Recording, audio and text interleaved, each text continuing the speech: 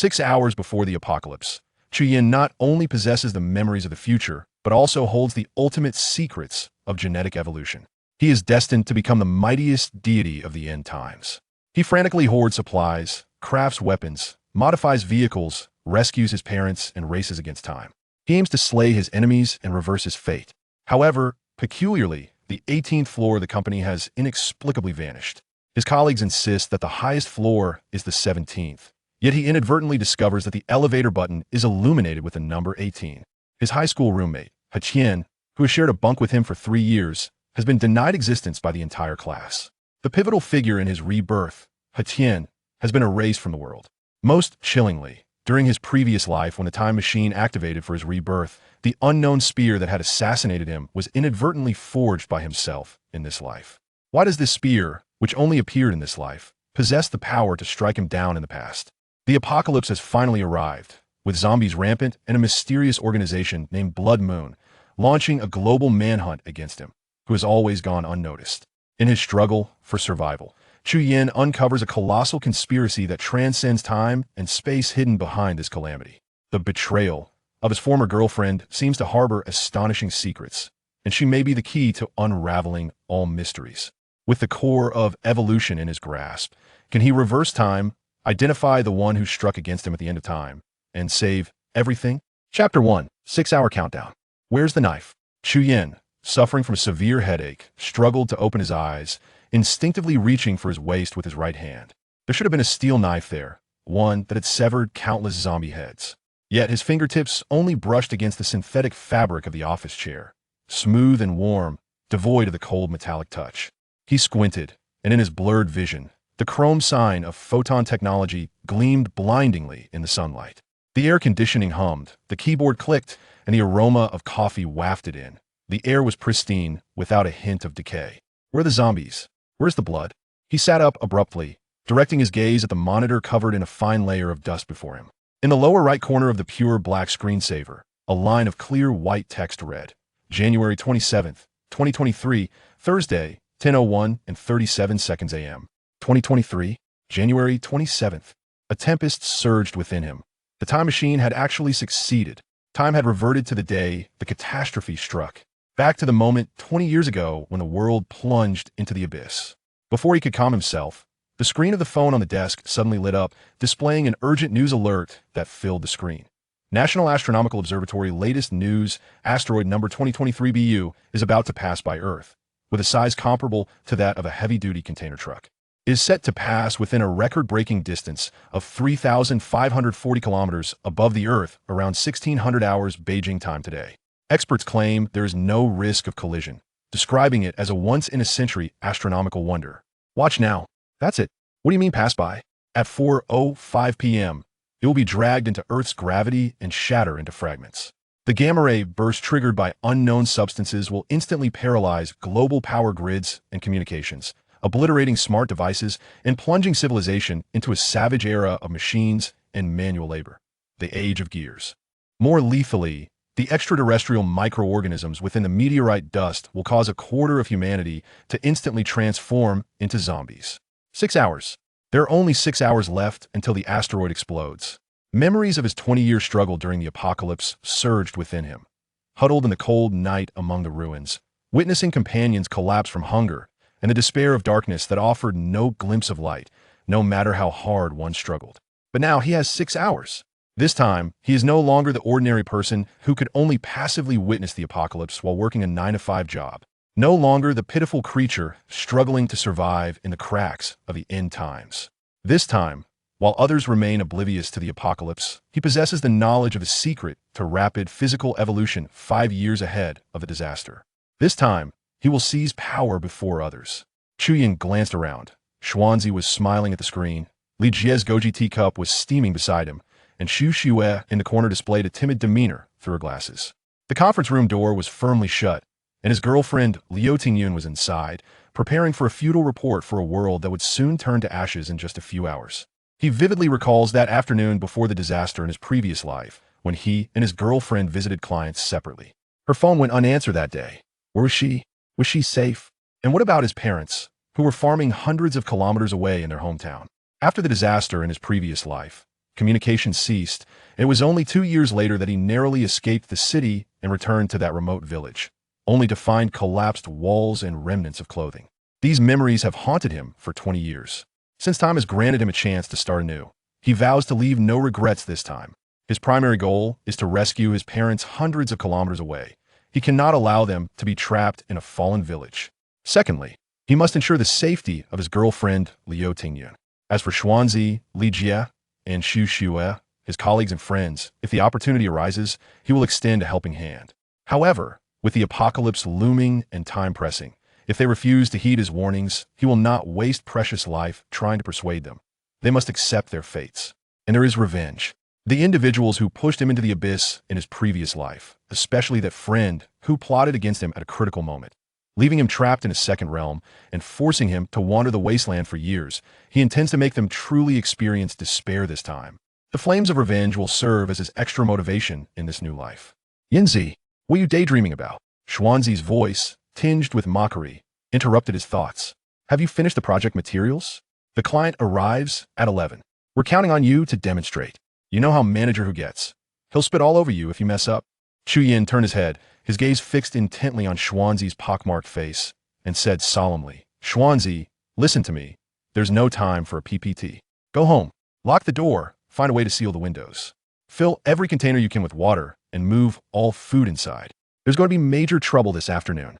He recalled the gruesome fate Xuanzi met in his previous life, and added more directly, zombies.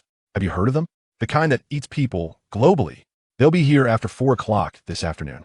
Xuanzi instinctively glanced at the doors and windows, then erupted into loud, raucous laughter, his signature tuft of hair bouncing along. Ha ha! Oh my! Yinzi, did you stay up all night gaming and fry your brain? Or have you been possessed by those apocalypse novels? Zombies eating people? Can your little body outrun a zombie? Ha ha! His exaggerated laughter sent him doubling over. The surrounding colleagues, drawn by the laughter, craned their necks to look, their faces clearly showing their mockery, all sensing that something was amiss with him. Chu Yin's heart sank, realizing that any further words would be futile. He quickly assessed his current situation. Having just completed 2 years of work, he was burdened with a mortgage for his new home and still had not purchased a car. With a mere 31,000 yuan in his bank account, this amount seemed no more than a drop in the ocean when faced with the impending apocalypse, let alone the luxury of acquiring a vehicle. Yet, a car was an absolute necessity. Only by welding reinforced steel barriers onto the vehicle could he hope to traverse the hazardous terrain of hundreds of kilometers and rescue his parents from the clutches of death. At present, making money had become his foremost priority. He rose, the chair scraping against the tiled floor with an abrasive sound. Unmindful of his colleagues' gazes, he strode out of the office directly towards the elevator hall. With a clear objective in mind, ascend to the 18th floor and request an advance on his salary from his boss, Tong Guan. In the elevator hall, the LED advertisement's dazzling lights were disorienting. Chu Yin felt a momentary daze as the flickering spots on the advertisement overlapped with the remnants of a time machine's digital screen from his memories, pulling him back to the final moment before his rebirth. Fractured images flashed wildly in his mind. The chaotic display of the time machine screen, his bound hands and feet, the contorted face of an elderly man screaming, and the jarring electronic voice stating, core energy below threshold, activating emergency backup time anchor 6 hours prior to disaster.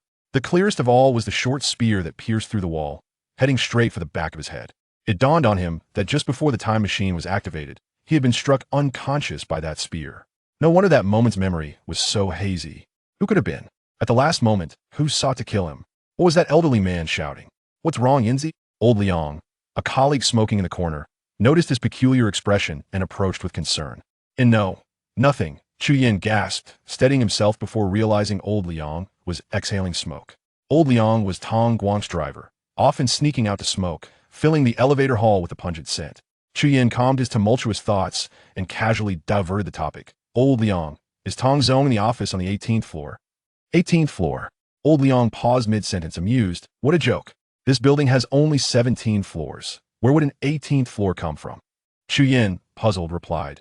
Don't we usually report to Tong Zong by going up 1 floor from the staircase to the 1818 office? As he spoke, he walked towards the staircase. Isn't Tong Zong fond of smoking cigars by that large floor-to-ceiling window on the 18th floor? Besides room 1818, where else would there be such a bright view? Before he could finish, his steps faltered at the staircase. The 17th floor only had stairs leading downwards, with no route to an 18th floor. He turned around just in time to see old Liang bowing his head in a fit of coughing from the smoke, ash nearly falling onto his coat. Once old Liang regained his composure, he waved his hand with a smile. As for the view from room 1818, I truly have no idea. All I know is that our company only rents the 17th floor. Besides, Tong Zong never smokes. Why would he smoke cigars? He pointed at the elevator panel with a cigarette, but look for yourself. The buttons only go down. There's none going up. The 17th floor is the top. Saying this, he casually pressed the downward button. The elevator, empty, chimed softly at the 17th floor, and the doors slid open silently. Chu Yin nodded, suspecting that perhaps his memories had become muddled after enduring the apocalypse for too long, leading him to misremember the floor. But just as the elevator doors were about to close, he caught sight of the wheelchair-accessible button on the side of the elevator, where next to 17 was prominently embedded the number 18. Chu Yin's face turned pale in an instant, his fingers reaching out to pry the door open. But the elevator had already been summoned to a floor, and the cabin swayed slightly as it began its descent. Old Liang, oblivious to his unease, pulled him along and pointed down the corridor. Tong Zong's office is over there. He's in a hurry. I know you're making such a detour to persuade me to quit smoking. Chu Yin took a deep breath, suppressing the tempest of emotions within him, fully aware that he must prioritize the present situation. Focus on what is at hand, he murmured to himself, casting aside distractions as he stepped toward the corridor's end. Upon reaching the office door, he looked up to see the words, General Manager's Office, clearly visible on the plaque, and glancing at the room number, 1714. 14, he whispered, confusion resurfacing. Tong Zong was a typical southern businessman who traditionally avoided the number 14 and preferred 18. How could he have chosen this room number? Moreover, he distinctly remembered Tong Zong mentioning on multiple occasions in public that when starting the company, he had chosen this office building specifically for the view from 1818. He had remarked that the view from that floor-to-ceiling window helped him think more clearly while working, joking that the auspicious phonetics of 1818 had contributed to the company's smooth development over the years. Chu Yin tightly shut his eyes before reopening them, forcefully repressing the doubts swirling within him. He grasped the cold doorknob and pushed the door open. Tong Guang was bent over, signing a thick report on his desk, his gold-rimmed glasses slipping to the tip of his nose. Noticing Chu Yin entering without greeting, a flicker of displeasure crossed his face. In his 40s, Tong Guang had a background in technology and was known for his generous demeanor. He was refined, yet his elegance concealed a sharpness. Approaching the expansive desk, Chu Yin got straight to the point. Tong Zong, my family is hospitalized at the City Oncology Hospital, and the surgery fees are insufficient. I need to request an advance on my salary for 2 months. He had entered the general manager's office numerous times. The familiar mahogany desk and the room's arrangement mirrored his memories. Just as he exhaled in relief, a sudden wave of confusion washed over him. He noticed a detail that sent a chill down his spine. There was no familiar cigar box on the desk. He turned to look at the window, only to find it was an ordinary glass window, devoid of the grand floor-to-ceiling design. Cold sweat beaded on his forehead. Chapter 2. The Vanished 18th Floor. Chu Yin raised his hand to press against his forehead, momentarily banishing the questions swirling in his mind. 2 decades of struggle for survival had forged within him an indomitable spirit. No matter how peculiar the situation, he knew he must set it aside. This principle had been the cornerstone of his existence in the wasteland, to focus solely on the matters at hand that could be grasped and resolved. Before him sat his superior, Tang Guang, whose face briefly flickered with skepticism, his sharp gaze scrutinizing Chu Yan's pallid countenance and the cold sweat beading on his brow. The only sound in the office was the soft ticking of the antique clock on the wall. After a few seconds of silence, Tang Guang set down his pen. He refrained from inquiring about the details of Chu Yan's ailment or the specific difficulties faced by his family. Instead, he pressed the speakerphone button on his desk and dialed a short number. Accountant Chun, immediately advance Chu Yin 4-month salary from my special reserve fund. Process it at once. Yes, right now. To Chu Yan's surprise, the anticipated interrogation did not ensue, rendering his prepared responses unnecessary. He gazed at Tang Guang's gentle expression, refraining from uttering a word of thanks. Instead, he solemnly stated, Mr. Tang, after 4 o'clock this afternoon, there will be a catastrophic event. The power will fail, and something will come to devour us. Prepare weapons in advance. We must not show mercy in dealing with these entities. Regardless, we must endure through the initial 3 days. His words quickened in urgency. Xiao Chu, Tang Guang interjected softly, leaning slightly forward, concern flickering in his eyes, your father's illness is a significant matter. If funds are insufficient, do not hesitate to ask. He paused, his tone softening. Our unicorn enterprise, with its 30-some employees, is not easily maintained. We are on the verge of acquisition, and I am aware of the burden you carry. Other matters. Before Tang Guang could finish, a metallic box in the corner emitted a faint buzzing sound. Instinctively, he pressed his hand against the box, a hint of unease crossing his features as he urgently addressed Chu Yin. Let us leave it at that for now. Once we get through today, as hurdle, we can revisit this. His concern was genuine, but the stability of his ordered thoughts remained unshaken. Chu Yin's last glimmer of hope for persuasion faded. He fell silent, nodding firmly at Tang Guang before striding out of the office. Tang Guang watched the figure nearly breaking into a run, remaining silent for a long moment before picking up the phone. Chu Yin hurried towards the conference room. Time slipped away like sand through fingers. His parents, Lu Tingyun, and survival supplies. These were matters that demanded resolution within a 6-hour countdown. He burst into the conference room, determined to bring Lu Tingyun home. The room was dimly lit, with the projection screen displaying the characteristics of high-dispersity carbon nanotube powder, theoretical tensile strength of 100 GPa, a strength that surpassed steel by a factor of 100. Product manager Hu Jia stood beside the screen, tall and impeccably dressed in a well-tailored dark gray suit. His hair meticulously styled. Rumor had it that his father possessed extensive connections in both political and business realms, and he was here to assist his father in the acquisition of this technological unicorn enterprise. At this moment, he leaned against the conference table with one hand, while the other pointed emphatically at the screen, asserting the crux of this segment lies in user retention. We must. Lu Tingyun sat at the table diagonally across from Hu Jia, her head bowed, her flowing hair cascading over her shoulder, veiling her face and revealing only a slender, fair neck. Occasionally, she stole glances at Hu Jia, her fingers flying over the notebook keyboard, diligently recording the key points of the meeting. Another team member, Zhang Ma, occupied a lower position on Hu Jia's side, leaning forward with an attentive demeanor, frequently nodding in agreement, ready to chime in at any moment. Ignoring the atmosphere, Chu Yin strode directly to Lu Tingyun's side, seizing her delicate wrist and pulling her towards the exit. Tingyun, come with me. We're going home now. His voice tightened with urgency, interrupting the meeting. The calm demeanor on Hu Jia's face vanished, replaced by rising anger. He slammed his palm onto the table, causing the pens to jump and the teacup lid to rattle. Chu Yin, what madness is this? Can't you see what we are doing? Get out. He bellowed in a tone characteristic of someone in authority. Zhang Ma sprang to his feet, positioning himself between Chu Yin and Lu Tingyun, intentionally leaning forward to block Chu Yin's path, nearly spitting as he exclaimed, Yin Zi, what are you doing? Do you think this is your home? Hurry up and leave. If the project goes awry, not even 10 of your heads could bear the consequences. Zhang Ma was a loyal follower of Hu Jia, often referred to in hushed tones as Zhang Ma Pai, Zhang the bootlicker. There was no time left for explanations. Chu Yin cast a cold glance at the two, firmly grasping Lu Tingyun's wrist as he began to leave. Tingyun, let's go. Forget about the project. Lu Tingyun winced at the grip, instinctively glancing at Hu Jia. Then furrowing her brow, she shook off Chu Yan's hand and took a step back, somewhat irritated. Forget about the project? Chu Yan, what are you doing? Why must you always be so self-righteous? Do you have any idea how many sleepless nights I've endured for this project presentation? Her voice trembled. If this project fails, we lose our bonuses. Can we survive on your meager salary? We can't even gather enough for our wedding banquet during the May Day holiday. Her voice escalated, and as she raised her eyes, she met Chu Yan's ashen face, swallowing half of her words. She softened her tone, gently brushing her fingertips over his hand. Ah Yin, you go ahead. We can discuss this after work at noon. Noon?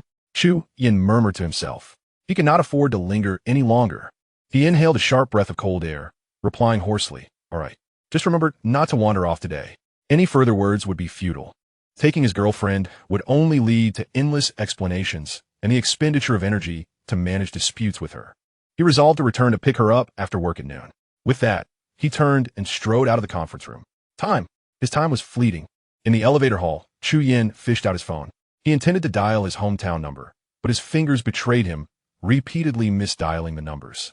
At last, a cacophony of background noise emerged from the other end of the microphone.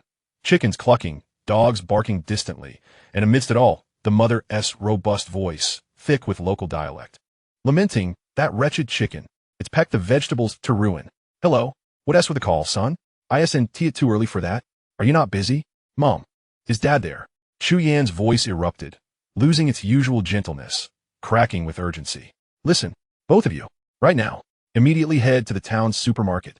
Rice, flour, sugar, salt, oil, bottled water. Buy as much as you can. The more compressed biscuits and canned meat, the better. Get as much as you can. Huh? The mother on the other end was clearly bewildered, hesitating to ask, why so much? Today is still the 7th day of the new year. We still have plenty of New Year goods. The fridge is nearly bursting. Go buy now. Chu Yan nearly shouted, and then, taking a breath, he adopted a deliberately mysterious tone. You remember my old comrade from the army, right? That Wang DePeo from the secret unit?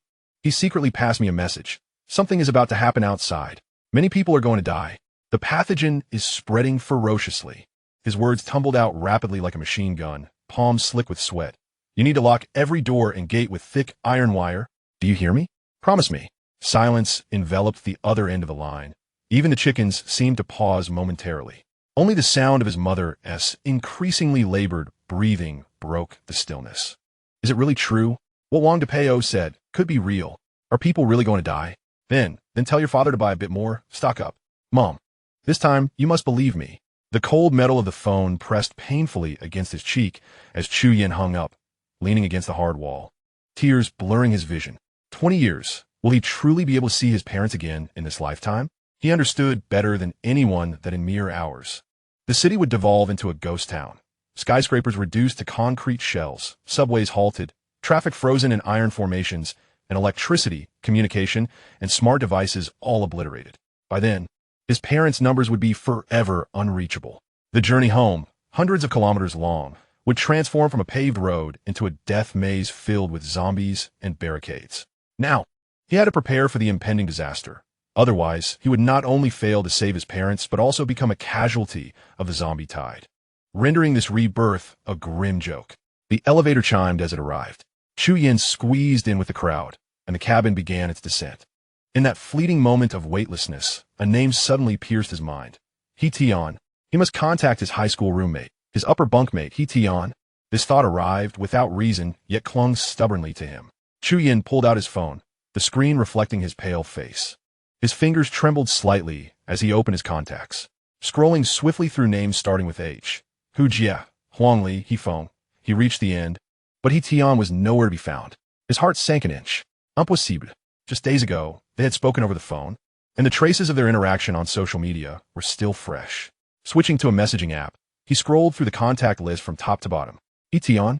The search bar remained empty. HT, still blank. Friend request history, completely clean. As Chu Yan was jostled out of the elevator by the throng of people, a sudden thought struck him. He glanced at the elevator buttons, where the number 18 glowed with an eerie green luminescence. The elevator descended to the 18th floor. Before the doors closed, he took one last look.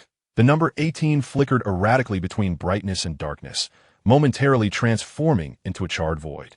Bewildered, he stepped into the lobby on the first floor, where the chill of the outside air hit him like a wave. The dim lights cast elongated shadows. The rain fell lightly, and the wind carried a biting cold, leaving his mind tangled in chaos. A taxi screeched to a halt before him, its tires crunching over the gravel road. Chu Yan lowered his head and slipped in the back seat, leaning wearily against the seatback. Driver, take me to the nearest car rental agency. Something spacious, please. Hurry. Chapter 3, The Eerie Upper Bunk in High School.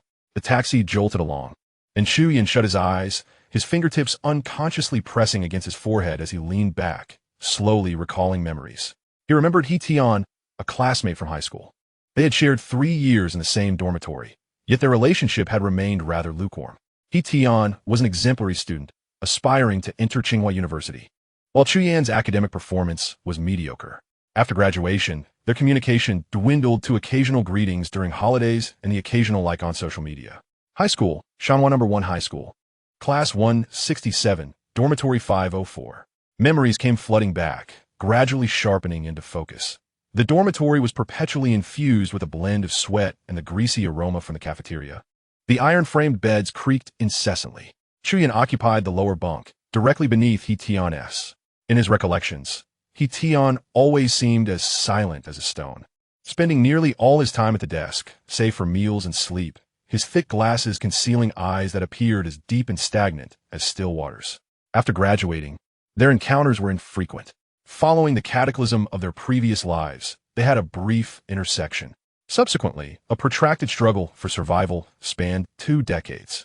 Until the final moments before his rebirth, Chu Yin encountered He Tian once more, deep within a large survivor base.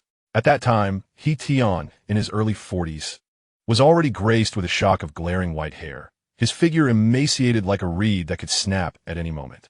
Upon seeing Chu Yin, he was seized by an extraordinary excitement, his bloodshot eyes radiating astonishing brilliance. It was during that meeting that He Tian first explicitly mentioned the plan, codenamed Chasing the Light. Speaking rapidly, infused with the fervor characteristic of a scientific zealot, he revealed that their center had, in the 4th year post-catastrophe, secretly constructed a time machine using the scant remaining protected equipment and store resources. The objective was to send someone back 5 years prior to the disaster to alert government authorities, enabling them to prepare against the devastating electromagnetic pulse and preserve the flickering flame of human civilization's technology. However, the requirements for participants in Chasing the Light were exceedingly stringent. He Tian's exact words were that mental fortitude, neural reflexes, and physiological endurance were all indispensable. Over the course of more than a decade, only 3 volunteers had been sent through, and He Tian, in that moment of anguish, had shut his eyes tightly and shaken his head, his voice hoarse. All failed. The signals vanished into the chaotic currents of time and space. Not even a bubble surfaced. Then he gripped Chu Yan's arm with an intensity that was almost terrifying, his gaze beneath the white hair, piercing enough to seem to penetrate the very soul. Chu Yan, you, with your experiences and constitution, are the most likely to succeed. You must give it a try. Desperate times call for desperate measures. For the sake of all humanity, one must not succumb to fear of death. As for how Chu Yin became the most probable candidate, and whether he ultimately consented, how he entered the time machine, and what transpired in between, those memories are shrouded in a haze, obscured by the trauma to his brain. All that remains vivid is He Tian's piercing gaze beneath his white hair, and the words "chasing light" echoing incessantly in his mind. Chu Yin swallowed hard, forcefully pulling his thoughts back. This was not the time for reminiscing. He needed to reach out to He Tian. His heart was laden with too many questions that demanded face-to-face confrontation regarding Chasing Light. The memories lost due to his brain injury, and even his astonishing rebirth. Unable to find him in his contacts, Chu Yin opened a frequently used messaging app and accessed the long-dormant high school class group, Forever Youth of Class 167, Shanhua No. 1 High School. To his dismay, He Tian was not present in the group.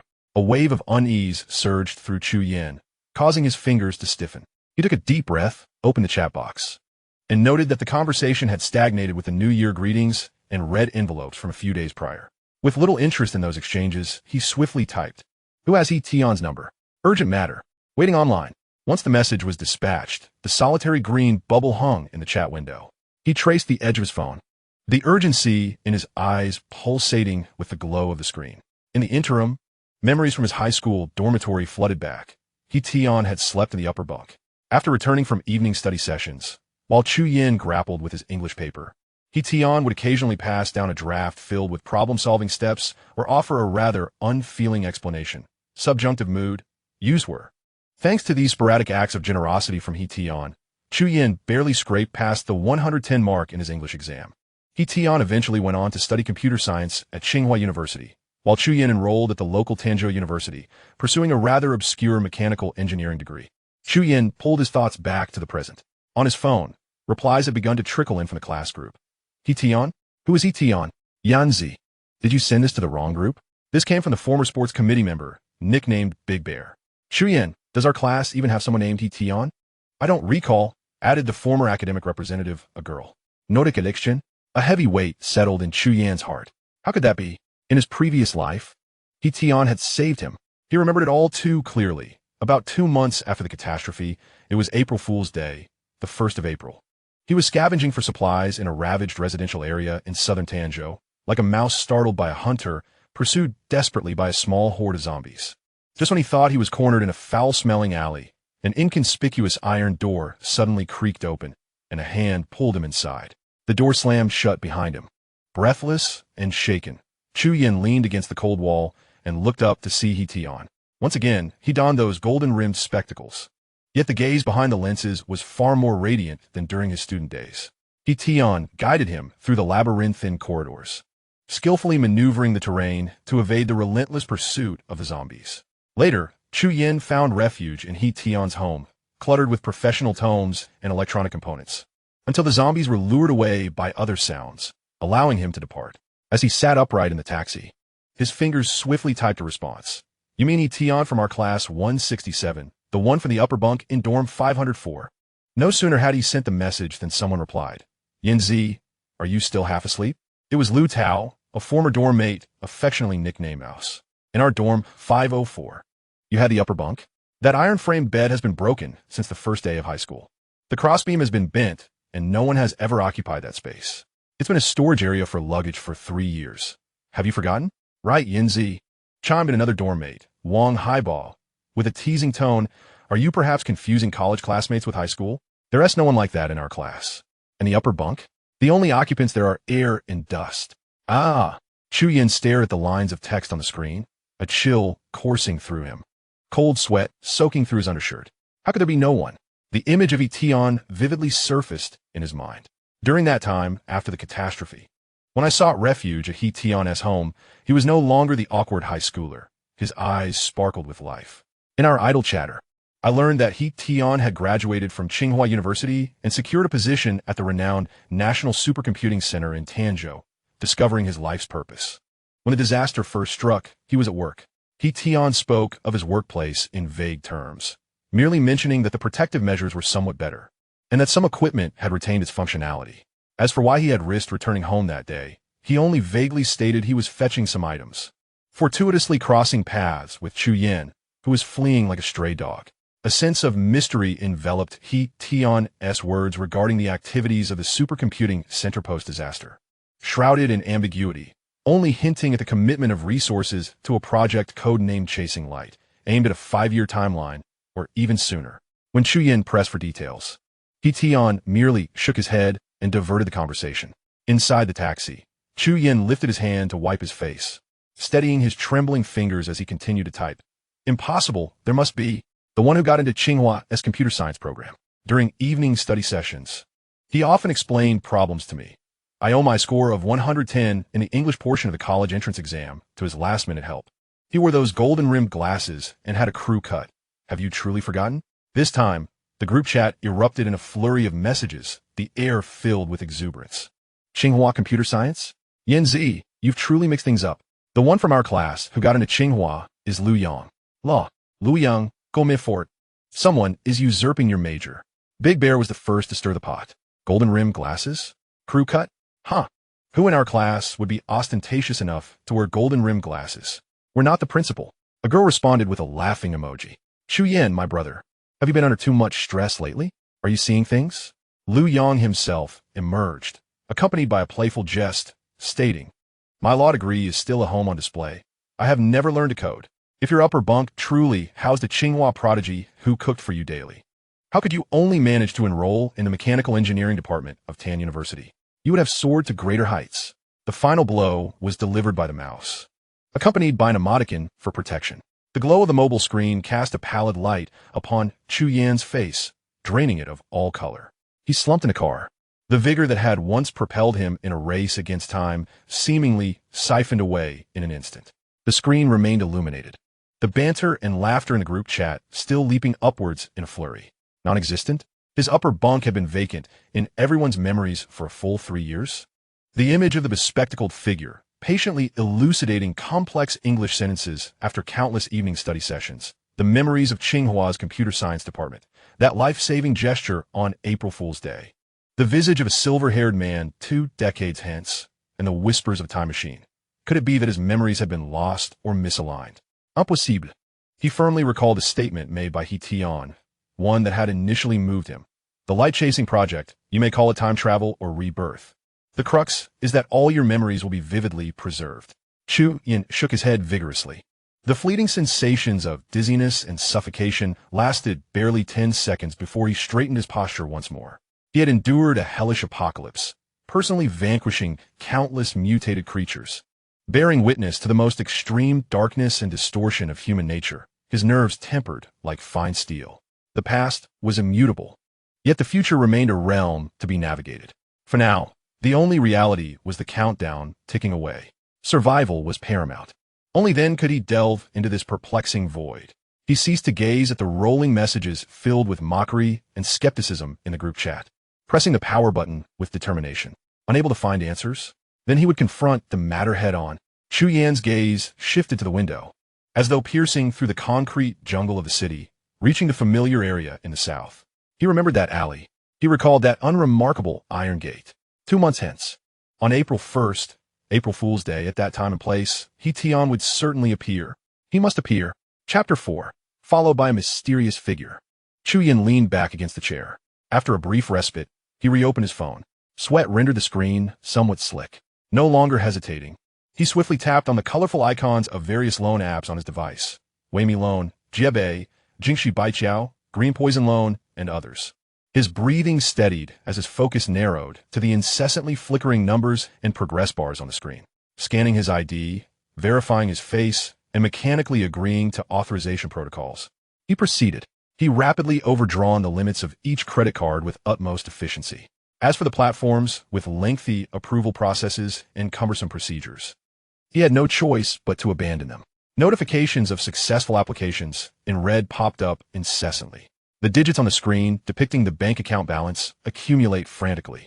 Micron Loan, 200,000 approved. Tadpole Borrowing, 100,000 funds have been credited. ICBC Credit Card, 100,000 cash withdrawal successful.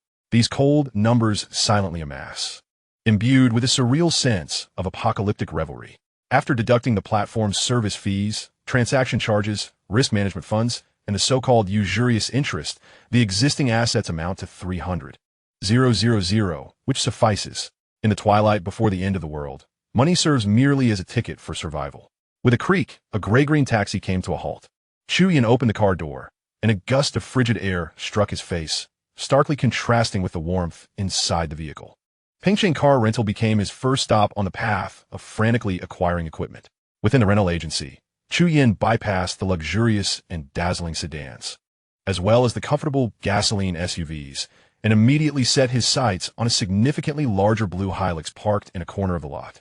It was boxy and robust, resembling a weathered, battle-hardened man, standing out amidst a group of elegantly adorned cars with its rugged and primitive demeanor. During the cataclysm, powerful electromagnetic pulses rendered most civilian smart devices useless. The electronic components in vehicles were likely to be damaged. This model of an old diesel pickup, with its simple construction and minimal electronic controls, particularly the antiquated mechanical fuel pump diesel engine, had a high chance of surviving electromagnetic pulses. In the wasteland a decade hence, such a sturdy and durable workhorse remained the mainstay of scavenger caravans.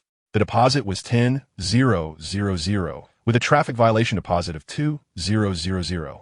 Chu Yan hardly glanced at the thick contract terms and swiftly signed his name on the electronic signature screen, completing the rental procedure in a flash. Grasping the car keys, he strode towards the Hilux.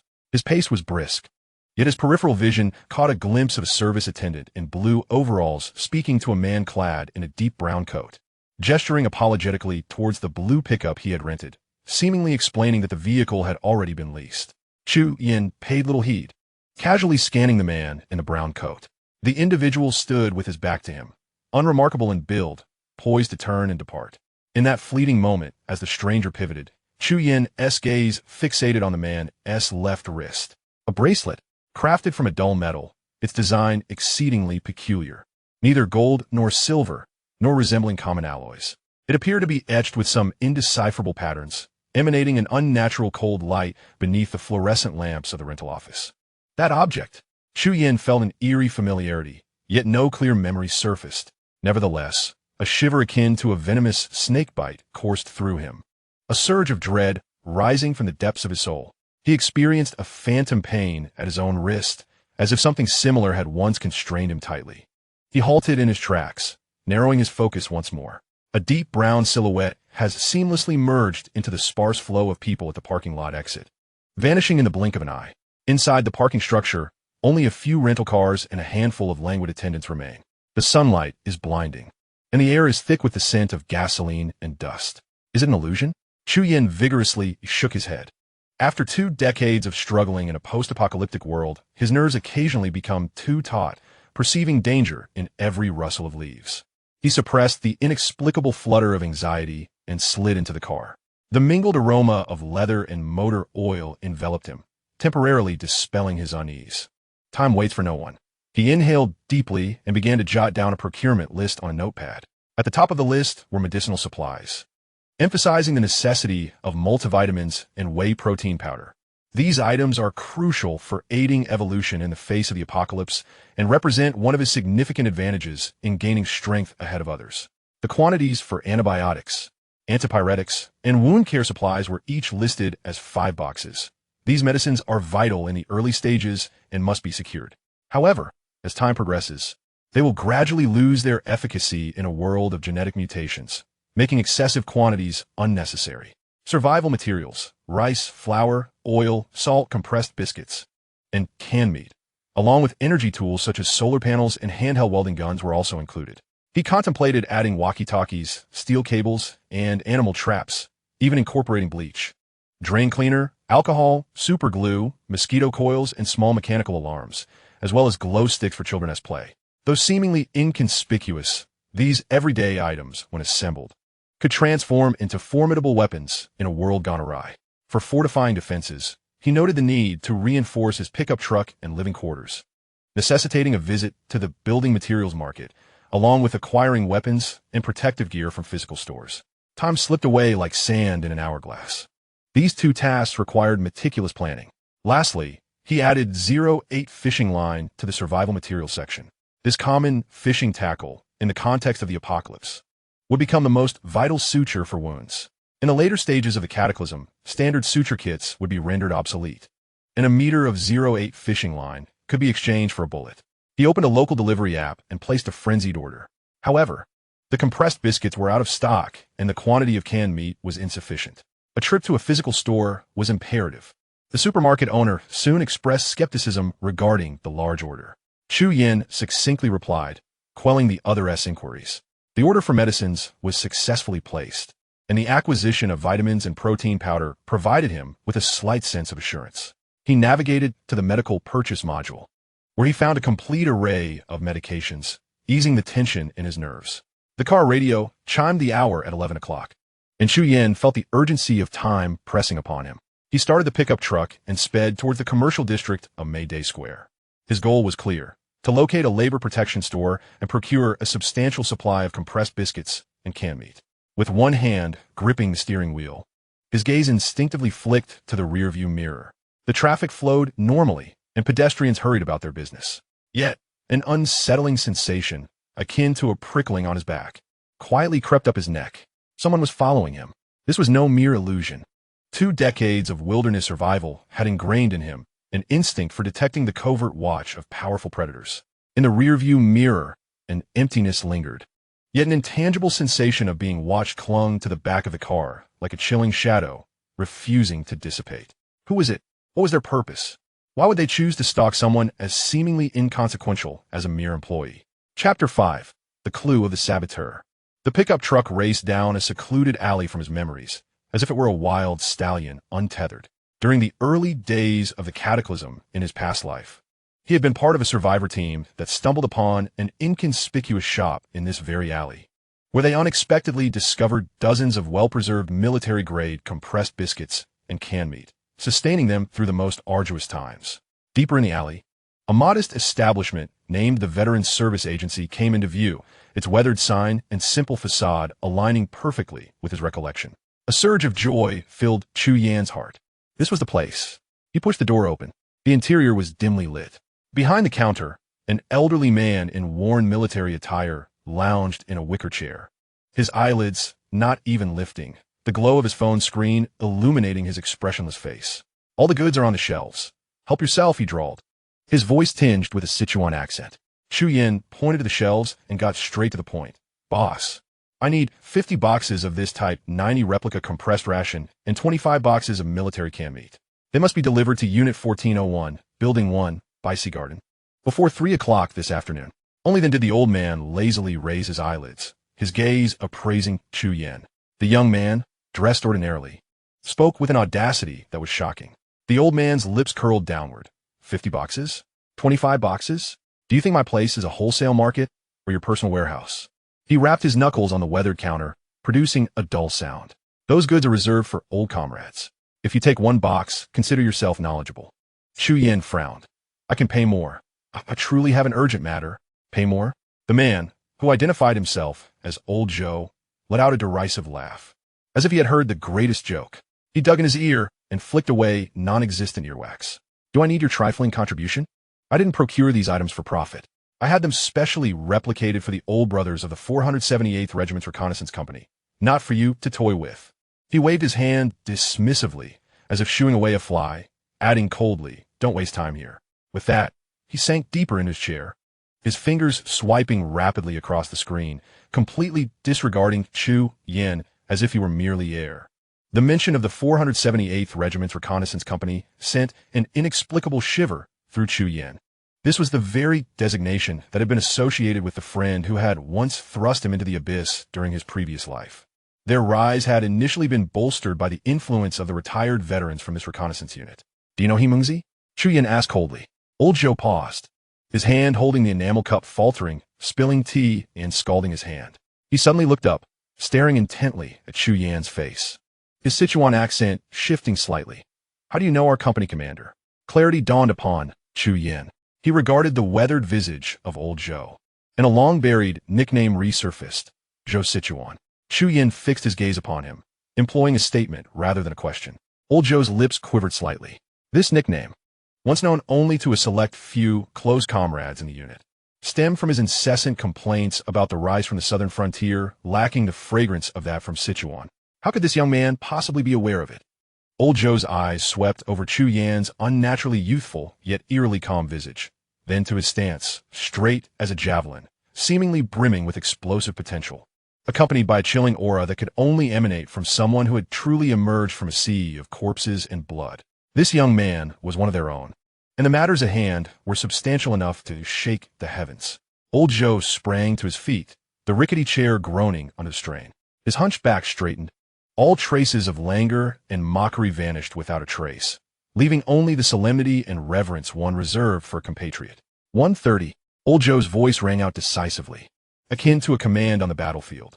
90 boxes of replicated rations, 50 boxes intact, 10 boxes of canned goods from mail-in, 25 boxes. Ensure fresh dates, with an extended shelf life. I will personally oversee the transport. By 3 o'clock, neatly arranged at your doorstep. If the warehouse is insufficient, I will summon someone to fetch more from the factory. This promise bore the weight of a veteran's commitment, intertwined with a deep-seated wariness of the intangible presence that lay behind it. Chu Yen recognized Old Joe's misunderstanding. He chose not to clarify, deeming it unnecessary. He nodded, swiftly settled the payment, and turned to depart.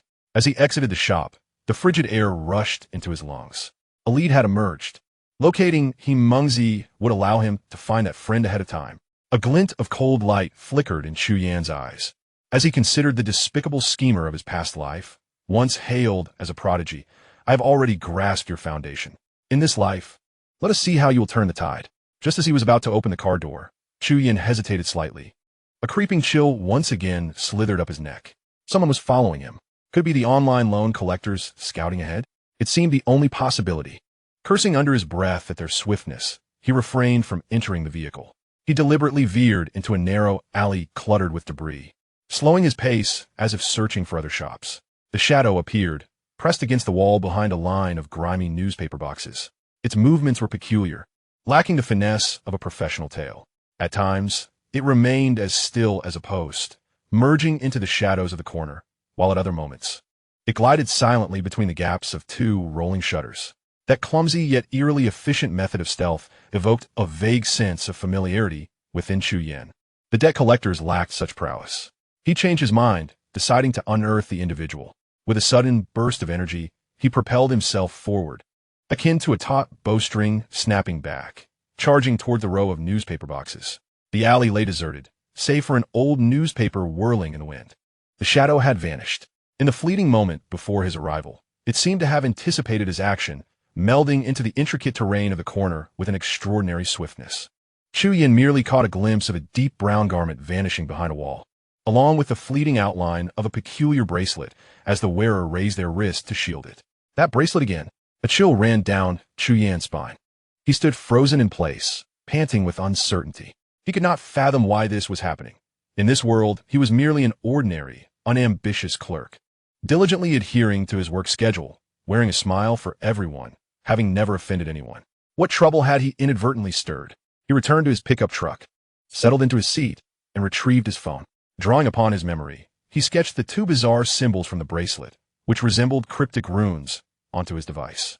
Utilizing the image search function, after sifting through a plethora of irrelevant information, the search engine unearthed a post within a niche forum named Ancient Script Enthusiasts, where one of the symbols bore a striking resemblance to an entry. The title of the post read, "Seeking Assistance, Symbols Found on an Antique Object in Xianan." Does anyone recognize them? The ensuing discussion was rife with speculation. Some conjectured it was a variant of Oracle bone script, while others proposed it was a Taoist talisman. It was not until Chu Yin reached the final page that he encountered a response highlighted by the forum moderator. The reply from a user named Kronos the Old Ghost was succinct. This is a form of water script, used by the water tribe shamans. The symbol on your object represents a combination of two characters. The one you provided resembles a person trapped within a frame, signifying prisoner. As Chu Yin gazed at the glaring character for prisoner on the screen, a wave of dread surged from the depths of his being. A prisoner? A mysterious figure covertly trailing him, harboring unknown intentions, adorned with a symbol that denoted captivity? This illogical conclusion felt like a stone lodged in his chest, rendering him breathless. What malevolent curse was this, or what incomprehensible, deranged provocation? He noted the unfamiliar term water script. Yet, with disaster looming, he could only suppress this colossal enigma, though the bizarre thought lingered persistently in the recesses of his mind. Chapter 6. Memories Will Not Fade. Inside the pickup truck, the radio broadcasted news of an asteroid safely passing by. Chu Yin understood this was merely the calm before the storm. He sent a mass text to his friend A-Phone and over a dozen other acquaintances. Bacterial contagion. Outbreak. At 4 p.m. Lock doors. Stock up. Prepare weapons. Acknowledging the futility of it all, he sent the message for the sake of his own peace of mind. After dispatching the text to A-Phone, he pondered briefly before rummaging through his contacts for a name he seldom communicated with, Chao Yiqiang. Without hesitation, he forwarded the same message to him. Currently, Chao Yiqiang was merely a wandering insurance salesman, but in the post-apocalyptic world that awaited, he would earn a formidable reputation as Gunslinger Chao. This former insurance agent had showcased astonishing shooting prowess amidst the chaos, not only exhibiting decisive lethality, but also extraordinary combat capabilities, ultimately rising to become a leader of a significant survivor base. By sending this information in advance, he hoped to forge a favorable connection. Having completed this act, he promptly cleared his message drafts and sending history. No more mass messages. Otherwise, the enigmatic Uncle Hat might pay a visit under the pretense of disseminating false terror information, brewing societal panic while inviting him for tea. Time is a luxury he cannot afford. As for stuttering Li Crab and Zhu Suize, those comrades he only met after the catastrophe in his previous life, he currently has no means to contact them and must set that aside for now. With some time to spare, he casually opened his phone and began searching for theories on time travel. The mobile search proved laborious. After much effort, he found little of value. A particular article on time theory from Wikipedia barely touched upon his interests. This research garnered high praise from Wikipedia, prominently noting under the entry for the theory of time return, core paradigm, Hiyida's consciousness superposition state theory, Tsinghua University. Following this lead, Chu Yin finally located Professor Hiyida's paper titled Consciousness Superposition State in Time Return, an ontological proof of the non-interference principle of memory. The data in the paper was striking. It received the annual Platinum Paper Award from the Journal of Cosmic Physics, with a citation count of 15,000, underscoring the authority of its findings. As he delved into the text, one passage stood out. According to Einstein's field equations, closed time-like curves, CTC, permit the curvature of spacetime to form closed-loop paths, enabling temporal retrogression. Traditional CTC models encounter multi-body paradoxes due to the repetition of material entities, akin to the existence of two identical particles in the same spacetime. Consciousness, as a non-material information flow, can imprint itself onto the neural carriers of its past self, such as the hippocampus and prefrontal memory networks, during the moment of return in a quantum state, without the need for additional material carriers. This mechanism aligns with Ori's proposed model of a positive density material vacuum time machine, where space-time curvature requires only conventional matter, eschewing the support of negative energy density material. As a mechanical engineering student, Chu Yin found himself baffled by these theoretical terms. Nevertheless, he gleaned the core idea. During the instant a time machine allows a traveler to return to the past, the neural signals of the traveler's consciousness would be mapped onto their past neural network, thus avoiding the issue of corporeal duplication. This theory also elucidated a more crucial point. The memories of the traveler across two temporal realms would not vanish into thin air. Those experiences transcending time would remain intact within consciousness. Memories would not be lost. This realization prompted him to murmur, "So my memories are indeed accurate." He subsequently downloaded the paper, intending to study it in detail later. The pickup truck sped along, yet a chill gripped Chu Yan's heart. If his memories were correct, why did the floors of the company and the pivotal figure of He Tian in his rebirth differ from his recollections? What had altered all of this? He felt as though he had plunged into a vast whirlpool.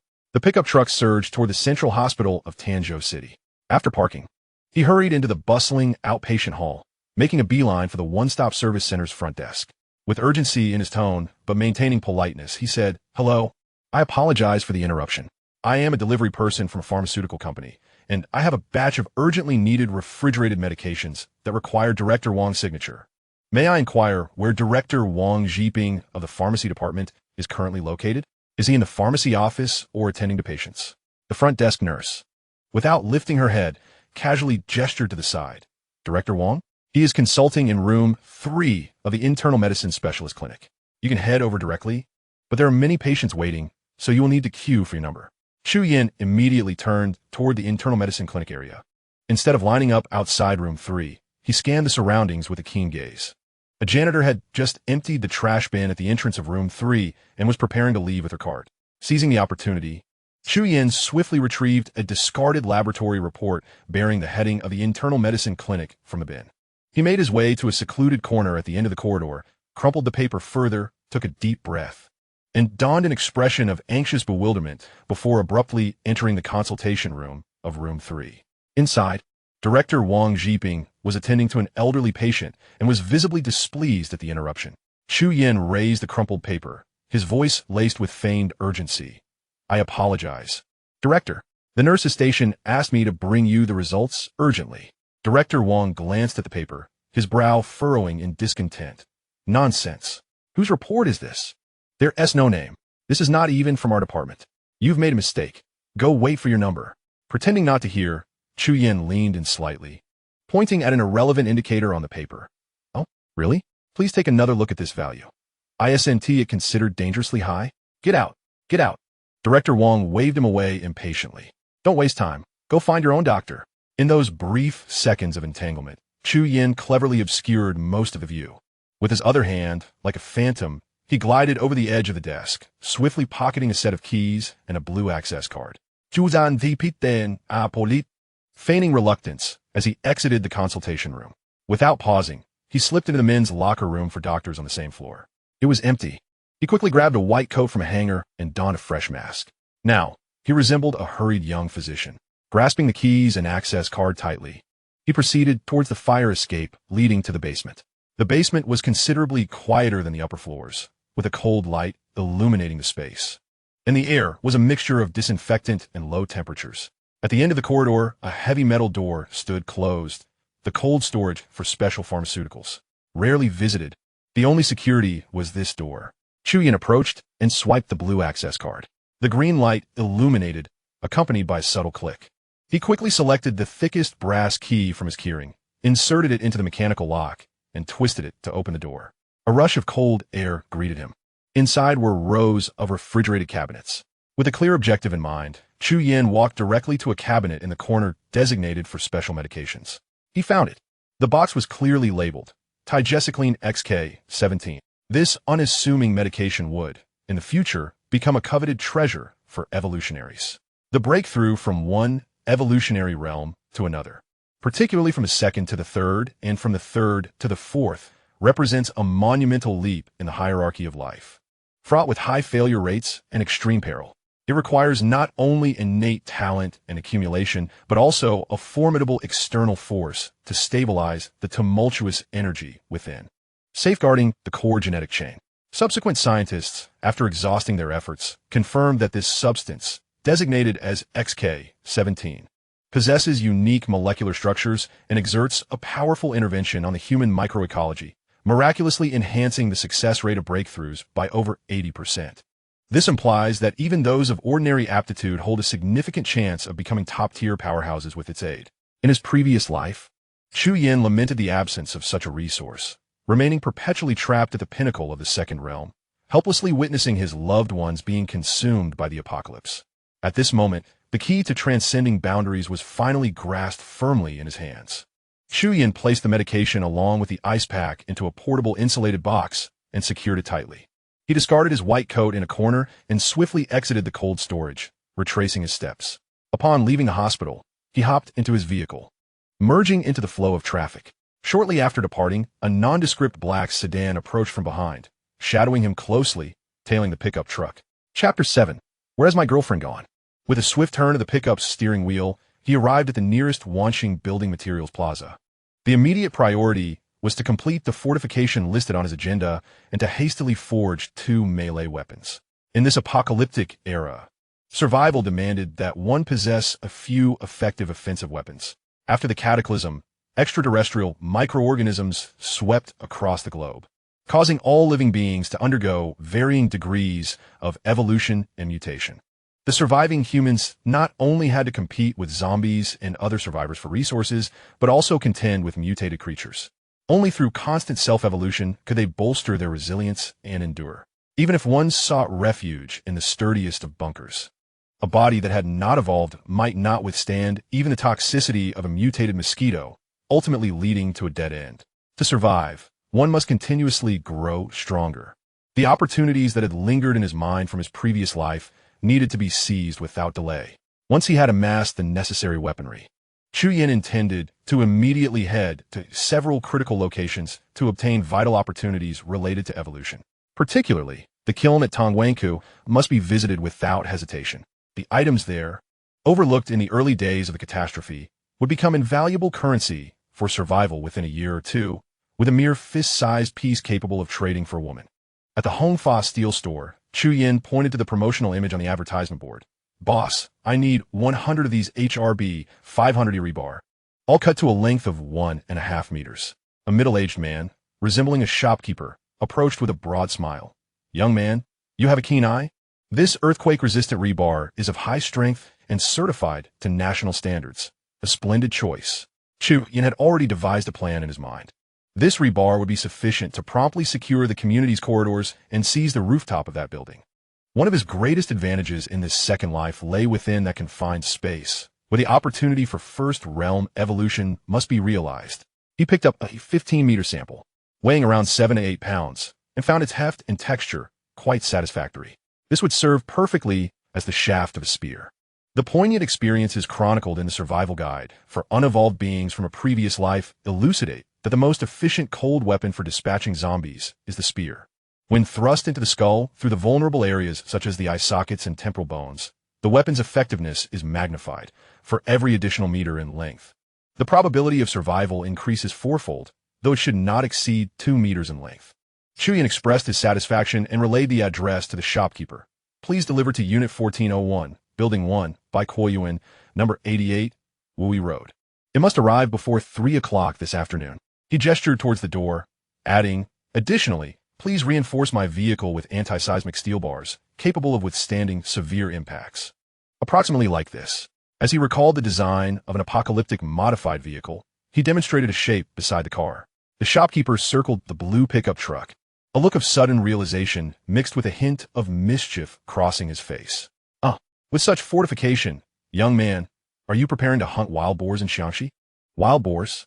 Chu Yin was momentarily at a loss for a reasonable explanation, but quickly seized the opportunity, nodding affirmatively, yes. Time is of the essence. We set off early tomorrow morning. The shopkeeper, tapping swiftly on his calculator, remarked, today is the 7th day of the Lunar New Year. Labor is costly. For materials and labor, I will charge you 8,000 yuan. Deal. However, The reinforcement of the pickup must be completed within 20 minutes.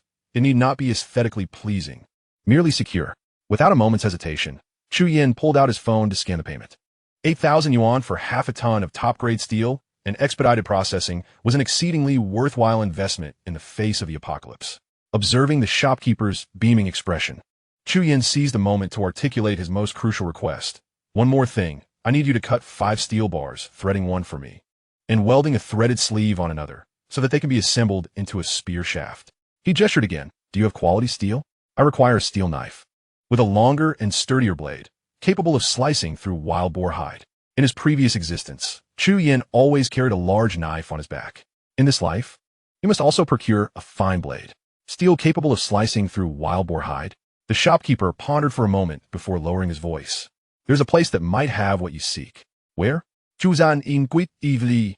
The shopkeeper glanced around before whispering, drive east past 2 traffic lights. There's an auto part city. Look for discarded spring steel plates, particularly those from imported vehicles, the 65 mm steel plates. If properly tempered, their hardness and toughness are exceptional. I dare say not just wild boars, but any tough bone could be cleaved through. Automotive spring steel plates? Chu Yan's eyes lit up. Such high-carbon manganese steel, once subjected to heat treatment, possesses an excellent balance of hardness and toughness, making it one of the finest materials for crafting practical knives. In his previous life, he had discovered a machete forged from this material in an abandoned repair shop. Though rough, it was incredibly durable, accompanying him through the most arduous months. A spring steel blade? An auto repair shop? Suddenly, Chu Yin recalled an individual from the apocalypse and blurted out, do you know a fellow by the name of Old Zhang? Old Zhang? The shopkeeper contemplated for a moment before suddenly slapping his forehead in realization. There exists a peculiar individual, an old mechanic named Zhang, who operates a car repair shop tucked away in a narrow alley behind the auto part city. Once a master blacksmith at a state-owned factory, his skills were unparalleled. After the factory's demise, he established this workshop. His temperament is somewhat eccentric, yet his craftsmanship is extraordinary. It is said that he has a penchant for crafting cold weapons in his spare time. It might be worth exploring. With great excitement, Chu Yin exclaimed, excellent. I shall reinforce the car and return in 20 minutes. Having reached an agreement, he promptly exited the noisy steel shop. He hailed a taxi, heading towards his company. His girlfriend's phone remained unreachable. By the time Chu Yin arrived at the Photon Technology office in the International Trade Building, it was already 12:10 p.m. The office was eerily empty, and to his surprise, his girlfriend, Lu Tingyun, was not at her desk awaiting him. He began rummaging through her workspace. Whenever she was unable to text him, she would leave a note on her desk. After searching for a considerable time, he found nothing. No notes were left behind. While sifting through her belongings, he inadvertently lifted the keyboard and discovered a torn piece of paper, barely a corner remaining.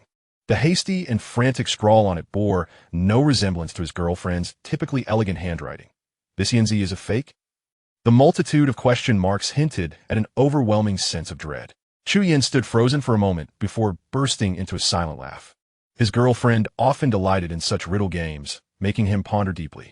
He dialed her number again, only to hear the busy signal. In a rush, he dashed downstairs, where he encountered Shunzi returning with takeout. When asked about Lu Tingyun, Shunzi replied with confusion. Sister Tingyun left early. She went downstairs with manager Hu. Perhaps they were on the same route. As he rushed out of the elevator, he reminded Shunzi, remember, if you see any strange creatures this afternoon and someone charges at you, do not hesitate. Retaliate fiercely. Your safety comes first, and avoid the KFC. He recalled that in his previous life, while searching for his girlfriend, he had seen a few colleagues besieged by zombies near the company's KFC, and Shunzi and Su Shui were seemingly among them. Without waiting for a response, he hailed a taxi, racing towards the complex where his girlfriend lived. Her apartment was on the 10th floor, and as the elevator ascended, he incessantly pressed the redial button, the busy signal reverberating in his ears like a hammer, striking his eardrums. Before the calamity struck in his past life, her phone had similarly gone unanswered. As the key turned in the lock, he heard frantic rustling sounds emanating from the living room. Upon pushing the door open, he noticed a pair of men's leather shoes on the shoe rack, and in the corner of the sofa, 2 individuals stood up in a flurry, their attire disheveled. The man was none other than Hu Jia, the wealthy second-generation manager of the product department, driving a Porsche, and the pale-faced woman was none other than his fiancée, Lu Tingyun, who was to have their wedding banquet on May 1st. Chapter 8. I hope you do not perish too soon. Damn it! A surge of boiling blood rushed to Chu Yan's head, leaving his ears ringing. He charged forward, his fist aiming directly at Hu Jie. Hu Jie had just raised several documents, intending to argue his case, clearly unprepared for Chu Yan's sudden aggression and the speed with which it occurred. He hastily raised his hand to block, and the two became entangled in a fierce struggle. Hu Jie, standing over 8 meters tall and built like a northern giant, was a muscular athlete during his university days. In ordinary circumstances, Chu Yan would not stand a chance against him. However, at this moment, Chu Yan, despite his frail build and height barely exceeding 7 meters as a technician from a technology company, fought with a ferocity and skill honed in the wasteland. Feigning a move, Chu Yan landed a powerful blow on Hu Jie's nasal bridge, striking a vulnerable part of the body. Hu Jie immediately felt a sharp, nauseating pain, tears and mucus uncontrollably spilling forth, rendering him unable to open his eyes. Seizing the opportunity, Chu Yan delivered a brutal kick to his groin. Hu Jie let out a pitiful wail, his hands leaving his nose to protect his lower region, his body curling up like a shrimp scalded by boiling water. Convulsing in the corner of the sofa, several A4 sheets inscribed with profit distribution and loss-bearing terms fluttered down. Gritting his teeth, he threatened, "Chu Yan, if you dare to hit me, my father will acquire the company tomorrow, and you'll be out on your ear." "Out on my ear?" "Judan se inwali."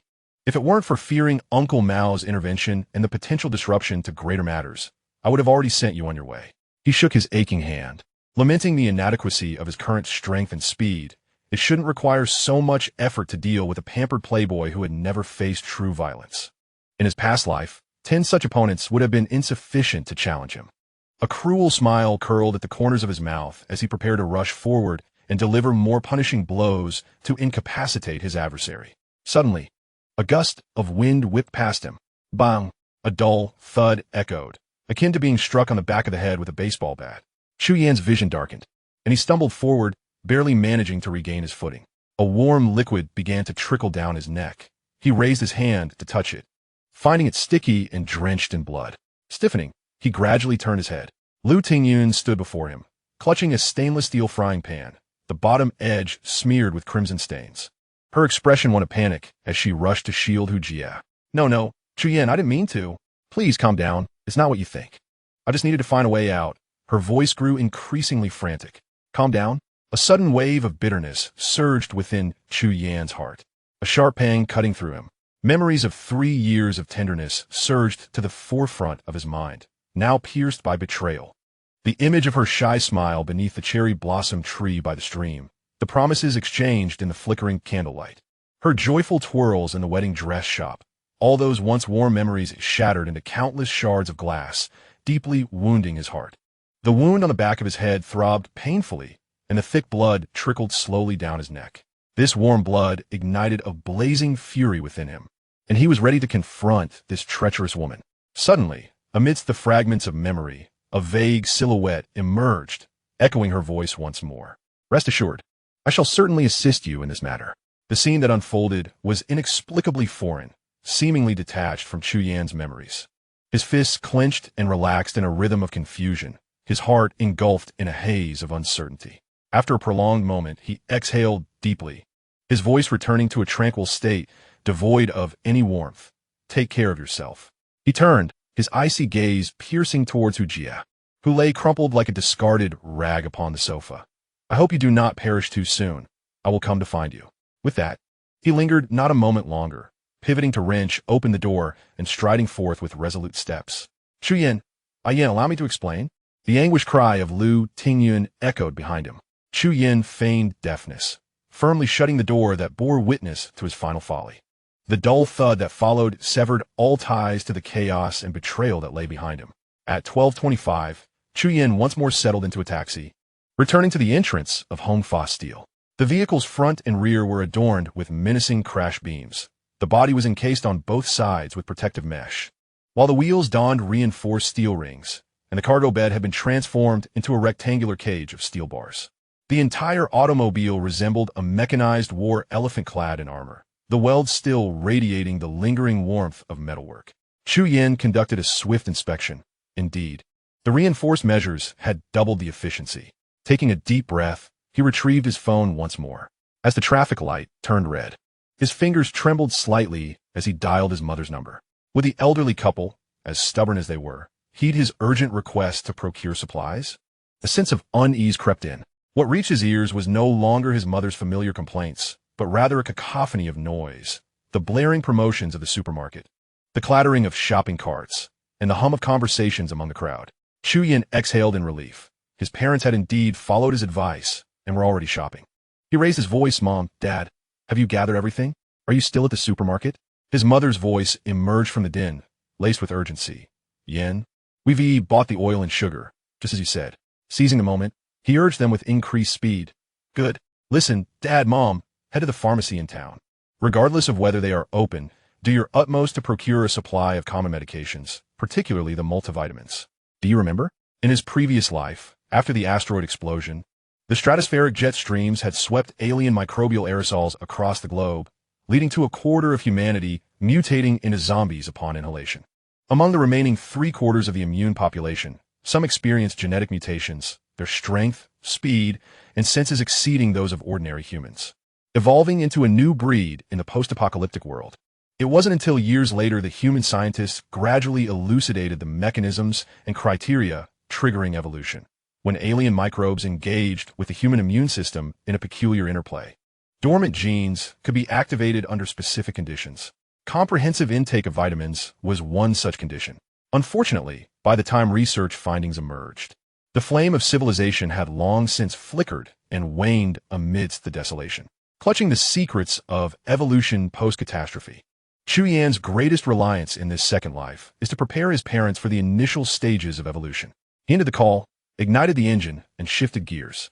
The deep blue highrisk prowled through the traffic like a silent beast, leaving a whirlpool of anxious vehicles in its wake.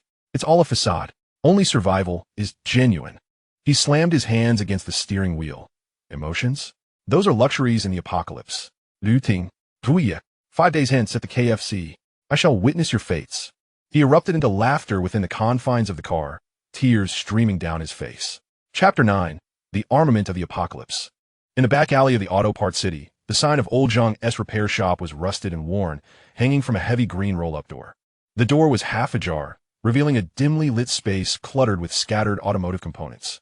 An elderly man, his hair streaked with gray and his body smeared with grease, stood with his back to the entrance, hunched over a workbench, bellowing at a peculiar part marked by strange burn scars. What the hell? Same work, same materials, tempered thrice. Cracked thrice.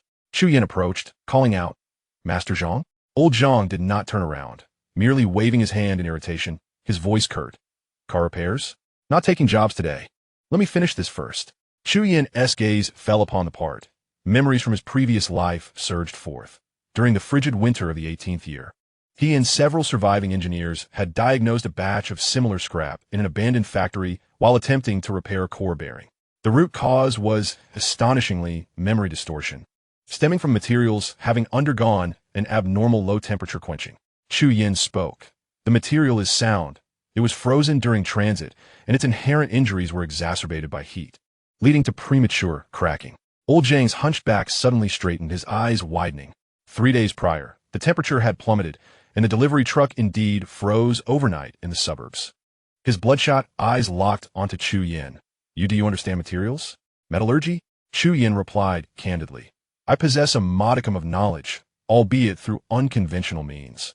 This is the experiential wisdom forged in the fires of survival during the apocalypse, adept at diagnosing various ailments. He continued, do not expect quenching to remedy this. That frostbite has become the harbinger of crystalline demise. To prolong its life, one must administer a potent remedy to sever its memory. He gestured towards the furnace. Increase the temperature, far exceeding the standard by 50 degrees. Perform a saturated solid solution anneal. Extend the holding time by half. Forcibly reprogram it. And finally air cool. Avoid further immersion in oil.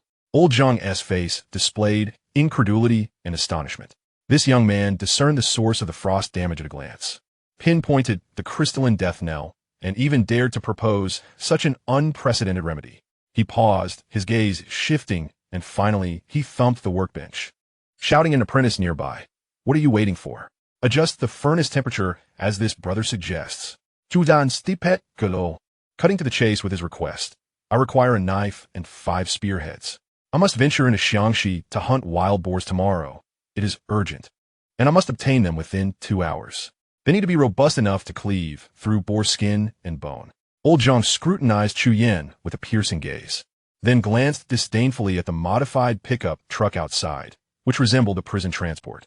Hunting a wild boar? In 2 hours? Do you think this is a convenience store selling Swiss Army knives? He retrieved a curved steel plate, rusted and weathered, from beside his workbench. The steel, long and uneven, exceeded 1.5 meters in length. Old Zhang slapped the corroded thick steel plate, declaring, to forge a blade, one must use this material. It's sourced from the discarded leaf spring of a decommissioned stair truck, genuine spring steel. What is wild boar hide worth? As long as the heat is just right and the processing is meticulous, this material can effortlessly cleave through bone. For the first time, a glimmer of genuine enthusiasm sparkled in his dry eyes, as if a slumbering old craftsman had been roused by the mention of quality materials. However, it requires some effort to work with. 2 hours? A rough blade and 5 spear tips? Normal forging takes 2 to 3 days. You need it in 2 hours? Fine. 25,000. Can you afford that? Chu Yin regarded the heavy steel plate fragments. Understanding the truth behind old Li's words about fine materials, the remnants of a scrapped heavy-duty truck suspension, he recognized the inherent strength of this material, capable of confronting the skulls of zombies. All right, Chu Yin was pressed for time. Any issue that could be resolved with money was no longer a concern. A flicker of shrewdness crossed old Zhang's eyes. But let us be clear, 2 hours and you'll get a rough blank. I can harden and temper it, but there won't be time for fine grinding. Ready materials are available, but cutting and shaping must be swift, employing some unconventional methods. Unconventional methods? Zhuzan Yin Gui? He had no doubts about old Zhang's craftsmanship. After the calamity in his previous life, old Zhang had gained notoriety in the Tanzhou region as a master blacksmith of cold weapons. Chu Yan's first steel knife had been forged by old Zhang. Yet back then, crafting even an ordinary steel knife required half a month. Now he wondered what unconventional methods would allow for a manganese steel knife to be forged in just 2 hours. Old Zhang scoffed, with your blade-shaped spearhead relying solely on handwork, you wouldn't even finish the tip in 2 hours. Machines are necessary. He walked to a corner of the workbench, picking up a smaller scrap piece, and gesturing. The knife profile can be cut using the plasma cutter at the metalworking shop across the street. It can have it ready in a minute, 10 times faster than gas cutting. Shaping is even simpler. The conical tip can be pressed into form at Old Zhao's calibration shop in the Auto Parts City with an 80-ton hydraulic press using the right mold or block, many times faster than forging. Do you think 25,000 is steep? Most of that cost goes to powering these machines. Chu Yin grasped the implications, his resolve solidifying. The disaster had transformed since his previous life. Electricity still flowed, and utilizing the equipment network of the auto repair city could indeed condense time significantly. All right, let us proceed, as you suggest. He readily pulled out his phone to make the payment. The pickup truck sped toward a street filled with window and door shops near his home. As they passed the provincial library, Chu Yin suddenly felt an impulse and parked the vehicle, rushing inside. He approached the administrator and inquired, "May I ask if there are any books regarding the water script?" After laboriously tapping on the computer for an extended period, the administrator turned back and replied, "Indeed, there are 2 titles in the system concerning this water script. One is an academic treatise entitled An Examination of Ancient Scripts in Xianan, which is quite substantial. The other is a study of folk culture called The Lost Heritage, Civilizational Echoes in the Water Script, which is comparatively thin, though the author's views seem to provoke considerable debate." With a borrowing card permitting only 1 book and time pressing, Chu Yin hastily opted for the more authoritative and seemingly reference-oriented examination of ancient scripts in Xianan. Upon returning to his vehicle, he eagerly opened the weighty academic volume. The pages had yellowed, filled with various intricate analyses and diagrams of character evolution. It revealed that the water script is an ancient writing system unique to the Shui ethnic group, recognized as a national intangible cultural heritage, serving as an encyclopedia of the Shui people, encapsulating thousands of years of their history and wisdom. He quickly located the explanation of the character for prison, which corroborated what the old ghost of time had mentioned. However, as he continued to flip through the pages, his heart contracted sharply. The book noted that the water script often employs dual characters. He spotted another character's illustration, which was precisely the symbol he had seen that day, positioned alongside the character for prison. Following the index, he discovered the translation of that character. It meant time. Chu Yan's finger froze on the page, and an icy chill enveloped him. He connected the two characters. It was no longer just prison but time prison, a prisoner of time. This term struck him like a bolt of lightning, cleaving through his chaotic thoughts, yet plunging him deeper into darkness. Who, he pondered, is the prisoner of time? Is it that stalker? Or someone else? Or perhaps all of us? With no time to dwell on it, the pickup truck arrived at a street of doors and windows. With a sudden halt, it stopped in front of an oldly door and window processing shop. Chu Yan leaped from the vehicle, noticing the roll-up door half open, revealing sparks flying from a cutting machine inside, while a small space at the back showcased a rudimentary lathe, a welding gun, and an old grinding machine. This was a modest workshop capable of hands-on processing. Without delay, Chu Yan inquired, "What is the most durable anti-theft door available?" The slightly plump, bald owner pointed to a poster on the wall. "Behold the top-tier diamond shield, a 12mm thick steel plate, priced at 7,800 yuan, installation included. We have a sample. Take a look." He gestured towards an exceptionally heavy sample display door nearby. "If you pay now, it can be installed before 3 this afternoon. At the address in the adjacent community, Building 1, Unit 1, Room 1401. Is that feasible?" Chu Yan had no time for lengthy discussions. The smile on old Li's face faded slightly. Not even the gods could manage that quickly. Ordering and processing will take at least 5 days. 5 days was an eternity. He needed to transform his residence into a makeshift stronghold against the impending apocalypse, and the anti-theft door was of paramount importance. Chu Yan felt the relentless ticking of a countdown within his mind. He glanced at his phone, 1:20 p.m.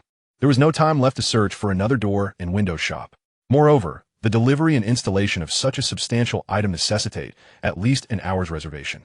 Shall he rely on a primitive wooden door to withstand the onslaught of zombies? Chapter 10. The Beautiful Woman of the Archery Society. Without a hint of hesitation, Chu Yan declared, "I want this sample door, and I will pay more, 20,000.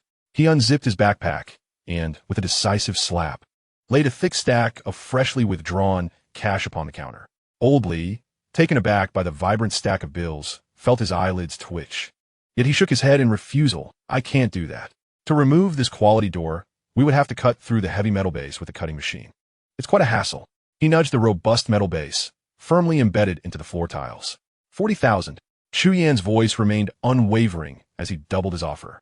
Money, after all, can swiftly become mere paper. He reached into his bag once more, and with a resounding clap, a second stack of cash joined the first. The entire shop fell silent, save for the distant hum of the grinding machine from back.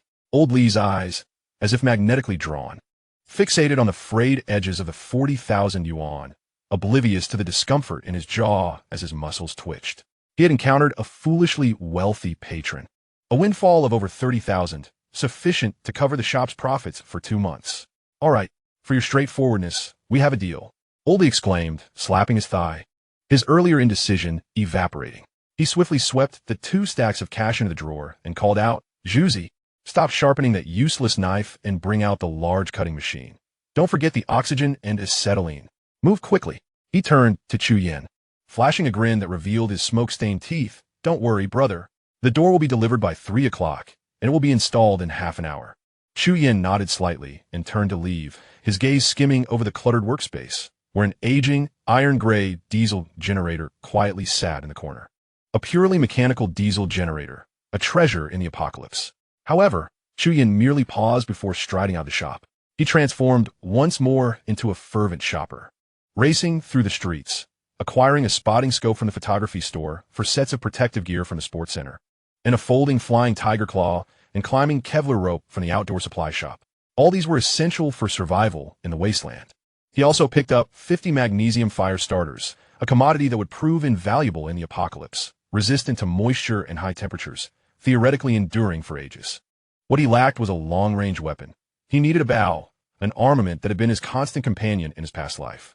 The International Financial Square, with its glass facade reflecting the blinding sunlight, stood as the pinnacle of commercial landmarks in Tanzhou City. As Chu Yan stepped into the 6th-floor Archery Society, he felt as though he had entered an entirely different realm, enveloped by the rich scent of fine leather and a hint of pine resin.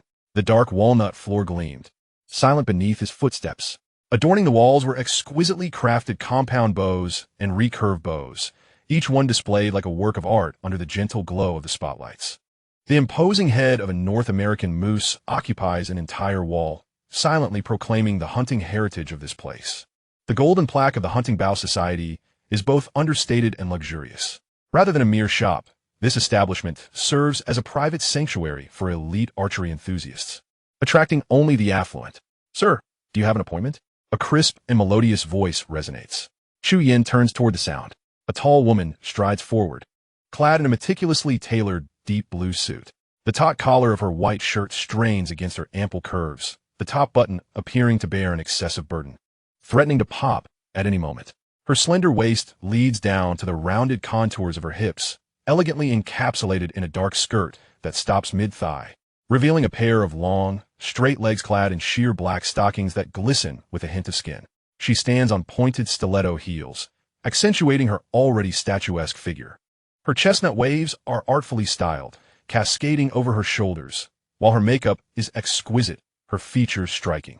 Particularly captivating are her slightly upturned eyes, which, in their glances, betray an inherent scrutiny and an air of superiority.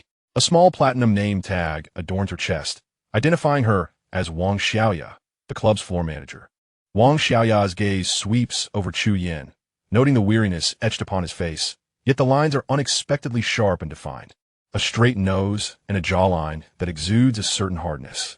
What momentarily catches her off guard is the calmness in his eyes, not a flicker of panic or embarrassment, but rather a profound serenity akin to the depths of a tranquil lake. Her gaze ultimately lingers on the worn cuffs of his jacket and the glaring dark red stains on his clothing. Her willow-like brows barely furrow as a faint layer of detachment creeps into her professional smile. "Sir, we are an exclusive private club, operating on a membership basis and do not engage in public sales." Her voice remains pleasant, yet the underlying refusal is evident, her expression laced with a palpable disdain. Sighing inwardly, Chu Yin acknowledges the truth of her words. Were it not for his recollections from a past life, where only the Hunting Bow Society in Tanzhou boasted the finest composite bow inventory, he would never have ventured here to endure such scrutiny. He recalls an elderly man he once rescued during his aimless wanderings in the wilderness, a man of few words but divine archery skills. Perhaps he could leverage that connection. "I was referred by Lian Wuxia," Chu Yin states flatly, simply seeking to purchase a quality bow capable of taking down wild boars. "Surely, you do not refuse to sell to non-members?" Lian Wuxia? Wang Xiaoya's professional smile momentarily freezes. This name, like a stone cast into still waters, stirs noticeable ripples in her composure. "Master Lian Han, only those within the circle dare to use the moniker Lian Wuxia in private.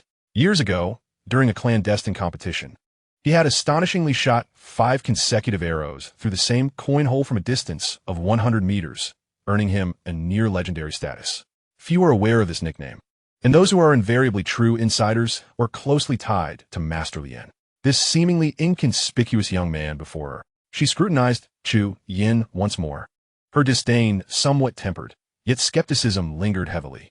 How could someone of Master Lian's stature introduce such a seemingly impoverished individual?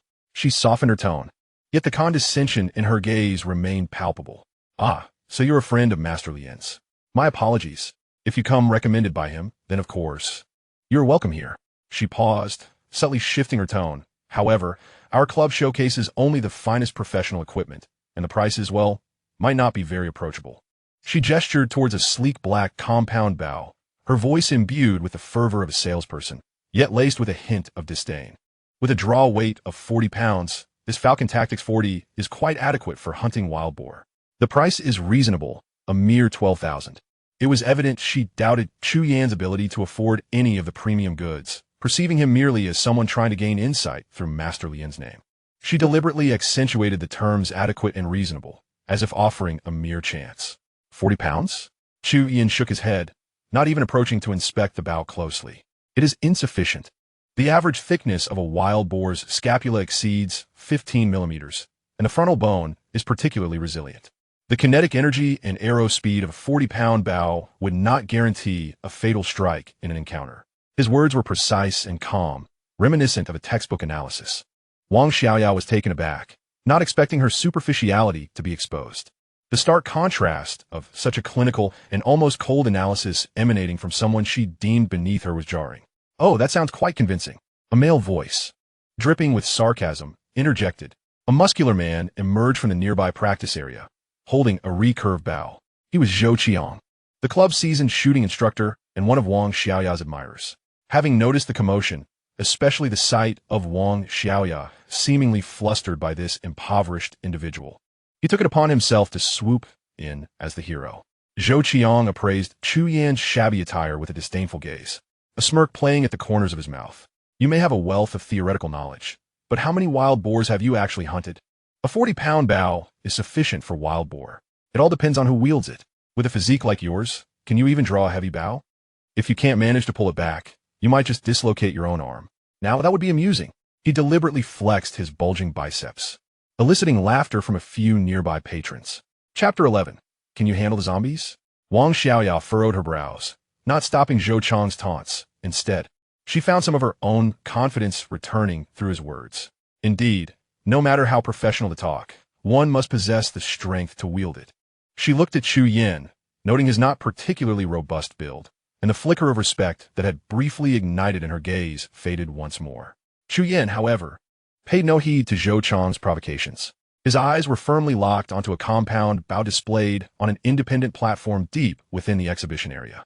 It is enveloped in a matte black finish, exuding a mechanical elegance, with the inscription Ventum Pro 80 etched onto the bow's body. Its substantial heft and robust limbs silently proclaim its formidable power. I want that one, Chu Yan declared, pointing at the Ventum Pro 80 with unwavering conviction. Boasting an impressive draw weight of 80 pounds. 80 pounds? Wang Xiaoya and Zhou Qiang exclaimed in unison, their expressions morphing into sheer astonishment and disbelief. Nearby onlookers ceased their chatter, their gazes converging with a collective focus. 80 pounds. This is nearly the apex of modern compound bow draw weights. It demands an extraordinary level of strength, skill, and stability from the user. In the club, members who can effortlessly handle compound bows over 70 pounds are few and far between, let alone 80 pounds. This draw weight typically appears only in the realm of extreme penetration for professional large game, hunting, or ultra-long distance competitions. Sir, are you certain? Wang Xiaoya's voice quivered slightly, her skepticism evident. Such a bow is exceedingly rare, with only one on display in the shop. An 80-pound draw weight is exceedingly substantial, without extensive professional training. The average individual simply cannot. Certain. Chu Yan interrupted her, his tone devoid of any wavering. Where are the arrows? The accompanying carbon arrows are over there. Wang Xiaoya instinctively gestured toward a row of exquisite shafts. Not those. Chu Yan shook his head, his gaze fixed upon the arrow cabinet. I want the Black Eagle Carbon Impact 400, the carbon aluminum composite shafts, weighing 850 grains. He paused, articulating his specifications with clarity. The fletching should be Arizona Archery X, with veined 20 offset feathers. The tips. He hesitated briefly before decisively stating, change them all to G5 Outdoors Montec CS tungsten broadheads. 50 of them. With every precise model and parameter he uttered, the color drained further from Wang Xiaoya and Zhou Qiang's faces, while the gas from the surrounding spectators grew more pronounced. 850 grains. Tungsten broadheads. Wang Xiaoya felt as though she was on the verge of suffocation. She adjusted her stance, her chest tightening with a subtle tremor. 850 grains for the arrow weight. This is nearly double that of a standard hunting arrow. Tungsten broadheads, renowned for their exceptional hardness and density, are specifically designed to tackle the toughest bones and armor targets, pursuing the pinnacle of kinetic energy and penetration. This configuration, a top-tier 80-pound draw weight paired with 850-grain heavy arrows and tungsten tips, yields a terrifying level of energy and destructive potential that transcends conventional hunting. Goodness, are the youth of today truly this formidable? One of the shop assistants muttered to himself, 80 pounds, 850 grains of tungsten arrows. Is this setup meant for hunting wild boars or taking down tanks? The mocking grin on Zhou Qiang's face stiffened, as if he had been struck with a powerful blow. He gazed at the Ventum Pro 80, radiating an aesthetic of violence, feeling a rare sense of speechlessness. This young man, was he a madman? Or did he possess an unseen confidence? Wang Xiaoya took a deep breath, forcing herself to regain her composure. She gazed at Chu Yan's serene, inscrutable visage, feeling an unprecedented chill. The precision with which he identified the models and specifications of these top-tier accessories, coupled with his pursuit of such extreme configurations, suggested that his mention of hunting wild boars was likely far more complex than it appeared. Given his connection to Lien Wuxia, who exactly was he? Chu Yin disregarded their astonishment, swiftly processing his payment. The Ventum Pro 80, accompanied by a premier sighting device, cost 70,000, alongside 50 specially crafted heavy arrows and expensive tungsten steel arrowheads, bringing the total to over 120,000. As the POS machine emitted a lengthy receipt, Wang Xiaoya's disdain evaporated entirely. He turned to leave, not casting another glance at Wang Xiaoya or Zhou Qiang. "Hey!" Zhou Qiang called out, watching Chu Yan's retreating figure. Feeling a surge of frustration at being overlooked, he couldn't help but bitterly exclaim, "That bow packs quite a punch. Use it carefully, or you might find the bowstring slicing through your fingers before you even manage to hit a wild boar." Zhou Qiang angrily tossed his gloves onto the table, muttering under his breath a warning only he could hear. "I hope I never cross paths with you again." Yet, Chu Yin did not pause, his figure disappearing at the elevator entrance. The strong bow remained silent, its power resonating only in the moment of release, shattering the surrounding clamor. Chu Yin felt a nagging sense that he had forgotten to purchase something, but time left no room for delay. At 2:30 p.m., with only an hour and a half remaining on the countdown, the sightseeing elevator glided down to the first floor. Through the glass doors, his attention was captured by a massive metallic gear sculpture across the street. It was embedded alongside the sign of a shop, its form starkly contrasting with the surrounding brilliant neon lights. It bore an uncanny resemblance to the emblem of a certain faction from his previous life after the catastrophe. Compelled by an inexplicable urge, he pressed the elevator's door open button and stepped outside for a closer look. It turned out to be a cafe, name time sand. The facade was quite antiquated, and aside from the striking gear, there stood an hourglass model beside it. The interior was shrouded in darkness. Not a single light illuminated the space, and it was utterly deserted. In stark contrast, the tea shop to the right, Tea Color, was brimming with jovial young patrons, while the left side establishment, Exquisite Duck Neck, was equally crowded. This juxtaposition rendered the cafe a forgotten corner of time.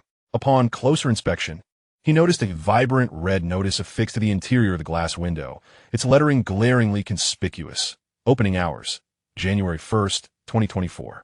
He couldn't help but smirk, nearly bursting into laughter. Today was January 1st, 2023. What was the meaning of this? A year until opening, leaving an empty shell in this prohibitively expensive location? A performance art piece, perhaps? It seemed like a gimmick concocted by some entrepreneur seeking attention. In this era, commercial streets were always brimming with innovative tactics. Shaking his head, he returned to the underground parking garage. The pickup truck emerged from the International Financial Square's underground parking exit, merging into the flow of traffic. On the edge of the square, a venerable old Taoist clad in a blue robe was accosting passersby, his words spewing forth with fervor, while most pedestrians waved him off in irritation. As Chu Yan's vehicle passed by, the old man seemed to be jolted awake.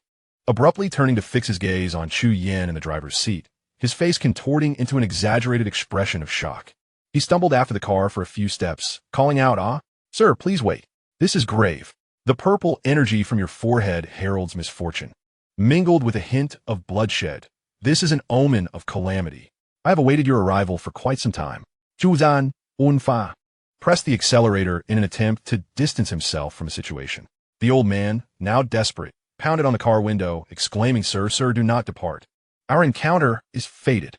I possess the means to avert disaster." Annoyed by the incessant knocking, Chu Yin halted at a red light, lowered his window, and retorted mockingly, "Avert disaster? What can you possibly avert?" He scrutinized the old man, whose attire seemed utterly out of place in modern society, the sleeves of his robe worn and glossy, his hair disheveled, and in his hand he clutched a faded yellow flag, its inscription of authentic Maoshan blurred into an inky smudge. Sensing an opening, the Taoist leaned closer to the car window, lowering his voice conspiratorially.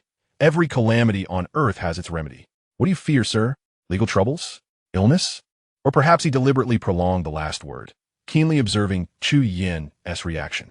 Gazing at the countdown of the traffic light, Chu Yin casually replied, "Zombies. Can you deal with those?" The old man appeared momentarily taken aback. Then enlightened, he slapped his thigh with vigor. "Oh, you mean the undead? Why didn't you say so sooner? Our Maoshan sect has a millennia-old tradition of combating such malevolence. Zombies are our forte." A triumphant expression spread across his face, as if he had found the right interlocutor. "Oh." Chu Yin elongated his tone, his eyebrows twitching slightly, genuinely amused. The Taoist, sensing a potential ally, hurriedly rummaged through his greasy cloth bag, producing an array of items. "Behold, the authentic century-old peachwood sword, specifically designed to vanquish evil spirits. And this, the 3 purities exorcism talismans, to be affixed to doors and windows to ward off all malevolence." And lastly, he fumbled and clinked as he searched. Chu Yin's gaze drifted over the old man's frayed sleeves and mud-stained trousers, noting the hardship etched on his face, which he attempted to mask with an air of profundity. The light turned green, and the cars behind began to honk. Finally, the Taoist emerged from the depths of his pocket with a small brass bell, tarnished with verdigris, presenting it to the car window like a treasure. Yes, and this, the soul-calling bell, a gentle shake, and the restless spirits, those zombies will be entranced. Chu Yin regarded the assortment of talismans and the old man's eager, hopeful eyes, and the initial absurdity he felt was swiftly overshadowed by a profound weariness. Having survived in a post-apocalyptic world for 2 decades, he was acutely aware that the supernatural held no sway here, just as science dictated that flames could not give rise to fiery undead. With a sigh, he did not accept the peachwood sword or talismans, but instead reached out to take the unassuming brass bell, its weight a subtle reminder of its chilling coolness. One hand withdrew a thick stack of cash from the change compartment in the middle of the driver's seat, without counting it, estimating roughly around 1,000 yuan, and pressed it into the Taoist's hands. Time was of the essence. Chu Yan's voice remained steady as he shifted gears, the vehicle gradually rolling forward. "Take this to buy yourself something to eat and drink. Prioritize your own survival in this ordeal." The Taoist, holding the unexpected sum of money, found himself momentarily stunned, his face a blend of ecstatic joy, bewilderment, and confusion. He gazed at the cash in his hands, then looked up at the deep blue pickup truck accelerating away, murmuring to himself, "This ordeal, my own ordeal." As the vehicle merged into the traffic, the desolate figure remained rooted in place, clutching the money like a lost soul. Before the apocalypse had arrived, the chaos of human hearts had already begun.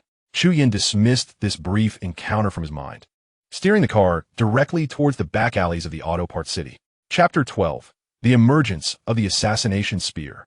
At the entrance of Old Zhang's auto repair shop, waves of heat mingled with the pungent scent of metal, assaulting the senses. The furnace blazed, and Old Zhang's hunched figure appeared as if forged from iron within the flickering orange glow. He seized the dripping orange-yellow blade blank and thrust it fiercely into a blackened waste oil drum. Hissing and roaring erupted, thick blue-black smoke billowing skyward, the oil bubbling and boiling violently, releasing a cacophony of explosive sounds akin to vengeful spirits wailing in an infernal pit. Moments later, the blade was raised, now enveloped in a dark, matte black hue, cold and piercing, resembling a fong tempered in hellfire. Old Zhang bellowed, "Quench it to give a fierce bone. Temper it to imbue it with resilient spirit." He deftly placed the blade on the dark red tempering furnace, his gaze sharp as an eagle, tapping the spine of the knife with a small hammer, producing a crisp, ringing sound. The charcoal fire patiently caressed the blade. The layer of black gradually faded as if soaked, the blade quietly emanating a warm, pale, golden sheen, subtly refracting a rainbow halo. Finally, he picked up the angle grinder. Amidst the ear-piercing whir, sparks flew like a cascading waterfall. Moments later, a cold, glimmering edge became apparent. Old Zhang casually struck the blade against a nearby metal barrel. With a whoosh, the blade sank into the barrel's wall, producing a shower of sparks as it was withdrawn, the cut clean and precise. "Here it is." Old Zhang stood up, tossing the cloth used for cleaning the knife onto the table. He gestured towards the knife and spearhead. "This manganese steel knife is crafted according to your design, made from solid 65 manganese steel, and it has undergone the proper quenching and tempering process twice. The edge has been sharpened for you. It's sufficiently sharp to handle wild boar hide." Zhuzhan stipet gelo. On the workbench, the knife slowly lost its luster, its entire body a deep, dark, quenched hue, the thick spine and broad blade exuding a sense of grounded power. What captivated Chu Yan's gaze was the blade's edge, clear, straight, glimmering with a cold, hard light. Although far from being as smooth as a mirror, with visible fine scratches from the angle grinder, the edge itself was remarkably sharp and precise. Upon closer inspection, one could feel the compelling sharpness. The bare handle remained wrapped in grimy cloth, Yet the knife itself had transformed into a ferocious beast, poised to strike. The 5 spearheads beside him, similarly conical in shape, were honed to an exceptionally sharp point, reflecting glimmers of starlight even in the dim light. The edges near the handle had been chamfered to prevent any risk of cutting oneself. Chu Yan's astonishment deepened. This was not what had been previously agreed upon. Sensing Chu Yan's confusion, the old Zhang raised his eyelids and cast a glance at him, snorting through his nose as he pointed to the blade, saying, "How much effort does it take to sharpen a blade?" "My little worn-out angle grinder buzz for just a few minutes. I initially said I could only make rough blanks because I feared that once this knife was sharpened, it would become a deadly weapon, and I worried you might cause some calamity. Alas, I couldn't resist, and it turned out like this. It feels incomplete without a sharp edge. I see you are not someone who courts trouble. Well then, it will surely pierce through tendons and break bones when dealing with wild boars. Is that sufficient? You can wrap the handle yourself." He tossed aside a rag and ceased further conversation. Chu Yan picked up the knife, unable to part with it. The blade measured approximately 60 centimeters in length, with a cutting edge of about 45 centimeters, weighing around 5 pounds, exuding a palpable sense of weight. He casually twirled the knife, an exhilarating rush coursing through him, reminiscent of the guttural roars of zombies, as the muscle memory of wielding a blade in his previous life surged back to life. He cautiously extended the pad of his thumb along the edge, testing it gently. Suddenly, a nearly imperceptible white line was drawn across the outer layer of skin. There was hardly any pain until the tissue beneath the skin was exposed to the air, eliciting a slight sting. The sharp tips of the 5 spearheads were chillingly menacing. He sincerely praised, "Excellent. This sharpness may not be able to slice through hairs, but it is more than sufficient to effortlessly cut through tough leather. This 25,000 is indeed worth it." He prepared to stow away the spearheads and the knife when his movements abruptly froze. "No." He once again picked up the 5 spearheads, drawing closer to the glow of the fire, scrutinizing each one carefully. The flickering flames illuminated 3 of the spearheads, revealing distinct blue and purple mottled patterns on their sides.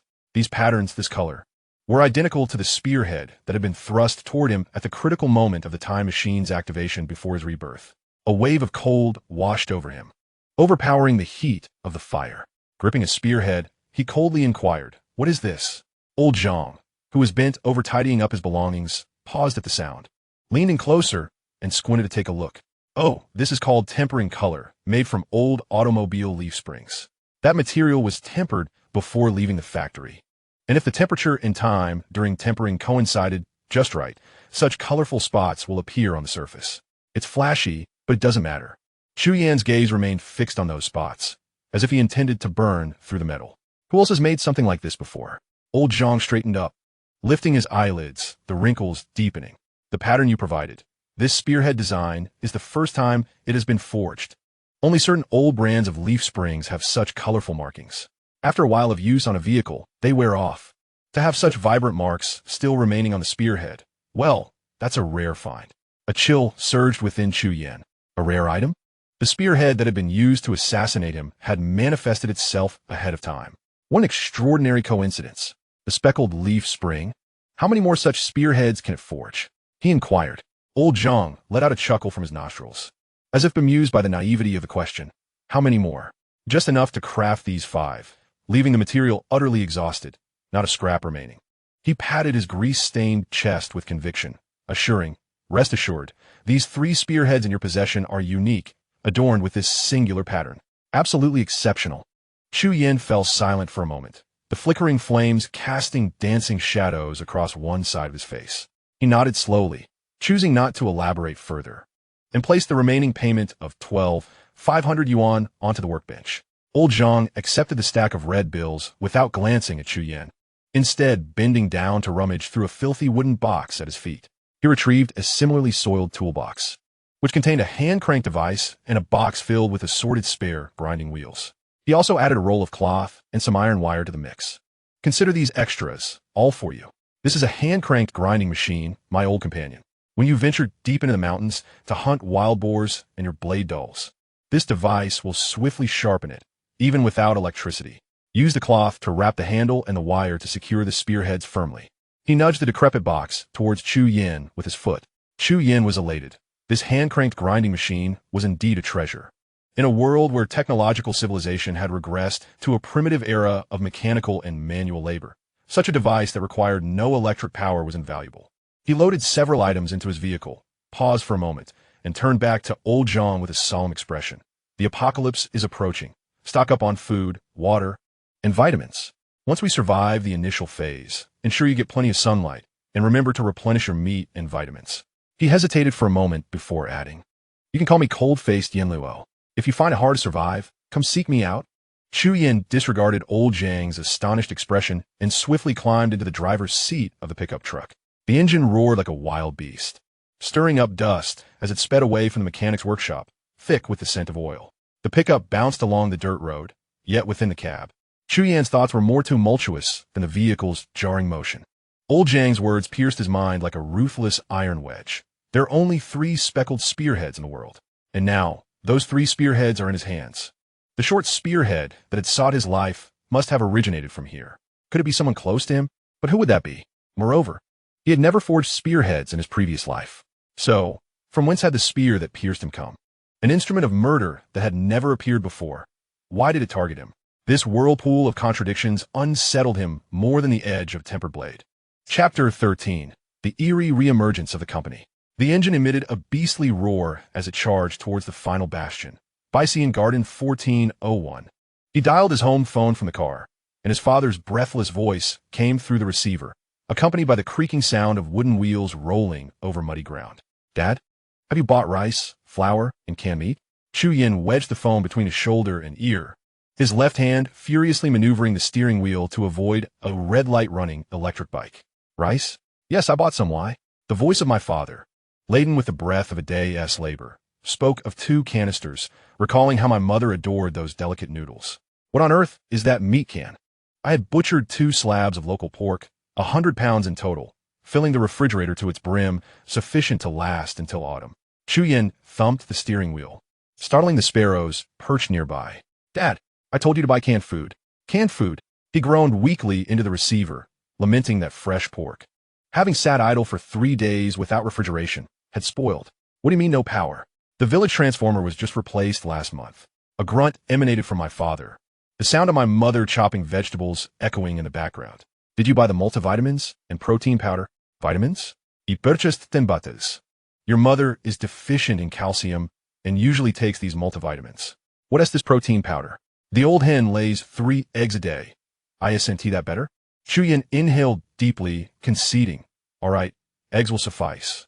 It was nearly 3 o'clock. I urged them not to venture outside, to secure the courtyard gate with thick iron wire, and to seal the window gaps, and make sure to get plenty of sunlight. "Sunlight, you say?" Laughter erupted from the other end of the line. The corners of Chu Yan's mouth twitched. He glanced at the electronic screen by the roadside, displaying the ultraviolet index, and a notion struck him. He fabricated a lie. "Did you know? Sunlight can kill viruses. More exposure to the sun can eliminate them." The stubbornness of my parents was the gentlest of shackles in this apocalyptic world. With a resigned sigh, Chu Yan acknowledged that he had attempted to guide them towards the secrets of evolution thrice already, yet they remained ensconced in the cocoon of the old world, seemingly indifferent to the changes. Ending the call, Chu Yan glanced at his phone screen, overwhelmed by a plethora of missed calls and unread messages, friends, family, and numerous delivery drivers cluttered his list. He had no time to respond individually, quickly dialing back the steel shop owner, the supermarket proprietor, and the bald-headed old Lee, confirming that the goods had already been delivered. Chu Yin half-heartedly exclaimed, "On my way, on my way," pressing the accelerator harder. The pickup truck roared, weaving through traffic, running 2 red lights, the tires screeching against the pavement in a sharp, piercing protest. He was racing against time, competing with the collapsing order of the world. At 2:50 p.m., the highrisk screeched to a halt, leaving 2 black marks on the cement beneath building 1 of the Bickwee Garden community. At the entrance of Unit 1, the steel shop owner and his workers stood guard, where 101.5-meter lengths of silver-gray rebar were neatly stacked alongside 5 spliced rods with threaded connections. Chu Yin urged them to load 80 of the rebar onto the bed of his pickup, while the remaining 20 and 5 long steel poles accompanied him into the elevator. As he ascended with his bags in tow, the sight before him eased the tension in his nerves. Outside door 1401, a veritable mountain of supplies lay piled high. Rice, bottled water, oil, and canned goods. The stout owner of Fuwang Supermarket wiped his brow while tallying items with several movers. Meanwhile, Old Lee from the door manufacturing shop directed two workers as they maneuvered a heavy security door into the elevator. Chu Yin meticulously counted the supplies, noting that only the compressed biscuits, canned meat, and medications had yet to arrive. The phone line at the Veteran Service Society remained unanswered, and he had yet to receive any text notifications regarding the delivery of the medications. As he greeted several individuals, he produced his keys to unlock the door. The instant the metallic key slid into the lock, a tremor coursed through his fingertips. After 20 years, he was returning to his cozy little abode. The room still bore the lingering scent of spring festival couplets. Atop the shoe cabinet rested a jar of pickled vegetables sent by his parents, while an old, dust-covered sweater lay draped over the arm of the sofa. This two-bedroom apartment, acquired with his parents' hard-earned savings as a down payment, was originally intended to be simply refurbished as a wedding residence in May. Now let it serve as the first stronghold in this post-apocalyptic world. With a soft meow, a fluffy golden cat leapt onto his lap. Duduin, Chu Yin bent down to embrace the plump feline, its softness causing a pang in his heart. As he stroked its fur, he murmured, "I almost forgot to buy you cat food."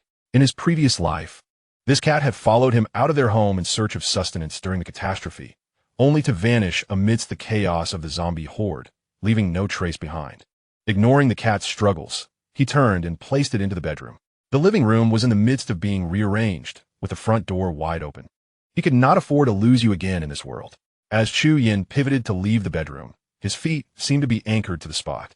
There, on the bedside table, lay his employee badge.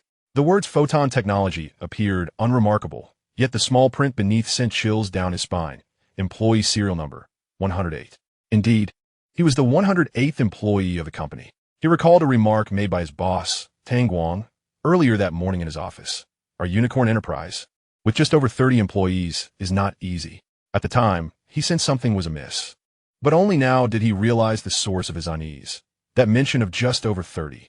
He distinctly remembered that the number of employees far exceeded this.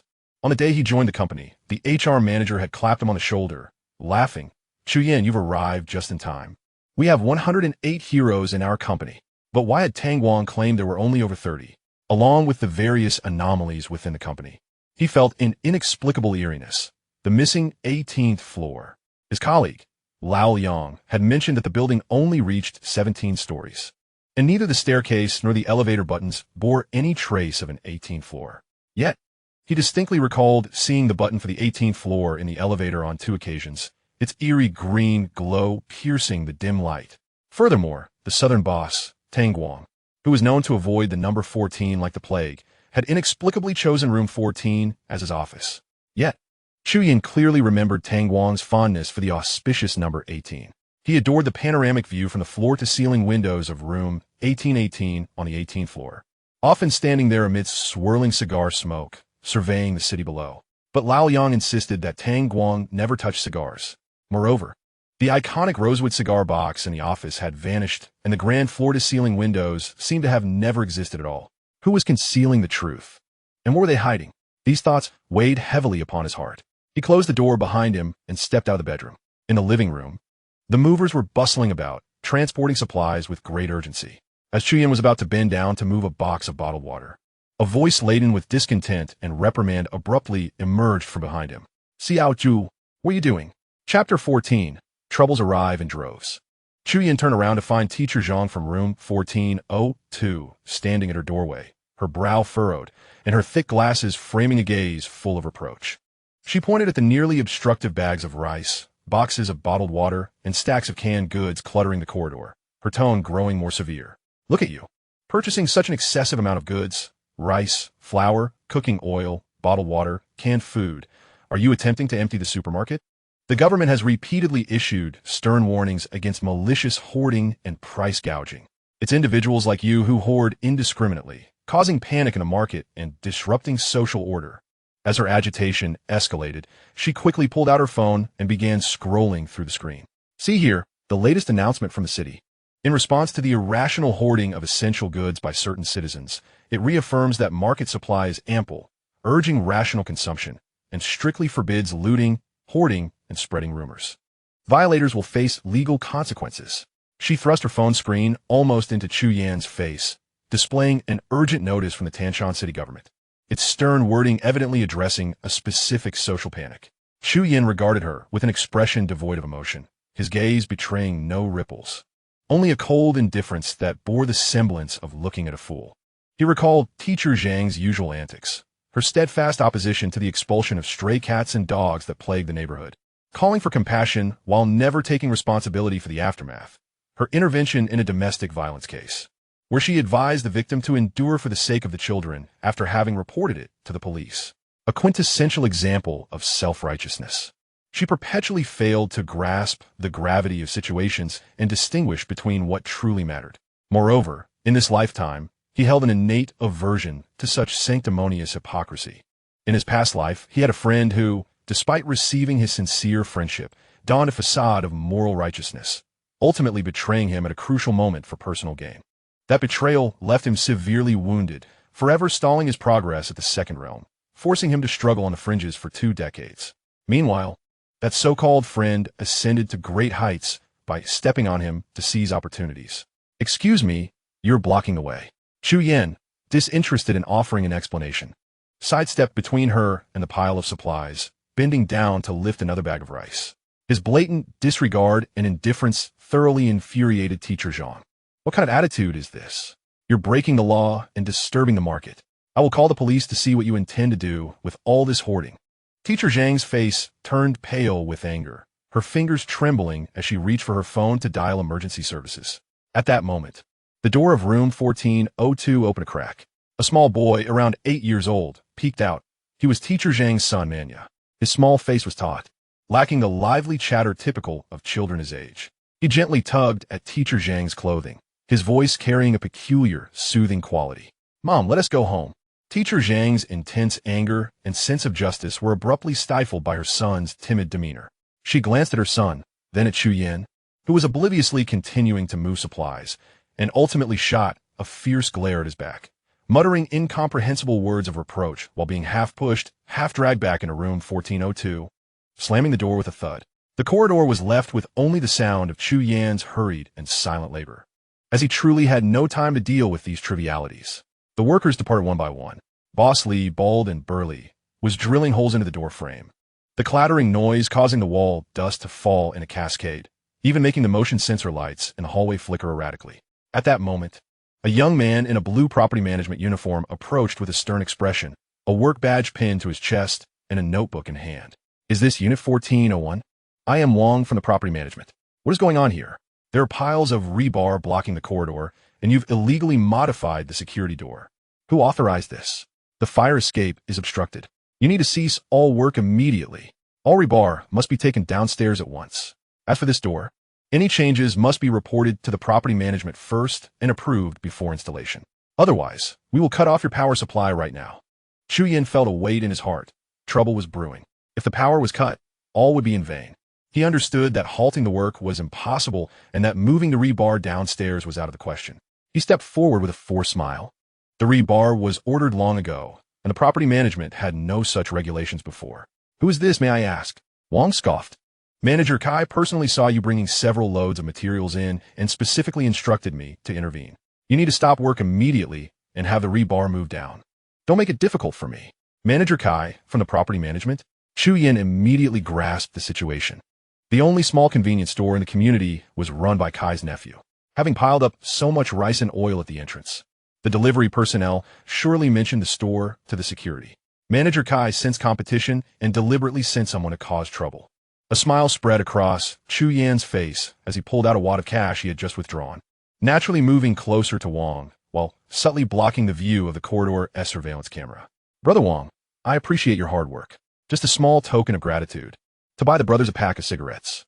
He swiftly shoved a stack of approximately 1,000 yuan into Wong's uniform pocket, pressing down firmly with his fingers. Wong's body visibly stiffened for a moment, his fingers instinctively feeling the thickness of the cash through the fabric. The pretense on his face softened considerably, and his tone grew more subdued, though it still retained a hint of formality. "Mr. Chu, this puts me in a difficult position. Manager Kai is personally overseeing this, and it reflects poorly. Brother Wong, please help me out." Chu Yin's tone became earnest, laced with a touch of helplessness. "The rebar belongs to a friend. and I guarantee it will all be moved by 5 this afternoon.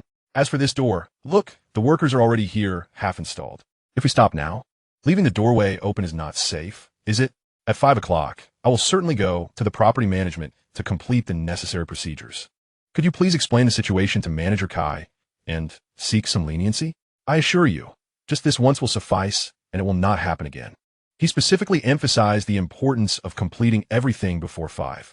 Xiao Wang felt the reassuring weight in his pocket as he pretended to jot down notes in his notebook. With a stern expression, he instructed the workers, hurry up and keep the noise down. The steel bars must be clear by 5. In this door, the paperwork must be finalized this afternoon. Otherwise, he shot a glare at Chu Yin, you will bear the consequences. With that, he turned and briskly departed. Watching Xiao Wang vanish at the elevator, Chu Yin let out a long sigh. He glanced back at the electric drill, still making holes. Then at the supplies piled in the corner. Only the compressed biscuits and canned goods remained unshipped. The electronic clock on the wall ticked away, the red digits advancing to 1505. In just an hour, the asteroid would explode in near-Earth orbit.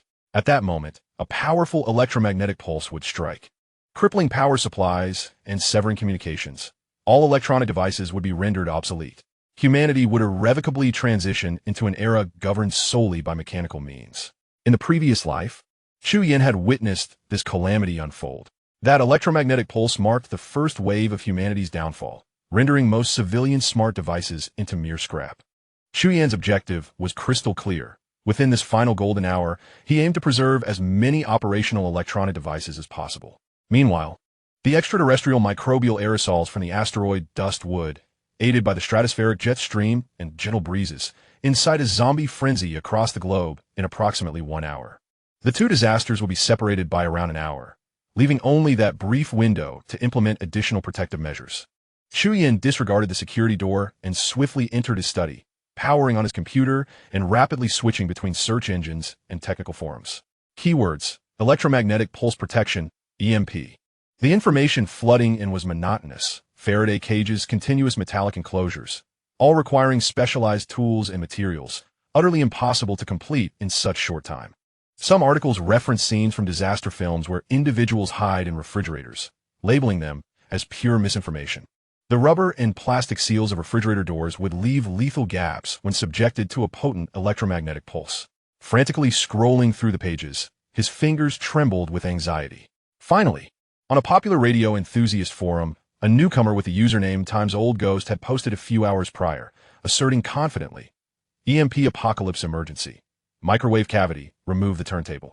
Metal box, painted surface, aluminum foil tape, conductive adhesive. Any seams over 3 millimeters are doomed. Strangely, throughout the post, the author repeatedly emphasized keywords like EMP home emergency plan and electromagnetic pulse emergency protection, seemingly tailored to guide users like Chu Yin to this very thread.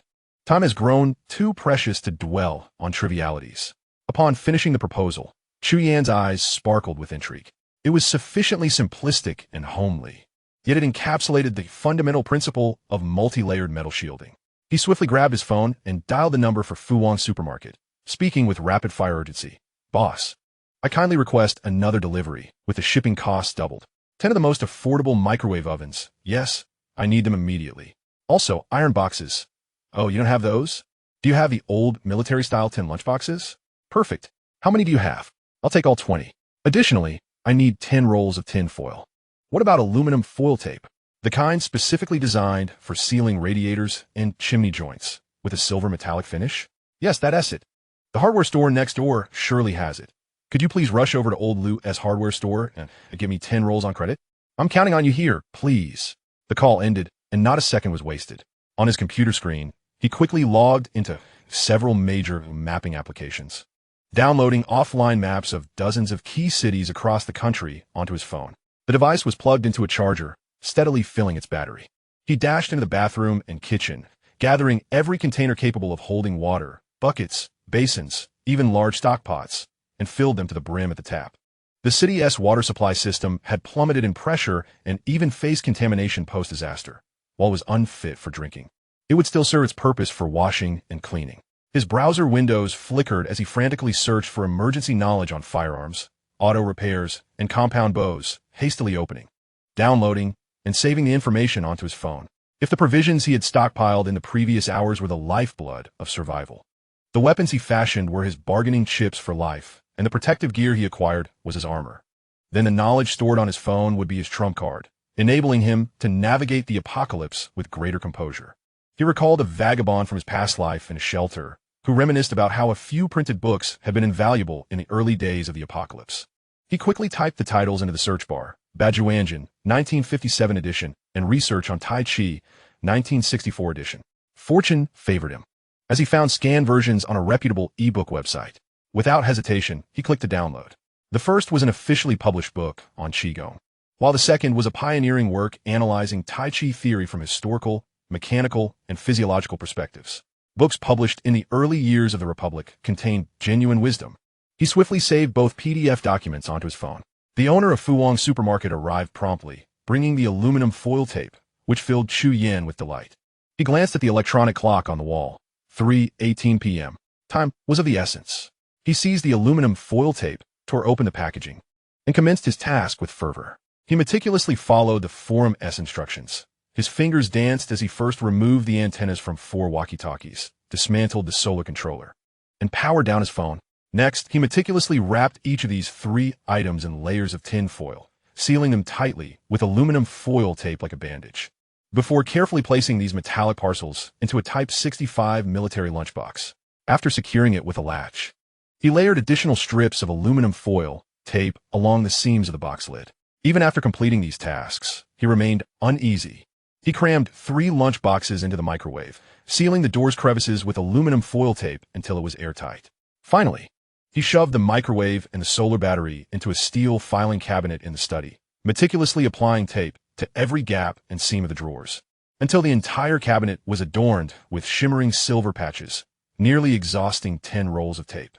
Upon finishing this arduous labor, Chu Yan's fingers trembled slightly.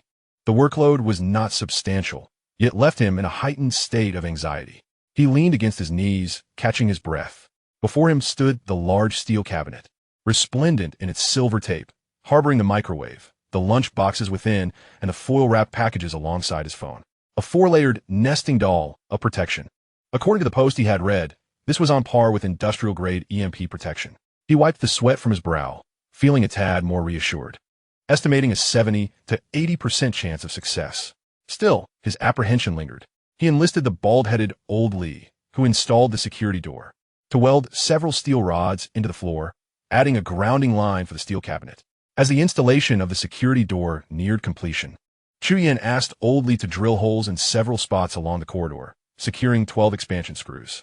Old Lee, perplexed by the need to drill screws in the empty corridor, couldn't help but voice his confusion, but Chu Yan merely smiled in silence. This was a necessity for his occupation of the rooftop after the calamity, and he couldn't disclose this to Old Lee. While tightening the last expansion screw, Old Lee, unable to contain his curiosity, wiped his dust-covered gloves across his gleaming bald head and asked in a lowered voice, "Brother, are you preparing for war? With all this food and supplies and the steel door?" After a moment's contemplation, Chu Yan resolved to speak candidly. Better to warn him than not. With a serious tone, he responded, "Old Lee, heed my advice. This is not about warfare, but it's far more troublesome. A significant upheaval is imminent. Once you're done here, hurry to the supermarket and stock up on food and water. Then go straight home." He emphasized, "When you get home, lock your door and prepare some suitable weapons. We'll see how things unfold in a few days." Old Lee paused, his hand frozen on the screw. Instinctively, he switched off the impact drill, and the corridor fell into an eerie silence. He gazed back at Chu Yan, whose eyes were unusually solemn, devoid of any jest, and he felt a tightness in his throat as he murmured, "Alas, is this truly the dawn of a new era?" The electronic clock on the wall flicked to 3:35 p.m. Old Lee hurriedly wrapped up his work and left. Seizing the remaining power, Chu Yan decided to forge a spear first, then use the leftover time to reinforce the corridor with steel rods. The 5 spearheads were shaped like tetrahedrons. Classified as a weapon, the tetrahedron resembled a gun, while the sharpened sides resembled a spear. However, to differentiate from firearms, Chu Yan referred to it as a spear, adhering to the conventions of the post-apocalyptic wasteland. He meticulously welded 5 detachable steel spear shafts to the spearheads. The welding torch emitted a blue flame, and the scent of molten metal permeated the air. As he worked on the 3 spearheads adorned with blue and purple speckles, his fingers hesitated imperceptibly for a brief moment. Beneath the chilling touch of the cold metal, a question surged once more. Into whose hands had the spearhead, which had once aimed to assassinate him, ultimately fallen? An almost absurd thought arose. If these 3 unique spearheads were to be destroyed now, what would become of the weapon that had pierced his throat? Would it vanish into thin air or... As he completed the last weld, new queries emerged. He surveyed the supplies stacked in the corner, his heart sinking. Medicines, compressed biscuits, canned goods, all had failed to arrive. He dialed the phone number for the Veteran Service Agency, yet still no answer. The despair deepened as he opened the medical app, only to be confronted with a notification that his order, which included antibiotics and other prescription medications, had been automatically canceled due to a failure to submit real name information within the time limit. Damn it! Chu Yin struck his fist against the doorframe, astonished to find himself thwarted here. 20 years into the apocalypse, names had become mere titles.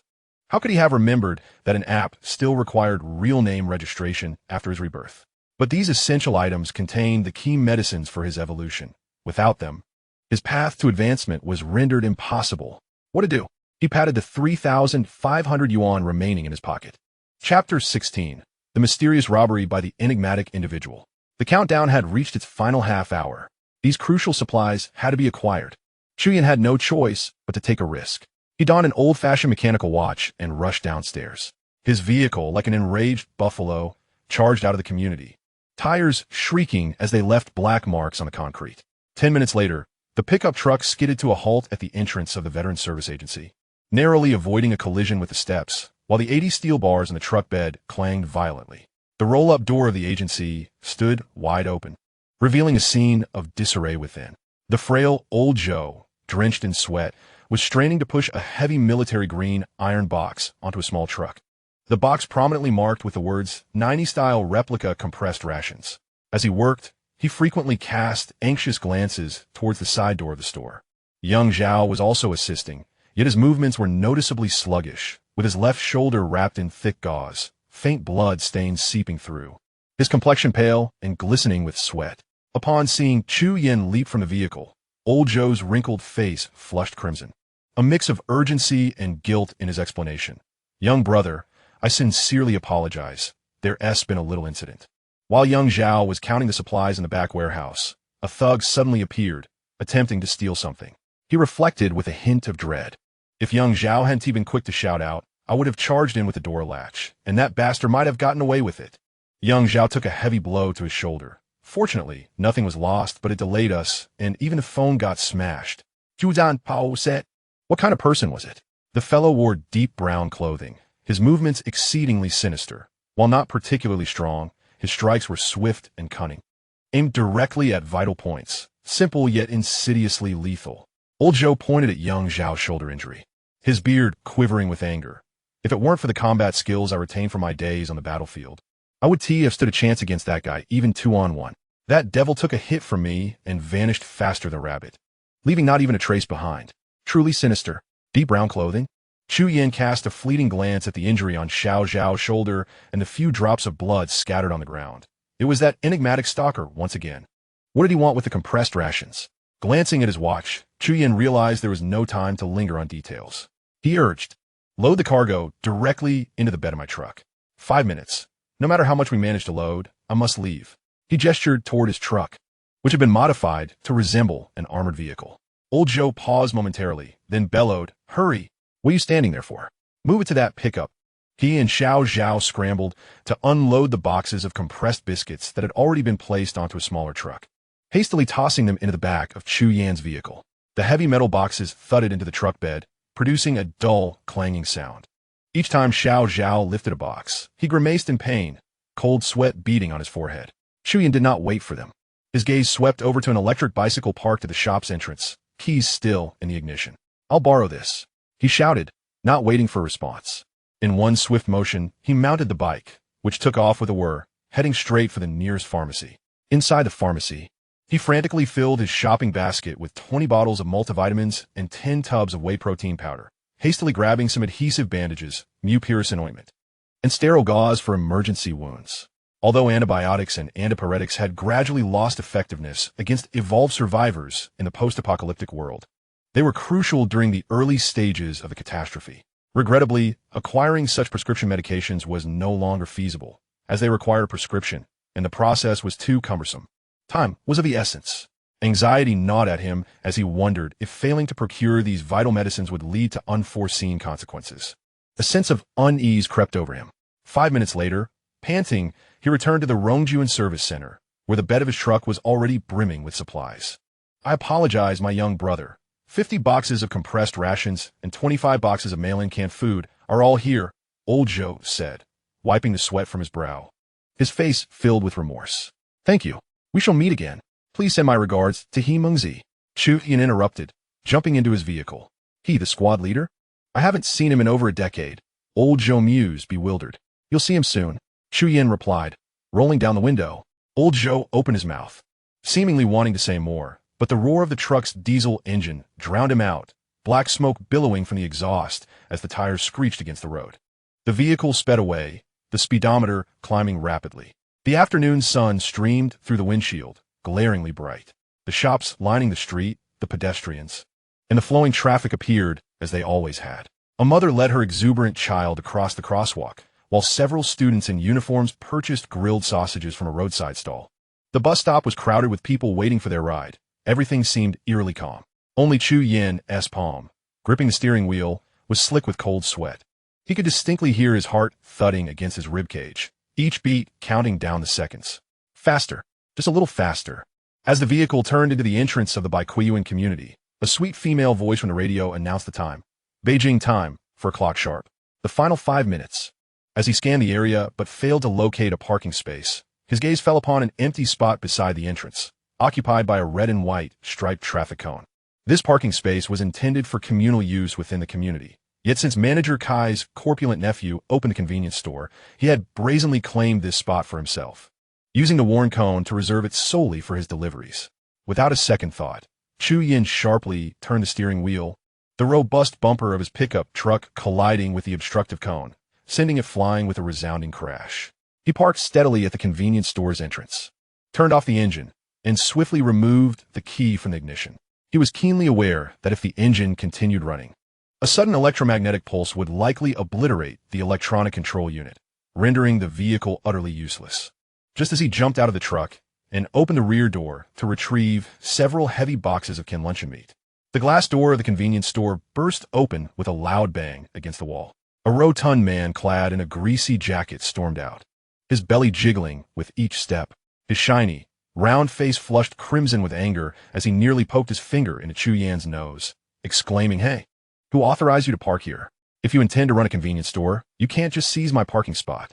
Move your dilapidated vehicle at once, or I will summon security." Saliva sprayed onto Chu Yan's face. It was none other than Kai's nephew, the portly man. Chu Yan glared coldly at the man before him, who had nearly brought about his demise in a previous life. In a moment of desperation, he had approached the man seeking to purchase some instant noodles and water, only to be met with staunch refusal. In a fit of necessity, he had resorted to stealing a few bags of noodles and 2 bottles of water, only to be pursued with a knife, receiving a cut across his back. Had he not been fleet of foot, he would have surely lost his life. However, this was not the time for settling scores. Chu Yin lifted the cardboard box and strode toward the unit's entrance, the cans within clinking together with a dull thud. The sound of his polished shoes echoed as they approached. Manager Kai, clutching a briefcase, hurried over, his meticulously styled hair slightly disheveled. With a stern expression, he directed his gaze toward Chu Yin and the pickup blocking his nephew's store, exclaiming, "Chu Yin, it's you again.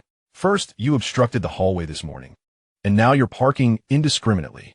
Immediately move your vehicle, or I will call security to tow it away and impose fines, cutting off your water and electricity." His voice dripped with the authoritative tone of a self-important official. Trailing closely behind Manager Kai was an elderly gentleman sporting a slicked-back hairstyle and dressed in a conservative jacket, his hands clasped behind his back as he ambled forward. His eyelids drooped slightly, and the corners of his mouth habitually turned downward, exuding an air of bureaucratic arrogance. This was Liu Fuchuan, the director of the community's residence committee. Before his retirement, this old fellow had managed to secure a minor leadership position, and since then, He had grown restless in retirement. By courting a faction of the long-standing residents and receiving covert support from the property management, he had successfully campaigned for the position of committee director.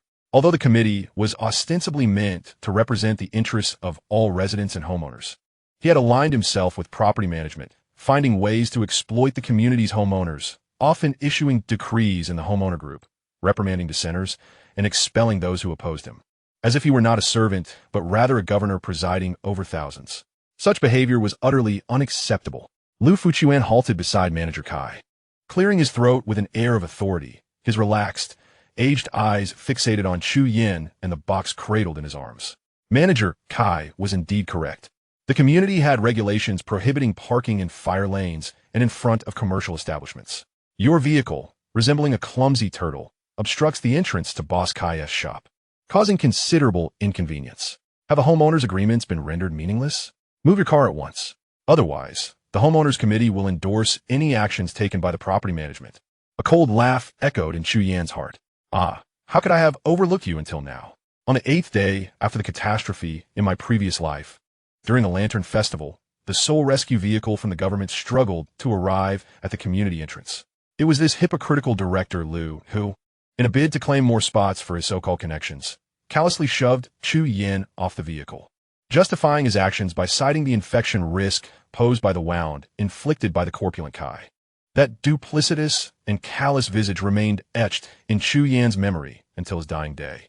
Even more detestable was the fact that, in his haste, Lu had also roughly ejected a little girl clutching a rag doll and her limping grandmother from the vehicle, exclaiming that their household had been infected. In the face of such malevolence, human nature laid bare in the apocalypse. He vowed to settle old scores. But for now, Chu Yin deemed it unnecessary to engage with these lifeless entities. Suddenly, the western sky erupted without warning. Chapter 17. The Halt of Human Technological Civilization. First, a piercing bolt of blue lightning flashed, so pure it was blinding, as though with the crystallized ice shards of a fallen star, instantaneously piercing the heavens and leaving only a searing blankness on the retina. Before one could fully comprehend this sight, a surging tide of crimson followed. It was not the glow of sunset, but rather an overwhelming crimson, engulfing the remnants of twilight, saturating the thin clouds, consuming the silhouettes of returning birds, distorting the outlines of all things with an ominous purple hue. Frigid electricity cleaved the dusk, tainting the twilight with murky blood and drowning the remnants of daylight. Everyone stood dumbstruck, gazing skyward. It has come. Chu Yin remained frozen in place, the heavy canister box in his arms seemingly devoid of warmth. He understood. This was the explosion of an asteroid over the Americas. The initial blue-white flash was Cherenkov radiation resulting from a gamma-ray burst, while the subsequent dark red sky was a consequence of high-energy particle streams and secondary particles inducing extensive atmospheric ionization and fluorescence. This was the exclamation mark marking the abrupt cessation of human technological civilization. Almost simultaneously, within the community, on the streets, every illuminated streetlight, every neon sign from shops, and the lights spilling from residential windows extinguished abruptly, as if an invisible giant hand had severed the power supply. The light of the world was abruptly halved. The afternoon, which had been sufficiently bright, suddenly turned dim and oppressive. The human world had descended into chaos. A cacophony ensued, the shriek of tires grinding against the pavement, the violent clash of metal, and the shattering of glass merged into a terrifying symphony. An SUV, resembling a blinded beast, suddenly collided with the taxi ahead, which in turn crashed into the bus that had halted in front of it. Further away, a runaway van swayed like a drunken man, veering onto the sidewalk and toppling a row of bicycles. What on earth is happening? A collision. Why have all the lights gone out? My phone. I have no signal. The screen is black. Hello? Can you hear me? Hello? Terrified screams intertwined with chaotic shouts, as panic spread like a tidal wave across the suddenly dimmed city streets. People poured out of shops and immobilized vehicles like disturbed ants, staring in bewilderment at the lifeless electronic phantoms, the frozen steel torrents, and the crumbling world that had once been orderly. In the unfathomable depths and distant realms, death descended with an even more profound silence. A subway train, fully loaded, abruptly lost all light and sound deep within the tunnel, as all illumination and ventilation ceased abruptly. The carriages transformed into dark coffins, the passengers frozen in their seats, even their screams swallowed by the thick darkness. High above, those flickering silver points abruptly solidified, and then, like winged metallic birds with broken wings, they silently plummeted towards the suddenly dull and lusterless earth below, a cold and brutal rain of metal. In the vast ocean, the brilliantly lit giant vessels extinguished in an instant, their colossal forms awkwardly gliding in inertia, soon engulfed by the currents, becoming floating graves adrift in the waves. There were no explosive roars, no tearing cacophonies, only the silent drift propelled by immense inertia, ultimately leading to a quiet, aimless drifting. The proud creations of modern mythology had now become mere floating metal coffins. The wind suddenly picked up, wailing through the buildings, stirring a scrap of paper that crackled dryly. In the distance, an unknown bird's solitary cry cut sharply across the silent sky. Chuyin once again experienced the onset of the apocalypse. According to the trajectory of the previous world, within the subsequent 2 years, the surviving human population would dwindle to less than 5 and would continue to decline. Under the threat of zombies and other evolved beings, the repair of the complex industrial system would become impossible. Precision equipment reliant on electricity would turn into scrap metal. 2 years later, the remaining fuel would quickly deteriorate and be depleted, and automated production would vanish entirely. In the 3 years prior to the disaster, humanity's struggle for survival would rely solely on stockpiles, simple machinery, and modified steam and internal combustion devices. By the 5th year post-catastrophe, critical resources such as fuel, high-grade components, and batteries would be utterly exhausted. Due to the drastic population decline and the total destruction of electronic records, a severe knowledge gap would emerge. And industrial capacity would regress to a stage reliant solely on pure mechanical transmission and primitive metallurgy. In the previous world, in the 5th year after the disaster, the last operational nuclear power plant in Bruce, Canada, declared the end of industrial civilization due to corrosion leaks in the cooling system, thus ushering in the era of gears. Humanity would revert to a savage epic of brutal survival. At the entrance of the residential complex, the hum of the convenience store refrigerator and the clamor of the television faded into silence. Kai, the portly man, let out a mournful wail and dashed back into the store. Director Liu, his gaze vacant, muttered, divine retribution indeed. Manager Kai gaped, his briefcase clattering to the ground, kicking up a cloud of dust. He had no intention of retrieving it, his eyes fixated on the vehicle reinforced with steel mesh, its robust crash beam dominating the front. As he surveyed the sudden onset of darkness and chaos, the wreckage of the car accident outside, and Chu Yan's calm demeanor, which seemed to suggest he had foreseen this calamity, he recalled Chu Yan's earlier peculiar behaviors, stockpiling supplies, fortifying doors and windows, and cluttering the hallway with steel bars. A chill ran down Manager Kai's spine. Everything this young man had done was certainly not for the sake of running a convenience store. Had he known something disastrous was imminent? After casting a profound glance at Chu Yan, as if resolving to act, he turned and sprinted toward the convenience store. Zhu Zhang, not casting another glance at them, clutched a box of canned goods and rushed towards the building entrance. His heart raced, not from fear, but from the adrenaline coursing through his veins. It was here, at 4:05 p.m. The global electromagnetic pulse triggered by the explosion of asteroid fragments over North America was merely the prelude to disaster. An even greater horror loomed ahead. He reached the bottom of the building and glanced upwards. The corridor was engulfed in darkness. The elevator indicator lights had indeed extinguished, confirming it had ceased operation. 14th floor. Taking a deep breath, he bounded up the steps 3 at a time, hauling the heavy box into the living room of Unit 1401. After several trips, he found only 40 boxes of compressed biscuits remained in the pickup truck's bed. He could not carry any more. He hastily covered the biscuits with plastic, securing the steel cage in the truck bed with a U-shaped lock. At the very least, he needed to prevent anyone from easily taking them away. Once these tasks were completed, he leaned wearily against the cold railing of the helix, gasping for breath. He glanced towards the Huimin convenience store beside the complex's entrance, where the outer roll-up door was half open. In the dim light, Kai's anxious visage glistened as he shielded an elderly woman with graying hair who incredulously pointed at the shelves. Boss Kai, why is this instant noodle 30 yuan a pack? Wasn't it just 3 yuan this morning? Kai shot a nervous glance at the chaotic street, barking in a lowered voice. Can't you see the situation? The power is out. It's pandemonium outside. Who knows if more goods will arrive? This is the price. Take it or leave it. Though his tone was fierce, his eyes betrayed uncertainty. clearly testing the limits of this collapsing order. At that moment, a commotion erupted inside the store, accompanied by urgent shouts and clashes. Near the rice shelf, a middle-aged man in a suit and a young woman with a shopping bag simultaneously grasped a 5-kilogram bag of vacuum-packed rice. "I got it first," the man bellowed, veins bulging on his forehead, his hands gripping the rice bag tightly as he leaned forward in an attempt to wrest it away. "Nonsense. I placed it in my basket first," a young woman screamed in defiance, her long nails digging deeply into the plastic of the packaging, while her other hand wrestled fiercely against the man's fingers, both engaged in a struggle within the narrow aisle. The rice bag emitted a strained, crinkling sound under the weight of their contest, the plastic film warping as it threatened to rupture. The jars and bottles on the nearby shelves rattled from the impact. An elderly lady, frightened, stepped back repeatedly.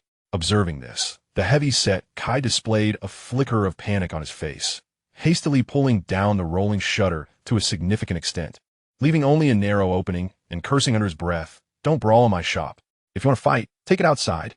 Can you afford to pay for the damages?" Chu Yin watched this familiar yet absurd scene with a cold gaze. Although order had not completely disintegrated, the pressures of survival had begun to tear at the fragile veneer of civilization between individuals. He silently averted his eyes and turned towards the entrance of the unit. Gasping for breath, he climbed back to the 14th floor, locking the heavy steel door and the wooden door within it, securing every latch and bolt. Holding his breath, he spread a thick layer of mixed pepper and chili powder along the gap at the bottom of the wooden door, the pungent aroma stinging his eyes. The hands of his old-fashioned mechanical watch steadily pointed to 4:30 in the afternoon. Leaning against the cold iron door, Chu Yin slid down to the floor, listening to the chaos outside drawing ever closer. Hundreds of kilometers away in the countryside, the wrinkled faces of his parents floated into his mind. His father always placed the pickled vegetable jar on the windowsill, and his mother would plant rows of perilla by the threshing ground. On the 28th day of the 12th lunar month, she had still been chattering about making him chopped chili, while his father mentioned the need to repair the leaky side room come spring. These memories suddenly made his eyes sting with emotion. Were his parents safe now? In a past life, he had risked everything to return to that small courtyard, only to find the gate collapsed and the door shattered, forced open from the outside. This implied that at the onset of the catastrophe, his parents had been among the fortunate survivors. They had lived, yet they could not withstand the ensuing onslaught of zombies. A surge of fiery determination dispelled his fatigue. He clenched his fists, fixating on the cityscape outside, sliding into darkness, igniting a fierce resolve within him. "Come on!" He bellowed at the burning apocalyptic scene beyond the window, his voice deep and resonant like the beating of a drum, infused with the sharpness and indomitable spirit forged over 20 years. This time, it was his turn to rewrite the ending. Chapter 18. Kill He Tion. The chaotic footsteps and terrified screams in the corridor gradually gave way to distant, echoing sounds of collisions and cries. Chu Yan's heart remained unperturbed as he retrieved 3 weapons from the pile of supplies in the living room. The first was a manganese steel knife, enveloped in a profound matte black, heavy in weight with simple, rugged lines, its blade glinting with a cold, hard sheen. Sitting on the sofa, he meticulously wrapped cloth strips around the knife's handle, reminiscent of a past life spent amidst the city's ruins. Silently binding the steel blade that had never left his side, he approached a birchwood dining chair in the living room, without any unnecessary flourish.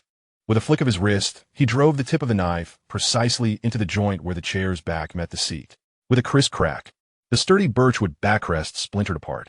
The blade flashed once more. With a flick of the wrist, it carved a graceful arc through the air, accompanied by a soft whistle. Snap, snap, snap. The heavy solid wood chair was instantaneously transformed into a pile of uniformly sized firewood, its cut edges as smooth as a mirror, wood shavings swirling like snowflakes.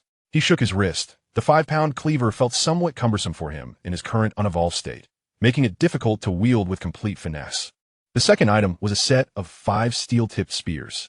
The spear shafts, constructed from 15-meter long silver-gray threaded rebar, were topped with a manganese steel spearhead forged by Old John, glinting with a cold metallic sheen, resembling the fangs of a venomous serpent.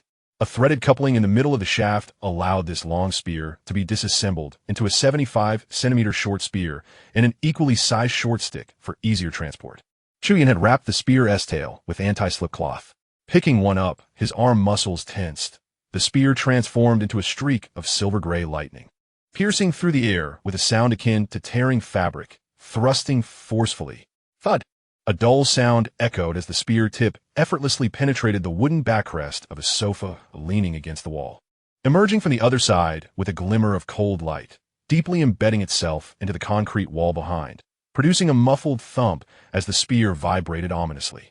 The third item was a compound bow. Its entire body was a matte black, with thick arms and a heavy, pulley system that exuded a sense of power, reminiscent of a lurking beast. Chu Yin grasped it, knocking a carbon aluminum arrow with a tungsten steel tip. With all his strength, the 80-pound draw weight felt like two invisible forces tearing at his shoulder muscles, his deltoids tightening like iron, a distinct soreness radiating through his arms. Holding his breath, his gaze sharpened like that of an eagle, calibrating his muscles with memories from his past life, he aimed at a discarded plastic soda bottle cap in the corner. Bang! The bowstring released with a resounding thud, the arrow transforming into a barely perceptible blur as it flew. With a crisp snap, the cap was instantly perforated, shattering into fragments. The tungsten tip, imbued with tremendous kinetic energy, embedded itself deep into the concrete wall, the arrow's tail trembling violently, producing a continuous buzzing sound. The 850-grain arrow with its tungsten tip was crucial for penetrating a zombie's hard skull. Chu Yin gradually lowered the compound bow, shaking his fatigued arms. The 80-pound draw weight was the bow's limit. Each full draw equated to lifting a weight of 37 kilograms. With his current strength, he would be exhausted after 3 pulls. Yet, precision was an instinct etched into his very bones. In a world where ammunition was scarce, the bow was the weapon most commonly wielded by survivors. In a previous life, he had fortuitously rescued an elderly man who claimed to be a master archer, learning archery from him for several months, which had honed his remarkable skill. Gazing at the shattered cap, an audacious thought suddenly struck him. What if on April 1st, he could shoot through He Tion's head with a single arrow? Would there still be the subsequent time machine of chasing light? Would he be able to return to the present? If he couldn't return, then who would be the one to kill He Tion? Chu Yan's thoughts suddenly faltered, caught in a loop of confusion. The notion of killing He Tion filled him with an inexplicable wicked thrill. Yet the thought was oddly exhilarating. A low grumble emanated from his stomach, protesting its emptiness. He had yet to have lunch. He glanced toward the kitchen. The gas stove? That was not an option. In the early days of the calamity, many had perished attempting to ignite damaged gas stoves, leading to catastrophic explosions that echoed the dawn of apocalypse. He retrieved a toolbox from the cupboard, extracting a coil of thick iron wire, which he twisted around to several steel rods, fashioning a rudimentary cooking stove. He utilized the splintered remnants of a wooden chair as fuel, stuffing them into the base of the stove, igniting it with a few sheets of newspaper. The flames swiftly stabilized, licking the bottom of the iron pot perched upon the steel frame. The pot bubbled and simmered, with clear broth gradually glistening with a sheen of fat. The pork tenderloin expanded in the boiling water, releasing droplets of oil that sparkled like scattered gold upon the surface. While the carrot chunks absorbed the broth, taking on a honeyed orange hue, a mere sprinkling of salt transformed the dish. As the rich aroma of the meat intertwined with the sweetness of the radishes, swirling in the steam, enticingly filling the air, the setting sun filtered through the balcony's lattice, casting warm golden rays across the floor, akin to soft satin gliding over ivory porcelain tiles. Seated on a low stool, Chu Yin cradled a coarse pottery bowl, blowing away the steam before savoring a spoonful of the honeyed radish that melted in his mouth, its tender core enveloping the richness of the meat broth and the sun-drenched sweetness. The morsels of meat, upon gentle chewing, dissolved effortlessly, their savory essence caressing his palate. He ate with unwavering focus, each bite meticulously savored, feeling the warmth of the food transform into a soothing current, gradually filling his hollow stomach and solidifying his spirit. The light filtering through the window wove a comforting tapestry against his empty belly, while the shadows of the curtains soothed his restless mind. This ordinary stew, simmered in a coarse ceramic bowl, rendered a semblance of almost sacred tranquility on this afternoon when civilization's embers threatened to extinguish. Dun-dun, the cat, had unknowingly crept over, its soft tail brushing against his ankle, emitting a contented purr from its throat. Chu Yin scratched its chin with his fingertips, and the little creature squinted its eyes, blissfully motionless. The afternoon sunlight streamed through the balcony glass, warmly enveloping his back, providing a rare sense of warmth and serenity amidst the apocalypse. Feeling satiated, Chuyin did not linger. He approached the iron filing cabinet, wrapped in aluminum tape like a silver mummy, in his study.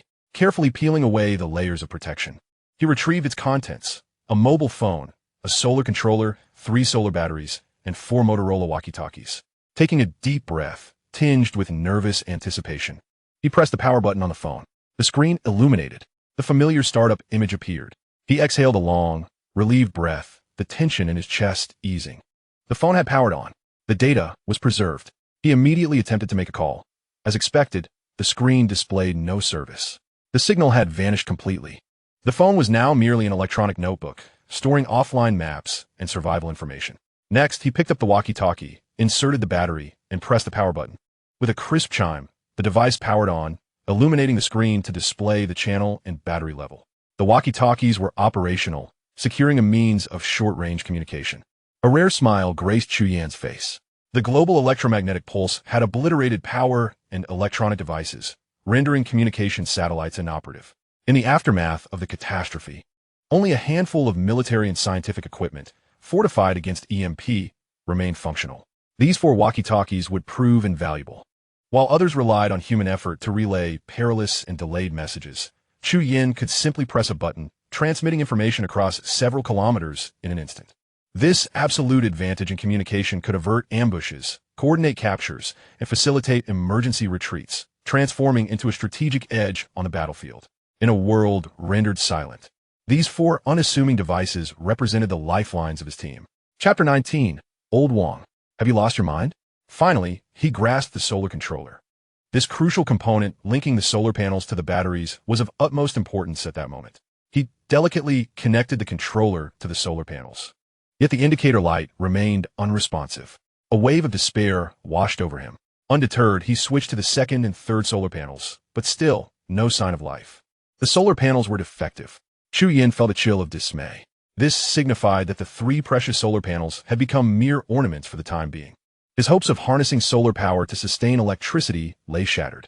Clinging to a thread of optimism, he retrieved the 3 corresponding batteries. The first showed no light. The second remained dark. But finally, the 3rd battery flickered to life, its light weakly pulsing before settling at about half capacity. Only 50 charged. Chuyan's heart soared slightly, reminiscent of a roller coaster ride, as he regained a fraction of hope.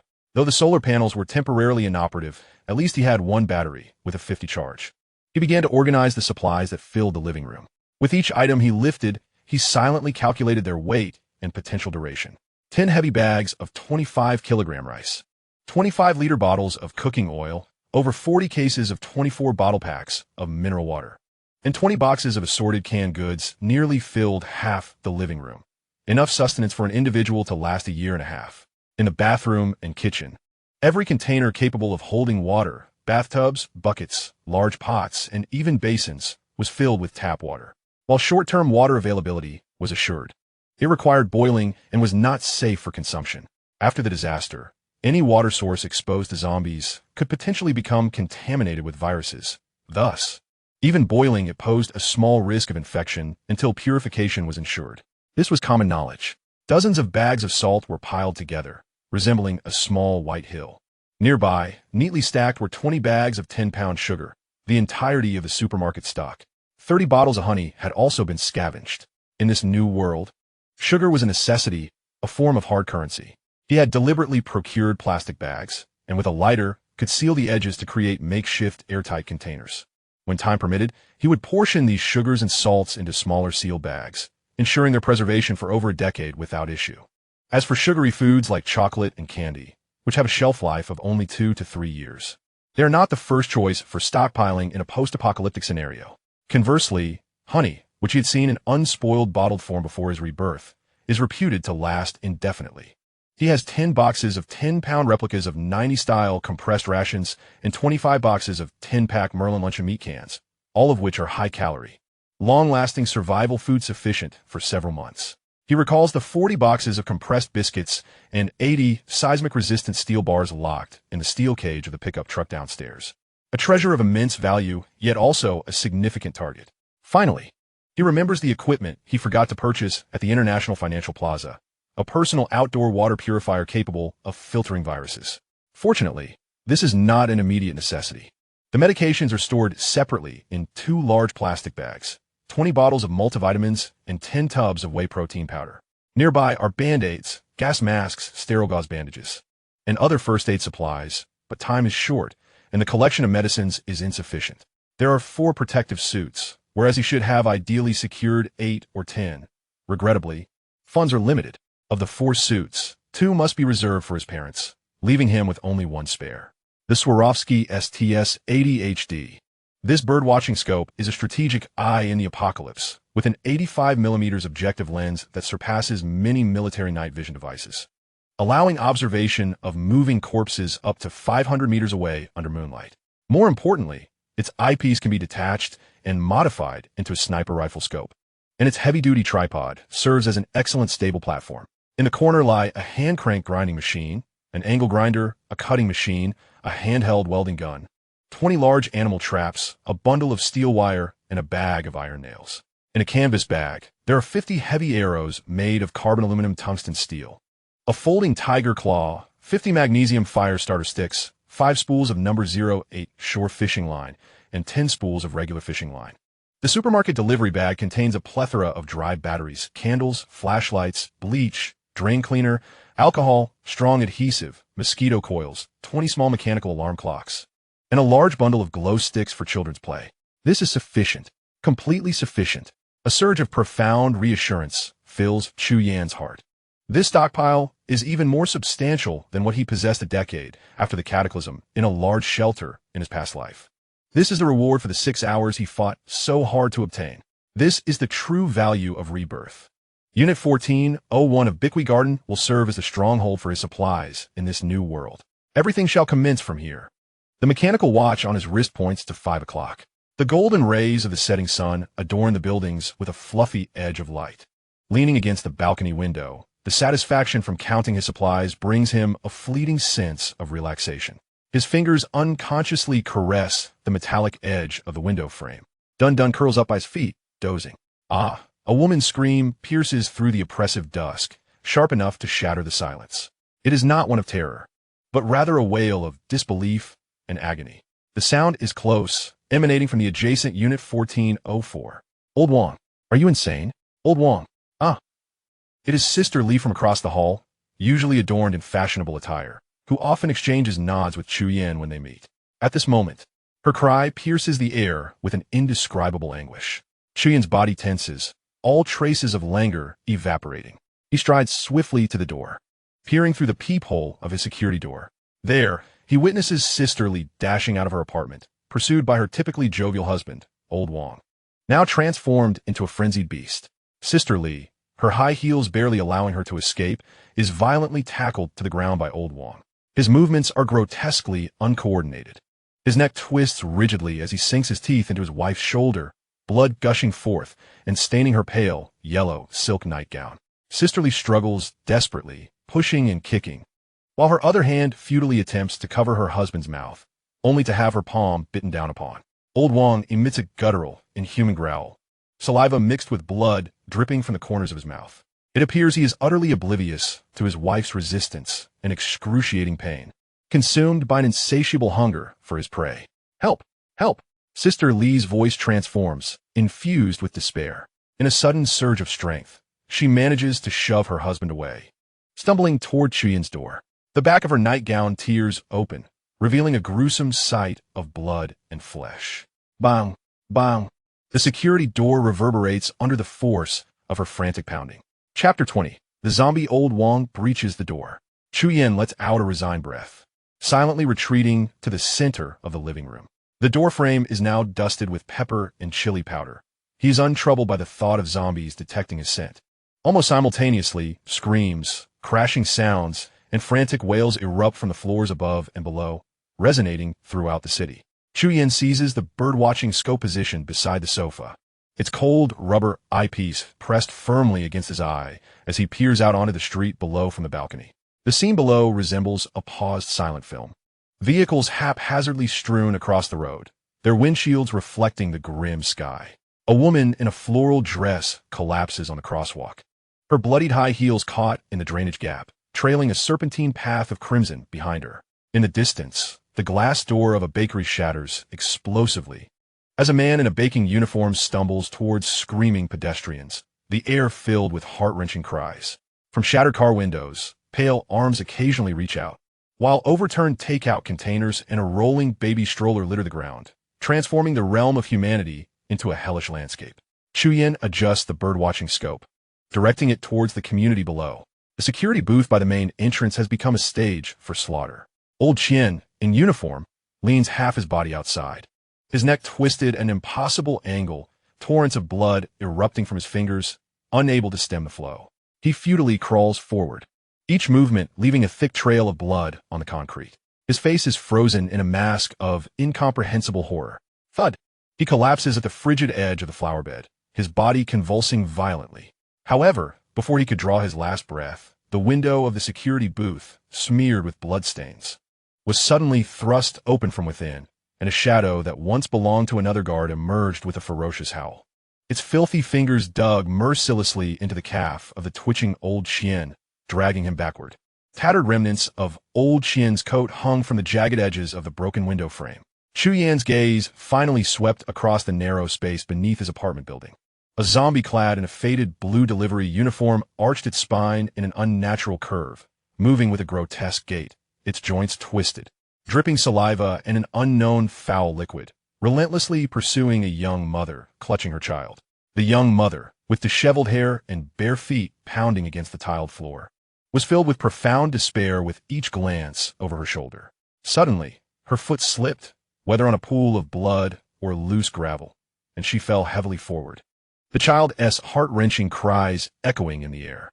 Desperately, she attempted to shield her child with her body, struggling to rise, but it was too late. The menacing blue shadow, reeking of blood, lunged at her like a famished beast. Through the cold lens of the binoculars, only the silhouettes of their desperate entanglement and the cries of struggle remained, completely engulfed by the surging crimson tide below. He lowered the binoculars, the cold metal tube pressing against his palm. Outside lay a hell's cape, while here was the first bastion of safety he had meticulously constructed. Yet, beyond this sanctuary lay the world he must confront. A faint, putrid odor seemed to permeate the air. The dull thuds against the security door gradually diminished, ultimately ceasing altogether. In the corridor, only the raspy sounds from Old Wong's throat echoed, resembling a wheezing bellows. Suddenly, Dung Dung beneath him puffed up, emitting a piercing scream, darting like a flash of golden lightning beneath the sofa, trembling in the farthest corner. The rasping from the doorway intensified, and almost simultaneously bang, bang, bang. Heavy impacts resonated against the security door with greater ferocity than before, shaking the entire heavy shield as dust cascaded from the edges of the doorframe. It was Old Wong. The sound of Dung Dung's cries had provoked it. These creatures, though their vision was obscured as if shrouded by thick frosted glass, and their movements sluggish and clumsy, retained their acute hearing and sense of smell, being exceedingly sensitive to the sounds of the living and the stench of blood. They were relentless, tireless feeding machines, driven solely by the primal instinct to shred any flesh that moved before them. At that moment, Old Wong resembled a mad bull scenting blood, relying purely on its predatory instincts, crashing against the iron door with an intensity double that of a normal human, desperate to break through the barrier separating it from its meal. Chuyen's heart leaped into his throat. He could not allow it to continue. While he was not concerned that the zombie could breach the security door, the noise in the silent corridor served as a beacon, inevitably attracting all the wandering monsters below. Moreover, the lifeless body of Sister Lee on the ground could transform at any moment. If she too mutated, they would then be confronted with two zombies at the entrance, complicating their predicament further. He took a deep breath and grasped a meticulously assembled 15-meter-long steel spear. The shaft was forged from cold HRB 500E rebar, while the tip was a sharp triangular prism crafted from high-carbon 65 manganese steel by Old Zhang, glimmering with a chilling sheen. Drawing from his past experiences, he knew that to confront a solitary zombie, this spear would be the most efficient and effortless cold weapon before he evolved to the second stage. He gently removed the top bolt of the door and cautiously pulled open the wooden door inside, leaving only the observation hole of the outer diamond shield visible. Old Wong's grotesquely distorted face instantly filled the peephole. His skin was ashen, his eyes cloudy and yellowed, laced with blood vessels, and the corners of his mouth were smeared with the blood and flesh of his wife's shoulder. He had caught the scent of the living seeping through the door crack, and he became even more frenzied, battering against the iron door with his shoulder and head. The door emitted a grating groan. Now was the moment. Without hesitation, Chu Yin yanked open the security door. As the door swung wide, Old Wong stumbled forward due to inertia. Chu Yin moved with the swiftness of lightning, sliding his body to the side to avoid the direct assault, and with a precise thrust of the spear, harnessing the momentum of his rotation. He aimed directly for Old Wong's murky left eye. With a wet, muffled sound, the spearhead effortlessly penetrated the fragile ocular tissue and drove deep into the skull. Old Wong's forward momentum abruptly halted, his raspy breathing silenced as if the power had been cut. Success. A wave of relief washed over Chu Yin, and he attempted to withdraw the spear. However, the tip remained stubbornly lodged, as if gripped by some unseen force. Old Wong's heavy body toppled forward, crashing to the ground with the weight of the spear. Chu Yin gripped the spear tightly, nearly losing his hold as he staggered back. His expression darkened, cursing inwardly. His strength was insufficient. The spearhead had become ensnared in the crevice of the rigid skull. In a previous life, such a thrust could be easily extracted with a flick of the wrist, but now he found himself exerting every ounce of strength, even needing to leverage his body's backward momentum. This was an unfamiliar struggle. He placed one foot on Old Wong's shoulder and pulled back with all his might. A sound reminiscent of a cork being removed from a bottle echoed, sending a shiver down his spine. The spearhead, now coated in dark red viscous fluid and fragments of bone, was finally freed. Old Wong's corpse collapsed to the ground like a severed piece of wood, a foul stench wafting through the air.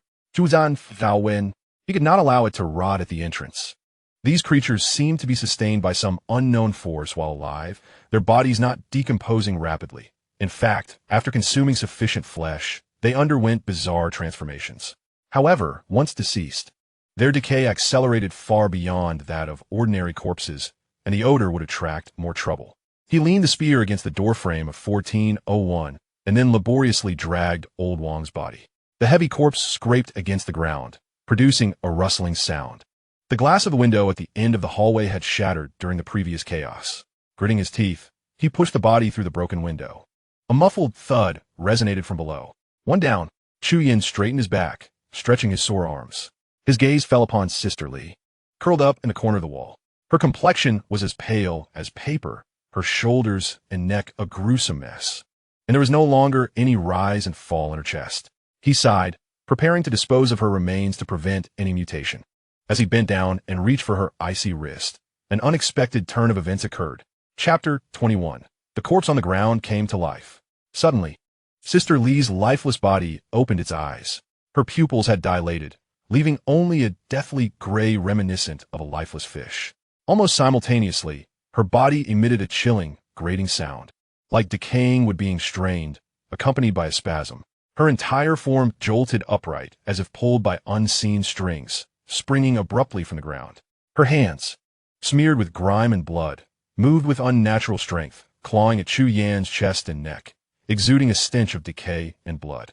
Though her movements remained sluggish overall, this sudden close-range burst of energy was shocking. It was too close. Chu Yan never anticipated this corpse would mutate so soon. In a panic, he had no choice but to retreat hastily. The nails scraped against the fabric of his jacket, tearing a gash, mere inches away from his flesh.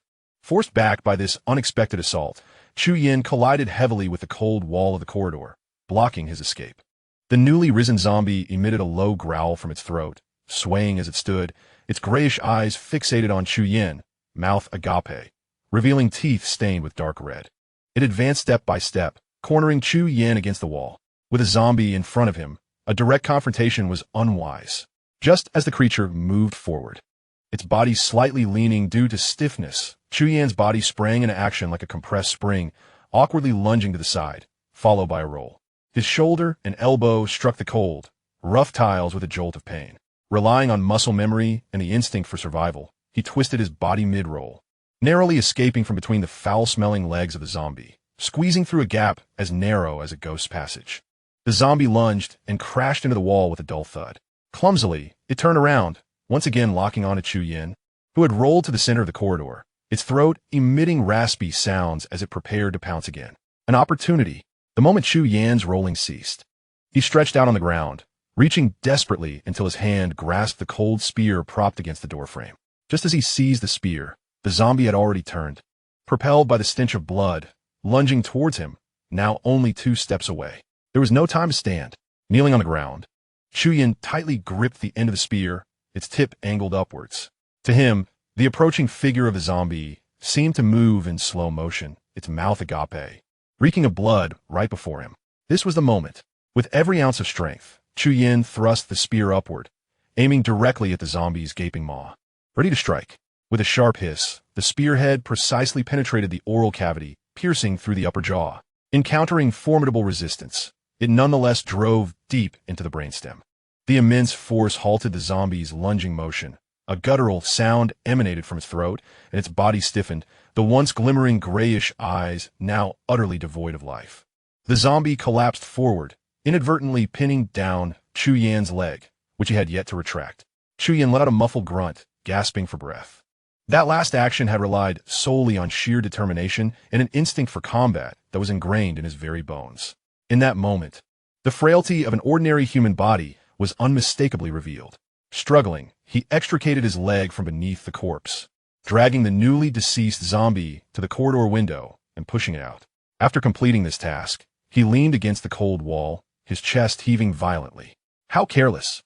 His current physique, with strength and reaction speed merely at the level of an ordinary person, made even confronting a common zombie an arduous endeavor. His thoughts could no longer linger in the past. He could not afford to be so vulnerable. Moreover, according to his previous experiences, did not the infected corpses typically take half an hour to mutate? Why was the transformation occurring so swiftly? Could it be that this world had undergone some undisclosed changes? He retreated to room 1401, securing both locks. With haste, he opened a large equipment bag, revealing a matte black full-body protective suit, a Kevlar-enhanced armor. He donned it swiftly, noting its modular design, which included independent arm and leg guards, a metallic helmet, tactical boots, and gloves. The suit featured a fish-scale structure woven from small alloy plates and Kevlar fibers, allowing for flexible movement without hindering vigorous actions. Once fully adorned, the outfit fit snugly without being cumbersome, weighing approximately over 10 pounds, yet providing an amplified sense of security. At the time of purchase, the shop assistant's eyes nearly bulged with disbelief, for the core protective layer was crafted from Kevlar fibers, combining lightweight properties with exceptional strength. Adhering to extraordinarily stringent protection standards, it could withstand the full force of a standard testing dagger's thrust and endure the bite test from large canines without sustaining damage. Such gear was typically procured for high-risk operations or tactical training by SWAT teams, with a single set priced at an astonishing 11,000 yuan. Chu Yan had not even blinked, immediately requesting 4 sets. For that price, he deemed it a worthy investment. In his previous life, he had witnessed numerous survivor squads equipped with ample firearms, yet they fell victim to zombie claws that tore through their skin, leading to immediate mutation. He had also seen survivors who, upon being scraped by steel rebar in the ruins and coming into contact with zombie blood, found themselves beyond salvation. The cinematic trope of heroes wielding firearms in tank tops and shorts amidst hordes of zombies? In reality, that was merely delivering takeout to the undead. Just as he fastened the last buckle of his helmet, a series of increasingly dense and frenzied banging sounds erupted, akin to a rapid drumbeat, abruptly emanating from the direction of the corridor. The source of the noise was the neighboring room 1403. Chu Yan's heart sank.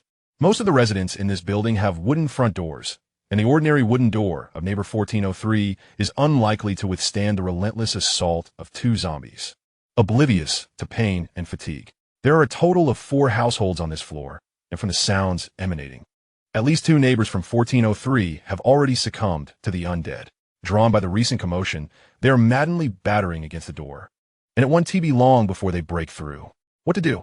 A risky move is imperative. Chapter 22, A Great Secret on the Rooftop. Chu Yan retrieved the only intact orange lithium battery, which held a remaining charge of 50. This was the last reserve of power.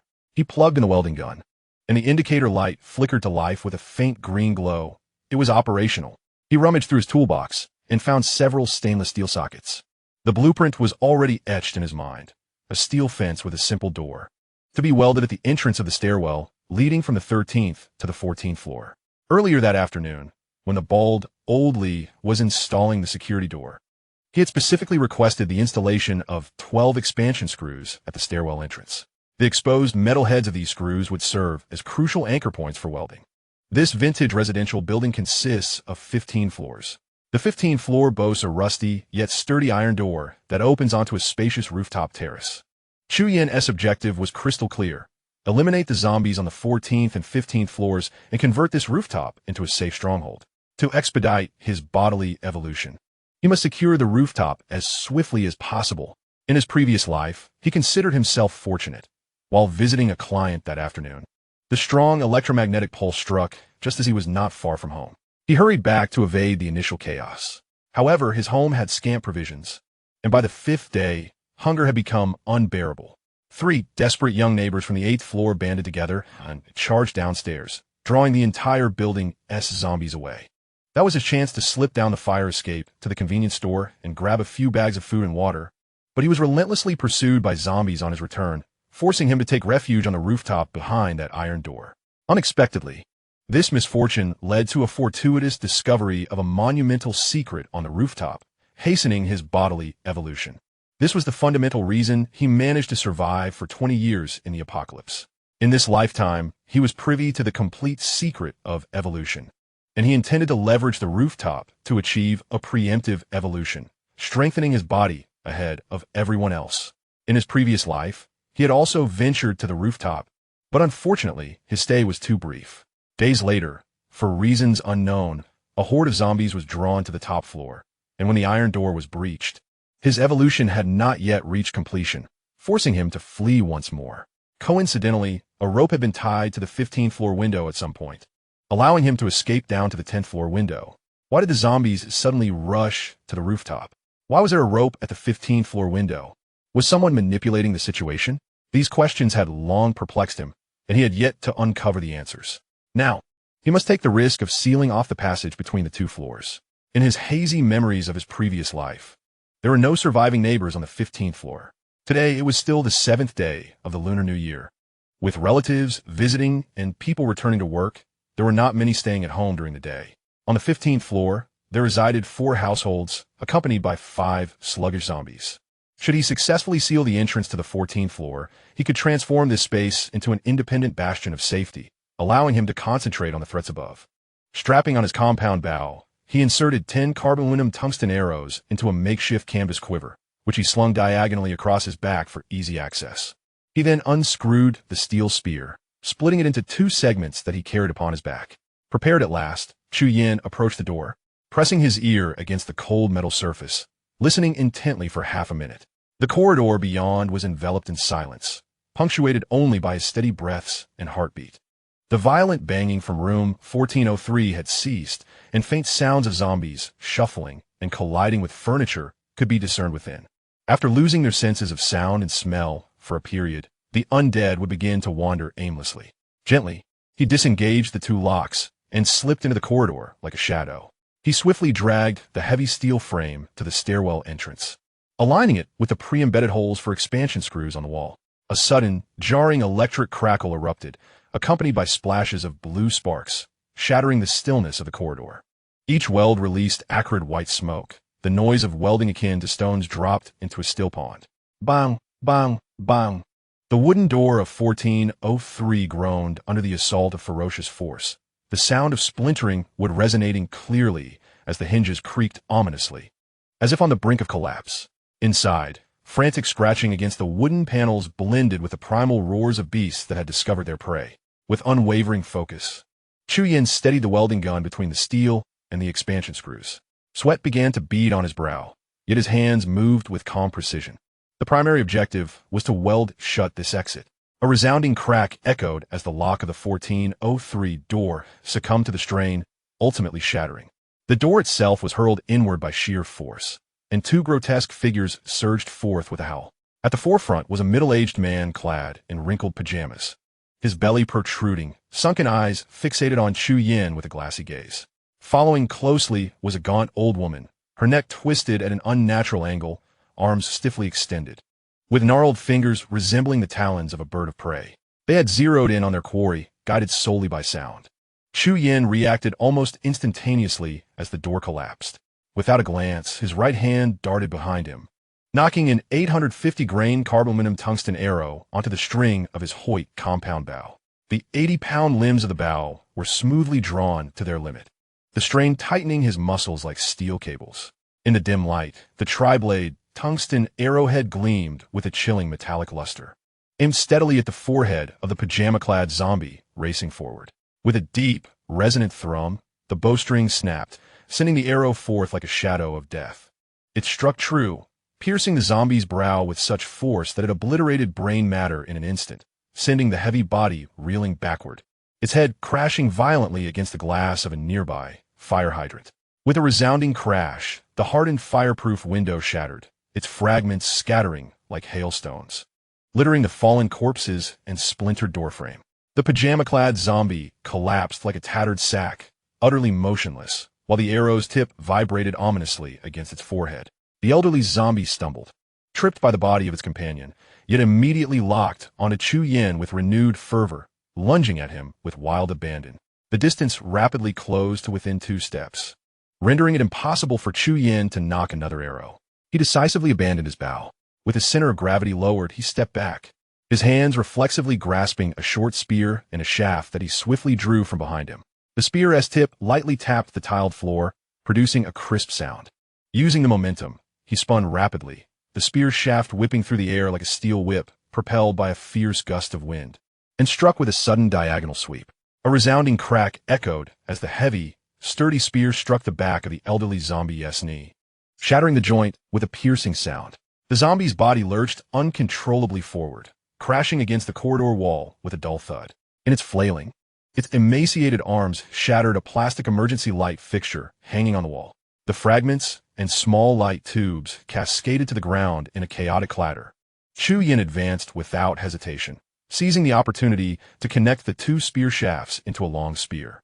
The spear arced through the air with an aura of strength, its tip descending with deliberate force, leveraging his body's weight and resolve, plunging downwards with ferocity.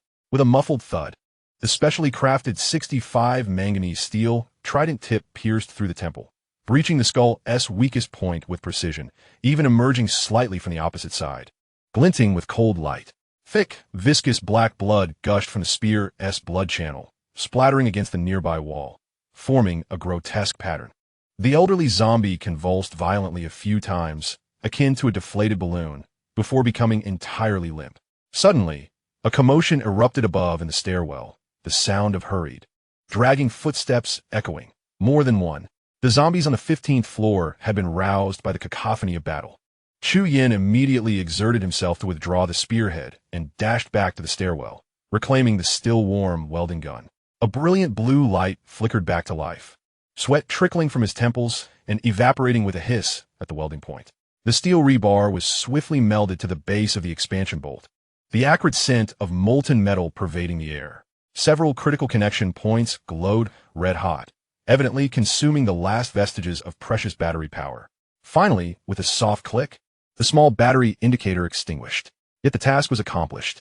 Chu Yin grasped the newly welded steel door and pulled with all his might, producing a heavy thud as the makeshift steel door sealed shut.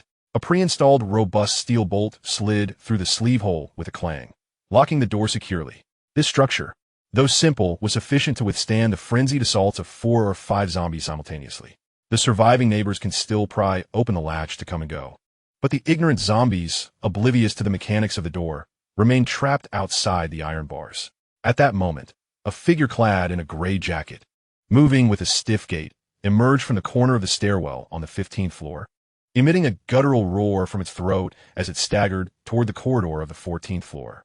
Its pace was slow, yet imbued with a palpable sense of strength, each heavy footfall resonating upon the steps. Without a moment's hesitation, Chu Yin drew another arrow from his quiver, knocked it onto the bowstring, and aimed. The zombie, unaware of the impending danger, continued to charge forward with a ferocious growl. However, as Chu Yin released the arrow, his slightly fatigued arm caused a momentary tremor, resulting in the arrow missing its target, the head, and instead plunging violently into the zombie's right shoulder. The immense force caused the creature to lurch, colliding against the stair railing. Yet, It seemed impervious to pain, only momentarily hindered by the impact, unleashing an even more furious roar as black blood gushed from the wound, staining the gray jacket. Undeterred, it lunged forward once more, too close for Chu Yan to evade. Chapter 23. The Tragic Demise of Old Bear. A chill gripped Chu Yan's palm, and his body reacted faster than his thoughts could process. There was no time for an elaborate dodge. He summoned strength from his waist and legs, swiftly pivoting to the side in response to the zombie's momentum. This instinctive maneuver, honed through countless encounters with the undead, prioritized survival over aesthetics, aiming to avoid critical hits and create space. However, his current physical prowess was a mere shadow of what it had been in his previous life, and he was still a fraction too slow. The zombie's filthy, clawed hand struck forcefully against the protective gear on his side, producing a dull sound akin to leather being scraped by a hard object. The overwhelming force, twice that of an ordinary person, sent a jolt through his chest. A tremendous push destabilized him, causing him to stagger back a step, his back colliding painfully against the rough concrete wall. A dull ache resonated in his chest, but thankfully, it was merely the pain of impact. His flesh remained intact. Instinct for combat surged within him. In the instant his back made contact with the wall, his right knee, coiled like a compressed spring, propelled him forward with ferocious energy. Utilizing the reactive force of the collision, he retreated decisively to the side and rear. The optimal strategy for dealing with a single zombie lay in exploiting its slower speed to quickly create distance. His backward leap continued seamlessly, while his center of gravity subtly shifted. Without the slightest delay, his right hand reached once more for the quiver, drawing the arrow, knocking it and releasing. The entire sequence unfolded in a flash. The compound bow was drawn to its full arc, the tungsten steel tip glinting ominously in the dim light, fixating intently on the advancing zombie. The second arrow whistled through the air with sharp precision, piercing directly through the gaping maw of the zombie. The tip penetrated the upper jaw, embedding itself deep within the skull. The zombie's forward momentum stiffened, propelled by its own inertia, and it crashed forcefully against the steel door, producing a resounding clang. The entire iron barricade shuddered slightly. The lifeless body slid slowly down the steel door, collapsing onto the ground, with dark blood gushing from its mouth and the arrow wounds. From above, the heavy, hurried footsteps and howls grew louder, clearly drawn by the commotion of their companion's demise. After releasing 3 arrows with a powerful bow, coupled with the explosive close-quarter combat, the exertion of moving heavy objects and extreme welding left Chu Yan's arm muscles in agony, trembling under the strain. A profound fatigue washed over him, surging from his limbs. He recognized that he had reached his limits. Glancing down at the marks where he had been grabbed, he noticed several clear, dark claw marks. The outer fabric of his protective suit had been slightly torn, revealing some indentations. Yet the resilient composite lining had successfully withstood the assault. He swiftly extracted the 3 carbon-aluminum tungsten arrows, wiping the sticky red and white mixture from the tips against the zombie's clothing. Without another glance at the commotion above, he decisively retreated into room 1401, locking the heavy security door and wooden door behind him. Leaning against the cold door, sweat began to uncontrollably trickle down his forehead, stinging as it reached the corners of his eyes. He removed his helmet and slumped onto the sofa, drenched in sweat and grime. Just as Chu Yan settled down to catch his breath, a cacophony of shouting and violence erupted from downstairs. Grabbing his birdwatching binoculars, he stepped onto the balcony, his gaze instantly locking onto the source of the chaos. It was his burly neighbor from Building 2, known as Old Bear, who often charged across the basketball court. At that moment, he burst out of the unit door, charging directly toward the parking lot at the community entrance. Standing nearly 6'3", his massive frame was encased in a thick, taut, deep blue windbreaker with remarkably muscular neck and wrists exposed. Clutching a professional baseball bat wrapped in red anti-slip tape, he resembled an enraged bull, his roar causing several windows below to hum. Get lost. 3 zombies that had just risen from the ground were immediately drawn to the noise. Converging on him, Old Bear wasted no time. Swinging the baseball bat with a heavy whoosh, he struck down. Thwack, thwack, thwack.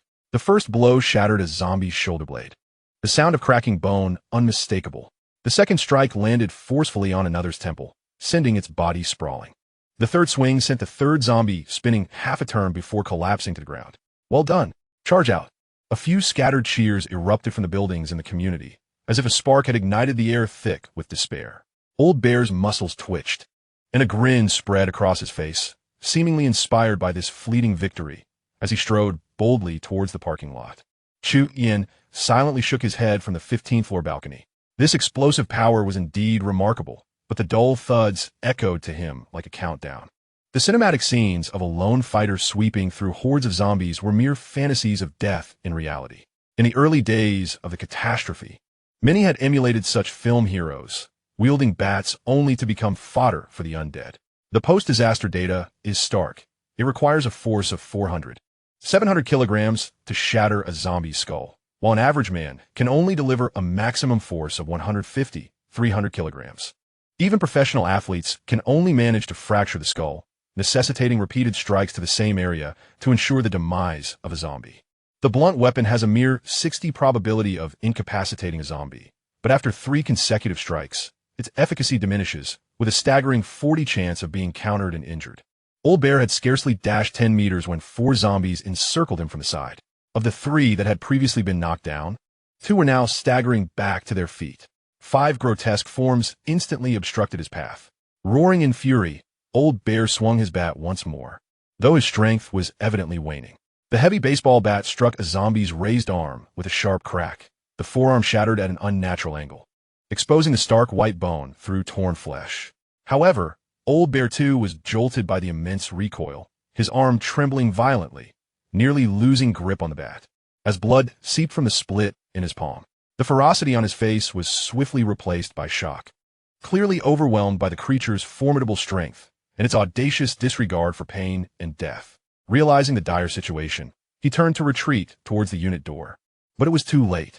A zombie, which he had initially struck on the shoulder, suddenly unleashed a strength beyond the ordinary, lunging at him from the side.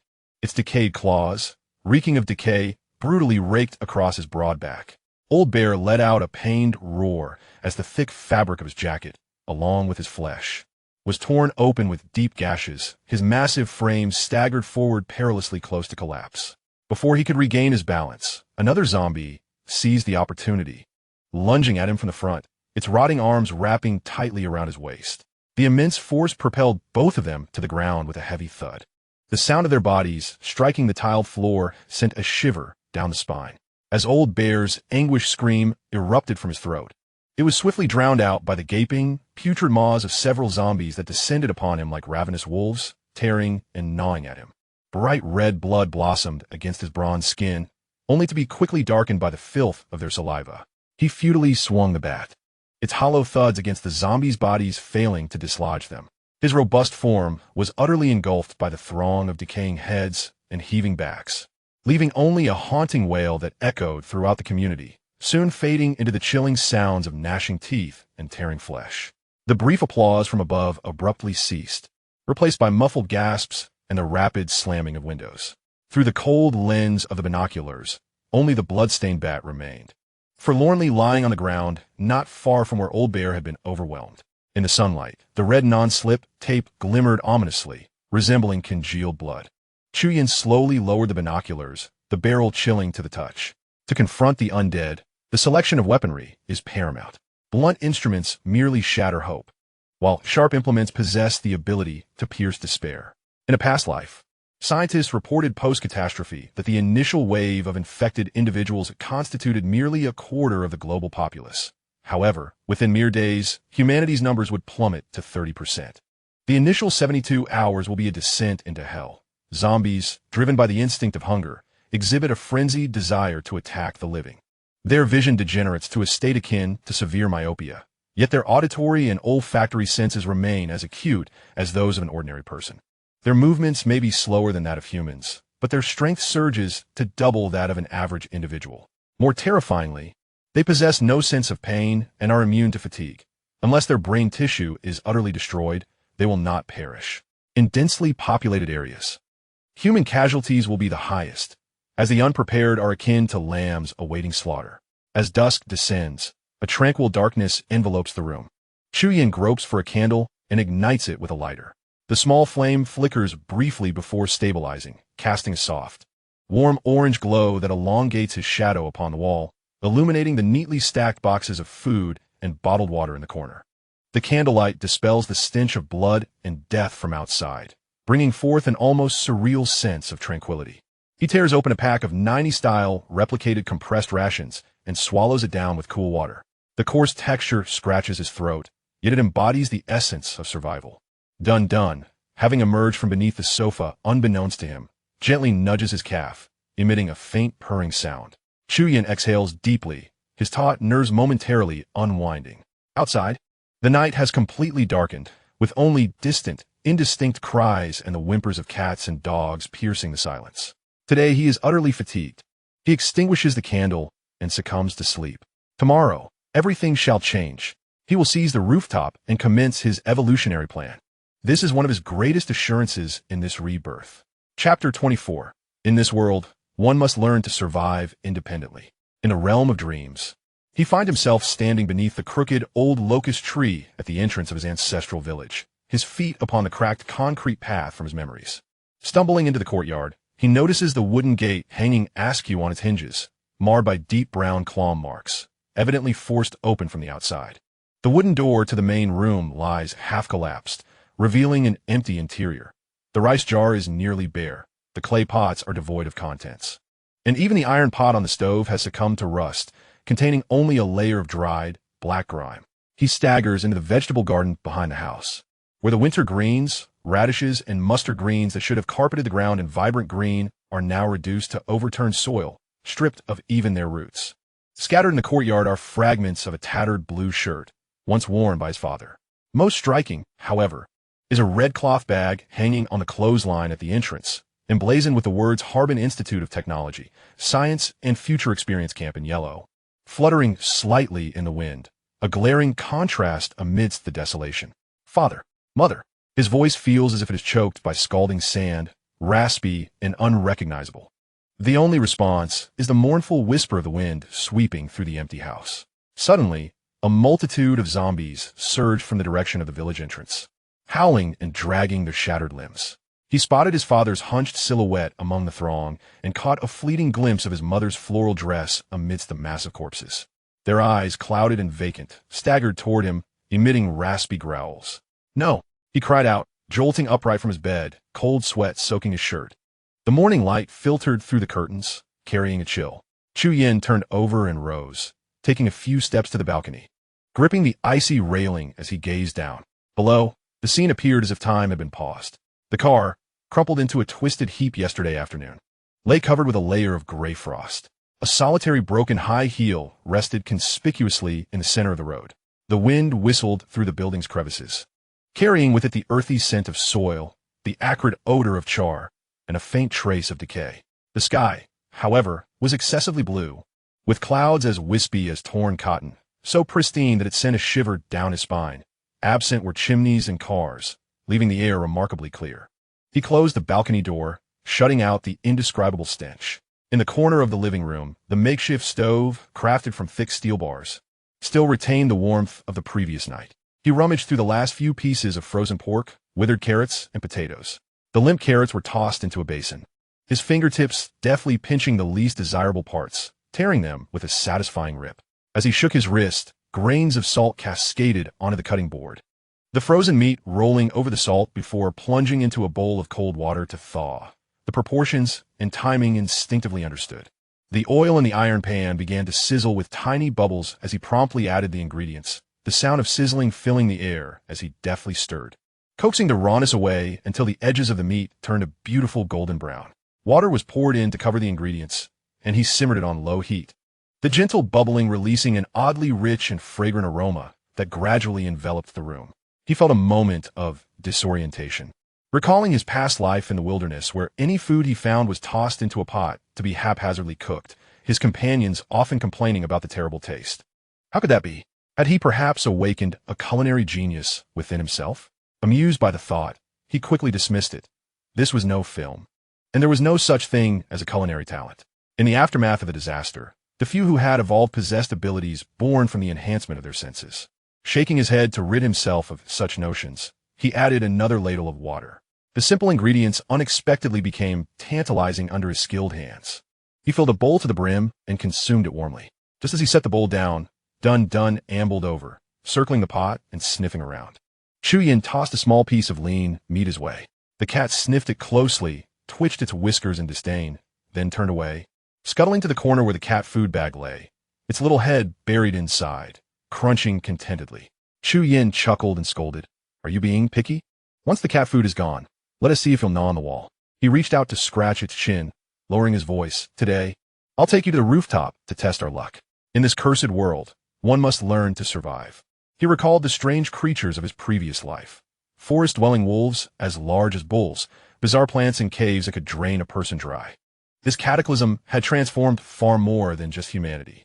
Sated and strengthened, he was ready to face the day. Chu Yin rummaged through the supplies purchased from the supermarket, embarking on the familiar task of crafting rudimentary weapons.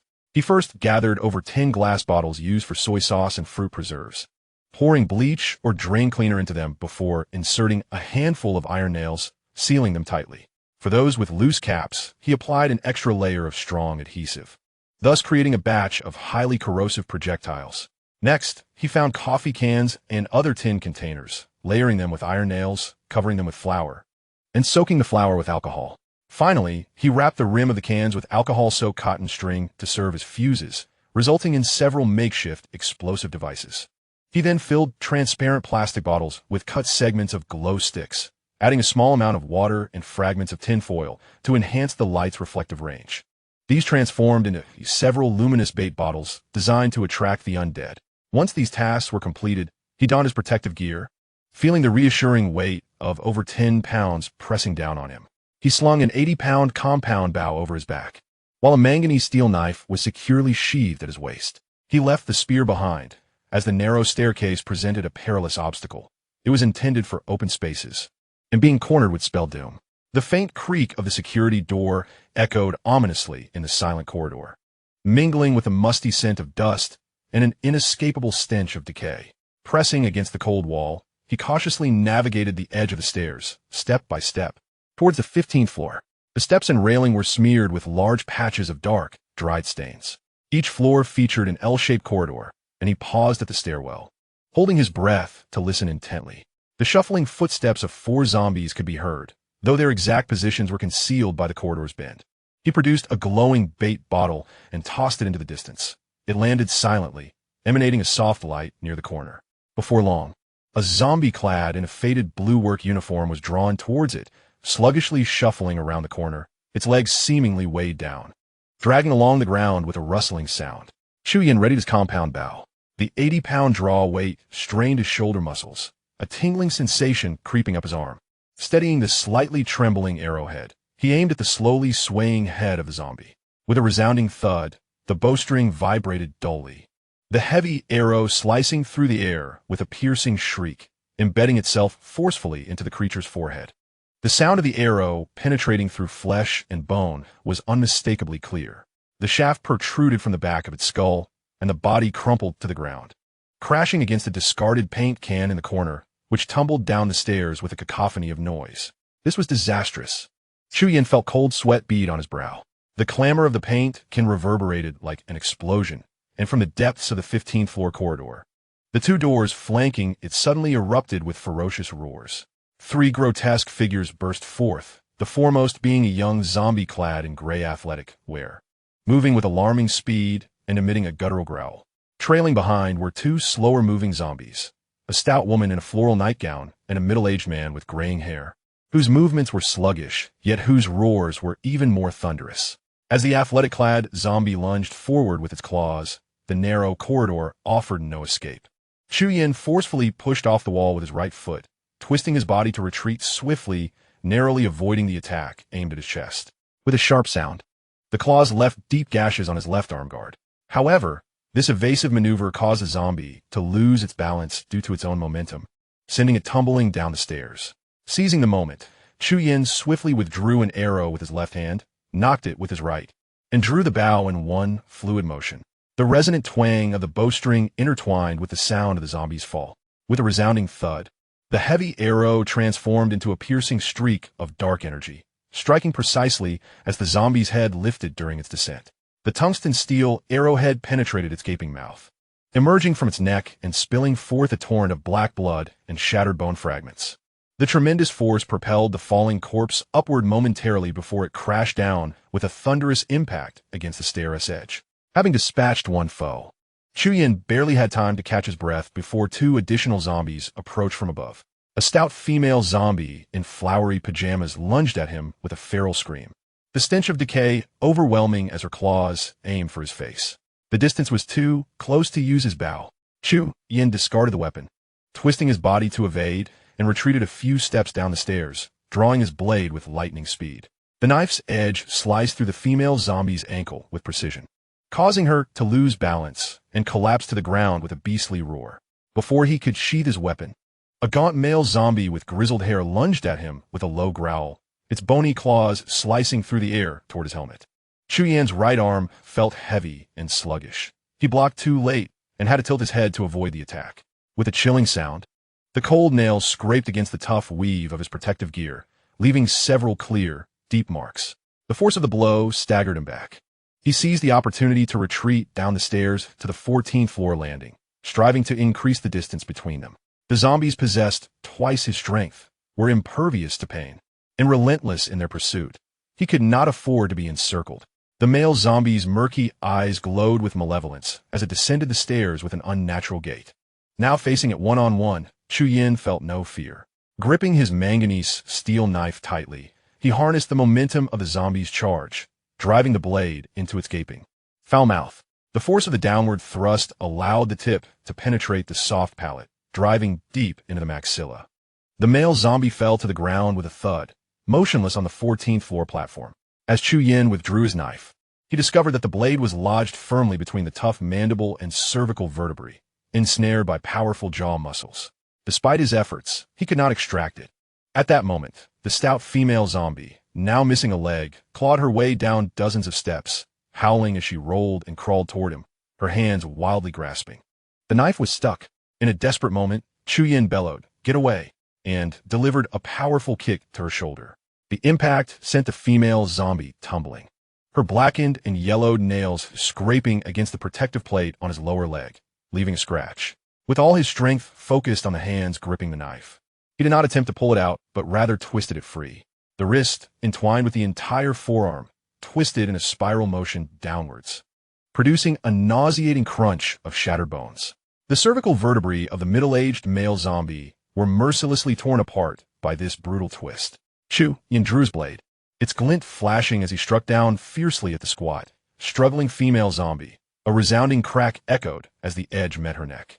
She toppled over, her neck unbroken, yet her mouth gaped wide in a primal roar, attempting to rise once more. You wretch! The blade flashed again, the manganese steel knife leveraging his full weight to sever her neck, her head rolling away as her cries abruptly ceased. Leaning against the wall, Chuyin gradually sank to the ground, resting for several minutes to regain his strength before methodically pushing the bodies from the 2 floors out the window. The dull thuds of their descent reached his ears, echoing in the emptiness below after a brief delay.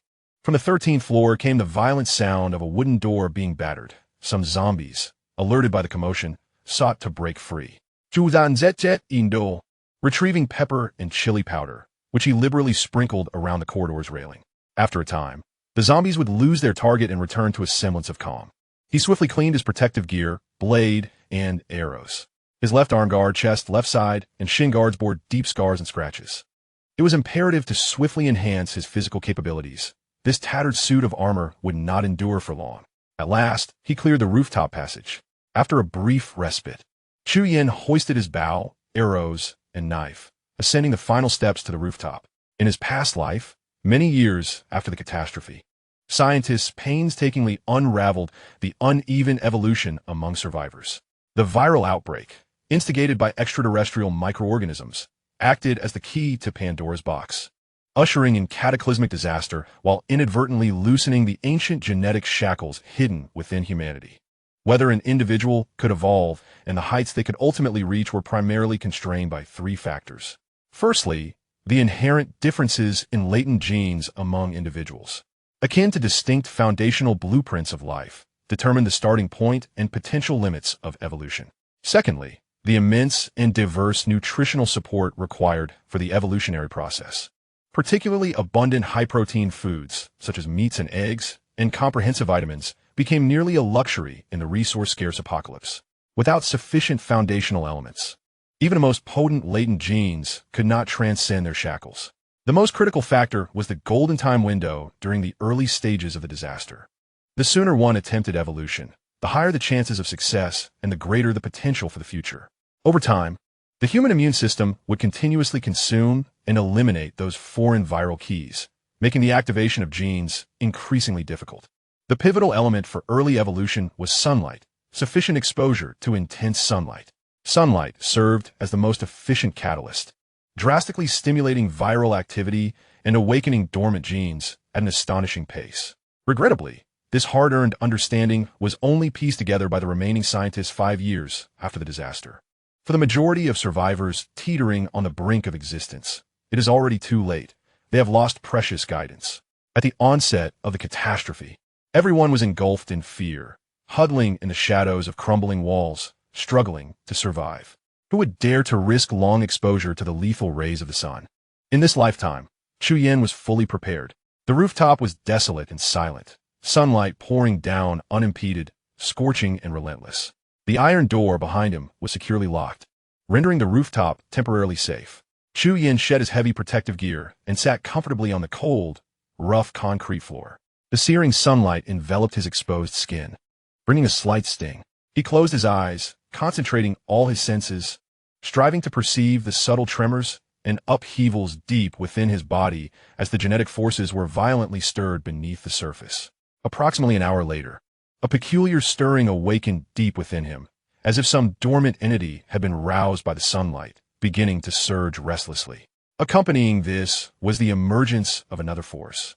As his body seemed to undergo a series of indescribable minute adjustments, a thrill surged through Chu Yan's heart. It had truly begun. The sunlight had stimulated the virus within him, accelerating the initiation of evolution. In the 2 decades following the calamity of his past life, various organisms had undergone different degrees of evolution. A post-apocalyptic scientist had once posited a theory that, liberated from the constraints of modern civilization, organisms could activate their dormant natural evolutionary processes through solar radiation, allowing them to return to their origins of species evolution. Guided by light and in harmony with the natural order. Return to the origin. No longer hesitating, he swiftly discarded all his garments, lying bare on the concrete, striving to expose every inch of his skin to the sunlight. In his previous life, he had never experienced such unrestrained exposure.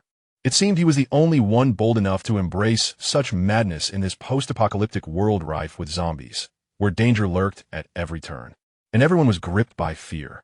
Though the chill of early spring lingered in the southern air, he felt no cold. Instead, waves of warmth surged within him, spreading throughout his being. This was not merely the warmth of sunlight. It was an almost searing heat coursing from within. The velocity of his blood flow seemed to quicken, and he could hear the rhythmic pumping of his blood echoing in his ears, while the veins beneath his skin pulsed visibly. Soon after, a subtle tingling sensation began to spread along his nerve endings, particularly in the sensitive areas of his fingertips, palms, and soles. It felt as if countless tiny currents were skimming beneath his skin, engaging in a slow, silent reorganization. After lying there for over 3 hours, his body felt like a chaotic battlefield, energy depleting rapidly. A profound hunger emanating from the depths of his cells surged forth. Finally, it had arrived. He hastily donned his protective suit and raced back to room 1401. He understood that this hunger, stemming from the very core of his cells, could not be satisfied by mere food alone. He first grabbed a handful of multivitamins and swallowed them, followed by several spoonfuls of whey protein powder. The path of evolution necessitates a comprehensive intake of vitamins and high protein. Otherwise, the prior solar catalysis and activation of latent genes would be in vain. The sensation of hunger persisted. He could hardly wait for the food on the stove to be thoroughly heated. Tearing open the compressed rations and prying open a can of meat, consuming them ravenously. Half a pound of rations, half a box of canned goods, along with a pot of rice and meat, finally quelled the unsettling hunger. Just as he prepared to ascend the stairs again, a hesitant and urgent knocking reverberated from outside the door. Chapter 26. The Varied Faces of the Apocalypse. Accompanying the knocking was the voice of Teacher Zhang, deliberately lowered, yet unable to conceal her frailty and anxiety. Xiaochu? Xiaochu, are you home? I saw you return through the peephole. Please open the door. It's your neighbor, Teacher Zhang. Chu Yin furrowed his brow, moving to the door and peering through the peephole. Teacher Zhang's complexion was pale, her hair disheveled, and thick lenses fogged, reflecting a blend of fear and urgency. Behind her stood the equally pale, but unusually quiet Manya, clutching her mother's garment tightly. Chu Yin opened the door slightly, his cold gaze landing on Teacher Zhang, and uttered no words. Upon seeing the door ajar, Teacher Zhang seized the opportunity as if grasping a lifeline, her voice tinged with a hint of sobbing. Xiao Chu, please help us. We have nothing to eat at home, and we're running out of water. She took a breath, attempting to straighten her back and regain her accustomed moral high ground. I know you have hoarded a significant amount of supplies. In times like this, we must promote a spirit of mutual aid. Everyone has a social responsibility, and we cannot only think of ourselves. Especially for my Manya, he is still a child, a vulnerable group. We should prioritize. Chu Yin abruptly interrupted her, his voice as frigid as ice. Silence. Teacher Zhang, save your sanctimonious rhetoric. My stockpiling is my own affair. There's no need for your finger-pointing. While I risked my life, exhausting my savings and racing against time to prepare, what are you doing? Condemning me for disrupting the market? Reporting me to the authorities? Now that you're out of supplies, you suddenly remember social responsibility and the spirit of mutual aid? Each of his words struck Teacher Zhang like a hammer, causing her complexion to shift from pale to red, her lips trembling as she struggled to find a retort. Chu Yin's gaze shifted past her, landing on the silent, diminutive figure behind her. Manu was also watching him, her calm eyes devoid of pleas, only reflecting a near numbness from fatigue and resignation to her mother's actions. Taking a deep breath, Chu Yin turned and quickly grabbed a 5-kilogram bag of flour, a vacuum-sealed package of ham sausages, and 2 5-liter bottles of mineral water from the food stacked behind the door. He did not hand them to Teacher Zhang, but instead placed them in front of Manya. His voice was devoid of emotion. Take this back. It's for Manya, not for you. Ensure he is well fed. Teacher Zhang was momentarily taken aback, instinctively pulling out a handful of crumpled bills from her pocket, attempting to press them into Chu Yin's hands. Money, I can give you money. Chu Yin didn't even glance at the money, coldly dismissing her with the words, save it. This stuff won't even suffice for wiping. Having spoken, he offered no further opportunity for conversation to the mother and child. With a resounding thud, the heavy security door was slammed shut, effectively severing all ties to the outside world and cutting through the fabric of hypocritical moral coercion. Outside, Teacher Zhang gazed at the food cradled in her son's arms, then at the firmly closed iron door, her cheeks aflame with embarrassment as she distinctly realized how utterly pale and absurd her notions of maternal virtue in peaceful times appeared in the face of apocalyptic realities. Meanwhile, the child merely clutched the precious provisions closer, lowering his head in silence. In the afternoon, Chu Yin took it upon himself to return to the rooftop with Duan, laden with ample supplies of food, water, cat food, and vitamins. Under the influence of extraterrestrial, microbial radiation enveloping the globe, one could only ponder whether Duan adhered to the natural laws of life, evolution driven by sunlight. This question remained unanswered, yet it was abundantly clear that, in the chill of winter, cats preferred basking in the warmth of the sun. A man and his feline companion, one bare-skinned and the other sprawled on its back, lay on the sun-kissed concrete for the entirety of the afternoon. Chu Yin felt the sensations within him sharpen, as if a bustling factory had been reignited to full capacity. The sun scorched his skin, yet the stinging sensation was soon overshadowed by the relentless tide of warmth surging through his body. The ache in his muscles became more pronounced, akin to countless tiny steel needles piercing through the fibers. That disquieting electric current coursed through him, ubiquitous and unsettling. Ultimately, the insatiable hunger that gnawed at him returned with a vengeance, compelling Chu Yin to consume half a pound of 90-style compressed rations and half a box of mail-in luncheon meat. Duan, too, displayed an insatiable appetite, devouring half a bag of cat food, though it disdainfully ignored the vitamins. Chu Yin sensed a subtle transformation within his physique when he attempted to clench his fist. His joints felt more agile, and the power coursing through his muscles seemed to possess a newfound resilience. Throughout that afternoon, the man and his cat basked in the sun for over 5 hours. As evening descended, they hurried back to apartment 1401 to feast. Duan swiftly polished off the remaining cat food, even leaping onto the stove to seize the morsels that Chu Yin had yet to consume. I've eaten less than you, Chu Yin grumbled, shoving the feline away with annoyance. From now on, catch your own mice to survive. As night fell, flickering candlelight began to illuminate the community sporadically. On the balcony of 1401, Chu Yin observed those dim yellow points of light swaying in the darkness with a cold gaze. Fools, he silently cursed. Such meager illumination in the stillness of night rendered them living targets, attracting not only the undead, but also the desperate and starving. Darkness was the true armor in this moment. "Hello, is anyone there?" A sobbing female voice suddenly pierced the silence, seemingly emanating from a darkened window across the way. "I'm in building 3, apartment 602. Can someone help me?" This cry fell into the stillness like a stone cast into stagnant waters. Moments later, a cacophony of voices erupted from various directions. "We have no food left. Who has food? Willing to trade at high prices. When will help arrive? Is anyone even responding? I'll pay 10,000 for a box of instant noodles. Can any kind soul spare a little water? My child has a high fever. I beg you." The cries for help, the murmurs of discontent, and the anguished wails reverberated through the desolate buildings, shattering the silence completely. Roars and hisses seemed to respond to a sinister summons, terrifying shrieks erupting from all directions. This was soon followed by the frantic banging on doors. Bang, bang, bang. The sound of splintering would pierce the air, and after a brief moment of gasps and screams, the community fell back into an eerie stillness. Chu Yin withdrew his gaze and secured the balcony door tightly. The first lesson of the apocalypse is that some will never learn.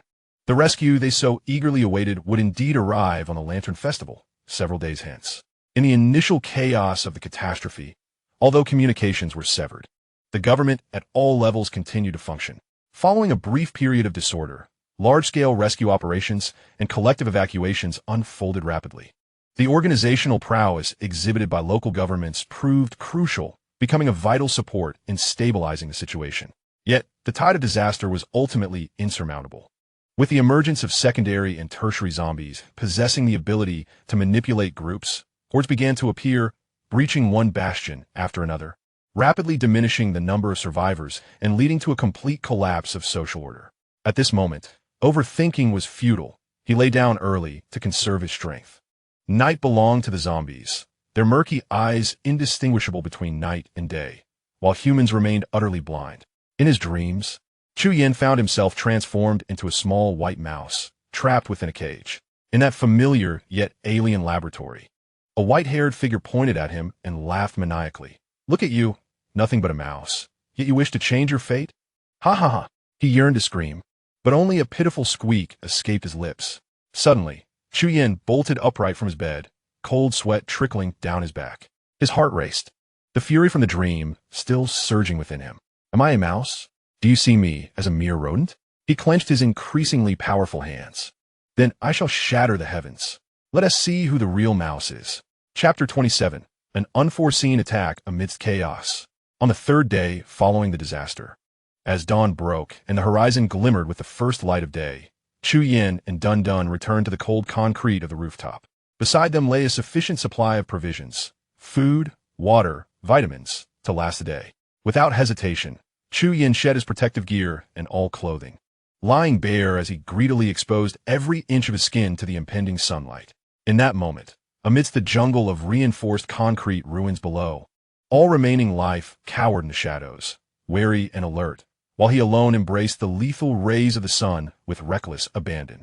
The searing flood of heat from yesterday had diminished. The restlessness within him felt more like a steady, soothing spring coursing through his limbs. The lingering soreness in his muscles persisted, and the subtle, tingling sensation trailed closely behind, but the pangs of hunger were not as frenzied as before. The combination of protein powder and multivitamins was essential, a crucial element on the path to evolution. Sufficient supplies of compressed rations and canned meat were imperative. Caloric and nutritional intake must be maintained to ensure a solid foundation for his transformed body. Dun Dun remained peacefully basking in the sunlight, its alluring posture captivating. It lay on its back, belly exposed, limbs spread in a relaxed manner, even its usually vigilant tail drooping lazily to the ground. Under the direct rays of the sun, a fine sheen emerged from the gaps in its fur, transforming its once fluffy golden coat into a smooth, wax-like texture. As day breaks and night falls, this cycle perpetuates. On the fourth day following the calamity, Chu Yin sensed that his appearance, once that of a delicate office worker, had darkened considerably. Yet, Change was accumulating. He distinctly felt that the heavy, Kevlar-enhanced protective suit, weighing over 10 pounds, no longer bore the same weighty sensation. His movements, running, jumping, and dodging, had become considerably more fluid. The 5-pound manganese steel blade, sheathed at his waist, felt lighter in hand, the swish of its arc slicing through the air even sharper. Dun spent most of its time sleeping, seemingly having gained a bit of weight, yet there were no other noticeable changes. It remained indifferent to the specially prepared multivitamin tablets and whey protein powder that Chu Yin had set aside for it. As the sun dipped on the 4th day, Chu Yin stood at the edge of the rooftop, stretching his limbs against the wind.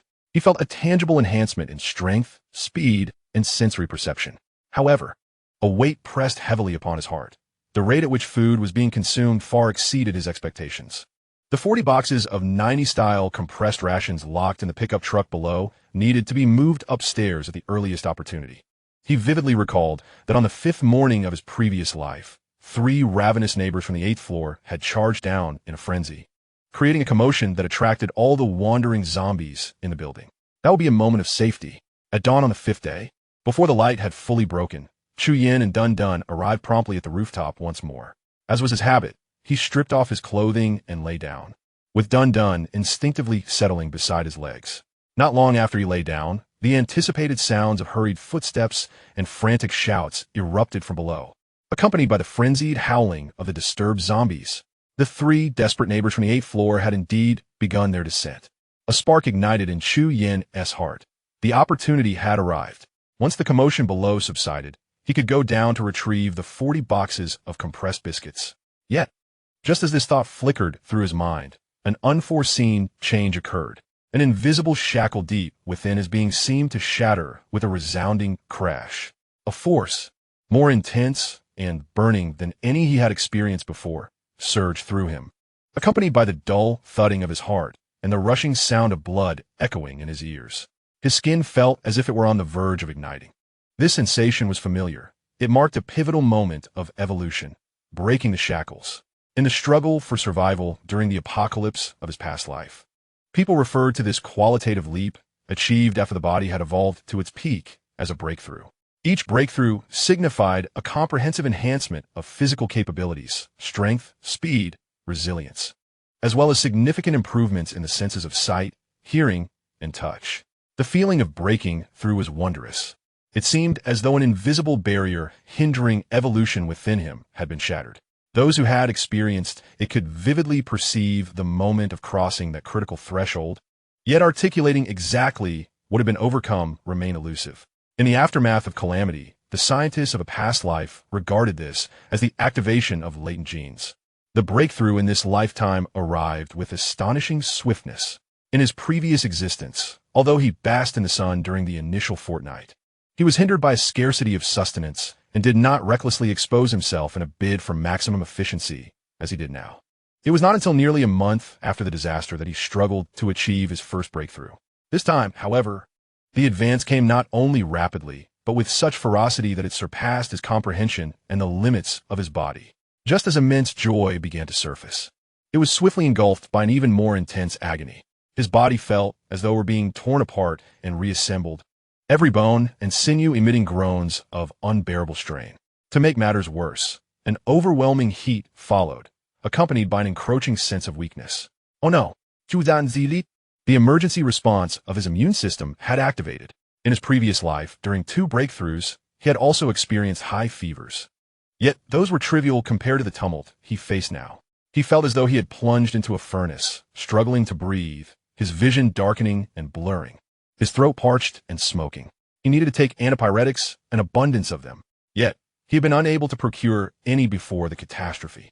Remaining exposed on a rooftop under the sun was no longer an option.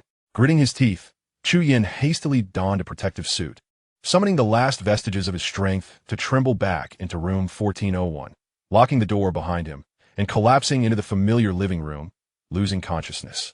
In dreams, he felt as if submerged in molten lava, floating and sinking, unaware of how long it had been. Dimly, he sensed Dun desperately scratching at his hand. Struggling to open his eyes, he could barely see. His body still burned with fever, and his limbs remained weak. He seemed to feel Dun anxiously biting his fingers, whimpering incessantly. Gradually, he regained some awareness and perked his ears. There was movement by the door. The hair on the back of his neck stood on end. Someone was attempting to pick the lock. He laboriously reached for the composite bow strapped to his back. But as his fingertips brushed the cold limbs, a sharp pain shot through his arm muscles. His body felt so weak that he could hardly draw the bow. His heart sank into despair. Chapter 28. Struck by the nail gun. Outside room 1401.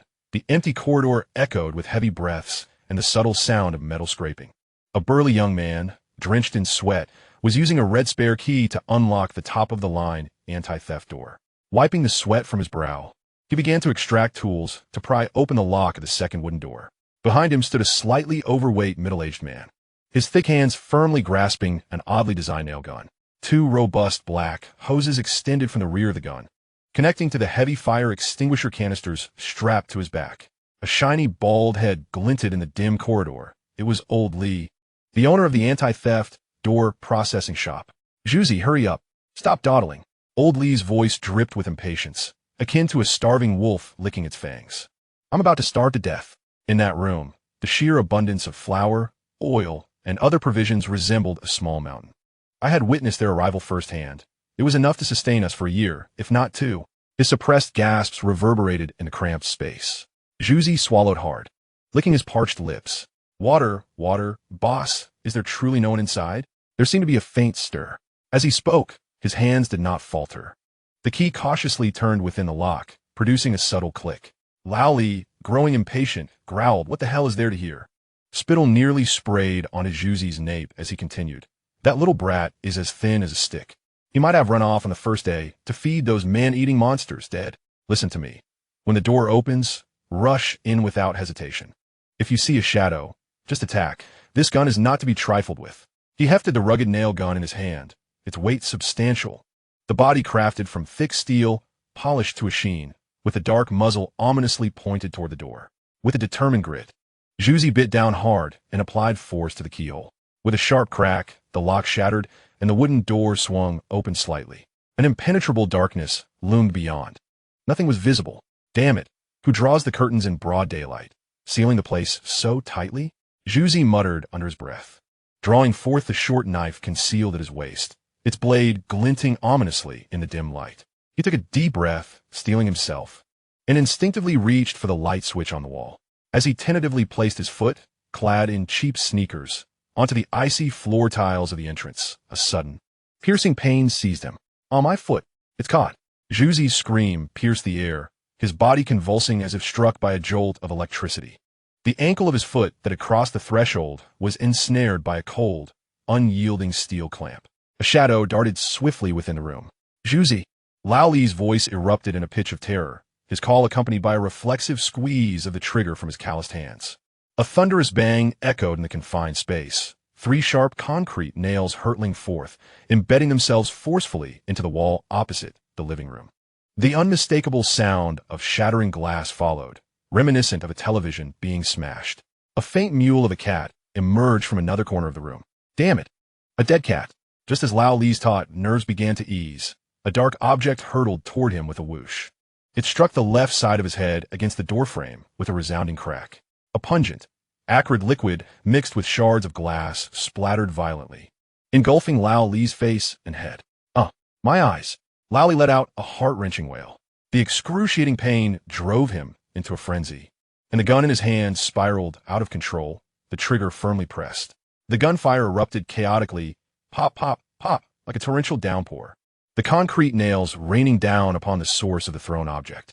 The tumultuous barrage resembled a metallic storm, cascading upon the sofa, walls, and a heap of supplies. Wood shavings, cotton fluff, fragments of cardboard boxes, and the muffled thuds of punctured cans intermingled in a frenzied cacophony. The entire living room appeared to be torn asunder in an instant. Faintly, it seemed a suppressed groan emanated from behind the back of the sofa. "We hit, boss. We've hit a person." Juicy, enduring excruciating pain, roared to bolster his own courage while exerting every ounce of strength, gripping the short knife tightly and fiercely striking at the frigid, bloodthirsty steel trap ensnaring his ankle. Clang, clang, clang. The blade struck the tempered steel teeth, sparks flying in the dim light. The short knife was sharp, poised to cleave the formidable trap. Just then, a hissing sound emerged from the darkness, as a small cluster of orange flames abruptly illuminated a hand clutching a rudimentary matchstick, only to extinguish immediately. An iron canister containing an ominous mixture rolled accurately to Zhuzi's feet, accompanied by a foreboding, gurgling sound. At the can's opening, a burning cotton wick was rapidly shortening at a visible pace, emitting a faint sizzling noise. In unison, Zhuzi and Old Li's pupils dilated in sheer terror, as time seemed to freeze in that moment. Bang! A sound far more muted than a nail gun, yet infinitely more destructive, erupted violently. Flour and alcohol exploded within the sealed iron can, creating a billowing pink fire mist, the scorching wave enveloping countless tiny fragments of nails, akin to a rain of steel unleashed from hell, indiscriminately shooting in all directions. My face! Two overlapping screams of agony resonated amidst the echoes of the explosion. Zhuzi bore the brunt, his face and chest embedded with searing shrapnel, as he rolled backward with a wail. Old Li's hands were drenched in blood, the nail gun slipping from his grasp. Amidst the chaotic smoke, a steel spear surged forward like a venomous serpent. Thunk! Thunk! Two muffled thuds resounded. The bodies of the two, writhing in agony on the ground, stiffened, their voices silenced. The balcony curtain was drawn aside. Chuyin leaned on the spear, gasping heavily. Feverish and fighting for his life had nearly drained him of all strength. He removed his helmet, staring at a cement nail lodged in the metal mask. His heart racing. What a close call. A mere half-inch deeper would have resulted in injury. At this moment, being hurt was a troublesome affair. Outside, the sun shone brightly. The mechanical watch indicated 11 a.m., and he had unknowingly been unconscious for nearly 4 hours. Dundemewed and pounced at his feet, Chuyin wearily patted its head. Well done. Before he could finish his sentence, he collapsed onto the battered sofa, succumbing to a deep slumber. His rest was heavy, and when he opened his eyes again, the watch's hands pointed to 2:07 p.m. The sunlight outside was at its most abundant, the golden orange beams carrying the warmth unique to early spring. Slanting in through the window, Chuyin sprang up in astonishment, discovering that his fever and weakness had vanished without a trace, replaced by an unprecedented clarity. A surge of vibrant energy coursed through his body, his breath deep and resonant, indicative of a significant increase in lung capacity. He felt invigorated, as though he had undergone a remarkable transformation. Clenching his fist, an explosive sense of power flowed through his muscles and bones. He casually seized the spear leaning against the sofa. Its substantial weight of 7 or 8 pounds felt as light as a delicate clothesline. Focusing intently on the changes within his physique, he quickly assessed. Due to his originally frail constitution, his newfound strength, speed, and resilience were only marginally superior to that of an athletic student, yet his senses had undergone a profound metamorphosis. From downstairs, faint sounds echoed, and he keenly detected the dragging footsteps of a zombie crunching over shards of glass. His gaze fell upon a corner of the room, where a green fly buzzed around the corpse of Old Li, its wing-beat frequency and the intricate patterns on its wings appearing exceptionally vivid to him. He had successfully broken through his limits. A wave of ecstatic joy surged within Chuyin. In this apocalyptic world, he finally possessed a foundation to stand upon. He also harbored a faint hope. Could it be that he possessed some unique talent concerning his senses?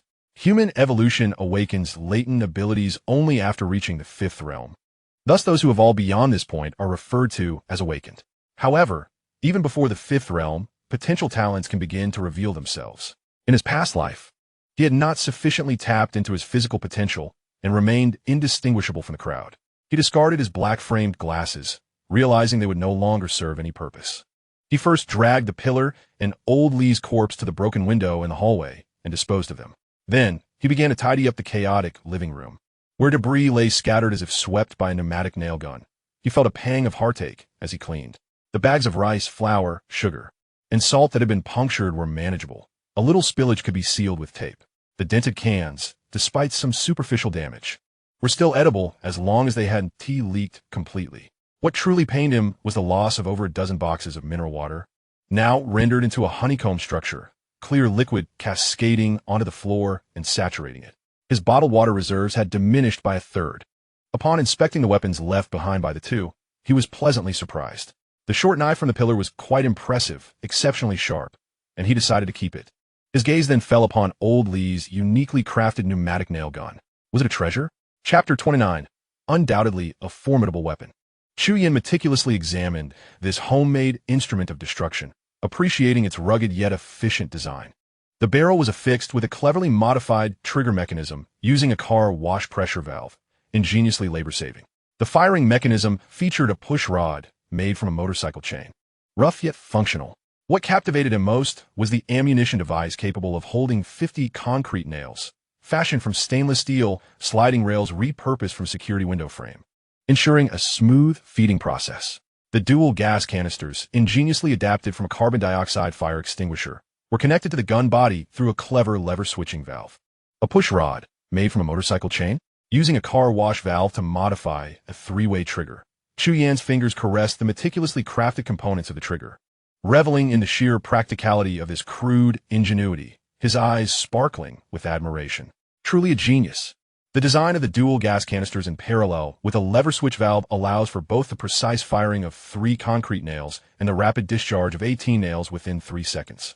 Although its force is somewhat diminished and its accuracy slightly lacking, rendering it ineffective against zombies, it proves to be highly effective against human adversaries, especially in close combat and indoor clearing scenarios, an absolute weapon of mass destruction. Chu Yin pondered thoughtfully, exploring this rough yet remarkably clever weapon, his eyes reflecting both appreciation and a tinge of profound regret. What a pity, he murmured softly to himself.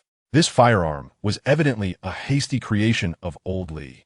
Born from a pressing timeline, the chain feeding mechanism at the chamber had noticeable friction at the interface with the sliding rail. The welding points were crude, and prolonged rapid firing would inevitably lead to wear and malfunction. The hose connecting the gas canister was carelessly bound with iron wire, making leakage under high-pressure impacts a matter of time. If only he had been granted a bit more time, allowing this bald-headed craftsman to refine the materials and polish the critical components.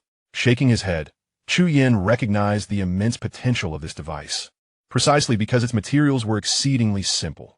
Concrete nails were abundant on the streets, and fire extinguisher canisters were readily available.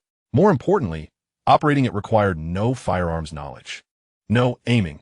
One merely needed to grasp the trigger. It was a raw gem, unrefined yet full of promise. While its power may not equate to that of conventional firearms, nor could it achieve precise long-range kills against zombies in the chaotic early stages of the crisis. A readily producible weapon with easily obtainable ammunition that could be wielded immediately was invaluable. It represented a possibility for immediate firepower without the need for high entry barriers. Suddenly, a rumble resonated from his stomach. The relaxation after narrowly escaping death and the transformative sensations of his body were replaced by more primal physiological needs. It dawned on Chu Yin that after his awakening from the brink of collapse to fighting for survival, he was ravenously hungry, a profound emptiness echoing from deep within, as if every cell in his body was clamoring for sustenance. He wasted no time, swiftly cooking a large pot of rice, devouring it alongside a can of meat with a ferocity that left the pot's walls spotless.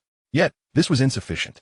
The breakthrough brought not only an enhancement of strength and senses, but also a deeper excavation of bodily potential and the preliminary activation of latent genes. This transformation demanded a vast amount of energy and specific nutrients as its foundation. Chu Yin promptly retrieved the multivitamins he had prepared earlier, pouring out a dozen pills and swallowing them down with cool water. Following that, he opened a large container of whey protein powder, generously scooping several hefty spoonfuls, mixing them with warm water to create a thick paste, which he gulped down with abandon. His stomach stretched and bloated, but the hunger emanating from the depths of his cells finally began to subside. Leaning against the wall, Chu Yin felt the surging warmth within him and the rapid absorption and transformation of the nutrients coursing through his body. In this moment, the indistinct recollections of a past life crystallize into clarity. Each breakthrough signifies an intense extraction of the body's latent potential and a profound optimization at the genetic level. The initial breakthrough merely opens the first door. Each subsequent one demands a greater reservoir of energy and more refined materials to solidify the foundation, facilitating the further awakening of the genetic sequence, ultimately leading towards the fabled path of innate talent. Now, it is imperative to cease the reckless practice of exposing oneself to the elements to activate dormant viruses, the immediate priority lies in stabilizing the foundation. An unstable base not only constrains the enhancement of physical capabilities, but also sows the seeds of peril for future breakthroughs. A momentary lapse could lead to catastrophic failure at a crucial juncture. In his past life, he had been thwarted by a scarcity of resources, failing to achieve the desired reinforcement during his second breakthrough, a regret that lingers to this day. His stagnation at the second realm was further exacerbated by the treachery of a so-called friend, preventing him from ever reaching the threshold of the third realm, relegating him to a nomadic existence in a devastated world, desperately struggling for survival. Chu Yan is reminded of a near-fatal fever he experienced during today as breakthrough. Cold sweat soaking his back. In his previous life, resource scarcity rendered each breakthrough akin to constructing a tower of sand. The limited enhancement of his physique inadvertently allowed him to evade this deadly fever response. However, now, with a foundation far superior to that of his past, the high temperature during his second breakthrough would undoubtedly feel like being consumed by flames, and a moment's carelessness could cost him his life. Antipyretics, particularly potent ones, have become essential for his survival in future breakthroughs, and he must procure them at once. Gazing at the large, damp expanse of the living room floor, he is silently reminded of the heavy losses caused by the dozen boxes of mineral water that have been shot through. The drastic depletion of bottled water reserves represents a significant blow. Post-disaster access to water sources poses a serious challenge, necessitating proactive preparation. He must venture out. Chu Yan murmurs to himself, his expression regaining its gravity. Taking advantage of his current physical state and the distraction provided by the three oblivious individuals on the 8th floor who have drawn the majority of the zombies. This is undoubtedly the optimal opportunity to replenish his water supply and seek out medical supplies. He glances outside. The sunlight is just right, and time is of the essence. He meticulously dons his protective gear, securing his bow, knife, and spear to his back. After a moment's thought, he adds the pneumatic nail gun along with 2 gas canisters. A short blade, left by a pillar, is tucked into his tactical boots. A canvas bag hangs from his waist, filled with rations, water, improvised weapons, and an assortment of miscellaneous items, including tools like pliers, wrenches, and a hacksaw from his toolbox. This preparation has become a habit forged in the crucible of survival in a post-apocalyptic world. Each venture beyond the shelter is undertaken with utmost resolve, always ready for the possibility of not returning. Fortunately, after the breakthrough, his strength has significantly increased, and the burden of 20 to 30 pounds of gear does not impede his movements. Before departing, Dun Dun gazes at him with anticipation. "Then you should come along." In his previous life, Dun Dun had gone missing while searching for food on this very day, and in this life, he is determined to keep it safe, though some degree of training is indispensable. In turbulent times, one must ultimately rely on oneself. This applies to both humans and felines alike. Dun Dun responds with a soft meow, gracefully leaping off the sofa, tail held high, and follows Chu Yan's pace with a deliberate ease. Chu Yan was somewhat taken aback. He had already broken through to a new realm. Yet the cat showed no signs of evolution, aside from appearing a bit more astute. Suddenly, a thought flickered through his mind. Chapter 30, the incident with the pickup truck. When he had just been reborn, a question lingered in his mind. During the early days of the apocalypse, ordinary animals seemed to undergo far less drastic changes under the onslaught of external microorganisms than humans. Most simply perished slowly or struggled to survive. Creatures like Dun Dun, brimming with vitality, were indeed a rarity. A notion surged unexpectedly into Chu Yan's consciousness, regarding the claims about the rise of certain entities in the latter period of the Gear era in his past life. Those who were engulfed in despair had placed their hopes on the development of carbon-based biological technology utilizing mutated biological materials. Could it be that the origins of such advancements lay hidden within inconspicuous, early unnoticed rare variants like Dun Dun? Years after the apocalypse had ravaged the world, people gradually began to discover and acknowledge those peculiar mutations buried deep within the ruins. Exotic plants capable of siphoning toxins from the soil. Beetles with exoskeletons as resilient as steel. These anomalies were as scarce as gold in the sand, yet they became the indispensable foundation of carbon-based biological technology. Chu Yan silently tugged at the corner of his mouth. He was indeed thinking too far ahead. At present, the wild grasses by the roadside were merely beginning to wither, and the initial manifestations of mutated beasts were just showing their ferocity. As for Dun Dun, the road of the apocalypse was strewn with thorns. And for a cat to attain genuine self-preservation capabilities, the time required would likely be far longer and more arduous than he had anticipated. Its current cleverness was merely a flicker of survival instinct. There was still a long way to go. He ceased his contemplation and stepped outside. At the entrance of the 14th floor corridor, the steel-barred gate was securely locked, while 3 zombies, drawn by the prior explosion, were futilely battering against the bars, producing dull thuds. Chu Yin did not hesitate. He approached with steady steps. He opened the steel gate, and before the zombies could lunge at him, his spear moved with fluid precision, delivering a swift thrust that pierced the nearest one's eye socket with a barely audible whoosh. A twist of his wrist completed the kill, and the corpse crumpled to the ground. With a sweeping motion, the spear followed, accompanied by a muffled gust, striking the second zombie's temple with a resounding thud. The distinct crack of shattered bone echoed sharply as the zombie collapsed, as if its spine had been severed. At that moment, the third zombie lunged forward with a roar. Chu Yin had already lifted his foot. The tactical boot, imbued with explosive power, delivered a fierce kick to its chest. The zombie was propelled backward, crashing against the staircase railing with a dull impact, its spine contorting grotesquely. Without waiting for it to rise, the spear pierced its skull. The entire sequence transpired in mere seconds, executed with clean efficiency. Chu Yin flicked the blood from the spear tip, relishing the exhilarating mastery over the rhythm of battle that accompanied his newfound prowess. Enhanced hearing allowed him to discern the subtle sounds of the zombies' joints grinding, enabling him to anticipate their attack trajectories. His keen eyesight effortlessly locked onto the bizarre angles created by their dislocated bones and the swaying centers of gravity due to their imbalance. Every change in their movements became a coordinate for a lethal strike. The hand gripping the steel spear felt the rough texture of the metal and its coldness. Every exertion seeming to grant an absolute sense of control. Information surged rapidly through the nerve endings, harmonizing perfectly with the power coursing within and the combat skills honed in a previous life. Reborn, he finally rediscovered the thrill of survival in the wilderness. "Let's go," he called out, his form vanishing into the shadows of the staircase. Dun Dun followed closely, its ears swiveling, the golden eyes scanning the dim surroundings for any sign of movement on the steps and in every nook. As they reached the 10th floor's corner, Dun Dun suddenly halted, its back arching slightly, emitting a low and urgent growl. Its gaze was fixed intently on the corner of the staircase below. Chu Yan's eyes narrowed, locking onto the direction of Dun Dun's warning.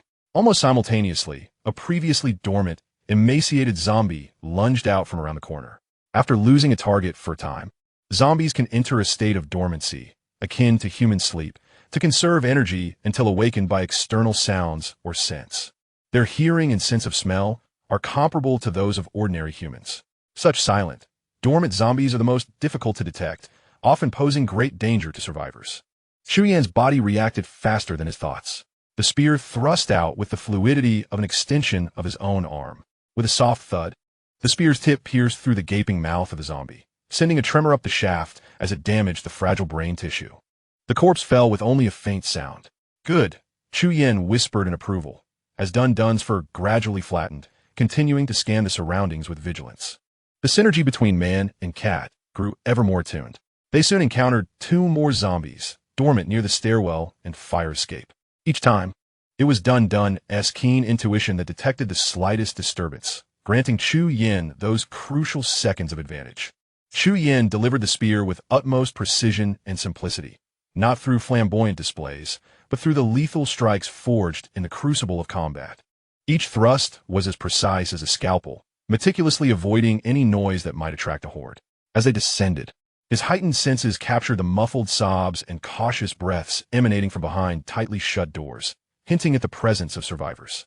More ominously, the grating sounds of zombie claws scraping against wood, mingled with guttural growls, echoed incessantly from behind the doors. The scene in the community below was even more desolate, scattered. Incomplete corpses lay on the cold ground, unclaimed, while a dozen zombies meandered aimlessly among the flower beds and twisted wreckage of vehicles, their movements stiff. Beside an overturned car, several zombies were hunched over, tearing at something, the air thick with an overpowering stench of decay. As Chu Yan and Dun Dun stealthily approached the entrance of the convenience store downstairs, Chu Yan's gaze fell upon the parking space, and in an instant, a surge of anger flared within him. His modified Hilux diesel pickup truck was gone. Along with the loss, there were also 40 boxes of military-grade compressed rations and 80 20mm thick HRB 500E seismic steel bars in the truck bed. Chu Yan's gaze was fixed intently on the ground, where distinct tire tracks cut through the dust, leading towards the community's exit. Scattered nearby were several military-green cardboard boxes of the compressed rations, some packaging paper from ham sausages, and a crumpled plastic bag from a convenience store, lying quietly beside the tire tracks. He turned to look at the shattered glass door of the convenience store and stepped inside. The shelves were askew, empty save for some trampled packaging paper. The liquor and tobacco counter at the back remained relatively intact, with little disturbance. When the apocalypse initially struck, people rushed for food and drink, leaving behind the less coveted tobacco and alcohol. Deep inside the store, the bodies of a cashier in a convenience store uniform and a security guard lay on the floor, their skin ashen. Yet, the greasy figure of Kai, the portly man, was conspicuously absent. A chilling wave of murderous intent surged in Chu Yan's chest. The vehicle was the lifeline to home, and the 40 boxes of compressed biscuits locked in the truck bed were vital for survival.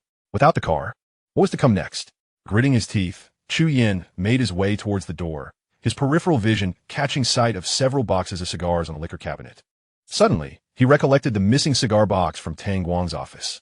His fingers, as if possessed, reached for a box almost instinctively. Chapter 31. Something is amiss. There's a trap. On the desolate Wilu main road, a deep blue pickup truck, modified to resemble a mobile fortress, raced recklessly. The welded steel protective netting vibrating ominously against the jarring bumps.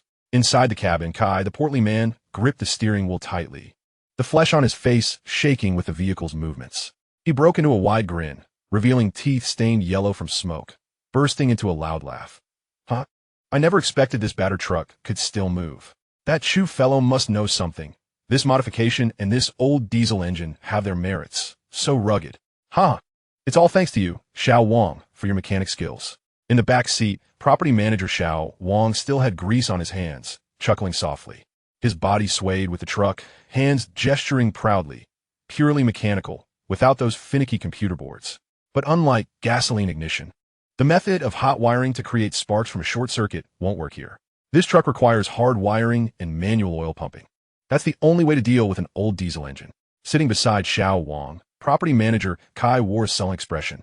He glanced at the ruins disappearing rapidly in the rearview mirror. Thanks to that Zhao Jun from Building 1, Apartment 803, who recklessly charged out with 2 fools, making enough noise to draw away most of those man-eating creatures from the community. Otherwise, we wouldn't have had the chance to sneak out and get this truck. Kai spat disdainfully, saliva splattering onto the steering wheel. Zhao Jun, no matter how capable he is, how far can he really run? Without a vehicle, it's a dead end. He slightly reduced the speed and turned his head to glance at the back seat. Uncle, isn't it good to stay by the convenience store with food and drink? Why go through all this trouble? Fool. Useless. Manager Kai coldly remarked. The convenience store is merely a target. A relentless tide of famished individuals comes rushing into pillage. How many can you fend off? Those creatures, drawn by the scent, will inevitably converge upon us. In this world, one must be ruthless to stand firm. His gaze hardened as he continued. First, let us head to the nearest police station. Perhaps we can procure some weaponry. Without proper arms, one is merely destined to be a purveyor of supplies. Kai, the corpulent figure, swallowed hard, tightening his grip on the steering wheel. Firearms, and then what? Manager Kai's eyes shifted towards the desolate street visible through the car window. Fill the tank and secure a few extra jerry cans in the truck bed. Then, we must vacate this cursed place. Let us drive to the countryside, to regions less populated. The pickup truck's engine emitted a deeper growl, its exhaust spewing a plume of black smoke as it accelerated abruptly, carving a path through the empty streets towards the nearest police station. It was imperative to swiftly locate another vehicle that could be started. Chu Yan mentally sifted through the vehicles stored in his memory of the garage, devising a plan. He cautiously circumvented the zombies, discovering several damaged bicycles, from which he detached brake cables, steel wires, and sawed through a few iron pipes. With pliers, he fashioned several L-shaped metal pieces, creating rudimentary mechanical devices. Within the subterranean garage, a man and a cat stealthily approached an old BJ212 Jeep, which was Chu Yan's objective. The garage lay in eerie silence, likely devoid of vehicles and personnel since the powerful electromagnetic pulse, thus avoiding the presence of zombies. Once he confirmed the surroundings were secure, he signaled to Dun Dun, who alertly slipped beneath a nearby Tesla, taking up watch. Chu Yin, familiar with the task, pried open the engine hood.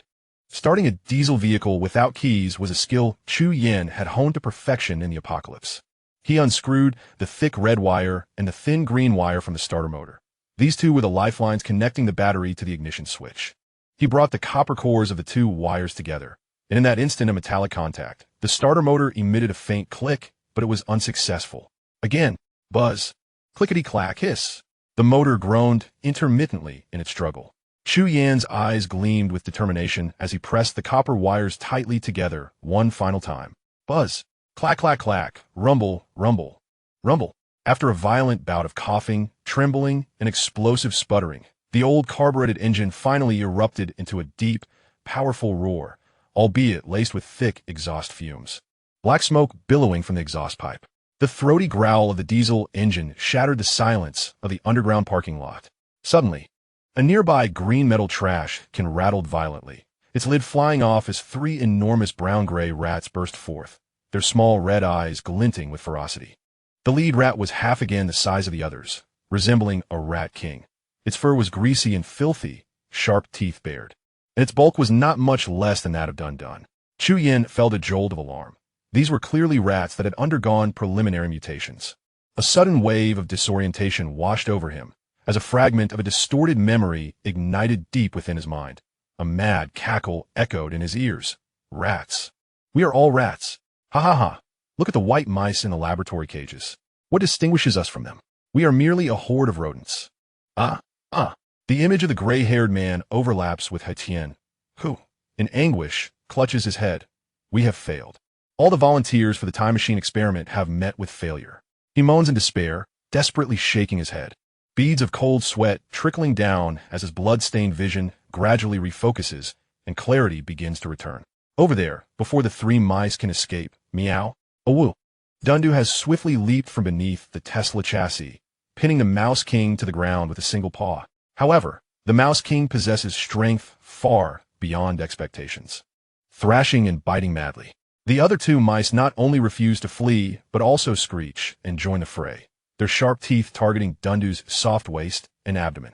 Dundu finds itself in a precarious battle against three foes, dodging perilously. Chu Yin, watching from the car door, gasped for breath for a moment before reacting, drawing forth a spear.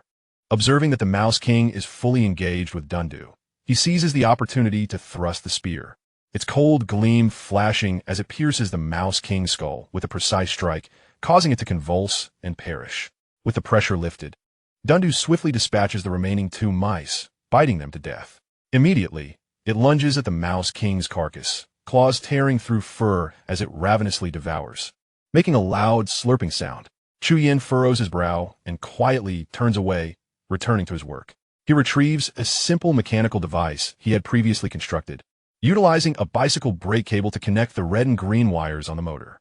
After securing it, he threads the brake cable into the driver's cabin, fashioning a control handle beneath the steering wheel from an iron pipe, thus creating a mechanical short-circuit starting device.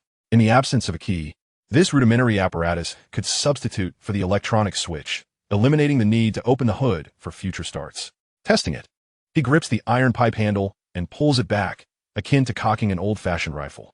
The metal hook compresses tightly under the tension of the cable, and the roar of the motor reverberates through the floor as the diesel engine sputters to life, belching forth a cloud of black smoke. Effective, he commends himself. His skills in this apocalyptic world remain intact. He carelessly tosses a cigar, pilfered from the convenience store, onto the dashboard of the cabin. As Dundu scurries back into the driver's cabin, the Jeep emits a low growl and surges forth onto the ground. Awoo. Huh. Nearby zombies are instantly roused, emitting growls as they move toward the sound. The Jeep does not slow, its tires crush through the dust, with a resounding thud as it crashes through the tilted parking barrier, roaring onto the chaotic streets. Inside the cabin, Chu Yin vigilantly observes the rearview mirror, scanning the surroundings. Not only wary of the zombies, but also with the persistent feeling that the brown-clad figure may reappear. The enigmatic bracelet may yet surface. What perplexes him the most is why this mysterious figure is following him. In this world, he is merely an inconspicuous office worker, devoid of any value. How could he attract such a level of pursuit? The old Jeep struggles through the debris of abandoned vehicles and heaps of garbage. Relying on his memory and the guidance of street signs, Chu Yin finally arrived at his destination, the nearest large chain pharmacy. The glass facade facing the street lay shattered in 1,000 pieces. He extinguished the engine, wielding a large knife, and cautiously stepped inside. The interior of the pharmacy was in disarray, with shelves toppled and the spaces once occupied by medications now desolate. Several corpses lay strewn across the floor, fragments of pharmaceuticals mingling with shards of glass, clearly the aftermath of one or more fierce battles. His gaze fell upon the iron door leading to the storeroom, which stood ajar, perhaps still harboring supplies. However, he sensed something amiss. In the corridor near the storeroom entrance, the floor appeared relatively clean, while nearly invisible strands of fishing line cleverly connected to an air conditioning unit on the left, from which hung a concealed plastic bucket slightly tilted, revealing traces of pale quicklime powder. A trap. Chapter 32. The Deadly Chain of Assassination. This trap was rudimentary, yet sufficiently effective, Chu Yin realized. He halted at the entrance and called out into the depths of the storeroom. Those inside, I merely wish to take a few antipyretics and will leave immediately, causing no harm to one another. A muffled response emerged from within, laced with heavy breaths. Speak, and I shall listen. Take what you need and leave quickly. The voice trembled, betraying fear and desperation. Chu Yin nodded, stepping over the tripwire and entering the storeroom. The dim light inside caused him to pause. It seemed there was another hidden fishing line. Remaining discreet, he approached the prescription cabinet against the wall, his movements swift yet composed. He grabbed 5 boxes of ibuprofen and acetaminophen, stowing them in the side pocket of his backpack in less than 10 seconds. I'm leaving, Chu Yin murmured, turning without hesitation to retreat toward the entrance. Just as he was about to step over the threshold, a barely audible sound of a fine line being drawn rapidly reached his ears. Suddenly, another mechanism in the storeroom released a suspended bucket of lime, which tipped precariously over Chu Yin. Simultaneously, a cold glimmer sliced through the air, descending from above, the heavy, sharp blade of a fire axe aimed directly at the back of his neck. Caught in this deadly trap, Chu Yin seemed to possess a sixth sense. He glided sideways like a specter, narrowly dodging the cascade of quicklime. In the same motion, he wielded his manganese steel knife, twisting his body to deliver a swift counterattack. The movement so rapid it left only a black streak in its wake. The clash of metal rang out, a jarring sound of steel meeting steel. As the knife met the descending axe blade with force, sparks flying. Before his adversary could react, the blade sliced diagonally, severing the arm of the axe wielder with a sickening crunch, eliciting a pained scream. As the axe clattered to the ground, Chu Yin thrust forward, driving his knife deep into the assailant's chest. Ugh! The attacker wailed, collapsing to his knees, his face striking the floor. It was at this moment that Chu Yin truly beheld his opponent. A young man in his early 20s, grimy and bloodied, with cracked lips foaming crimson, his gaze vacant and frenzied. Initially, the young man merely wished to preserve his life. In excruciating pain, he gasped, his voice fragmented. Ultimately, he could not withstand the sight of your vehicle, capable of traversing the rugged terrain. He yearned to return to town, to his mother. Tears, mingled with dust, cascaded from his eyes as he struggled to retrieve a cherished photograph from the tattered confines of his coat, attempting to raise it to his view. But his hand fell powerless. Chu Yin's movements paused for a brief moment. With a swift draw of his blade, blood splattered upon the fluttering photograph. Within the warehouse, only the swirling dust and the muffled thud of a lifeless body remained. The small creature in the vehicle seemed to sense danger, whimpering as it approached. Chu Yin gazed at the pool of congealed blood, tears, and lime dust on the ground, whispering, "Do you see it, Dun-Dun? In this apocalyptic world, at times, humans can be far more perilous than the undead."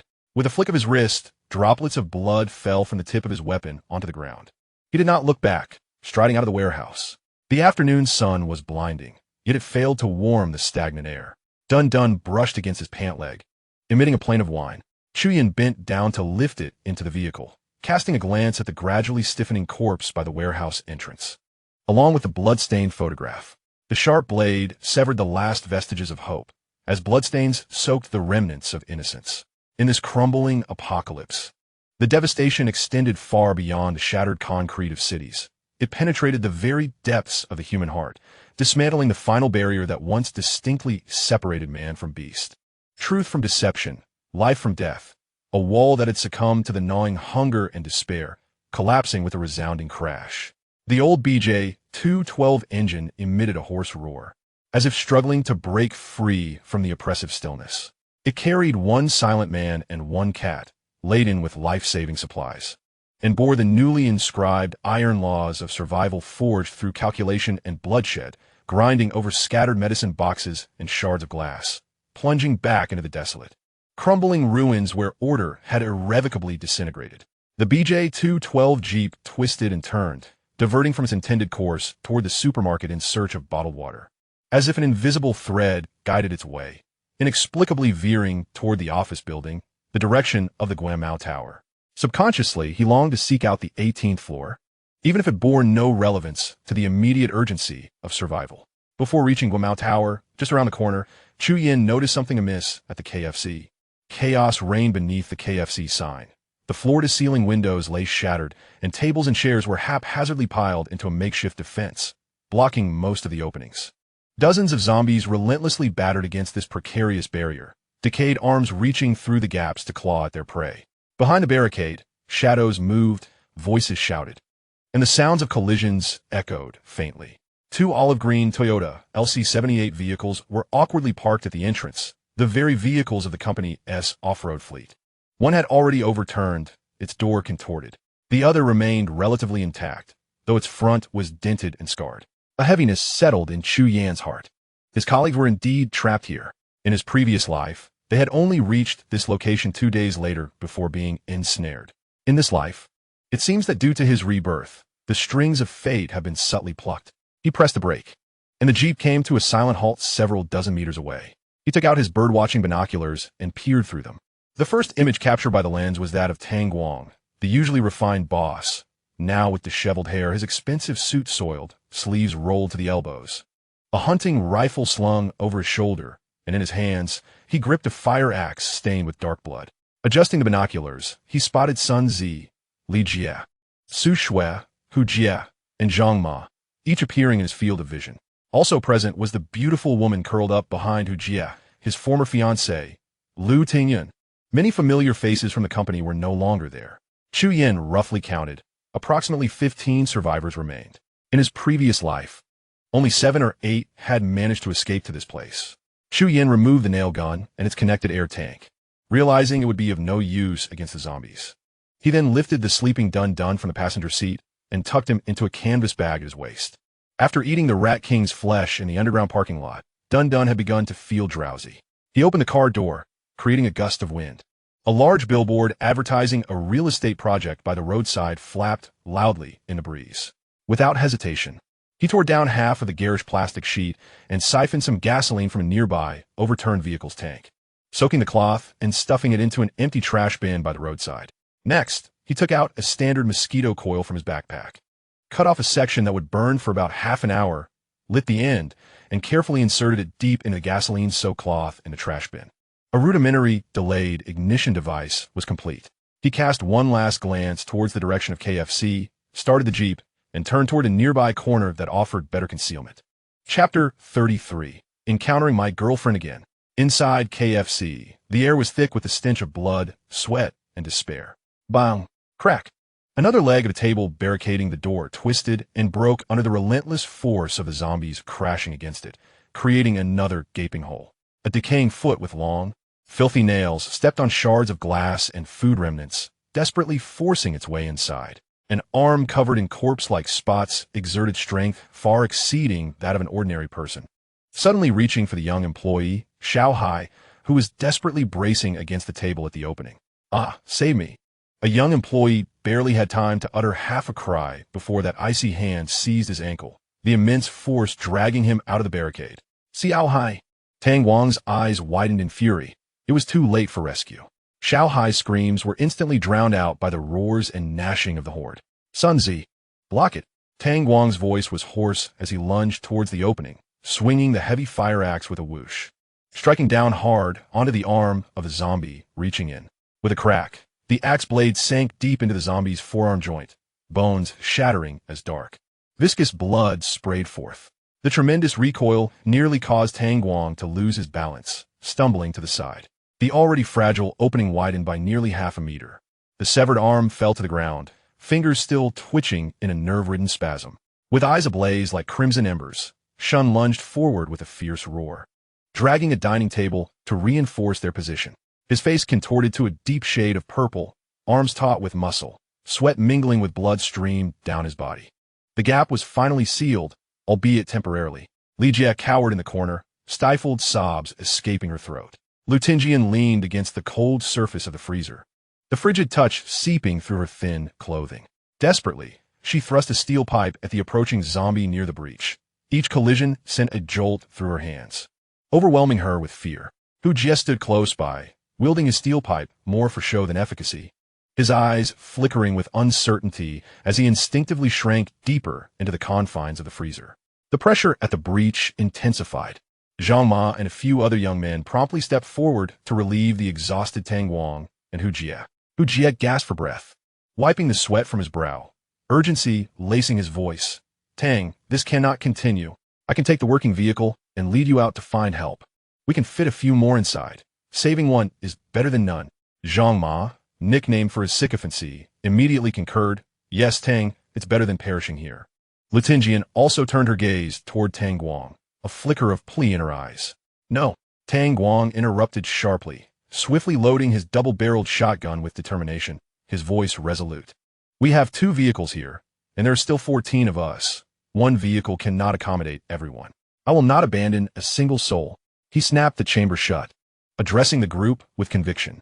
After Qian's reminder that day, I contacted the military that very morning. An old friend of mine assured me that he would do his utmost to provide assistance in case of an emergency. Just hold on a little longer. I will lead everyone to the military shelter. The mere mention of the military shelter injected a semblance of hope into the desperate eyes of the group. Shun had held the breach for several minutes, his stamina waning, movements beginning to falter. A decrepit zombie clad in tattered security uniform let out an excited growl, seizing the opportunity to crash its head and shoulder through the gap. The wooden supports securing the breach splintered under the assault. With eyes aflame, Shun roared and swung the steel pipe downwards, striking the zombie's left cheek with a resounding thud, leaving a deep indentation. The creature merely shook its head, bloodied claws shooting up like lightning, fiercely gripping the pipe. Damn it! Shun felt an overwhelming force tugging at the pipe, nearly wrenching it from his grasp. As his foot slipped on a slick puddle, he lost his balance and tumbled backward. Brother Shun! Su Shue's heart-wrenching scream echoed from the corner. Bang! Tang Guang's shotgun roared, the zombie's head exploding like a decayed melon. Yet the gap left by Shun's fall allowed more zombies to surge forth like piranhas drawn by the scent of blood, threatening to overwhelm their defenses completely. Lu Tinjian gazed in horror as the grotesque faces of the zombies pressed through, her fear reaching a crescendo, erupting into a piercing scream. Ah! Just at that critical moment, as despair loomed large, a thunderous boom resonated from outside, akin to a clap of thunder. This was swiftly followed by the deafening shriek of metal being violently struck and torn apart. A deep blue BJ-212 Jeep, engulfed in smoke, gravel, and ferocious momentum, crashed into the throng of zombies outside the breach like a steel behemoth unleashed from the depths of hell. 2 zombies, desperately attempting to burrow through, were struck head-on as if by a locomotive, their bodies twisting grotesquely with the sickening sound of shattering bones, flung into the air, crashing into the hordes behind them, inciting chaos. Dust and debris erupted as if from a miniature explosion. The driver's side door was violently kicked open by a boot clad in black tactical gear. Bam! Bam! Bam! The deep, resonant twang of a bowstring drowned out the cacophony of dust as 3 almost imperceptible dark arrows sliced through the swirling debris, piercing the skulls of 3 zombies attempting to surge through the gap. The arrows penetrated the craniums, spilling crimson fluid, their immense force causing the creatures to topple backward. As the dust began to settle, a figure leaped from the driver's seat like a demonic apparition. Cloaked in matte black protective gear, a metallic helmet obscured his entire face, revealing only the cold, hawk-like gaze beneath the lenses. The sharp lines of his silhouette glinted with a deathly sheen in the dim light. He landed soundlessly, his right hand drawing forth a gleaming manganese steel knife from behind his back. In a flash, the blade glimmered, A lunging zombie's head was severed as if it were a mere branch, spinning through the air, blood gushing like a fountain, its headless body crashing to the ground. The figure did not pause, striding forward with purpose, his movements succinct, rapid, and lethal. The blade flashed again, cleaving the outstretched claws of another zombie at the wrist. In swift succession, the blade spun, diagonally slicing through the lower legs of a third zombie, which fell howling to the ground. Each swing of the knife split the air with a resounding boom, every strike meticulously dismantling the zombie's mobility. In his wake, dismembered limbs and gouts of blood flew. He stepped over the carnage and fallen undead, advancing into the KFC. The blood-soaked cleaver pointed ominously to the ground, droplets of crimson slowly dripping, echoing in the suddenly hushed space with a clear, rhythmic plop. The helmet, covered in cold metallic sheen, subtly turned, its visor scanning the petrified survivors within the breach. The atmosphere seemed to freeze, leaving only the harsh sounds of zombies clawing at the freezer and the heavy, laborious breaths of the crowd. Who is this god? Zhang lay sprawled in a pool of blood and flesh, his voice hoarse and wavering. Lu Tingyun leaned against the freezer, the chill of the metal unable to suppress her violent trembling. She gazed at the demonic figure, at the blood-dripping blade in his hand, at the horror of the fallen zombies outside. An overwhelming sense of worshipful excitement and indescribable safety engulfed her. Rescued. Truly rescued. Tears streamed uncontrollably from her eyes. Tang Guang gripped the shotgun tightly, his bloodshot eyes fixed intently on the dark silhouette before him, his chest heaving violently, and the hand clutching the stock trembling slightly. This sudden arrival of formidable reinforcements, imbued with an aura of lethal efficiency, surpassed all his expectations. Shunzi struggled to rise from the ground, his gaze locked on the doorway. Murmuring unconsciously, Sun Wukong, is it you? Hu Jie cowered deeper into the shadows behind Lu Tingyun, his face still etched with panic, now compounded by incredulous fear and a tinge of twisted jealousy. Why? How could someone possess such power? Under the collective gaze of awe, gratitude, and fear from the onlookers, the clasp on the side of the black rhino helmet emitted a soft click. The metallic mask, which enveloped the entire face, was steadily lifted by hands clad in tactical gloves, and then removed. The helmet was casually held in hand, revealing a face that was all too familiar to the crowd. Now serene as still water, with eyes sharp as an eagle's. Chapter 34. How could it be him? How could it possibly be him? Yan, Zi. Shunzi's eyes widened in shock, his mouth agape, as if he could fit an egg inside. Was this truly the same young man who sat beside him at work? After just a few days apart, he appeared transformed, as if descended from the heavens. Yet, it seemed he had become tanned beyond recognition, less fair than Shunzi himself. Zhuzan! Tang Guang also exclaimed, his voice dry, the steadfast calm he usually embodied shattered for the first time by sheer astonishment. Was this the same junior employee who had advanced his salary and incoherently warned him of impending doom? Lu Tingyun's face filled with excitement, admiration, and the euphoria of having survived turmoil was suddenly doused in the coldest water, shattering in an instant. The radiant light that had just ignited was extinguished upon recognizing that familiar face, leaving only a sense of bewilderment and a suffocating shame. How could it be him? How could it possibly be him? The very Chu, Yin, whom she had struck with a frying pan and betrayed? Hu Jie's expression shifted from sheer terror to a deeper panic, instinctively taking a half step back as if he wished to conceal himself entirely within the shadows of the freezer. Chu Yan's gaze swiftly traversed the precarious makeshift defenses and the familiar, yet disheveled faces around him. Although Shunzi lay incapacitated, he appeared relatively unharmed. Tang Guang was perched on a metal crate, struggling to maintain his composure. Su Shui, Sister Li, Zhang Ma, Accountant Chun, Master Qi, and Xiao Lu were all present. Chu Yan's eyes briefly paused on Lu Tingyun's lowered head and her heaving shoulders, then moved away, landing instead on Hu Jie, who was huddled in the shadows. His gaze evasive. The look in Chu Yan's eyes was chillingly sharp, causing Hu Jie to involuntarily shudder. Recalling the ominous words from that fateful day, "I hope you don't die too soon. I will come for you." The gap was threatening to collapse. Chu Yan did not glance back at him. Instead, he turned to address the others, urging them to first seal the gap before discussing anything else. He strode directly towards the two commercial freezers placed against the wall of the dining area. Initially, he refrained from applying force, as his palm brushed against the rough, cold metal surface of the freezer. The enhanced tactile sensation was akin to that of a high-precision scanner. instantly relaying information back to him. The minute protrusions of the shell rivets and the rusted sluggishness of the bottom wheels were palpable, but most importantly, the freezer was not entirely level. The right front corner hung ever so slightly due to the uneven ground. He immediately immersed himself, pressing his right shoulder against a sturdy metal seam on the back left side of the freezer, while his left foot stepped onto a fragment of broken tile, serving as a natural fulcrum. His body was taut, like a bowstring drawn to its limit. "Give me strength, move," he growled lowly, unleashing the entirety of his power in a forceful upward thrust, his waist, legs, shoulders, and arms working in perfect harmony as every ounce of strength was released through the precisely constructed lever. With a thunderous roar, the heavy freezer charged forth like a runaway steed, crashing obliquely into the opening.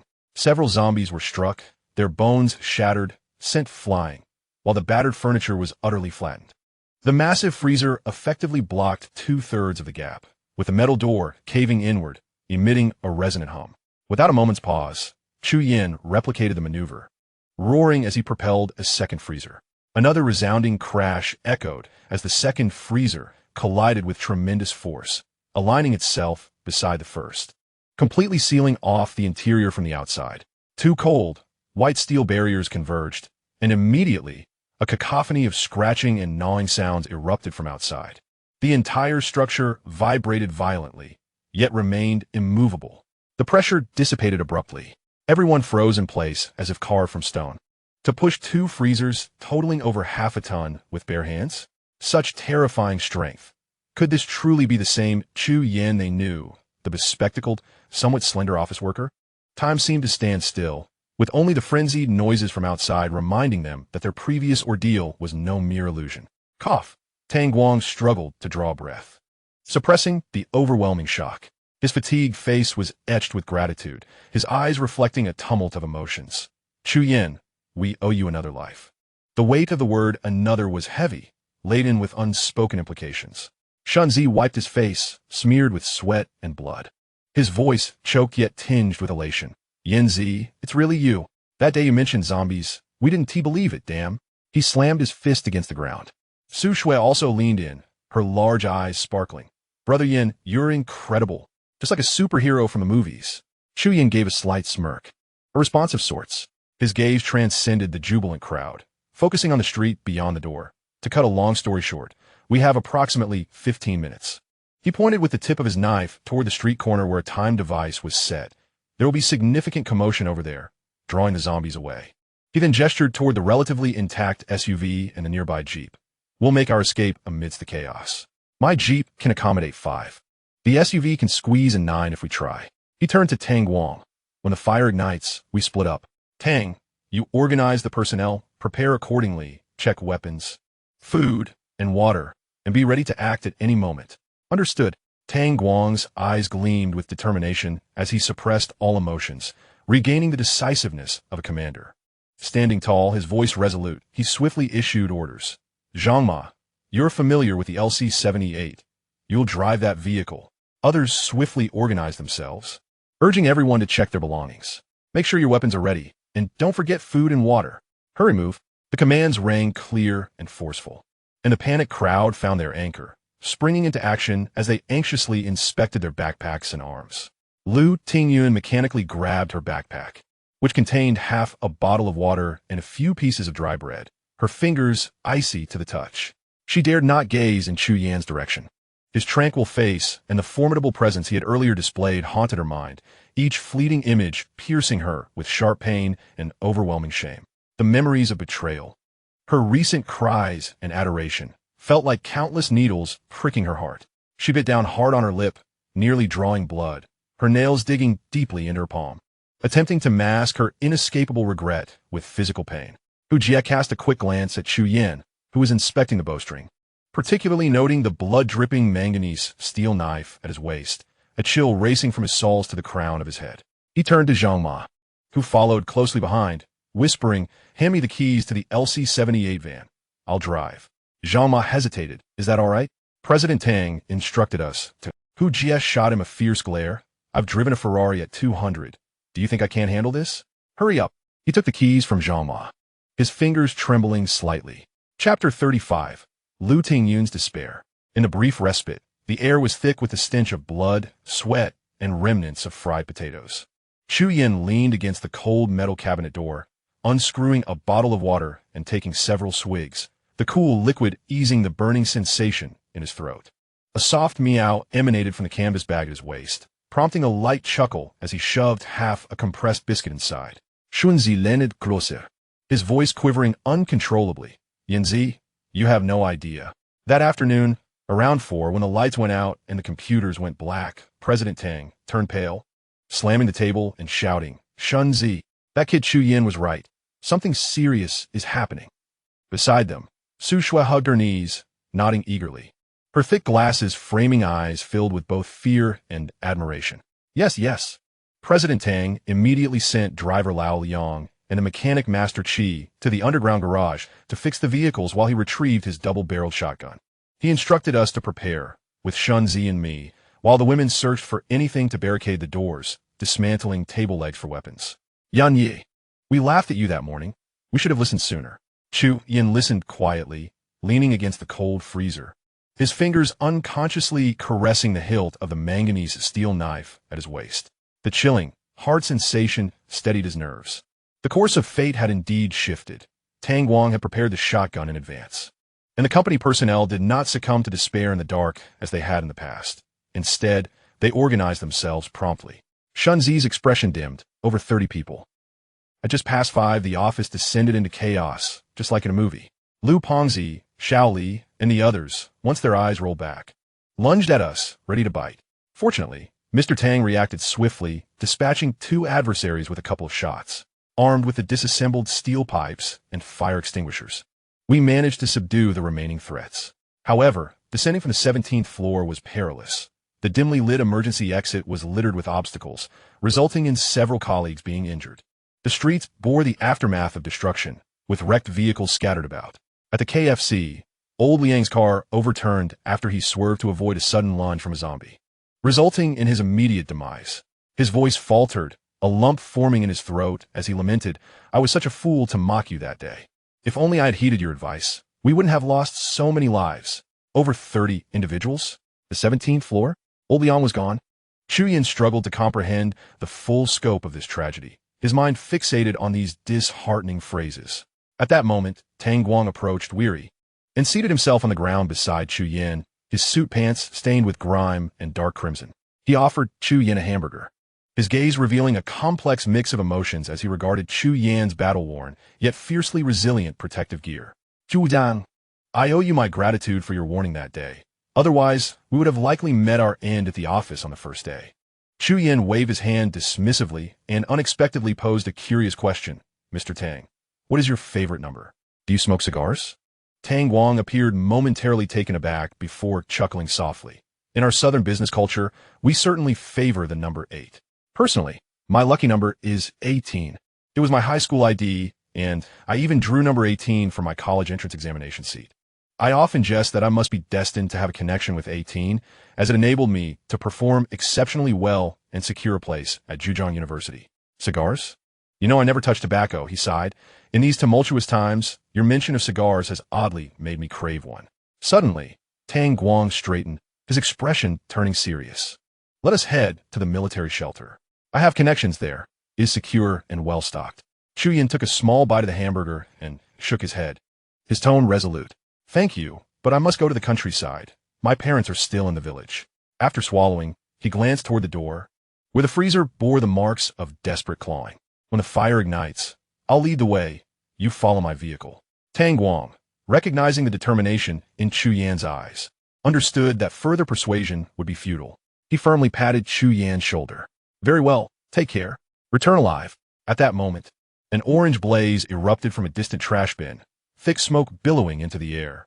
Shortly thereafter, a muffled explosion resounded as the ignited diesel mixture within the bin combusted, scattering flaming debris in every direction. The fire has ignited. Prepare. Tang Guang suddenly rose, barking orders. Outside the freezer, the chilling sounds of scratching and gnawing abruptly ceased. The horde of zombies lingering at the door, drawn by the cacophony and the rising flames, turned with a jerky motion, much like sharks sensing blood, growling in anticipation as they staggered toward the light of the fire. Charge! Chu Yin let out a low shout, forcefully pushing aside a corner of the icebox that blocked the door. The scene outside was horrifying. A horde of zombies stood with their backs to them, moving towards the flickering flames, the nearest among them no more than 7 or 8 meters away. Like a bolt of black lightning, Chu Yin dashed out, his spear transforming into a striking serpent as it pierced through the eye socket of a zombie at the rear of the group, who had turned back in confusion. The corpse crumpled to the ground silently, collapsing like a puddle of mud, with only a faint thud that was swallowed by the distant cacophony. Quick, get in the car. He stepped aside to clear the path, his spear held defensively, pointing towards both sides. The jeep was just a few steps away. Tang Guang, carrying a heavy metal box, followed closely behind Chu Yin, deftly pulling open the passenger door. Shunzi, Sister Li, and 2 male colleagues tumbled into the back seat of the jeep. Meanwhile, Hu Jie had already darted to the intact LC-78 off-road vehicle, hurriedly yanking open the door. Zhang Ma, shielding Su Shui, followed closely, while Lu Tingyun and several other colleagues desperately raced towards the off-road vehicle. Hurry, get in! Zhang Ma opened the rear door, pushing Su Shui inside before attempting to climb it himself. Suddenly, the engine emitted a thunderous roar akin to a trapped beast struggling for survival, causing the hefty vehicle to shudder violently and lurch forward. Su Shui, who had just boarded, was caught off guard, rolling inside the cabin, her shoulder and the back of her head colliding painfully against the hard door and seat, eliciting a muffled groan as the world spun around her. Zhang Ma's hand gripped the door frame tightly. He leapt inside, but the immense inertia nearly threw him out. In a moment of desperation, he twisted his body just in time, crashing awkwardly onto the floor of the vehicle, his knees and elbows striking painfully against the surface. Manager Hu, there are still people left, Zhang Ma exclaimed, a mix of alarm and anger in his voice. Hu Jie, at the driver's seat, appeared ashen, beads of cold sweat dotting his forehead, the rearview mirror reflecting several zombies, drawn by the engine's roar, staggering back from the direction of the flames. There is no time. Are we just going to wait to die? He shouted, slamming his foot down on the accelerator as the off-road vehicle roared to life and surged forward. No. The colleagues left behind cried out in despair. The guttural growls of the zombies grew nearer. One in a security uniform lunged forward like a ravenous wolf, knocking down Accountant Chun, whose frail neck was torn open by its decaying teeth, dark crimson blood gushing forth under immense pressure, glistening ominously in the firelight. Accountant Chun let out a brief, pitiful whimper, her body convulsing violently twice before going still. Another male colleague swung a fire axe, cleaving through one zombie, only to be seized by another from the side, a scream of agony escaping his lips. Those left behind fell one after another, their brief lives extinguished, their cries overlapping in a haunting symphony of extreme pain, fear, and unwillingness, forming a hellish chorus that threatened to shatter the spirit. Lu Tingyun, closest to the off-road vehicle, was on the verge of being encircled by several returning zombies. Her face had drained of color as she sprinted forward with all her might. Chapter 36. Life and Death on the Line. The off-road vehicle had barely covered 300 meters when Hu Jie, in a frantic bid to avoid the wreckage of an overturned bus, jerked the steering wheel violently. The vehicle let out a deafening crash as the right front wheel collided hard with the concrete curb of the greenbelt. The chassis became stuck, while the rear wheel spun helplessly on the asphalt, emitting a noxious scent of burnt rubber. Damn it! Hu Jie frantically shifted into reverse, slamming the accelerator. The engine emitted a deathly roar, and the car trembled violently, yet it only moved back a few inches. Several zombies had already reached the side of the vehicle. Their dark, sharp nails clawed desperately at the windows, producing a nauseating scraping sound, their yellowed eyes pressed against the glass, fixated on the interior. Get out! Su! You need to draw them away. Hu Jie turned his head, his bloodshot eyes filled with a frenzied desperation as he shouted at Su Shui in the back seat. Hurry! Zhang Ma, push her out. Otherwise, we will all perish. Cowering in the corner of the back seat, Su Shui was terrified, her face streaked with tears and snot. Shaking her head vigorously, gripping the seat back tightly, Zhang Ma shouted, No, Manager Hu, we can't do this. Zhang Ma, how dare you defy me? Gu Ye, Su said, leaning over to violently grasp Su Shui's arm, forcefully yanking her towards the car door. No, Hu Jie, you bastard. Zhang Ma's eyes widened in fury as he disregarded everything and lunged through the gap between the seats, wrapping his arms tightly around Su Shui's waist. attempting to pull her back. Get away. How dare you betray me? Hu Jia's face contorted with rage, his eyes glinting with malice. His fist, fueled by his pent-up anger, struck Zhang Ma's cheek with swift ferocity. The sharp pain surged through Zhang Ma's nose, causing stars to explode in his vision. And the strength with which he held Su Shui dissipated like air escaping a punctured balloon, his hands involuntarily loosening. In a brief, piercing scream, Su Shui was hurled out of the car like a severed kite, her small body tumbling through the air and crashing onto the cold, hard concrete, just as she was about to fall into the horde of zombies. Damn it, you scum. Zhang Ma viciously wiped the blood from his face with the back of his hand, smearing it across his features, which appeared especially grotesque in the crimson light. He paused no longer, roaring as he unlocked the car door, kicked it open, and without hesitation, leapt out just as Su Shui hit the ground. Ack! A zombie immediately lunged at the fallen Su Shui. Zhang Ma shouted in fury, raising the fire axe in his hand, summoning every ounce of strength to bring it down with a decisive swing. Crunch! The blade bit deeply into the zombie's collarbone, the sound of shattering bone resonating clearly, and blood splattered across Zhang Ma's face. He yanked the axe free and swung it again, striking another approaching zombie, sending it staggering backward. President Tang, Yanzi, help! Zhang Ma called out, desperately swinging the axe to fend off the threats while dragging the stunned Su Shui backward, his voice trembling. With a loud bang, Tang Guang's shotgun fired, obliterating the head of the nearest zombie. Bang! The deep-throated twang of Chu Yan's compound bow resonated as a carbon-aluminum tungsten arrow whistled through the air, instantly piercing the skull of a zombie lunging at Zhang Ma. The arrow's tail vibrated with a low hum. With the advantage of range fire support, Zhang Ma managed to drag the screaming Su Shui back through the dilapidated door of the KFC. Master Qi, unable to reach the vehicle in time, fortuitously followed suit. Outside, only the solitary figure of Lu Tingyun remained. She was closest to the off-road vehicle. Just moments ago, as Hu Jie started the engine, she had nearly reached the car, her fingers brushing against the cold handle of the door. But the vehicle surged forward suddenly, its immense inertia knocking her to the ground, her knee striking the unforgiving pavement with excruciating pain. By the time she struggled to her feet, Hu Jie's car had already raced onto the grassy median, while the returning zombies were merely a few paces away from her. Puya, open the door. Let me in. Lu Tingyun pounded on the tightly sealed window of the off-road vehicle, her voice laced with desperation and anguish. Inside, Hu Jie's face twisted in fear and madness as he fixated on the horde of zombies rapidly closing in through the rearview mirror.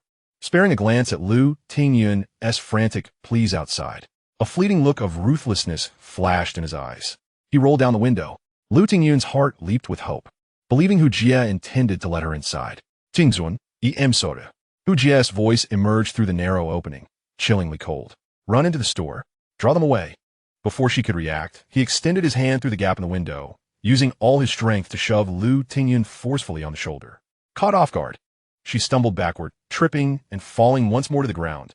Her palms scraped against the rough surface, stinging with pain. She lifted her head. Disbelief etched across her face as she looked at Hu Jie's countenance, now grotesquely transformed by fear and selfishness. The off-road vehicle's engine roared once more, taking advantage of the brief moment when several zombies were drawn toward Lu Tingyun's fall. The vehicle jolted, crashing down from the concrete curb. Without a glance at the fallen Lu Tingyun, Hu Jie sharply turned the steering wheel and pressed the accelerator to the floor. The off-road vehicle, accompanied by the deafening screech of tires, careened away from KFC, vanishing around the corner in the blink of an eye. Hu Jie, you scoundrel! Lu Tingyun let out a piercing scream, her voice imbued with utter betrayal, despair, anger, and an overwhelming sense of desolation. She struggled to rise, but a cold, clammy hand, exuding a foul stench, had seized her ankle with a vice-like grip. The tremendous force threatened to crush her bones. It was over. Lu Tingyun's heart plummeted into an icy abyss, filled with despair. She could even smell the nauseating, putrid breath emanating from the zombie's mouth. Suddenly, the roar of an engine grew louder. The jeep charged forward like an enraged bull, colliding fiercely with the zombie that clutched Lu Tingyun's ankle. The zombie was hurled away like a tattered sack, crashing against a fire hydrant on the roadside, lifeless and motionless.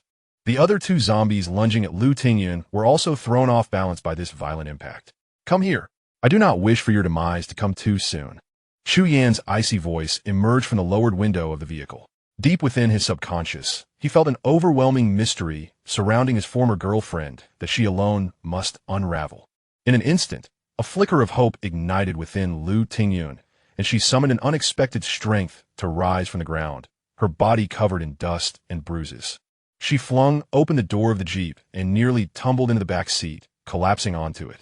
Gasping for breath, her body trembled like leaves caught in a tempest. The door slammed shut with a resounding thud. Chu Yan shifted into reverse, and the Jeep swiftly retreated to the entrance of KFC.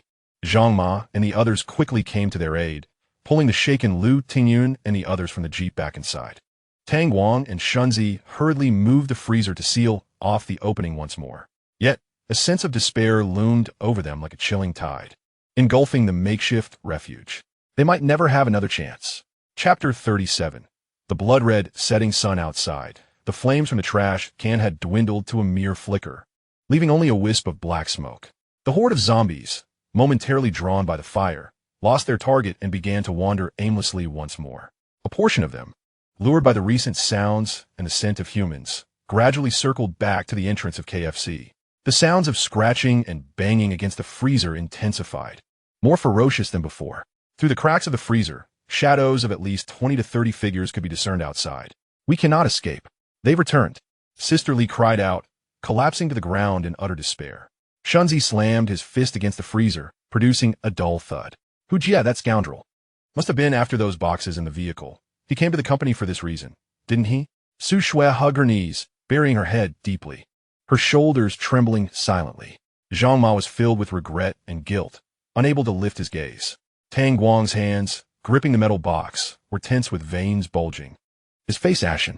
Hu Jie's selfish escape, disregarding the lives of his colleagues, coupled with the previous moment of entering and exiting, had resulted not only in the loss of 4 comrades, but also in the squandered opportunity to break free, plunging them all into a dire predicament. Lu Tingyun leaned against the cold freezer, sliding down to the ground, her body uncontrollably trembling. Instinctively, she raised her right hand to wipe away the tears and dirt from her face. As her arm lifted, her sleeve slipped down, revealing a glaring wound on the outer side of her forearm. The injury was not deep, yet the edges of the flesh were rolled back, and the blood oozing out had turned a dark crimson. The skin surrounding the wound was visibly taking on an abnormal, ashen hue, with faint hints of a disturbing bluish tint. Lu Tingyun's movements froze. She stared intently at the wound, as if her very breath had ceased. Fragments of memory flashed through her mind, as she struggled to rise after being pushed to the ground by Hu Jie. She felt the chilling swipe of a zombie's claw graze her arm. In that moment of sheer panic and terror, she barely registered any pain. A bone-chilling cold emanated from the wound, freezing her limbs and paralyzing her very being. She lifted her gaze, slowly scanning the faces within the room, some filled with despair, others with numbness, and a few with confusion. Her eyes finally settled on a silent figure in the corner, methodically wiping a spear. His protective gear was stained with dark blood, and the gaze behind his mask was eerily calm, as if he had long since seen through the chaos. Regret, guilt, fear, and resentment gnawed at her heart like venomous serpents. She had betrayed him, choosing the selfish and cowardly Hu Jie at the most critical moment, only to receive a more profound betrayal and destruction in return. Now, she faced the grim prospect of becoming one of those monstrous creatures outside that preyed on humanity. Lu Tingyun's body trembled violently. Silent tears surged forth, mingling with the grime on her face and leaving a trail of filth. She bit down hard on her lip until the coppery taste of blood forced her to stifle the sobs, threatening to escape her throat. Lowering her head, she trembled as she slowly pulled down her sliding sleeve, covering the wound that heralded her demise. In the brief silence, the relentless scratching and low growls of the zombies outside the freezer filled the air. Lu Tingyun leaned against the freezer, rising slowly and with immense difficulty. Her complexion was as pale as parchment, her lips devoid of color, and her body swayed slightly, as if a mere gust of wind could topple her. Yet, her eyes reflected a hollow calmness, a despair that stemmed from acceptance of her fate. She raised her head, surveying each person in the room. Tang Guang, with furrowed brows. Shunzi, with tear-streaked cheeks. Su Shui, bewildered and weeping. Sister Li, sobbing in despair.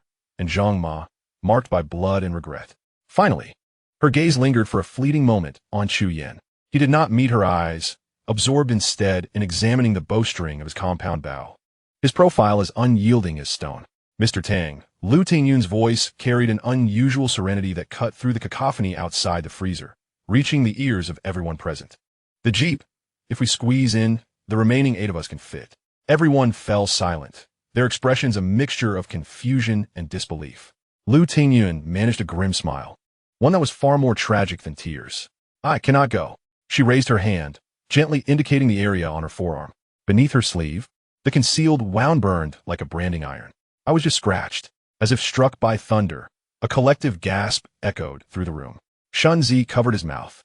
Su Shui's eyes widened in horror, and Sister Li's sobs abruptly ceased. Tang Guang's face darkened, his expression shifting to one of immense distress as he slammed his shotgun against his collarbone. Zhang Ma squeezed his eyes shut in pain.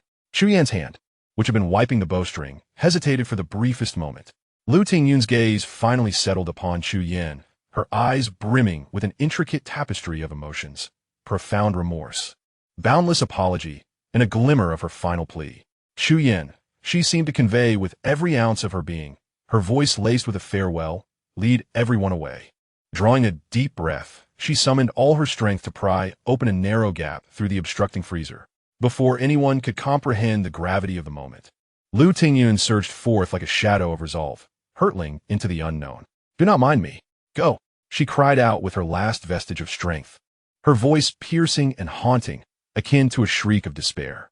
That cry resonated like droplets of water cascading in a boiling oil, igniting the horde of zombies outside, their guttural roars erupting in a frenzy as they swarmed towards her. Sister Tingyun, Su Shui's heart-wrenching wail pierced the air. Without a backward glance, Lu Tingyun sprinted away from the LC-78 off-road vehicle, veering towards a distant side street cluttered with abandoned vehicles, her footsteps unsteady and frantic. In her haste, one shoe slipped off, her bare foot meeting the cold shards of glass and gravel, leaving a trail of crimson. As she ran, intermittent screams and cries escaped her lips, reminiscent of a candle flickering wildly in the wind, expending its final glow to draw in moths. The setting sun hung low, casting a solitary figure against the gusts.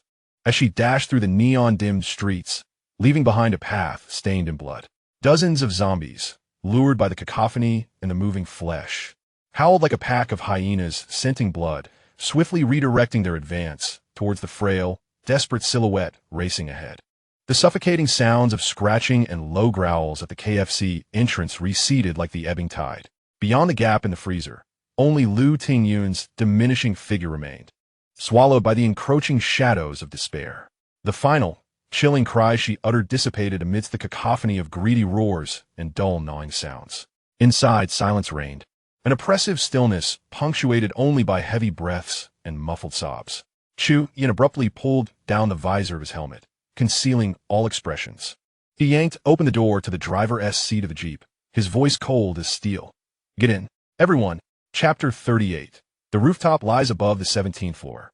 The Jeep's engine roared to life as it sped away from the mass of corpses, its chassis creaking under the strain, packed with 8 souls instead of the intended 5. Little Lu precariously perched half on Li Jie's lap, while the 2 burly men, Shun Zi and Zhang Ma, were crammed together. Others were either seated or standing, swaying precariously. Even the passenger seat was a squeeze, with the petite Su Shui and the boss, Tang Guang, crammed side by side, the former curled up in the corner, her shoulders silently heaving. The echo of Lu Tingyun's last scream lingered in the air, unspoken words hanging heavy among them.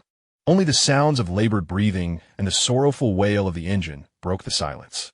Tang Guang reached for a cigar from the dashboard, sighing in these times, I truly wish to indulge in one. Chu Yan, do give me this box of cigars. Chu Yan nodded silently, yet an inexplicable sense of unease lingered within him. Tang Guang, who had never touched a cigarette, was now poised to indulge in cigars. How profoundly had this world transformed due to his rebirth. The remnant sun in the west bled red, while the shattered shadows of the eastern tower resembled knives. The sky was darkening. In merely an hour, this desolate expanse would become a hunting ground for zombies. The wind howled through the crevices of the car window, and Chuyan's index finger unconsciously tapped against his knee. He needed to find a refuge for these individuals swiftly, If all else failed, he would have to take them back to his 14th floor abode, sealed with steel. The vehicle lurched forward a few hundred meters, and the number of abandoned cars along the main road increased, resembling iron tombs. Damn, look over there. Shunzi suddenly squeezed through the crowd, pointing toward the right front of the road. Doesn't that look like our company's vehicle? A dark green Toyota LC78 mid-axle off-road vehicle was awkwardly parked by the roadside, its doors wide open, and the driver's seat was empty. It was indeed the very vehicle Hu Jie had taken. The front right side bore evident scratches and dents, with a small puddle of bright green liquid pooling on the ground. It's our car. Where's that scoundrel Hu Jie? Zhang Ma's voice was urgent. Chu Yin slammed on the brakes, the jeep groaning to a halt. He quickly scanned the surroundings. This street was relatively open, with only a few zombies aimlessly wandering among the distant wreckage of vehicles, momentarily oblivious to their presence. He pushed open the car door, his heavy tactical boots thudding against the asphalt. Tang Guang dashed out of the vehicle, hastening to the back of the off-roader and opening the trunk, finally releasing a sigh of relief. He gestured for Master Qi, the eldest in the group and knowledgeable about machinery, to step forward. Master Qi, please check the cause of the breakdown, he said, his voice weary. Master Qi hunched over and approached the front of the car, wiping the dust off the engine cover with his sleeve. He crouched down to inspect the chassis and the puddle of liquid beneath, dipping his finger to smell it. It's coolant, Master Qi affirmed. Just now, manager who recklessly barreled onto the greenbelt, surely tearing the radiator's drain pipe. With the coolant depleted, the engine overheated and seized completely. He pointed to a visibly deformed area on the lower right side of the car, right here. Can it be repaired? Tang Guang immediately inquired, a glimmer of hope igniting in his eyes. Yes, it's a bit of a hassle, but it can be salvaged. Master Qi replied, swiftly retrieving his toolkit. He pulled out a roll of black 3M electrical tape and a length of thin wire. Shunzi, lend a hand and prop up the engine cover, he instructed. Shunzi promptly stepped forward to assist. Master Qi crawled beneath the car, feeling around the chassis. Before long, he located the rupture, a rubber hose, about the thickness of a thumb, had a 3-centimeter-long gash. There it is. Master Qi's voice resonated from beneath the vehicle. He first dried the area around the rupture with a clean cloth, then tore off a lengthy strip of electrical tape, wrapping it tightly and thickly around the brake. Subsequently, he secured it further by tightly winding the thin wire around the tape several times. Finally, he emerged and opened the coolant reservoir on the engine cover. Water. Does anyone have purified water? Master Qi called out. Su Shui swiftly retrieved a bottle of Waha purified water from her backpack and handed it over. Master Qi unscrewed the cap and carefully poured the water into the coolant reservoir until the liquid level rose above the minimum mark. He then sealed the cap and wiped the sweat from his brow, declaring, all set. Let us give it a try. He settled into the driver's seat and turned the key. The engine sputtered weakly a few times before a deep and steady roar erupted. It started. Truly started. Jean-Marc excitedly tapped the car door. A flicker of exhilaration graced the faces of the crowd, akin to the sun breaking through after a storm. Tang Guang exhaled a long breath, turning to Chu Yin with genuine gratitude and a hint of regret in his tone. Zhu Dang, this vehicle is spacious enough to accommodate us all. The military shelter in the western suburbs is fortified with high walls and troops, is far safer than the city. Are you truly not coming with us? Chu Yin shook his head, his voice muffled through the mask. I must return to the countryside to find my parents. Take care. Dang. The moment of parting had arrived. Tang Guang gripped Chu Yan's hand, clad in tactical gloves, with fervor. Chu Yan, I shall not express my gratitude in words. Live well. I believe we shall meet again. His gaze held a solemn promise. Others gathered around. Shunzi, with reddened eyes, enveloped Chu Yin in a heartfelt embrace. Yanzi, you must survive. I still owe you a drink. Su Shui, choked with emotion, hugged Chu Yan's arm. Yinggu, thank you. Sister Li's eyes brimmed with tears. Yanzi, you have saved the lives of us wanderers. Now that you are alone, take care of yourself. Remember to visit us. Zhang Ma averted his gaze. Uncertain of what to say, Chu Yin firmly patted his shoulder. For now on, you and Shunzi must shoulder more responsibility among us wanderers. Chu Yin scanned the group, his voice low and earnest. Remember, bask in the sun as much as possible and consume multivitamins. Perhaps it will aid in survival. This was the most sincere advice he could offer. One by one, they climbed into the spacious LC-78. At last, Chu Yin pulled Shunzi aside, gazing intently into his eyes, and solemnly inquired, Shunzi, tell me the truth. How many floors does the China Tray building where our company is located, have? Shunzi, caught off guard by his serious demeanor, replied casually, how many floors can there be? 17. Our company is on the top floor, the 17th. Noticing the furrow in Chu Yan's brow, he quickly added, Yanzi, how could you forget? The fire escape on the 17th floor, the one usually locked, has a small iron door at the end that leads to the rooftop. Remember when we sneaked up there to set off fireworks during the annual meeting 2 years ago, only to get caught by the property management and threatened with a fine? The rest of his words faded into a blur for Chu Yan. His mind buzzed with a multitude of thoughts, the words 17 floors echoing incessantly. Shunzi, oblivious to his unease, turned and boarded the vehicle. Master Qi took the driver's seat, while Tang Guang occupied the passenger side.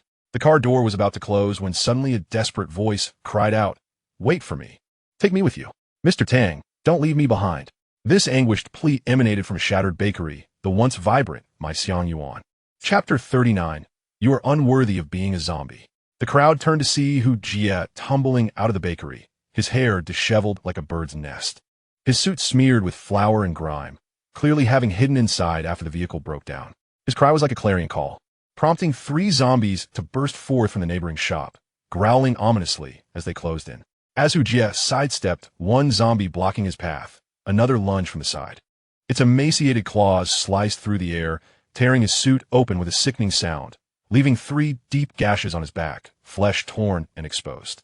He let out a horrific wail akin to a slaughtered pig, lunging forward. Miraculously, he used this momentum to roll away from the grasp of the zombies.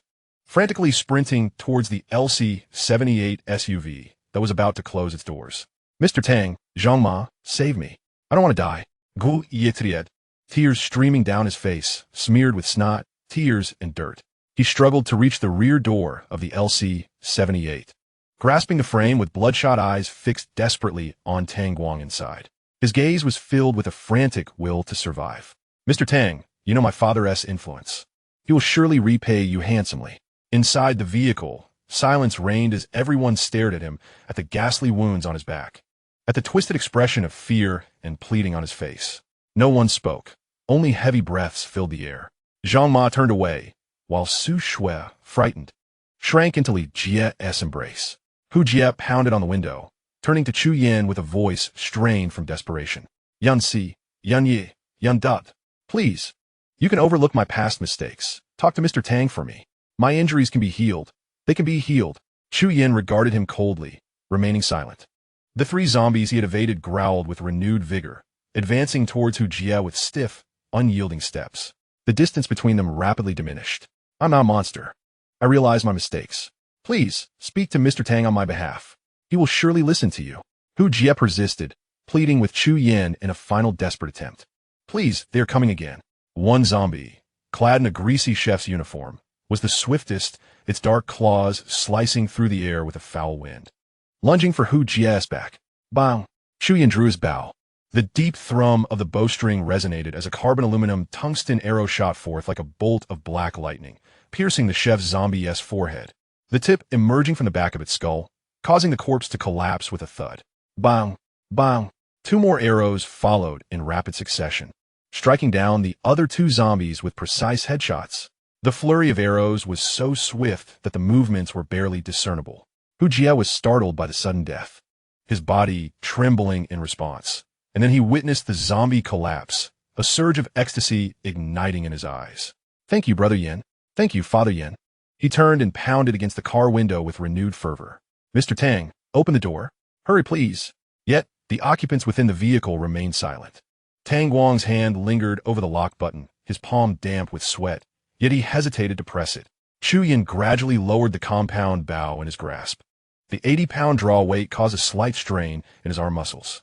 He lifted his hand once more, knocking another arrow onto the cold string. The elation on Hu Jie's face instantly froze.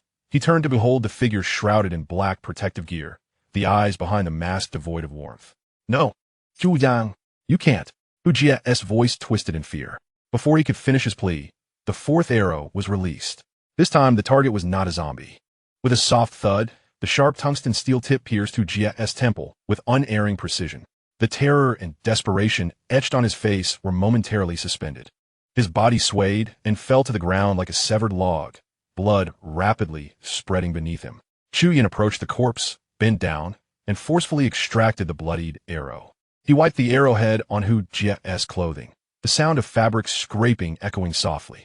You, his voice, cold and clear through the mask, struck every heart like a hammer, do not deserve to become a zombie.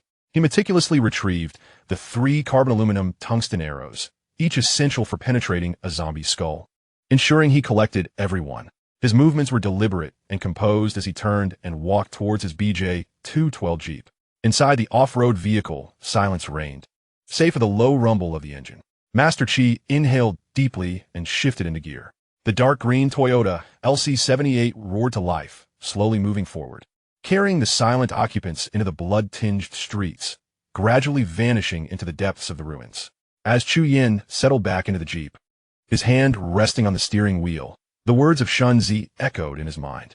Indeed, he suddenly recalled that 2 years prior, he and Shun Zi had secretly ascended to the rooftop of that building to set off fireworks, having accessed it directly from the small iron gate on the 17th floor, with no 18th floor in between. The enigma of this 18th floor left him in a whirl of confusion. He couldn't help but sigh. His background in mechanical engineering had proven utterly inadequate for matters of logical reasoning. He pulled out a pen and notepad, intent on organizing his thoughts in his own manner, listing one by one clues proving the existence of the 18th floor, direct clues, typically when reporting work to Tang Guang. My colleagues and I would go to room 1818 on the 18th floor. Tang Guang has publicly stated on multiple occasions that he chose this office building for its 18th floor room 1818. He often smoked cigars in front of the floor-to-ceiling windows of room 1818, joking that the phonetic resemblance of 1818 brought them good fortune, contributing to the company's smooth development in recent years. Indirect clues. The employee badge number 108 and the words spoken by the HR manager upon hiring do not align with Tang Guang's claim that the company has 30 employees. Today, Tang Guang explicitly admitted that 18 is his lucky number. However, his office is located on the 14th floor, which is also perplexing. Evidence disproving the existence of the 18th floor. Lao Yang has categorically denied the existence of the 18th floor, and there are no stairs leading to it. Shunzi's reminder corroborates this assertion. Currently, Tang Guang's desk lacks a cigar box. His office does not feature floor-to-ceiling windows, and he does not smoke at all. These discrepancies clash with his own memories. At this point, Chuyin suddenly realized that all the direct evidence supporting the existence of the 18th floor seems to stem solely from his own recollections. What if time travel had altered his memories? No, he distinctly recalled seeing the elevator buttons for the 18th floor twice. But what if he had merely misread the elevator buttons? He needed to verify each detail. He thought that paper on time travel. He hastily retrieved the document titled Consciousness Overlapping States in Temporal Recursion, an ontological proof of the non-interference principle of memory stored on his phone. He had read the summary. It was an authoritative study in the field. After searching for a while, he found a passage in the middle of the paper. The structure of the vacuum time machine's null hypersurface induces a quantized von Neumann detector that automatically filters wave packets with complete memory NIS for directional transmission. This process adheres to the no-cloning theorem, ensuring that memories are neither duplicated nor altered. This excerpt clearly posited the non-interference of memory, indicating that time travel or rebirth under the influence of time machine would not distort memories. This suggested that he might have lost some memories due to a short spear injury and subsequent unconsciousness, but his memories could not have been tampered with. Everything became inexplicably convoluted once more. He slammed his hand on the steering wheel, cursing inwardly. Why overthink it? The most straightforward solution would be to ascend to the top floor and ascertain the truth. He glanced at the sky. It was close to dusk, and he surely wouldn't make it today. A second look at the fuel gauge revealed that the needle was dangerously close to the red line, indicating that the tank was nearly empty. He needed to locate a gas station quickly to refuel and return to Bickwee Garden before darkness fell. As he drove, the sky grew increasingly dim, the wind swirling up debris and dust from the ground, turning a corner piled high with abandoned buses. He spotted a gas station bearing the Sinopec logo ahead. Chuyin slowed down from a distance, minimizing the engine's noise. There was a deep blue Hilux, encased in a menacing steel mesh, resembling an armored hedgehog, quietly stationed beside the gas pump. Chapter 40. A heartless stand within the confines of the gas station's convenience store. An acrid mixture of blood and the greasy scent of fried chicken permeated the air. Scattered across the floor lay several lifeless bodies. some with shattered skulls and others with gaping wounds in their chests. Fat Kai slumped in a toppled plastic chair, his oily jacket marred by dark stains. In his left hand, he clutched a vacuum-sealed braised chicken leg, its packaging distorted by his greasy fingers, while his right hand gripped a 92 type handgun smeared with remnants of food. He gnawed on the chicken leg, mumbling indistinctly, "Humph. These oblivious fools think they can share the spoils with me? A few shots take care of that. Peace at last." Nearby, Xiao Wang huddled in the corner by the cash register, similarly clutching a trembling 92 type pistol. His face was ashen, lips quivering as he stammered. "I didn't mean to kill that man in blue. I was just scared." My hand shook, his gaze fixated on the corpse of a middle-aged man on the floor. A bullet wound in his forehead, eyes still wide with confusion. Manager Kai leaned against an overturned beverage cooler, brandishing a well-maintained 79 type submachine gun. He cast a cold glance at his nephew. "You useless fool. Have you forgotten what I told you? In this world, one must be ruthless to stand firm. It's either you die, or I live." He gestured with his firearm. "Hurry up and eat. We cannot linger here. This is the only gas station for miles. Sooner or later, the operable vehicles will come, bringing trouble." Reluctantly, Fat Kai grunted and hastily stuffed the chicken leg into his mouth, wiping his greasy fingers on his trousers before reaching for another vacuum-sealed duck neck from the shelf. Manager Kai's gaze sharpened, causing the fat man to shudder in fear. With a disgruntled expression, he discarded the duck neck bag and wiped his mouth, standing up. "Let us go then. You're so insistent. There's still hot water in that thermos, perfect for making instant noodles." "Less chatter," Manager Kai barked. The trio swiftly exited the disheveled convenience store. Xiao Wang dashed to the driver's seat of the pickup truck, expertly lifting the hood and leaning in to fiddle with a few exposed red and green wires. The diesel engine emitted a series of cough-like sounds before finally roaring to life. Fat Kai opened the driver's door, 1 foot barely on the step when bang, a low, nearly muffled twang of a bowstring resonated from the roadside greenery. A carbon aluminum tungsten arrow shot forth like a harbinger of doom, piercing through Fat Kai's ample right chest. The sickening sound of the arrow tearing through flesh and bone was unmistakable.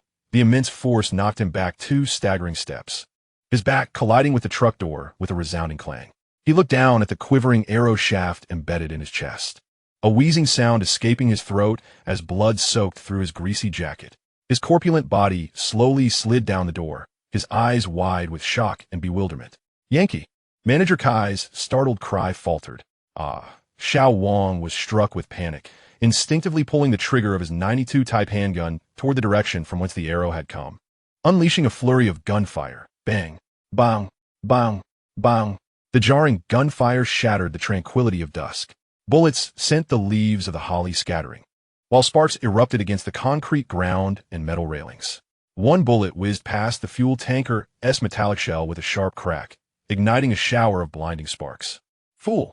Stop shooting recklessly." Manager Kai's face turned pale, his voice strained and piercing, laced with sheer terror. "If we hit the fuel tanker, we'll all be blown to smithereens." He lay flat beside the road's greenbelt, aiming his Type 79 submachine gun toward the direction of the initial sound, his finger tightly gripping the trigger. Young Wang, startled by the shout, dropped his gun to the ground, his body going limp, trembling like a leaf in the wind. Manager Kai's gaze was fierce, akin to a wolf cornered with no escape. He used the pickup truck as cover, his foot slipping on the viscous blood that had dripped from Fat Kai, momentarily hindering his movements. He maneuvered to the rear of the vehicle, suddenly leaning out, and the Type 79 spat fire in rapid bursts. Tot, tot, tot, tot. A short burst of bullets swept into the withered holly bushes, shredding leaves and sending dirt flying. The gunfire echoed through the desolate gas station, deafening in its intensity. The holly thicket remained eerily silent. An alarm rang in Manager Kai's mind. Something was amiss. It was too quiet. A shadow, incredibly low to the ground, darted swiftly behind the bushes, moving with a speed far beyond that of an ordinary fugitive. He quickly retreated behind the vehicle for cover, scanning his surroundings with caution. Just then, from the corner of his eye, he caught a glimpse of a shadow, silently darting past the other side of the pickup like a cheetah. Behind, Manager Kai instinctively rolled to the side.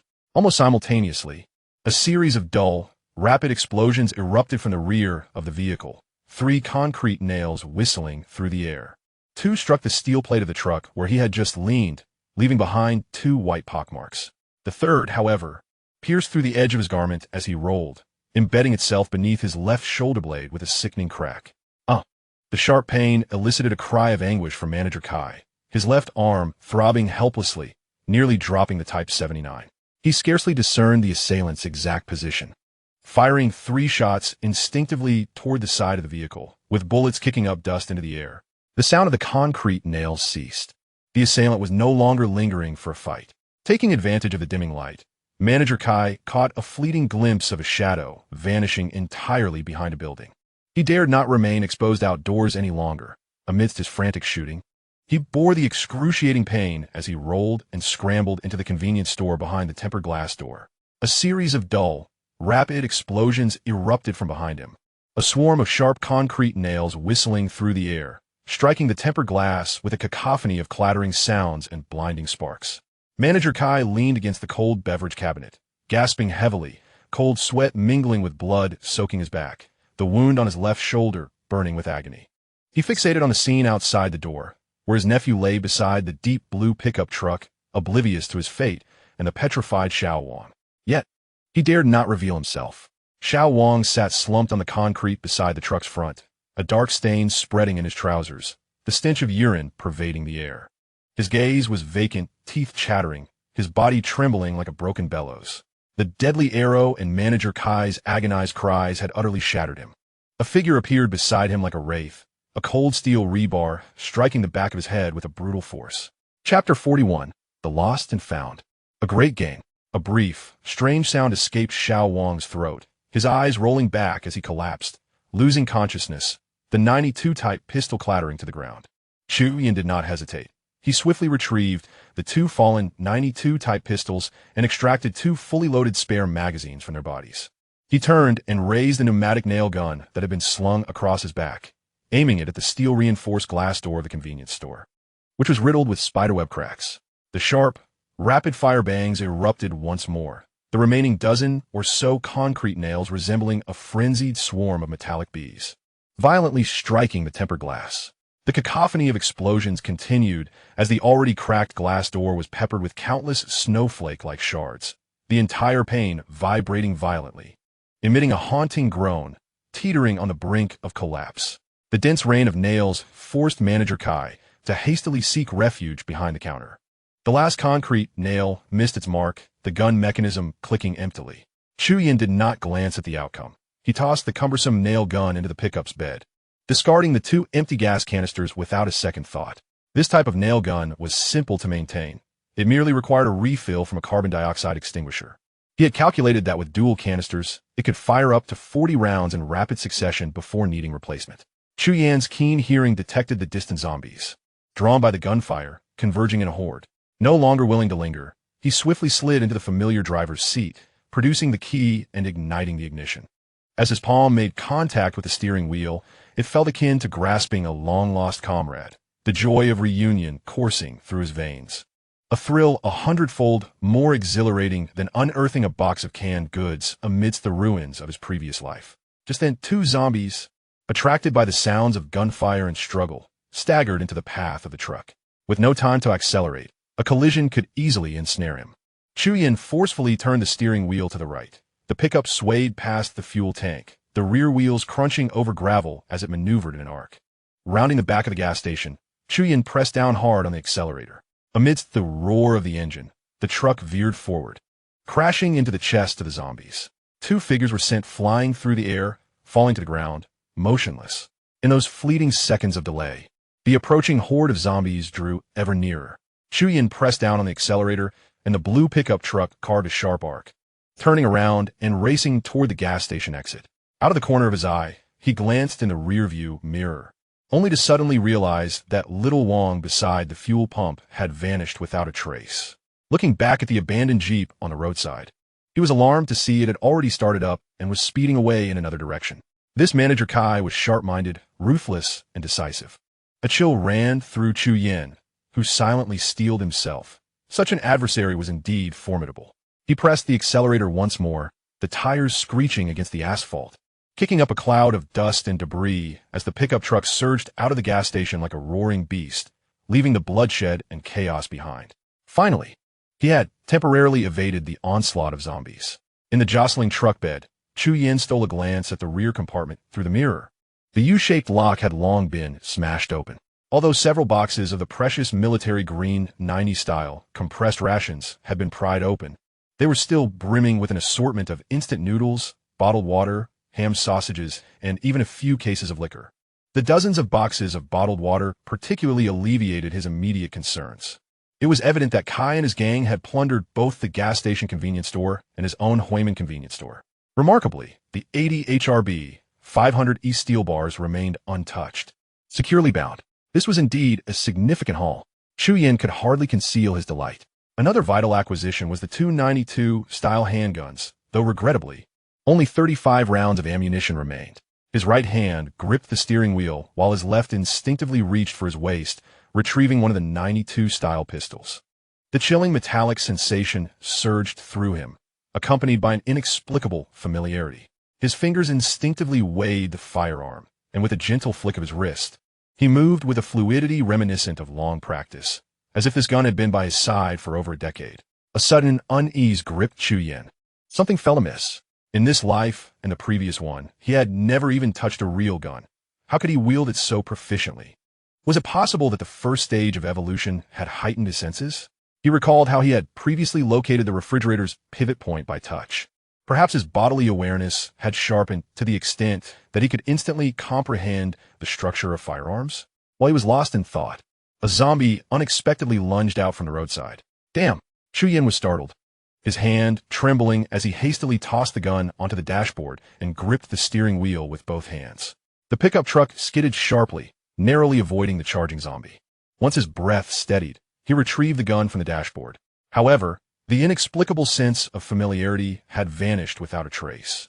The gun now felt as heavy and foreign as a lump of iron. Chu Yin forced a wry smile. It was indeed an illusion. Having never touched a gun in either life, the notion of becoming instantly familiar with one was absurd. In this apocalyptic world, firearms as lethal weapons were not particularly favored by novices. The reasons were manifold. In addition to the loud noise that easily attracted hordes of zombies, the primary issue lay in their challenging handling. The data from the initial live-fire tests of the new recruits in U.S. military reveals a mere 30 accuracy at a distance of 10 meters for chest targets, and less than 10 for head targets, all while using stationary targets. For an average individual to strike a moving target akin to a zombie's head is a challenge comparable to attempting to catch falling snowflakes with chopsticks, in a world where ammunition is exceedingly difficult to replenish. Particularly after humanity has regressed to a primitive state, the manufacturing of bullets has become impossible. This reality signifies that without sufficient ammunition for practice, proficiency with firearms is unattainable. In contrast, cold weapons such as bows and arrows are favored due to the ability to repeatedly craft and recover arrows. Although archery demands greater strength and precision, these are not insurmountable obstacles for the evolved survivors. Bows and arrows allow for continual practice with an abundance of ammunition, rendering them more accessible for novices. Consequently, firearms can only reach their maximum potential in the hands of skilled marksmen, such as soldiers. Currently, Chu Yin evidently lacks this capability, as do Manager Kai and his companions. Otherwise, it would already be Chu Yin lying on the ground. He pressed the accelerator fiercely, the pickup truck roaring as it crushed debris on the road. Racing toward Baisayun Garden, the sky had completely darkened. The truck surged into the Baisayun Garden community, the engine's noise piercing the silence like stones thrown into a still pond, awakening the tranquil surroundings. 3 zombies, clad in tattered garments, were drawn to the cacophony and the moving metal behemoth, emitting excited hisses from their throats as they staggered forth from the shadows of various building corners, stiff yet swift, lunging towards the light and the source of sound. Chu Yin leapt from the vehicle, his gaze steely. His right hand swiftly unsheathed the manganese steel machete from his back, the blade slicing through the dimness with a chilling arc. With a series of sharp cracks, the legs of the 3 zombies shattered, sending them crashing to the ground. He discarded the machete for a spear, and with a trio of swift thrusts, within 5 or 6 seconds, the 3 zombies lay lifeless. Chu Yin did not ascend immediately. He rapidly dismantled the steering wheel and placed it into a canvas bag. With the steering wheel removed, who could possibly drive this vehicle away? After completing this, he retrieved 2 mechanical alarms and tossed them onto the ground beside the truck. Deep within the community, the disturbed zombies were roaring, their sounds growing closer. Chuyin wasted no time and dashed into the entrance of Building 1. The stairwell was even darker than the outside, the air thick with a putrid stench that felt almost tangible. As he reached the third floor, a dormant zombie was startled awake by the sound of footsteps, suddenly lunging forth from behind a fire door. Anticipating this, Chuyin slightly angled his body, and the heavy, threaded steel spear struck the zombie beneath its ear with the swiftness of a striking scorpion. The sharp crack of its neck breaking rang clear. The zombie collapsed limply. Without pausing, Chuyin continued his ascent. On the 5th floor, the 7th floor, more startled zombies emerged from corners or doorways, all swiftly dispatched by his blade or spear in the most efficient manner possible. The experience of the Reborn, combined with his enhanced strength and speed, allowed him to move through the narrow, dark corridors like a specter harvesting lives. Finally reaching the 14th floor, he forcefully slammed the heavy steel door shut with a clang, securing it firmly against the cold steel, isolating himself from the faint, unsettling roars emanating from below. Safe at last. Suddenly, the sound of ringing alarms echoed from downstairs. He hastily returned to apartment 1401. On the balcony, a bird-watching telescope peered down at the pickup truck below. A dozen zombies, each with their own grotesque form, were drawn towards the vehicle by the sound of the alarm, converging from all directions. They circled the cold metal carcass, emitting anxious hisses from their throats, bewildered and aimless. "Watch over the supplies in the truck," Chuyin murmured to himself. He turned away from the balcony, drawing the heavy curtains to shut out the chaotic and perilous world outside. The room was engulfed in darkness, save for the faint snoring of Dun-Dun in the corner. Chuyin groped until he found a candle and lit it, the flickering yellow flame dispelling a small patch of darkness, illuminating the mixture of fatigue and exhilaration on his face. It was time to chart the treacherous path back home. Chapter 42. Priceless. Is it worth the risk? The morning light of the 13th day of the Lunar New Year pierced through the unique thin mist of this southern city, bringing a hint of warmth to the old rot-tan chair on the balcony. In the desolate community below, a few resilient winter hollies had surprisingly sprouted new buds, revealing a flicker of life amid the grayness. In the distance, the sky was a pristine blue, akin to a vast, untainted piece of glass. The dawn light shattered the cold night, and the new shoots awaited the return of spring. Chuyin took a deep breath of the cool air, a tumult of indescribable emotions swirling within him. Hope, like the tender shoots of early spring, was fragile yet tenacious. Today, he would embark on the bloody road back to his hometown. First, he used a hand-crank grinder to sharpen the blade and spear tip meticulously. Then, he retrieved his phone, which could only serve as an electronic notebook, and opened the offline map. With a journey of over 500 miles ahead, the highway was out of the question. It would undoubtedly be a graveyard of piled-up vehicles. His hometown lay to the west of Tanzhou City, but he could not venture west, as that area was home to a commercial pedestrian street and several large schools, where the zombie tide had first erupted in his past life. The south of the city was also a no-go. He recalled that 2 main roads there had been completely blocked by abandoned vehicles. He carefully mapped out his route. He would first exit the city from the east, taking the old national road westward to the western suburbs. There, a vast, deserted factory area, halted for the spring festival, offered relative safety, and within that factory area resided someone he must locate immediately. Afterward, he would switch to a provincial road, entering hilly terrain where villages dotted the landscape like isolated islands, reducing risk. Finally, he would connect to County Road X058, following the edge of the mountains to maximize avoidance of densely populated areas. Though this route was longer, it was concealed, with sporadic small gas stations along the way, serving as lifelines for his diesel pickup. More crucially, this route would take him past Luome Lake and Tongwan Kiln, especially Tongwan Kiln, where a missed opportunity from his past life awaited him. In this life, he could not afford to let it slip away again. He sketched a simple map on an A4 sheet, then powered down the phone. The battery was too precious. After the strong electromagnetic pulse, the charging port in his vehicle was no longer functional. As he contemplated his imminent departure from Tanzhou City, his finger paused, and he swiftly flipped the A4 paper over. The pen tip glided across the back, leaving clear inscriptions. On the 18th floor of the International Trade Building, the residence of He Tian in the southern city. After finishing, he stared at the line for 2 seconds, then tightened his grip on the pen and fiercely circled the area, the ink deeply embedded in the page. He silently gritted his teeth at the paper. Once I return to Tanzhou City, I shall meticulously uncover every hidden nook and cranny. At that time, I will ensure that all the lurking demons and phantoms are brought to light. Time waits for no one. Chuyin swiftly commenced his plan. He quietly descended the stairs, his footsteps barely audible in the empty stairwell. His evolved physique allowed him to move almost soundlessly, with only the occasional agile dart of dung at his feet. Serving as a sentinel, he stealthily reached the ground floor, employing the same tactics as before, avoiding the scattered zombies. He found a few empty trash bins at a distance from the highrisk pickup truck, stuffing them with old cotton clothes soaked in cooking oil before igniting them. The flames leapt up rapidly, igniting the residual plastic waste within, and thick smoke mixed with the crackling of burning grease rose into the air.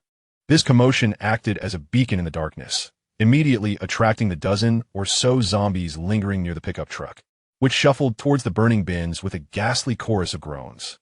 The perimeter around the truck was now clear. Chuyin promptly returned to the 14th floor.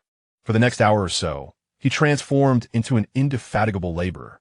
Various tools, everyday necessities, medications for spare spears, 3 sets of protective clothing, along with 3 solar panels damaged by electromagnetic pulses and their accompanying 3 lithium iron phosphate batteries. All the essential items he deemed necessary for his journey home needed to be carried down one by one and carefully stacked in the back of the pickup truck.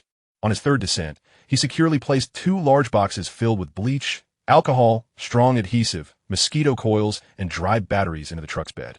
As he straightened up to catch his breath, his eyes instinctively scanned the silent neighborhood. Suddenly, from a window on the 3rd floor of the opposite building, a clothes-drying rack extended, prominently displaying a bright red garment that swayed violently from side to side. A distress signal. Chuyin's gaze sharpened, fixating on the window. Sensing his attention, the rack quickly retracted, and shortly thereafter, 2 pieces of A3 paper, taped together, were raised high against the window glass. Scrawled in bold red marker were several lines of neat handwriting. I am a neighbor from 303. The child has not eaten for 2 days. Please help us escape, and we will reward you handsomely. It seemed to be a survivor who had been observing him for quite some time. Chuyin stared impassively at the glaring plea, his heart devoid of emotion. Building 3? He sneered inwardly.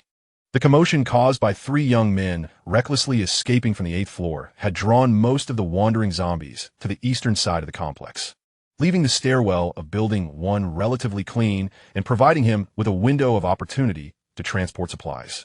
But who knew what the situation in Building 3 was like now? The building may be teeming with the undead that have not been lured away, or, worse still, with other dire threats. A family of 3? And a child? Chuyin's gaze grew colder. To lead them to safety? Would they flee? His own objective lay hundreds of kilometers away in his hometown, a perilous journey fraught with uncertainties, each step a trial of life and death. Taking along a child who had gone 2 days without food and 2 adults of unknown intentions? That would be akin to strapping himself with potential liabilities that could scream and attract a horde of corpses at any moment. In the apocalypse, misplaced kindness is a death sentence. He refused to allow himself to repeat the mistakes of his past life. With an air of indifference, he averted his gaze, as if the glaring red letters were invisible to him, and turned to continue towards the entrance of the building, preparing for his next round of transport. The weight of survival was already a burden he deemed too heavy to share, especially with such an obvious hindrance to his primary goal. On his 6th descent with tools, such as an angle grinder, as he stepped out of the building towards his pickup truck, he noticed new activity at the window of Unit 303. The previous A3 notice had been removed and replaced with a new sheet of white paper, the content altered. The handwriting bold and forceful, exuding a military-like resilience. I am the neighbor from 303. I offer shooting tutorials from the police station in exchange for food and water. Shooting tutorials from the police station? Chuyin's pace towards the truck faltered slightly. The new notice no longer spoke of vague rewards or elusive escapes. It had turned strikingly pragmatic. Moreover, this exchange proposition struck a chord within him, breaching his defenses like a well-crafted key. Guns. In his previous life, he had scarcely touched such weapons. The reason was painfully practical. A novice wielding a handgun had a dismal 5% chance of hitting a zombie's head within 10 meters.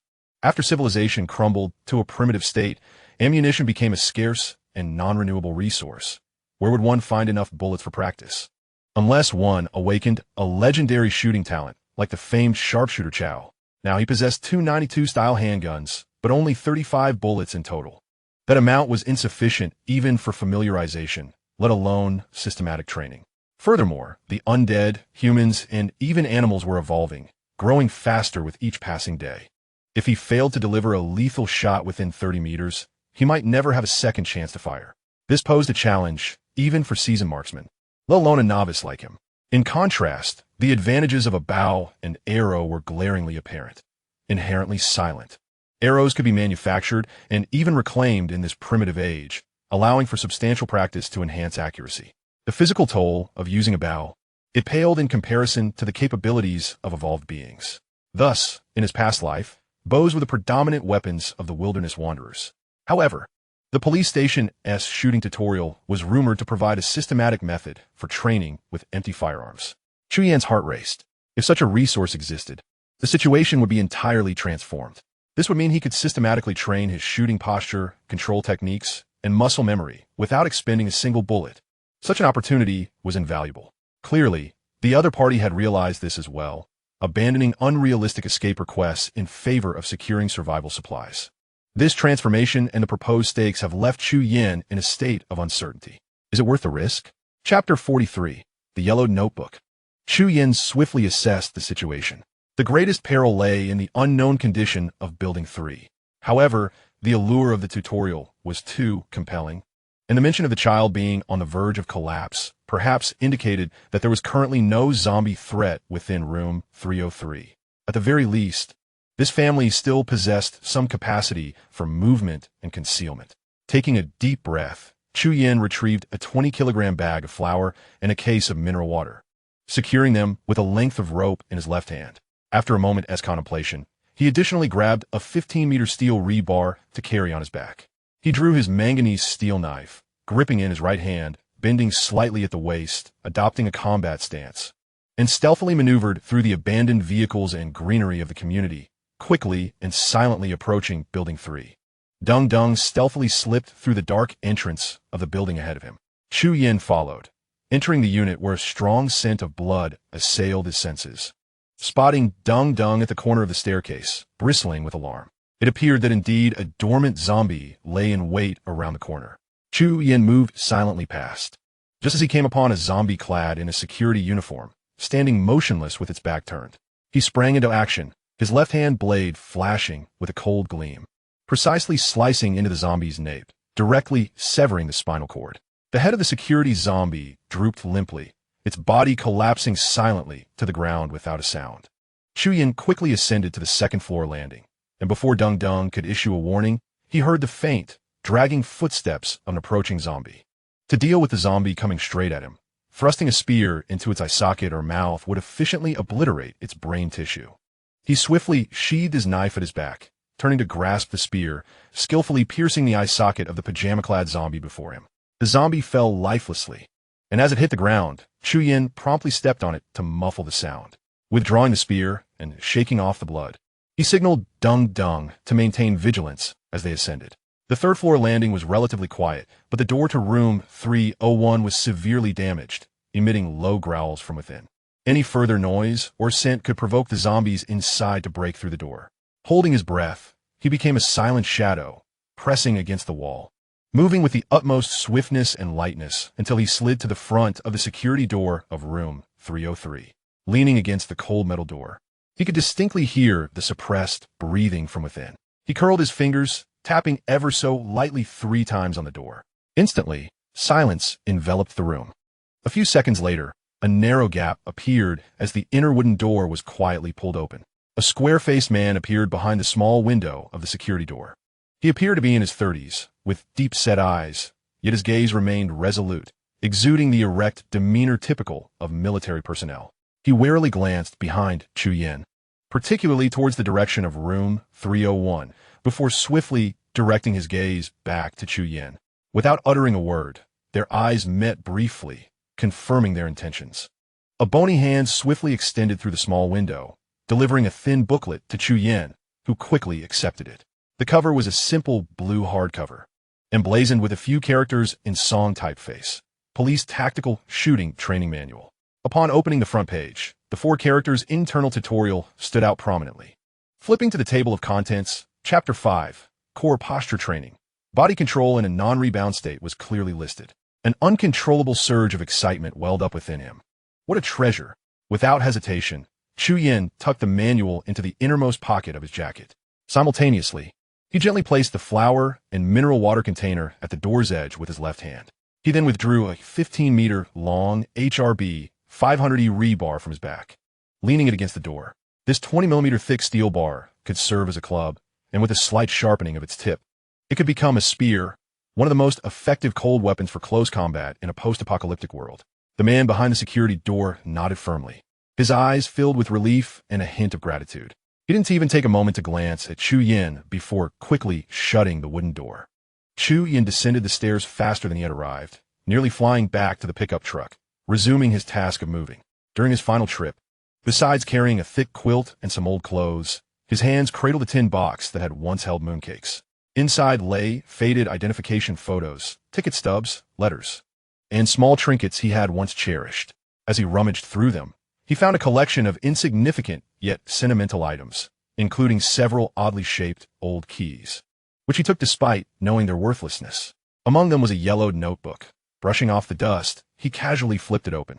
After reading a few pages, he couldn't help but chuckle. The pages were filled with his childhood doodles from elementary and middle school, such as Major Decision. Li Wei is a traitor. He secretly told Zhang how my Sailor Star account. Arch enemy, next to a drawn explosion symbol.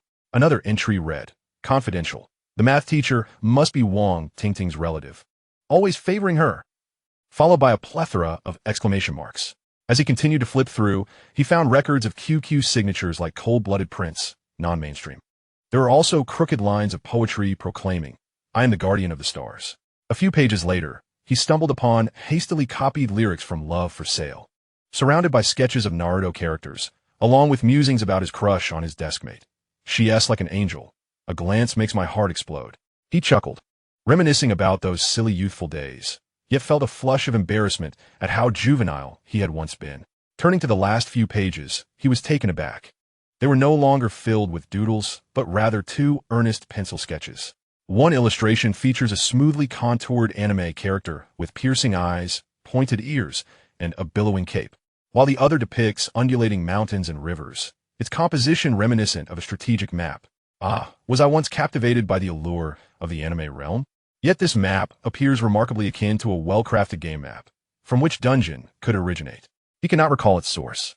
Gazing at these doodles and the serious rivalries of yesteryears, a wave of naive earnestness washed over him. As he chuckled, a gentle pang brushed against his heart. He solemnly placed the old notebook, brimming with youthful memories, into the box. At last, everything that needed to be moved was safely stowed in the truck bed. Even the 4 carbon dioxide fire extinguishers found in the corridor were loaded into the truck bed, serving as the energy source for his nail gun. However, he had only packed a small amount of food. The truck bed still contained 40 boxes of 90-style replica compressed rations and a substantial supply of instant noodles contributed by Fat Kai. Returning to room 1401, Chu Yin meticulously counted the supplies within. 10 bags of 25-kilogram rice, 25 boxes of bottled Nong Fu, spring mineral water, 10 barrels of 5-liter cooking oil, 20 boxes of assorted canned goods, and 200 pounds each of sugar and salt, commodities that in the post-apocalyptic world were as valuable as gold. These supplies, which he could not move today, would remain as reserves in this base. Little did Chu Yin anticipate that the failure to relocate these doomsday provisions would ultimately lead to significant trouble. Chapter 44. The King of Cold Weapons. Before departing, Chu Yin meticulously arranged his equipment. A short knife firmly inserted into his boot, 2 handguns precisely secured at his waist, and a long sword, spear, and bow and arrows, each housed in specially crafted canvas and steel sheaths slung across his back. To conceal these weapons, he donned a black cloak, artfully stitched from old garments, its hem intentionally cut into irregular jagged edges. On either side of his waist, he left fabric ties half a foot long, deliberately keeping a half-inch gap when tying them in a bow, allowing the cloak to drape naturally and obscure all weapons, while enabling swift access should he encounter an ambush. He adjusted the hem of the cloak in front of a mirror, confirming that from the side, he resembled a destitute wanderer, effectively camouflaging his protective gear while ensuring that the lethal instruments hidden beneath the cloak revealed not even a hint of their outline. This was the survival wisdom he had gleaned over 2 decades of navigating the trials of a post-apocalyptic world. When human adversaries cannot discern the weapons you bear, it becomes exceedingly difficult for them to gauge your true strength. Dun Dun followed closely behind, having been in a daze for a day after feasting on the flesh of the Rat King in the underground parking lot. Upon waking, there was an inexplicable sense that something about it had changed, though he could not pinpoint exactly what was different. Subsequently, Chu Yin knocked on the door of room 1402, which opened swiftly. As the door opened, Teacher Zhang's face bore none of the previous day's anxiety or sanctimonious lectures. Instead, it was marked by a weariness honed by harsh reality and a subtle resilience. Her hair was simply tied back, and behind her glasses, her eyes glimmered with vigilance and inquiry. Pack your things and follow me. In a couple of days, the rooftop will be swarming with zombies. Judan spoke Sukin Din, devoid of pleasantries. I will lead you to an empty room on the first floor where you can hide. In 2 days, a government rescue team will pass nearby. This is your chance. You have 3 minutes. To Chu Yan's surprise, Teacher Zhang offered no objections, complaints, or unnecessary moral proclamations. Instead, her gaze sharpened, and with a nod, she replied, "All right." She immediately turned, moving swiftly to gather a pre-prepared backpack, stuffing it with the last of their food, water, and a few warm garments. Her actions were decisive and efficient, a stark contrast to her demeanor just days prior. The brutality of the apocalypse had finally stripped away her unrealistic naivety. Chu Yan's eyes fell on the boy behind her. He, too, carried a backpack not much smaller than his own frame, and astonishingly, gripped tightly in his hand was a makeshift spear fashioned from a clothesline pole and a kitchen knife. The blade was clumsily bound with cloth and wire, and though it appeared laughably crude, the straightness of the pole and the sharp tip radiated a nascent coldness of intent. It was evident that the boy had been observing Chu Yan's actions through the peephole, even attempting to mimic them. Upon meeting Chu Yan's scrutinizing gaze, the boy's face remained taut, showing no fear. Instead, he tightened his grip on the weapon, a flicker of stubbornness and perhaps longing glinting in his eyes. Chu Yan felt a stir in his heart. This boy possessed a certain intrigue. "Let us go." Chu Yan secured the steel bar door to the 14th floor, placing 2 mechanical alarms in the shadows behind the door, set to ring in 10 minutes. The sharp chime would attract the remaining zombies within the building, potentially creating an opportunity for other trapped occupants to escape while making it more difficult for later arrivals to reach the 14th floor, thereby maximizing the protection of his backup base in room 1401. The trio, along with 1 cat, descended silently.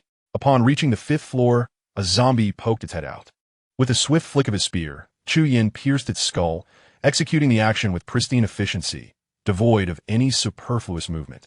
The boy trailing behind watched with wide eyes, admiration and yearning shining through his gaze as he fixated on Chu Yan's grip on the spear and his fluid movements. Utilizing the memories from previous explorations, Chu Yan guided the mother and son quietly through the foul-smelling corridor, deftly avoiding the scattered wandering zombies until they arrived at an empty room on the 1st floor, its door wide open. It was unclear whether the previous occupant had fled or had become one of the roaming undead. This room had been vacant for quite some time. The location was temporarily safe, allowing for easy escape. He left enough provisions to last until the day after tomorrow. As for any surplus food, none. Survival in this apocalypse had never relied on charity. "Thank you, Xiao Chu," Teacher Zhang finally spoke, her voice filled with gratitude. "Stay hidden and silent, and wait for rescue." Judan in stut sukin din. He turned to leave, his gaze falling upon the silent child, who had been watching him intently, and upon the crude spear that embodied the child's courage and will to survive. After a brief moment of contemplation, he placed the still bloodied, threaded steel spear into the child's small hand, replacing the absurd makeshift clothesline pole. Without uttering a word, he turned and exited the corridor. No one could have anticipated that this seemingly insignificant spear, inadvertently bestowed by Chu Yan, would eventually become the initial symbol and enlightenment for the future king of cold weapons, renowned across the wasteland. Yet, he too was unaware that the spear he had hastily gifted was one of those tipped with blue and purple speckles, identical to the one that had been used to assassinate him in his previous life. At this moment, Chu Yan was oblivious to these connections. His mind was occupied with another matter. He hastily exited the building, allowing Dun Dun to leap into the truck bed as a lookout. While he refrained from immediately entering the vehicle, he circumvented the zombies, his figure appearing outside room 201 in Building 4. He raised his hand and rapped forcefully on the security door, producing a dull thud. After a few seconds of silence within, a frail, elderly voice filled with vigilance inquired, "Who is it?" Chu Yan lowered his voice, delivering a muffled tone through his protective gear. "Government rescue team. Open the door for registration and material distribution." A flurry of hurried breaths and rustling sounds emanated from within, followed by the swift sound of the door lock being turned. The door opened a crack, revealing half of the face of Lu Fuchuan, the head of the residence committee. After several days, his typically slicked back hair lay disheveled, with strands of white hanging over his forehead, which was plastered with sweat and fear. His usually crisp, old cadre jacket was crumpled, stained with an unknown substance, and he shrank back behind the door like a frightened mouse. Comrade, government comrades, you have finally arrived. Lu Fuchuan's voice was laced with sobs and an undercurrent of ecstatic relief as he fumbled to fully open the door. Please come in. I can hardly hold on any longer. Chapter 45. Revenge for Revenge. A cold smile flickered across Chu Yan's heart. Good people do not live long, while calamities endure for 1,000 years. This old man indeed had a hard life. Just as Lu Fuchuan attempted to step aside to welcome the rescue personnel inside, Chu Yan's arm, like an iron claw, seized the front of Lu Fuchuan's jacket and ruthlessly yanked him out of the doorway. Ouch! Lu Fuchuan was caught off guard, thrown off balance by the overwhelming force, and fell directly onto the cold floor of the corridor. Simultaneously, Chu Yan raised his foot and, with a resounding crash, forcefully kicked the door of room 201 shut. What are you doing? Lu Fuchuan, dazed and terrified, looked at this strangely behaving rescuer in shock. Zhu Jiang, towering over him, peered down through his protective gear, grinning sinisterly. Do you have the key? Key. Lu Fuchuan instinctively reached for his pocket, his face paling. And no, I left it inside. There's no one to open the door for me. Comrade, I still need to go in and retrieve my luggage and grab some food. What am I to do? His words tumbled out in a disjointed manner, his voice thick with despair, panic rendering him oblivious to the peculiarity of the person before him. A mocking chuckle escaped Chu Yan's lips as he nonchalantly removed his helmet. In the dimly lit corridor, his youthful yet weathered visage was revealed. Lu Fuchuan's relaxed eyes widened in astonishment, his jaw nearly dropping in disbelief. You're that Chu fellow from Building 1. He recognized the typically taciturn young owner. After the initial shock, his ingrained sense of authority compelled him to regain composure. It's you, Xiao Chu. You've shown remarkable foresight in stockpiling food and water. Look at me, Director Lu. I'm famished, craving fragrant rice and canned meat. Are we? A teasing smile danced in the corners of Chu Yan's eyes. Lu Fuchuan involuntarily swallowed. Yes. Hurry and bring over a few boxes. Xiao Zhu. For the prosperity and development of the community. A resounding slap rang out, striking Lu Fuchuan's greasy face with tremendous force. The impact sent the remainder of his words back down his throat, his cheeks swelling rapidly as blood trickled from the corner of his mouth. Dazed by the blow, Lu Fuchuan clutched his face, staring at Chu Yan in disbelief, his voice trembling. Why did you hit me? Have you lost your mind? Chu Yan's gaze was frigid. That slap was for myself, for your attempt to throw me off the vehicle. Throw you off the vehicle? When did I ever do that? Lu Fuchuan stammered, utterly confused. Xiao Chu, you must be mistaken. A cruel smirk played on Chu Yan's lips. Mistaken? You'll do it the day after tomorrow, on that fleeing vehicle, simply because I did not yield my position to you. Lu Fuchuan was at a loss. The day after tomorrow? That hasn't arrived yet. With a swift motion, another, even harder slap landed on the other side of his face. This one is for the little girl from Building 3 who clutched her doll. Chu Yan's voice was thick with suppressed fury. The image of that desperate girl from his past life echoed in his ears. He would not allow such a fate to unfold again. Lu Fuchuan cried out, his vision swirling. A third slap followed, unrelenting. This one is for the limping grandmother. You'll push her off the vehicle to feed the zombies. Chu Yan's voice resonated like a judgment from the abyss, each word soaked in the essence of bloodshed. The helpless gaze of the old woman and the horrifying scene of zombies lunging at her flashed through his mind. A fourth slap, driven by overwhelming rage, landed with brutal force. This one, who is it for now? Blood trickled from Lu Fuchuan's lips, his head buzzing, his thoughts incoherent. This slap, Chu Yan paused momentarily, is for the vehicle that insulted me. The four slaps, executed with precision and ferocity, left Lu Fuchuan's cheeks swollen, rendering him a mere vessel of fear and agony.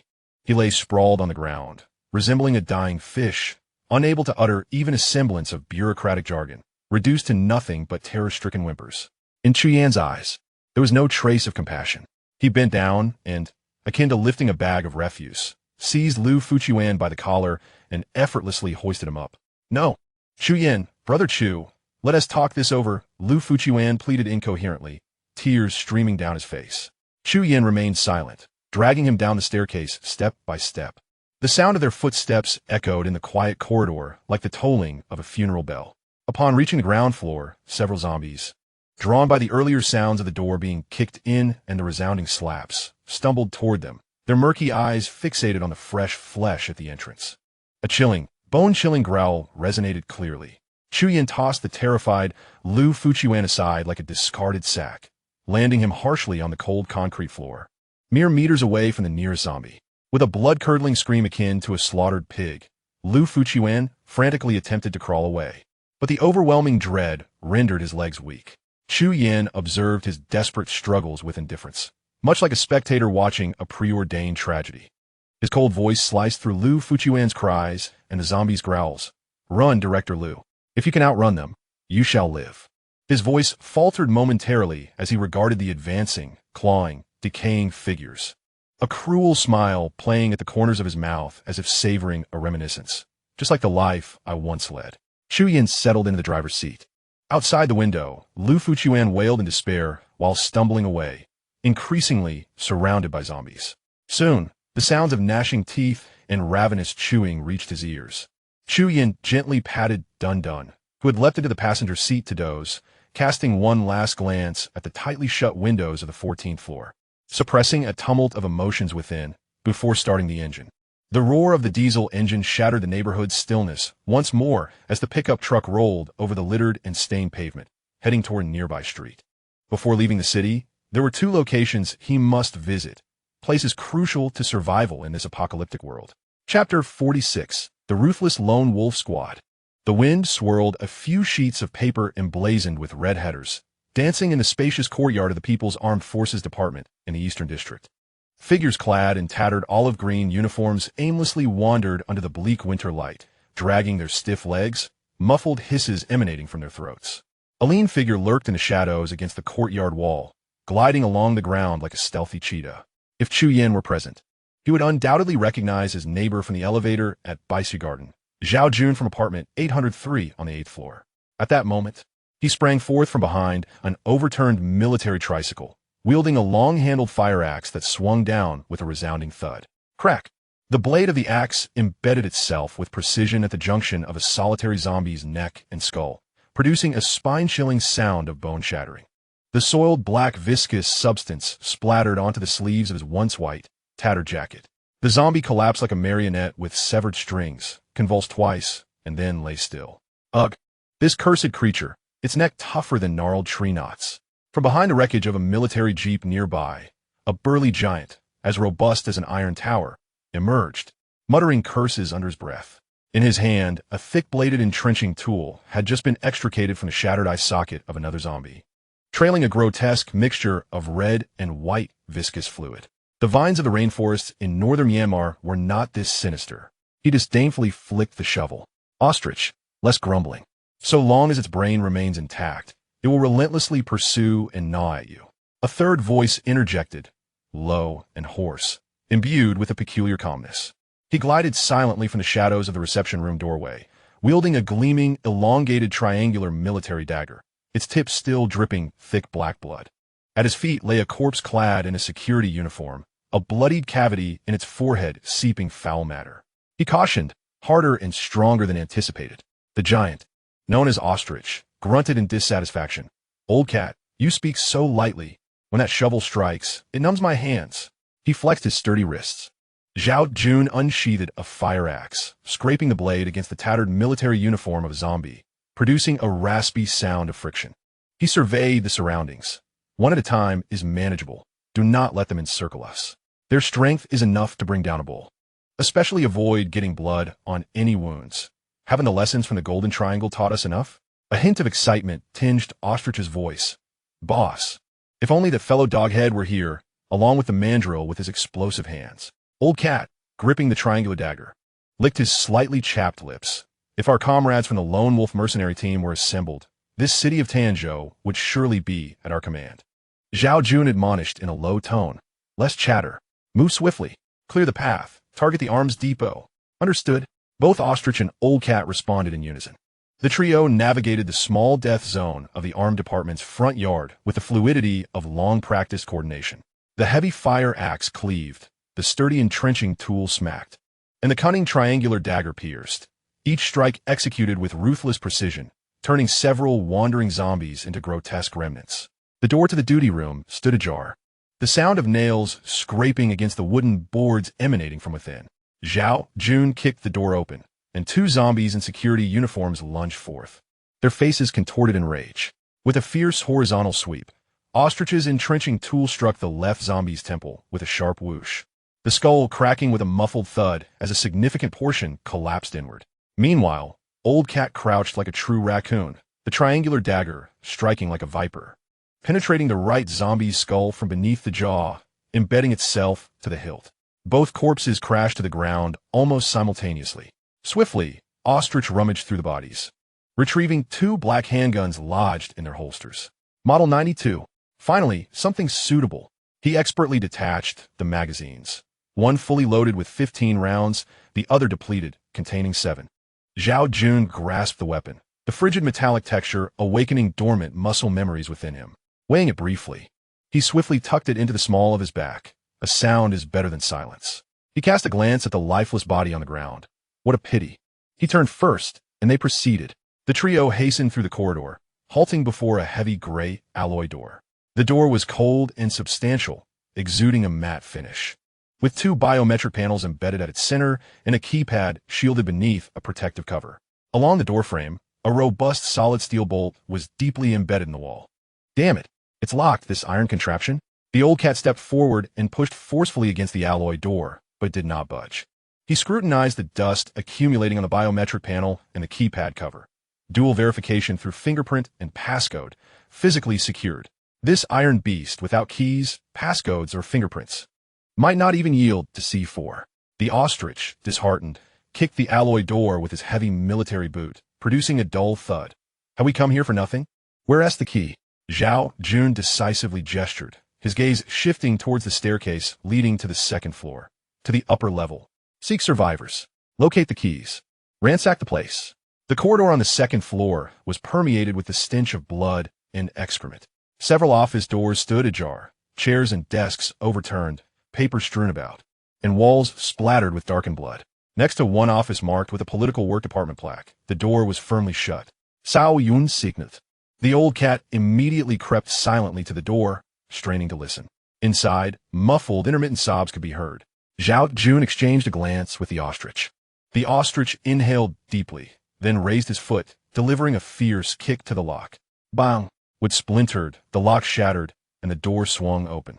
Behind a large desk, two young staff members in civilian clothes cowered in terror, their faces as pale as parchment, trembling like leaves in the wind. Upon seeing the three drenched in blood and menace, particularly Zhao Jun with his blood-dripping fire axe and the ostrich with his bloodied engineer shovel, one staff member collapsed in fright, while the other let out a brief scream, desperately covering his mouth. "Don't kill us. We are alive," pleaded the staff member, tears streaming down his face.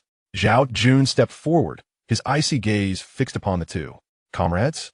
The standing staff member's teeth chattered, and upon discerning the tactical remnants and fierce aura surrounding Zhao Jun and his companions, a look of despair transformed into sheer elation.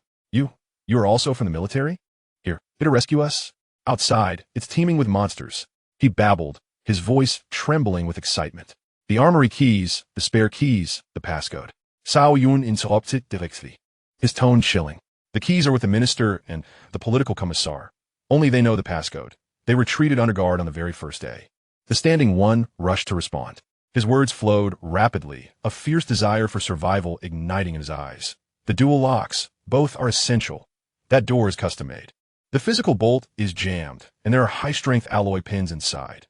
Without authorization, it absolutely cannot be opened. Truly." He glanced at the blood-stained attire of the three men and the weaponry in their possession. Then his gaze shifted to the 92-style gun handle protruding from the waist of the ostrich. With a gleeful tone, he exclaimed, You are from military too?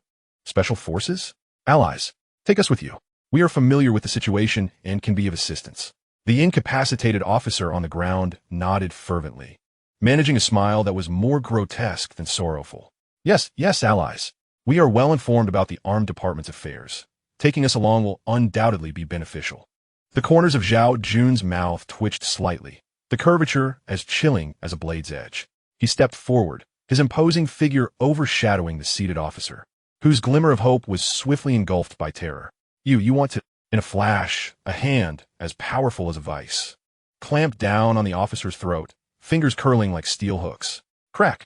The sharp sound of cervical bone fracturing echoed, freezing the ingratiating expression on the officer's face. His eyes bulging in disbelief, a strangled sound escaping his throat as his body convulsed violently before collapsing, neck twisted at an unnatural angle. The standing officer let out a horrified scream, his bladder betraying him once more. He flailed and scrambled backward in a frenzy. Don't kill me, please. In the minister's office. There might be a spare gun in his drawer. I swear, spare me, I beg you. The ostrich wielded an entrenching tool with brute strength, delivering a swift blow to the back of the officer's head. The dull thud resonated as the blade embedded deeply in his skull. Crimson and ivory splattering across the nearby filing cabinet. The scream abruptly ceased, and the body slumped forward. The office was left with a nauseating stench of blood.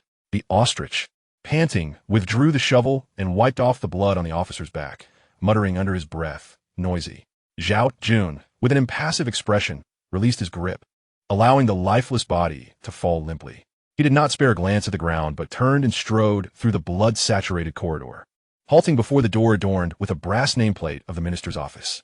With a flash of cold steel, the fire axe struck the door lock with precision. In an instant of splintering wood, he kicked open the ornate wooden door and advanced toward the mahogany desk nestled in the corner. The sound of drawers being violently yanked open mingled with the fluttering of papers, pens, and paper clips raining down like confetti. Soon, he retrieved a cold metallic object from a hidden compartment in the bottom drawer, a well-maintained 92-style handgun, accompanied by 2 spare magazines filled with gleaming 9mm parabellum rounds. Satisfactory. Zhao Jun checked the magazine. It was fully loaded with 15 rounds. He tucked the gun into his waistband and stowed the magazine into his pocket. The trio swiftly retreated to the corridor. The distant roars of zombies seemed to grow nearer, exacerbated by the overwhelming scent of blood. Boss, retreat? Old Cat, gripping the blood-soaked trident, whispered cautiously. Zhao Jun gazed out at the city's silhouette before retracting his gaze, his voice resolute. Return to the 8th floor of Baikoyuan, room 803. The ostrich paused, bewildered. 803? That wretched place? We barely escaped that rat's nest on the 8th floor. Sao Yun replied coldly. It is the 13th day of the first month, ostrich. The 15th is just 2 days away. The old rules of the Lone Wolf Squad dictate that as long as there is breath in our bodies, we must gather at the appointed time on the Lantern Festival. This year, the designated meeting place is 803. Regardless of our condition, the likes of Doghead, Mountain Eagle, and Mountain Monkey will crawl there if necessary. This is an unyielding law. Old Cat and Ostrich felt a simultaneous tremor in their bodies. A flicker of complex emotion passed through Old Cat's eyes. The Lantern Festival gathering. A matter of iron discipline. We arrived early, and they will come. Ostrich recalled the circumstances leading up to this. But boss, there are quite a few zombies in building 1 of Biqui Garden. The entire complex resembles a den of the undead. Old Cat, however, remained unfazed. Now, we are equipped. We can clear out that building swiftly. Zhao Jun shot him a cold glance. Fool. The moment a gun fires, every zombie in the vicinity will swarm over. Bullets are precious. We cannot squander them so recklessly. He paused before adding. That building has 15 floors. There's a rooftop. We can lure the zombies up there. Seal the rooftop door, and let them enjoy the breeze. Lure them up? Ostrich scratched his head. Old Cat interjected, his tone unperturbed. I'll simply bring a rope. After leading the zombies, I can lower the rope from the 15th floor window and drop back onto the 8th floor balcony. He flexed his wrist, the joints cracking lightly. His prowess in rock climbing competitions was not earned without merit. Sao you noted, Fina. Once everyone is gathered, we'll pry open the apartment on the 14th floor. That kid, I noticed he made several trips home that afternoon. His truck was running back and forth. The supplies inside will sustain us for a while. Without further delay, the trio, armed with 2 newly acquired Type 95 automatic rifles, 3 Type 92 handguns, and dozens of rounds of ammunition, swiftly exited the armory building, their figures vanishing swiftly into the depths of the street. Chapter 47, Mutants zombies, rencontrent danger. Chu Yin was unaware that his first supply base had been targeted. His pickup truck was heading toward a street lined with windows and doors, a place he must visit first. His objective was clear. The old iron-grade diesel generator nestled in the small compartment of Oldly S window and door processing shop. This model, entirely reliant on mechanical structure, was one of the few power sources that might still function after a strong electromagnetic pulse. The street appeared even more desolate and dilapidated than the residential complex, with abandoned vehicles strewn about haphazardly. As Chu Yin's pickup truck passed the corner of the bearded bicycle repair shop, he leapt from the vehicle.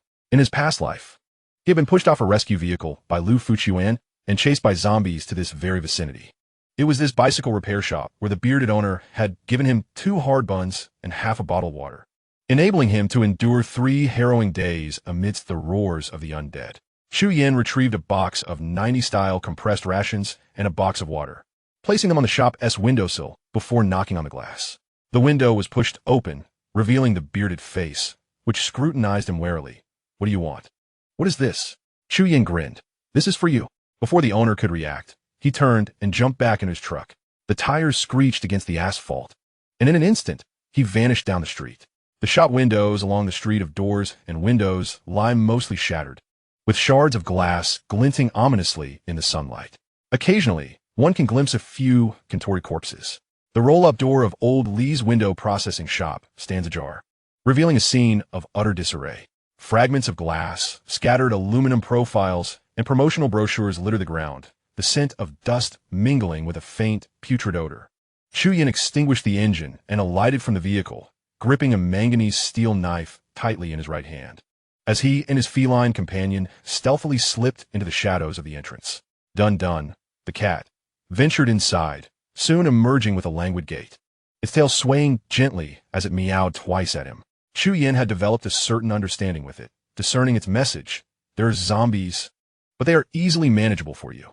Indeed, a zombie clad in blue work attire crawled out from behind a toppled display counter, emitting a guttural rasp as it clumsily lunged toward the scent of the living, its movements stiff and slow. Chu Yin was well prepared, his body, taut as a drawn bowstring. Suddenly sprang into action, he pushed off the ground with his right foot, propelling himself forward, while his right arm swung the manganese steel cleaver in a precise arc of silver. The blade sliced through the air with a sharp whistle, landing accurately at the vulnerable junction of the zombie's cervical vertebrae. The blade penetrated flesh without the anticipated resistance. The force, angle, and timing of the strike were impeccable, capitalizing on the zombie's own forward momentum. The blade smoothly severed skin, cartilage, and bone, met with little hindrance. The zombie's head flew off, splattering black ichor, and rolled onto the dust-covered floor. The headless torso staggered momentarily before toppling forward, a clean and decisive kill. Chu Yin flicked the blood from the blade, splattering it onto a nearby aluminum window frame. He felt the muscles in his right arm tighten.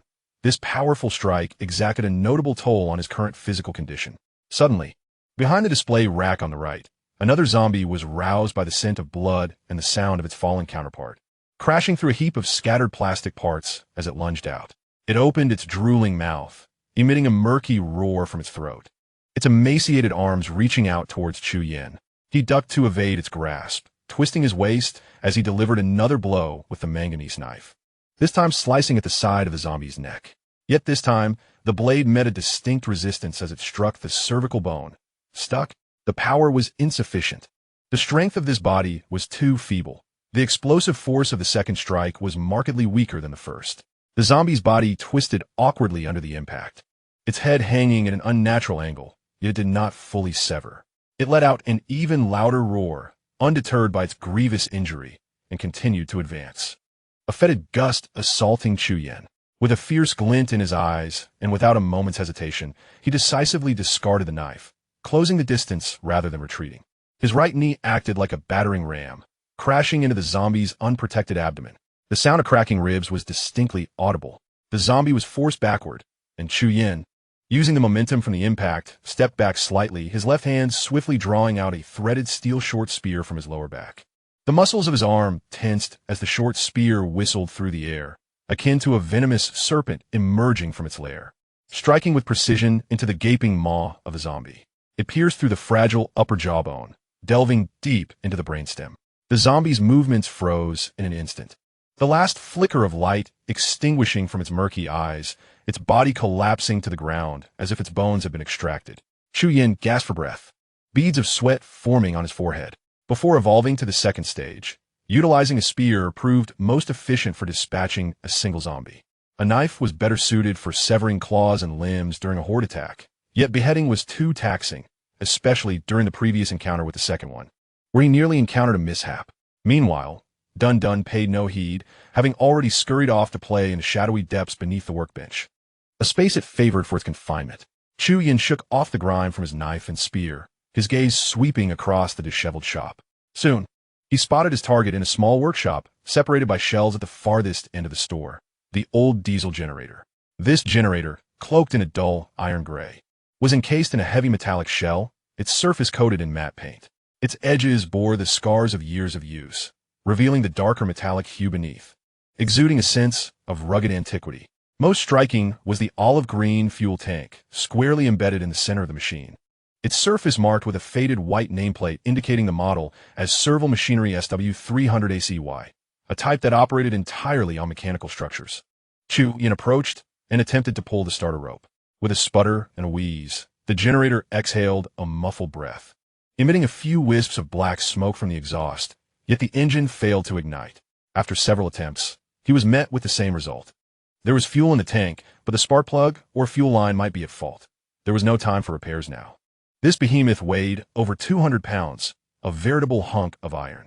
Taking a deep breath, he crouched down, wrapping his arms around the cold, iron casing of the generator.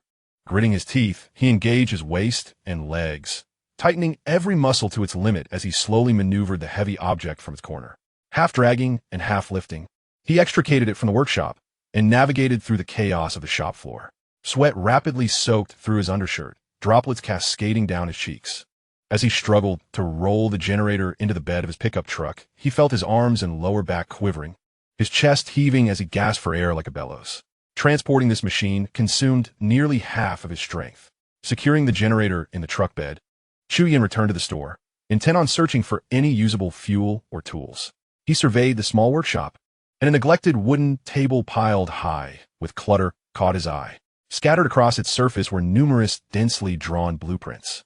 Approaching, he picked up the top few sheets, which were filled with hasty lines and cross-sectional diagrams. Air chamber, firing pin, trigger assembly, magazine. It was indeed the detailed design blueprint of the pneumatic nail gun powered by a carbon dioxide fire extinguisher canister that he had previously used. Beside it lay sketches annotated with concepts for a dual-chamber pressurization system and proposals for the heat treatment of the firing pin. Chu Yan's eyes sparkled with excitement. With these blueprints in hand, he could later seek appropriate materials and tools to attempt enhancements or even mass-produce this formidable weapon that had proven effective in the early days of the apocalypse. Without hesitation, he rolled up all the drawings on the table and stuffed 3 packages of sharpened cement nails into his canvas bag, which he always carried. Having completed this task, he finally exhaled with a slight sense of relief, just as the fleeting joy of acquiring the blueprints began to rise. An overwhelming sense of impending danger descended upon him without warning. It was not a sensation born of hearing or smell, but rather an instinctive awareness of malice honed through 2 decades of life and death struggles.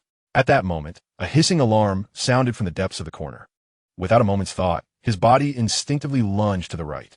A bony hand, with nails unnaturally sharp, swiped past him with a vicious hiss, barely grazing the protective gear on his left shoulder and viciously raking across a nearby sample of aluminum alloy windows. The piercing sound of metal scraping echoed, as the rigid aluminum material was marred by 3 deep gouges. Chu Yin rolled to his feet, his manganese steel knife now positioned defensively across his chest. It was then that he clearly saw his assailant, an emaciated male zombie, clad in tattered security uniform. However, what truly weighed heavily on Chu Yan's heart were its eyes. Instead of the usual murky gray-white of a typical zombie, its pupils glowed with a strange, viscous crimson hue. What made Chu Yin even more apprehensive was the faint yet undeniable spark of awareness flickering within those blood-red orbs. It had demonstrated the capacity to lie in wait in the shadows behind the shelving units. This was dire. Chu Yan's mind raced, quickly discerning the nature of this creature before him. A mutated zombie. Having prior experience from his past life, he knew that zombies were not static, They could evolve through the continuous consumption of flesh and blood, albeit with a minuscule probability. In the aftermath of the cataclysm, humanity roughly categorized zombies into 9 levels based on their mobility and cognitive abilities. The primary form resulting from the first wave of infection was designated as Level 1 zombies. These creatures were lethargic, shuffling along with severely degraded vision akin to extreme myopia, relying primarily on their hearing and sense of smell to track prey. Their strength was double that of an average human, yet they felt neither pain nor fear, driven solely by the instinct to consume flesh, devoid of any intelligence. Level 2 zombies emerged when Level 1 zombies consumed sufficient flesh to evolve. Their mobility significantly improved, nearing the speed of elderly humans, and they could even sprint short distances, though typically not exceeding 10 meters. Their vision showed marked improvement. While still inferior to that of a normal human, it was comparable to that of an ordinary myopic individual, allowing them to discern targets at medium distances.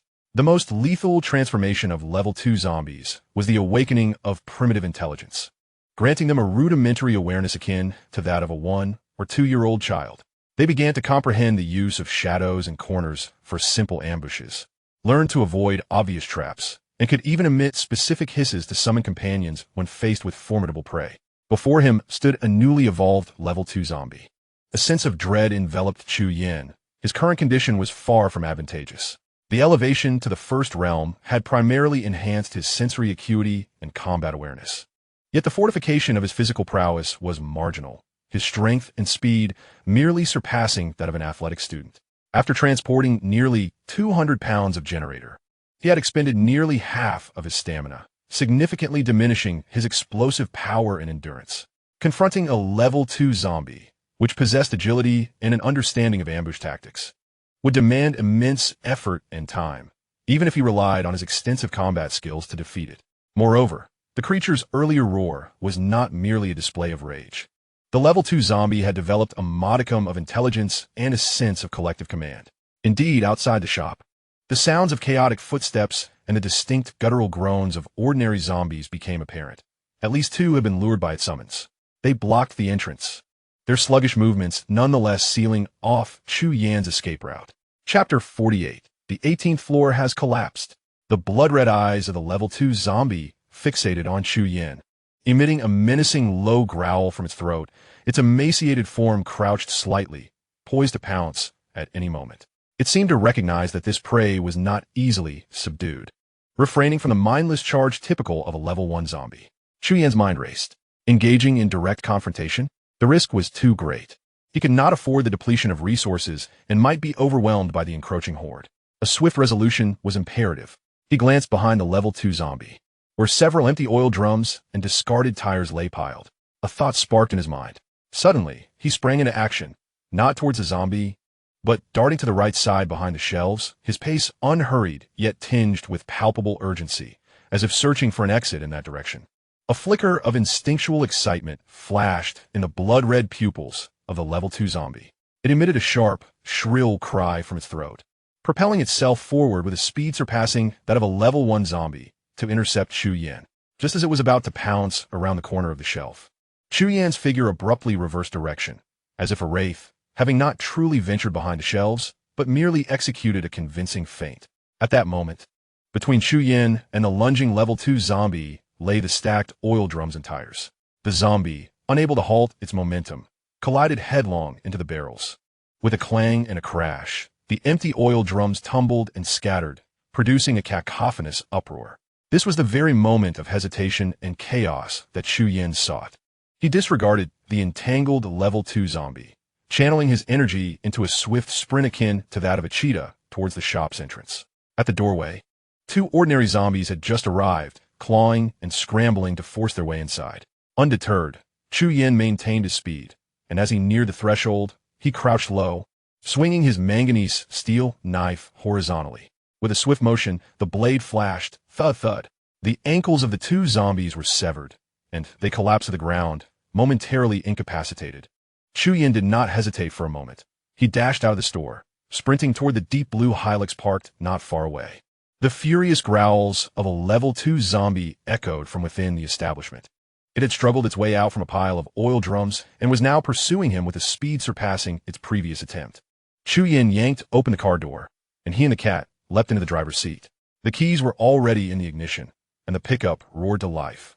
Akin to an enraged bull, its tires screeching against the pavement as it surged forward. With two resounding thuds, two zombies that had just risen from the ground, attempting to lunge at the vehicle, were violently struck by the heavy steel front, their bodies twisted and thrown against the nearby wall, instantly neutralizing the threat.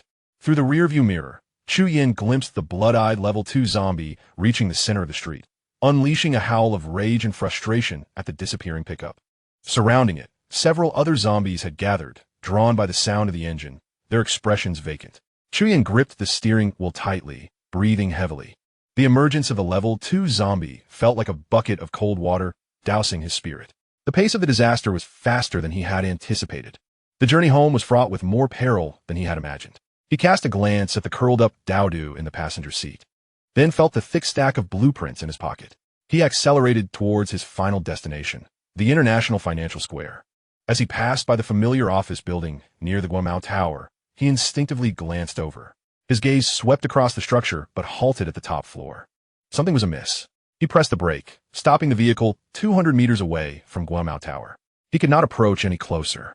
The base of the building was swarmed with zombies, resembling a tightly sealed barrel. Grabbing the bird-watching binoculars from the passenger seat, he focused on the scene ahead, the mottled gray structure stretching upward. However, his view came to a standstill at the roof, which should have been level but now bore a massive gash. The entire top floor seemed to have been crushed by an invisible force, leaving only fractured walls standing. With a solitary window hanging precariously at the edge of the ruins, its glass long gone, leaving behind a dark void. Had the rooftop collapsed? His heart raced. Just days ago, he had encountered numerous colleagues fleeing the company at KFC, and none had mentioned such a calamity. Moreover, if the rooftop had indeed collapsed, how could the people inside the company remain unscathed? Wait, the sign of photon technology, emblazoned with large characters, was still firmly in place on the floor below the top. This meant that the 17th floor remained intact. It was the 18th floor above that had caved in. A chilling sweat instantly drenched Chu Yin's entire being. He trembled as he adjusted the binoculars, forcing himself to remain composed, counting from the bottom up, floor by floor. 1, 2, 5, 10, 15, 17. As he reached the 17th floor, the view through the lens shattered. Above the 17th floor lay the horrifying ruins. Chu Yan's fingers dug into the binoculars, the cold metal biting into his skin painfully. The image within the telescope swayed slightly. 18 floors. He nearly held his breath and quickly recounted the numbers once more. Indeed, the collapsed and battered apex was the 18th level. This building truly possessed an 18th floor. His heart raced within his chest, while his limbs turned cold and weak. He released the bird-watching telescope, allowing it to fall onto the steering wheel, producing a faint clatter. Stiffly, he retrieved a crumpled note from his pocket, filled with previously organized contradictory clues. The edges of the paper were slightly dampened by his grip. He turned to the blank side, his pen tip hovering above the surface. Trembling uncontrollably, taking a deep breath, he began to write in a shaky hand. Clues proving the existence of the 18th floor, direct clues, multiple visits to room 1818 on the 18th floor for reports. Tang Guang openly stated that choosing room 1818 was due to its auspicious phonetics and often smoked cigars before the large window. Indirect clues. The discrepancy between badge number 108 and a company size of over 30 employees. Tang Guang claims 18 is a lucky number. Yet his office is in room 14. Latest evidence. The bird-watching telescope confirms that the collapsed top floor is indeed the 18th. It exists in reality. Clues disproving the existence of the 18th floor. Direct clues. Lao Yang denies the existence of an 18th floor. The staircase has no passage. Shunzi confirms there are only 17 levels to the ceiling, having launched fireworks from the top floor without passing through the 18th. Reality contradictions. Tang Guang's office lacked a cigar box and a large window, and he does not smoke at all. As he wrote the latest evidence, the pen trembled, and ink spread into a small blot on the paper. He fixated on that line, particularly the words "exists in reality," feeling a chill sweep across his body. Reporting cigars, large windows, auspicious remarks, badges. These so-called irrefutable pieces of evidence stemmed solely from his own recollections. Yet now, the telescope would not lie. It coldly informed him. The 18th floor indeed existed and had just vanished in a cataclysmic manner. The thought resurfaced. What if memory itself had been distorted? What if that so-called rebirth had manipulated it? No. The moment that thought emerged, he promptly dismissed it for three reasons. Firstly, the authoritative research conducted by a professor at Tsinghua University had informed him that time travel cannot alter memory. Secondly, the elevator buttons. He had witnessed them twice, clearly engraved with the number 18. Thirdly, today's first-hand observation. The 18th floor undeniably existed. He shook his head vigorously in an attempt to dispel these suffocating, contradictory clues. The memories upon which he relied for rebirth and the cold reality before him had opened an unfathomable chasm. The collapsed 18th floor loomed like a silent, colossal question mark beneath the darkened sky. Chu Yin slowly folded the note, filled with inquiries. The truth, perhaps, lay buried beneath that rubble. In the distance, the horde of corpses below emitted a series of oppressive low growls, while the wind whistled through the gaping holes in the ruins, producing a sound akin to a faint sigh. Before him, at the base of the China World Trade Center, the mass of bodies was so dense that it resembled a barricade. Today, lacking both the strength and the time to scale the 18th floor, he resolved that once he rescued his parents, he must return to Tanzhou City and ascend. The existence of the 18th floor was undeniable, and he was determined to uncover the secrets it concealed and the reasons for their deliberate concealment. He sensed that the mystery of the 18th floor was intricately linked to the enigma of his rebirth. He was resolute in his quest to unveil the truth. Chapter 49. Fragments of Civilization. The pickup truck continued its journey, heading towards the final essential destination within the city. Upon locating the necessary items, they would promptly evacuate the urban area and retreat to their rural hometown. The highrisk pickup truck rolled over scattered car parts and unidentified debris on the road, producing a jarring scraping sound. Stray zombies, drawn by the roar of the engine, staggered forward in an attempt to approach, but were mercilessly flung aside by Chu Yin. The dull thud of impact and the sound of shattering bones drowned out by the engine's growl. The towering glass facade of the International Financial Square reflected a cold light under the overcast sky. Chu Yin maneuvered the vehicle into a relatively secluded loading dock on the side of the building, parking in a corner cluttered with discarded cardboard boxes.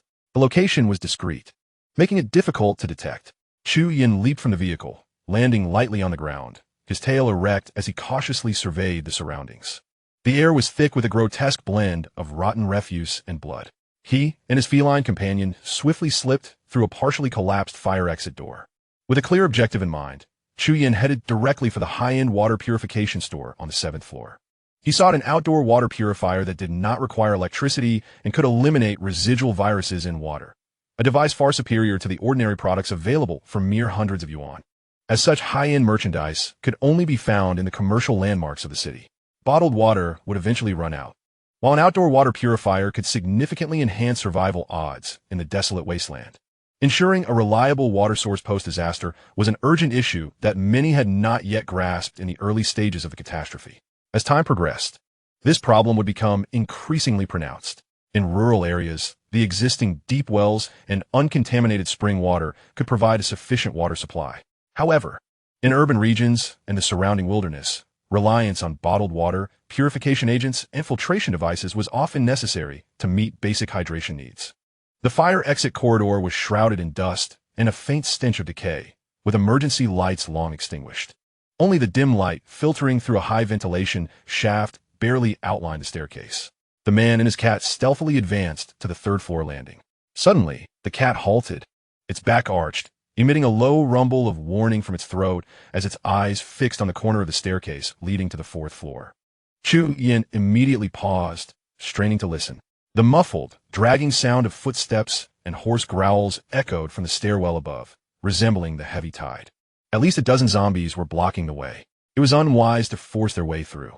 Chu Yin decisively retreated a few steps, his gaze fixed upon a tightly shut window beside the fire door on the 3rd floor. Approaching it, he wrapped the handle of his knife in cloth and forcefully shattered the glass, meticulously clearing away the shards. Outside lay a cold, smooth glass curtain wall, nearly 5 meters below the window of the 4th floor. Leaning out, he spotted a sturdy central air conditioning platform jutting from the exterior wall a few meters below. Chu Yin swiftly opened his thick canvas backpack and whispered to Dun Dun, "Get in." Without hesitation, Dun Dun obediently slipped into the breathable opening reserved in the backpack. He tightened the zipper, leaving only a small gap for the cat's head to peek out and secure the backpack firmly against his chest. After a moment's contemplation, he removed his helmet to enhance his field of vision, stowing it in the backpack. Taking a deep breath, he climbed onto the windowsill, carefully shifting his weight outward. The cold metal frame pressed against his palm. He aimed for the position of the air conditioning platform below, bending slightly before leaping down. His feet landed on the dust and bird droppings-covered platform, the tremendous impact nearly buckling his knees, but he steadied himself with his core strength. The platform emitted a painful metallic groan, yet held firm. Dun voiced his discontent with a soft meow from within the backpack. Regaining his balance, Chu Yin looked up. His target was on the 7th floor. He unfastened the buckle on the side of his backpack, retrieving a roll of Kevlar climbing rope and a foldable flying tiger claw. This was one of his finds from an outdoor supply store, forged from high-carbon steel with a 3-pronged barb structure, boasting a tensile strength of 50 knots. He flexed his somewhat numb wrist, muscles in his arms taut, and hurled the flying tiger claw upwards. It accurately snagged the air conditioning mount beneath the window ledge of the 5th floor. Chu Yin tugged firmly, confirming its security. He quickly wrapped the rope around his waist, knotting it into a makeshift sit harness, then began to climb, alternating his hands while pushing against the cold, smooth glass curtain wall with his feet. Each exertion strained the muscles sore from transporting the generator, while sweat rapidly soaked through his undershirt, his breath growing labored. The frigid air stung as it filled his lungs. Dun observed quietly from the backpack, swaying with his movements, one floor then another. Each new foothold and each throw of the flying tiger claw drained his considerable energy. When he finally reached a larger air conditioning platform on the 7th floor, the muscles in his arms and back trembled uncontrollably, leaning against the icy curtain wall. He gasped for breath, white mist swirling in the frigid air. After a moment of recovery, he straightened and gazed downwards. The once bustling heart of Tianzhou, the International Financial Square, now lay in eerie silence. The vast glass facade resembled shattered ice, reflecting the gray, overcast sky and the lifeless streets below. The once vibrant neon signs had become hollow skeletons, and the broken glass scattered on the pavement resembled diamond dust. The once bustling square, now, lay hauntingly desolate, adorned only by a few wrecked luxury vehicles and the sporadic, stiff figures that wandered aimlessly. Most of the display windows of the upscale shops lay shattered, their branded merchandise strewn across the ground, enveloped in a thick layer of dust. A chilling breeze swept through, lifting tattered promotional posters that twirled and danced into the distance. The neon lights had extinguished, civilization reduced to fragmented remnants, as the clamor lingered, revealing the claws of an impending apocalypse. This steel forest, once a symbol of wealth and order in Tianzhou City, now stood as a cold skeleton and a voiceless ruin, silently proclaiming the end of an era. Chu Yin withdrew his gaze, feeling little turbulence within. He pried open an unsecured window on the 7th floor and climbed inside. This was the Jingyuan International high-end water purifier store. The interior was in disarray, display stands overturned, and purifiers scattered across the floor. A zombie, clad in a staff uniform, faced away from him, futilely scratching at the wall in a corner. Chu Yin approached silently, his spear piercing accurately into the back of its skull, causing the creature to collapse. He began to search the glass display cases rapidly. Most of the devices required electricity and did not meet his needs. Finally, in a relatively intact counter, he discovered his target, 4 gray-green cylindrical water purifiers emblazoned with the MSAR Guardian logo. He picked one up to examine the label. Medical-grade hollow fiber technology, pure physical filtration, requiring neither chemical agents nor electricity, capable of eliminating 999 bacteria, viruses, and protozoa, compliant with the U.S. military's NSFP 248 standards. Compact like a sports water bottle and of moderate weight. The label displayed a price of 6,800 yuan. A splendid find. This was precisely the solution to ensuring safe drinking water during long treks. Without hesitation, Chu Yin stowed all 4 MSR Guardian purifiers into his canvas backpack. He recalled that the Hunting Bao Society was located on the 6th floor. Although he now possessed a weapon, arrows were consumables, replenishing his supply, particularly with those heavy arrows of 850 grains, warranted the risk of exploration. He organized his gear, gently pressing the head of his companion back into the backpack, and stealthily made his way towards the secure staircase. Chapter 50. Encountering the Deceiver again. The heavy walnut door of the Hunting Bow Society on the 6th floor stood ajar, barricaded by display cases and exercise equipment. The once luxurious scents of leather and pine had long been supplanted by the acrid odors of sweat, rotting food, and a faint trace of blood. The soft spotlight no longer illuminated the space, and the colossal North American moose head mounted on the wall appeared particularly grotesque in the dim light. A dozen survivors from this floor huddled in the vacant practice area. Wang Xiaoya leaned against a wall adorned with recurved bows, her deep blue suit skirt stained and her tightly fitted shirt collar missing a button, revealing a small patch of skin. Her complexion was pale, yet her gaze remained fixed in habitual scrutiny, concealing an unmistakable anxiety beneath. Zhou Qiang, clad in a snug, athletic tank top, stood beside her, having just returned from an exterior reconnaissance. The bronze-toned muscles of his arms were distinctly defined, their contours more exaggerated than usual, seemingly harboring explosive strength. He casually picked up a 65-pound compound bow intended for display, effortlessly drawing it back with one hand several times, the limbs emitting a resonant hum. "What do you think?" Wang Xiaya asked in a hushed tone, her breath causing the top button of her shirt to rise and fall slightly. Zhou Qiang set down the bow, shaking his head in agitation. "It's impossible. The eastern staircase is completely blocked, swarming with those wretched creatures. And the escalator in the middle is a mountain of debris. Just now, I nearly got cornered by them."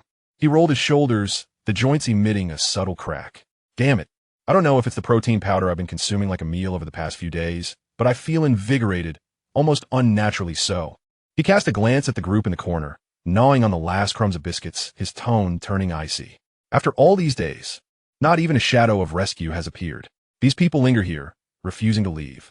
Once they finish their provisions, they'll likely come to us for more." Wang Xiaoya followed his gaze. A dozen survivors were slumped about, some standing, others seated. The recent upheavals had left most of their faces etched with numbness and confusion.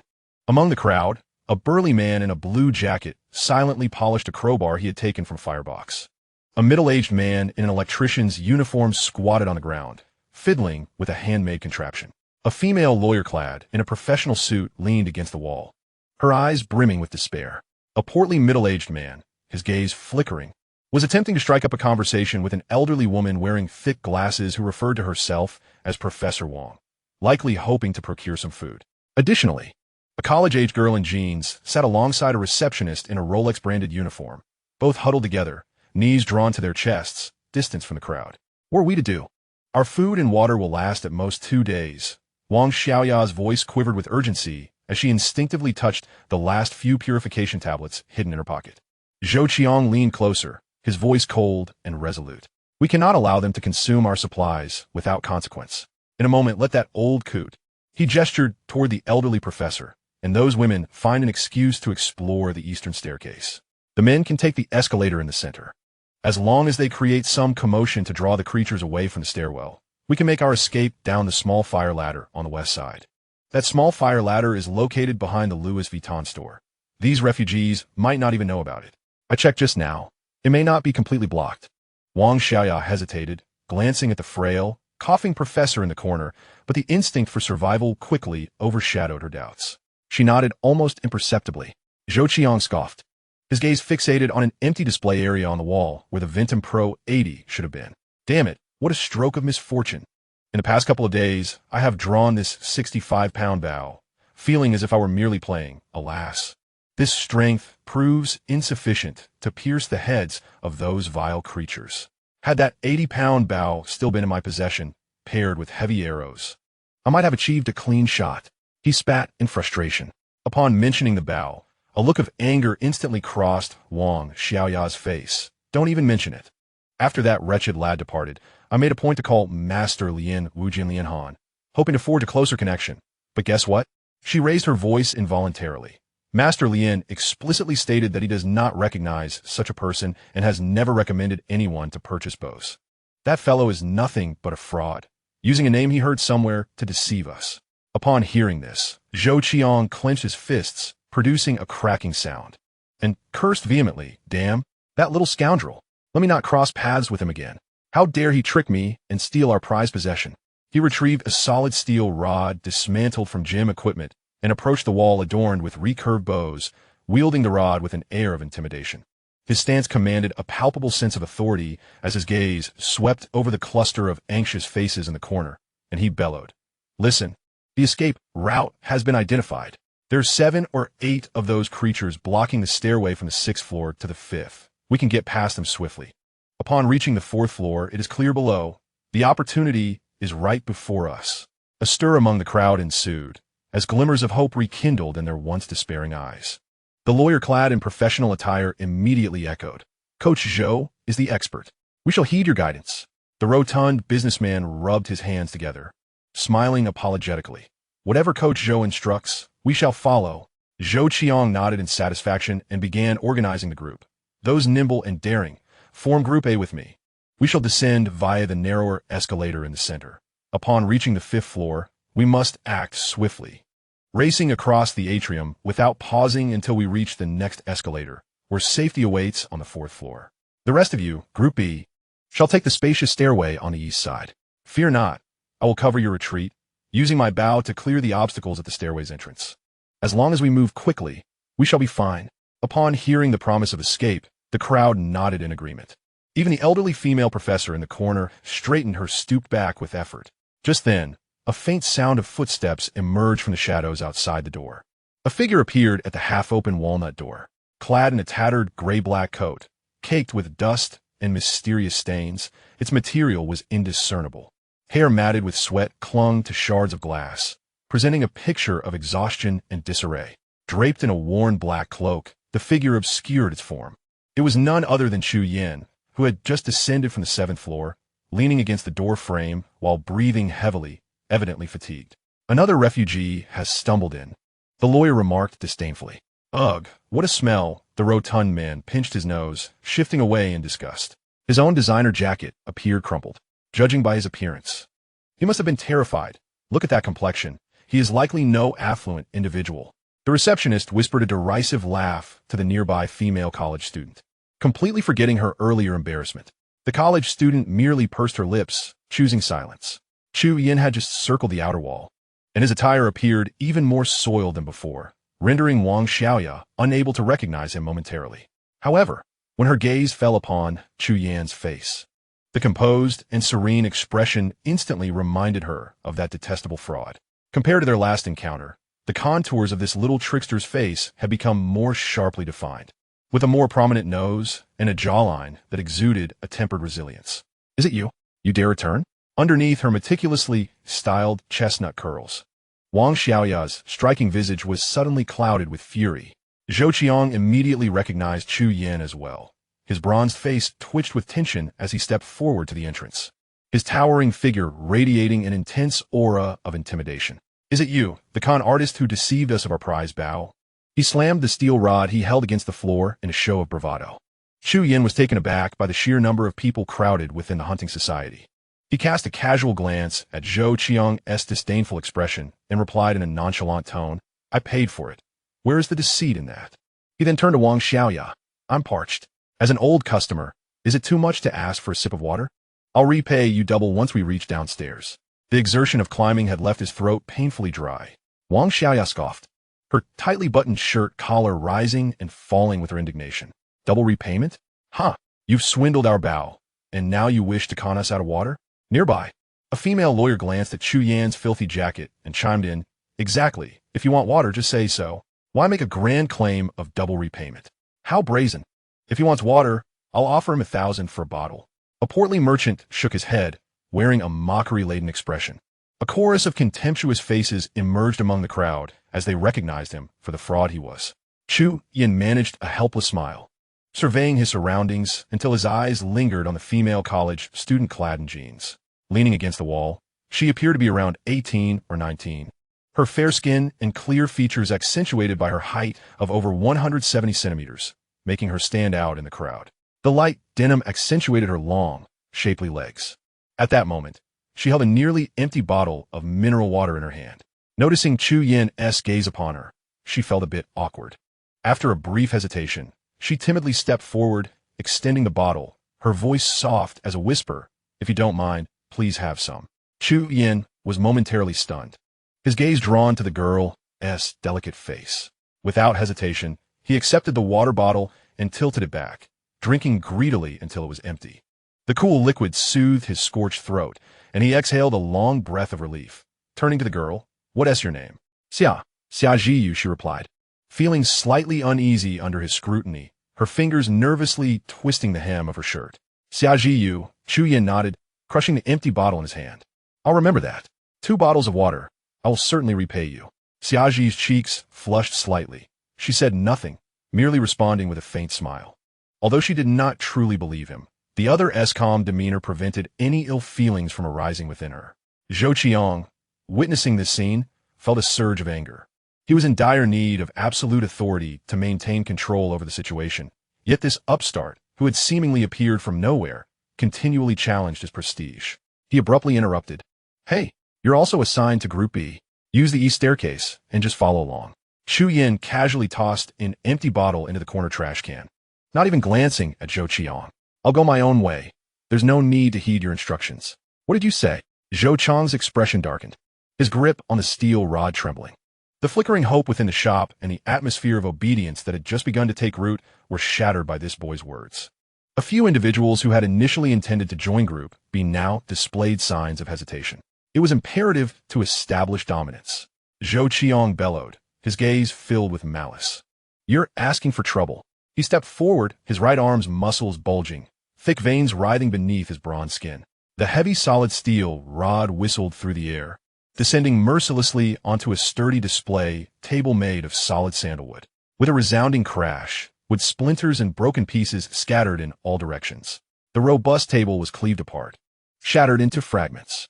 The debris struck the floor, producing a cacophony of echoes. Everyone stood agape, stunned into silence. The sheer force had left all in attendance awestruck, their eyes darting between the pile of broken wood and Zhou Qiang's muscular arms, which resembled solid rock. The female lawyer gasped, covering her mouth. While the rotund businessman turned pale, even Wang Xiaoya instinctively took a step back. Such strength was beyond that of a mere mortal. Chu Yin was equally astonished. Having initially overlooked it, he now noticed Zhou Qiang's eyes sparkling with intensity and a deep, resonant breath, characteristics of the first stage of evolution. He anticipated that Zhou Qiang had evolved to this stage so early. Observing his power, it exceeded his own considerably. Yet, recalling Zhou Qiang's earlier coordination and fluidity of movement, the evolution of his senses seemed lacking in comparison. Pleased with the intimidation he had instilled, Zhou Qiang cast aside the slightly deformed steel rod, dusted off his hands, and regarded Chu Yin with disdain, as if viewing a mere insect ready to be crushed. "Are you a coward now? And did you bring that bow?" Chu Yin remained unflappable. "The bow? Yes, I brought it." He deftly drew from beneath his cloak a matte black composite bow, exuding an aura of violent mechanical beauty. It was none other than the Ventum Pro 80. Zhou Qiang's eyes gleamed with unmasked greed. "Hand over the bow. With your feeble appearance, you have no right to wield an 80-pound bow. It would be a waste. Give it to me, so it can serve its purpose and clear the path for everyone." "My bow, why should I give it to you?" Chu Yan's tone remained casual. "Why should you?" Zhou Qiang appeared to have heard the most ludicrous joke, pointing at himself. "With the pride of being a national sports champion and a runner-up in a national archery championship, I can effortlessly outclass you by leaps and bounds. Do you truly think you can handle an 80-pound draw weight? Do not make me laugh." He scanned the crowd, his gaze intense. The female lawyer, noticing Zhou Qiang's attention, immediately chimed in with support. "Indeed, Coach Zhou possesses exceptional archery skills. Only with the bow in his hands can lives be saved. Young man, be sensible. Coach Zhou is paving the way for everyone." The rotund businessman echoed her words. How could Coach Zhou effectively eliminate zombies without a proper bow? The front desk girl nodded in agreement, visibly disdainful of the man's shabby appearance. Clearly a penniless rustic. "Look at you, so fragile in demeanor. 80 pounds? Don't risk injuring yourself." Several others joined in with hushed murmurs. Only Xia Ji, in a timid voice, remarked, "You can't just forcibly take someone else's belongings." Yet her words were quickly drowned out by a cacophony of derogatory remarks. "Did you hear that?" Zhou Qiang stepped closer, casting a looming shadow over Chu Yin. His face twisted in cruel mockery. "Be sensible and hand it over." Or, he menacingly waved the steel rod in his hand. A hint of cold mockery in his expression. "Coach Zhou at the rear? Perhaps he intends for you to run down 2 paths. using your commotion to divert the zombies while he slips away through the fire escape at the west side, right? This statement struck like a bucket of ice water, causing several to change color. You despicable coward, too afraid to act. Yet you slander Coach Zhou, the female lawyer accused sharply. Nonsense. Coach Zhou is for everyone. Many angrily echoed her sentiment. However, a few individuals with clearer heads wore expressions of concern. Zhou Chang's plan indeed bore scrutiny. The burly man in blue furrowed his brow, tightening his grip on the crowbar, while the middle-aged electrician's eyes flickered as he halted his actions. Wang Xiaoya pursed her lips, casting a conflicted glance at Zhou Qiang. Even the elderly female professor ceased her coughing, her gaze fixed on Zhou Qiang through her glasses. You speak nonsense. Zhou Qiang, struck at the core of his thoughts, erupted in fury, the steel rod pointing menacingly at Chu Yan's nose. Weakling. What do you know? If you have the guts, let's compete. Let us compete in archery. I will show you what expertise truly means. The loser must leave the bow behind and obediently descend to act as bait, drawing the zombies away. He had no faith that Chu Yan could win, seizing the opportunity to claim the bow and assert his dominance. Compete in what? Chu Yan asked, unperturbed. Let us see who can kill 5 zombies first. Zhou Qiang pointed toward the distant, shadowy figures of several stiff forms at the corridor entrance. His eyes gleamed with a bloodthirsty light. If you lose, the bow is mine, and you must go down to lure the zombies. Fine. Chu Yan readily agreed. And if you lose? He paused, his gaze as cold as ice, then added, get lost, and don't obstruct my view. Huh, unaware of your own demise. Zhou Qiang laughed wildly, promptly retrieving the spare compound bow with a draw weight of 65 pounds from the wall. He nimbly knocked an arrow and drew the bowstring back effortlessly, forming a perfect arc, embodying the stance of a seasoned athlete, exuding strength. Comparing archery skills with a national champion? Has this man lost his mind? The female lawyer appeared to have stumbled upon the annual best joke. Ha ha! How foolish of someone to offer to divert the zombies for us. The rotund businessman joined in her laughter. Without a decade or more of systematic training, effective shooting is hardly achievable. This young man is impulsive. The elderly female professor shook her head and sighed. The receptionist turned to Xia Jiyu and jested. If one can win a national bidding competition's runner-up, wouldn't that mean they are the national champion? Ha ha ha. Xia Jiyu, however, gazed anxiously at Chu Yan, subtly tugging at the sleeve of his soiled protective suit. Zhou Qiang, on the other hand, offered Chu Yan no opportunity for reconsideration. Watch closely, he barked, aiming at a staggering security zombie 30 meters away. With a quiver of the bowstring, the arrow transformed into a dark streak, piercing precisely into the zombie's left eye socket. Zhou Qiang smiled, his fingertips maintaining the steady arc from the release, the carbon fiber shaft slicing through the air with a whisper that lingered, reminiscent of his days on the competition field when he once struck the bullseye in the X zone. He fancied he heard the electronic target's 109 ring alert. With a soft thud, the zombie collapsed, motionless. What fine shot, truly deserving of the runner-up title. Coach Zhou is remarkable. One-shot kill. Amazing. The shop was filled with suppressed gasps of astonishment and admiration. Wang Xiaoya's tense face revealed a hint of pride. Xia Jiu tightened her grip on the hem of her clothing, her concern directed towards Chu Yan. Chapter 52. Competing against the national runner-up in archery. Zhou Qiang cast a triumphant glance at Chu Yan and knocked another arrow. However, the sound of the first zombie's fall and the crowd's exclamations had already attracted the attention of nearby zombies. They emitted coarse rasping sounds from their throats and began to move erratically, no longer standing still as they had been moments ago. A bead of sweat formed on Zhou Chang's forehead. He had always practiced on fixed targets, and he had yet to shoot at moving ones. Yet, as an experienced marksman, his hands remained steady. The second arrow was released, its trajectory intricate, barely grazing the eye of another moving zombie before bringing it down. But with the third arrow, faced with a roaring middle-aged zombie advancing towards him, the primal fear of life and death caused him to visibly tense up. The arrow deviated slightly, striking deep into the center of the zombie's forehead with a resounding thud.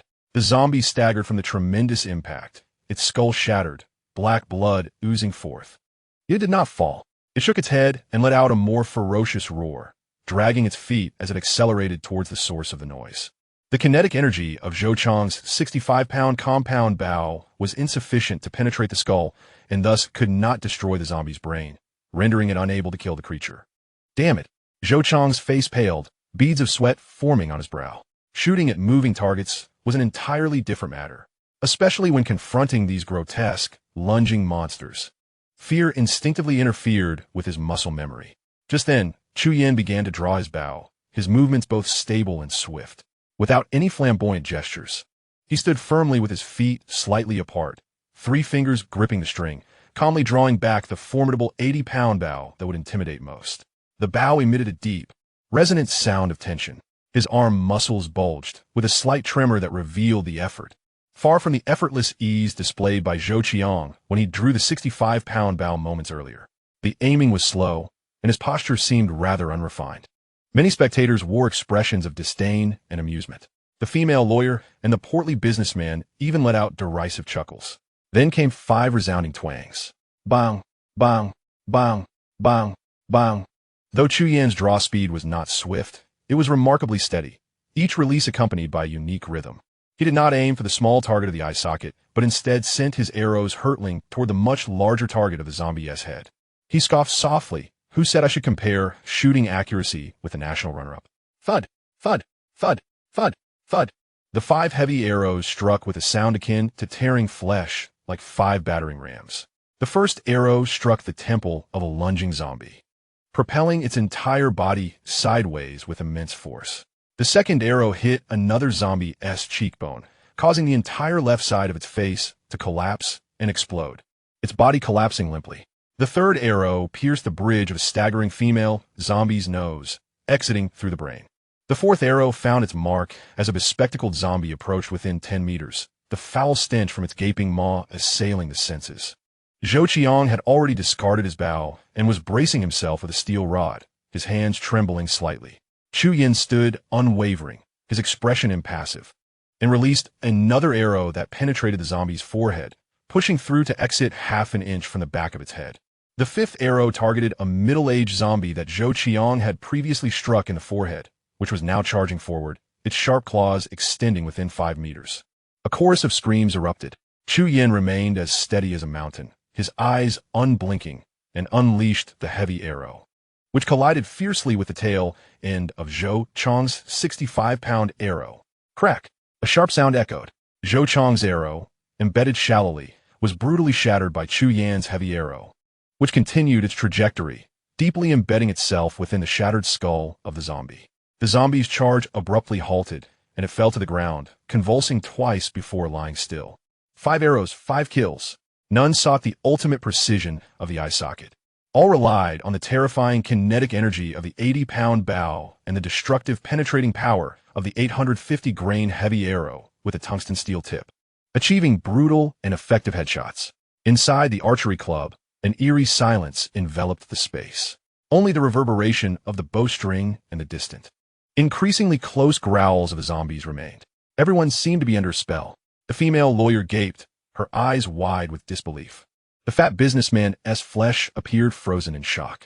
The elderly female professor's hand trembled as she adjusted her glasses. The burly man in blue exchanged a stunned glance with a middle-aged electrician.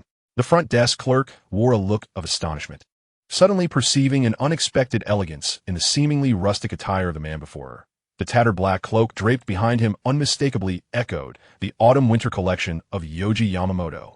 Wang Xiaoyao fixated on the formidable black bow in Chu Yan's grasp, still quivering slightly, and glanced at the 5 utterly incapacitated zombies strewn upon the ground.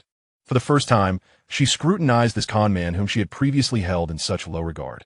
Beneath his seemingly clumsy bow-holding stance lay an unnerving calmness and an efficient lethality when confronted by deathly creatures, qualities that could not be feigned.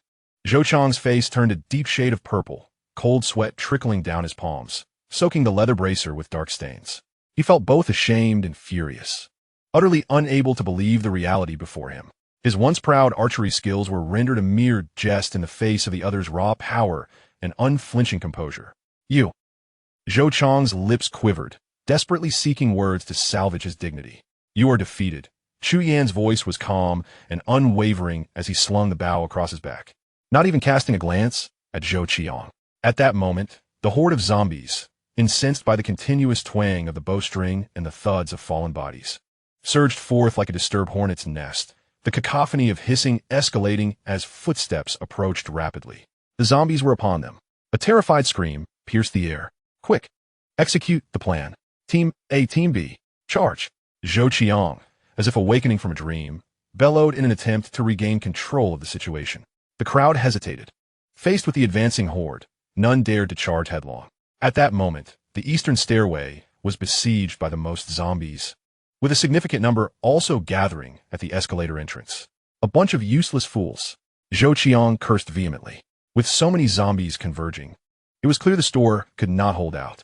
He abandoned thoughts of others. Brandishing a steel rod and compound bow, he sprinted westward towards the inconspicuous narrow fire escape, which at that moment seemed eerily quiet, devoid of zombies. Most of those paralyzed by fear instinctively followed the strongest among them, Zhou Qiang, including the female lawyer, the portly businessman, and even someone aiding the elderly professor, all chaotically surging towards the narrow fire escape in the west. It indeed appeared to be the safest route for the moment. We cannot go that way. Chu Yan's voice cut through the chaos as he gestured towards the escalator, cluttered with debris. Follow me up the escalator. Hurry. The majority of the crowd did not linger, trailing Zhou Qiang toward the fire escape, as that path seemed the most secure. Yet the resonance of Chu Yan's divine 5 arrows lingered in the air. Ultimately, 6 individuals, after a brief moment of hesitation, chose to rush toward Chu Yan.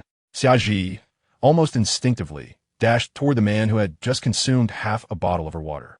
The burly man in blue let out a frustrated growl. Damn it, I'll trust you this once.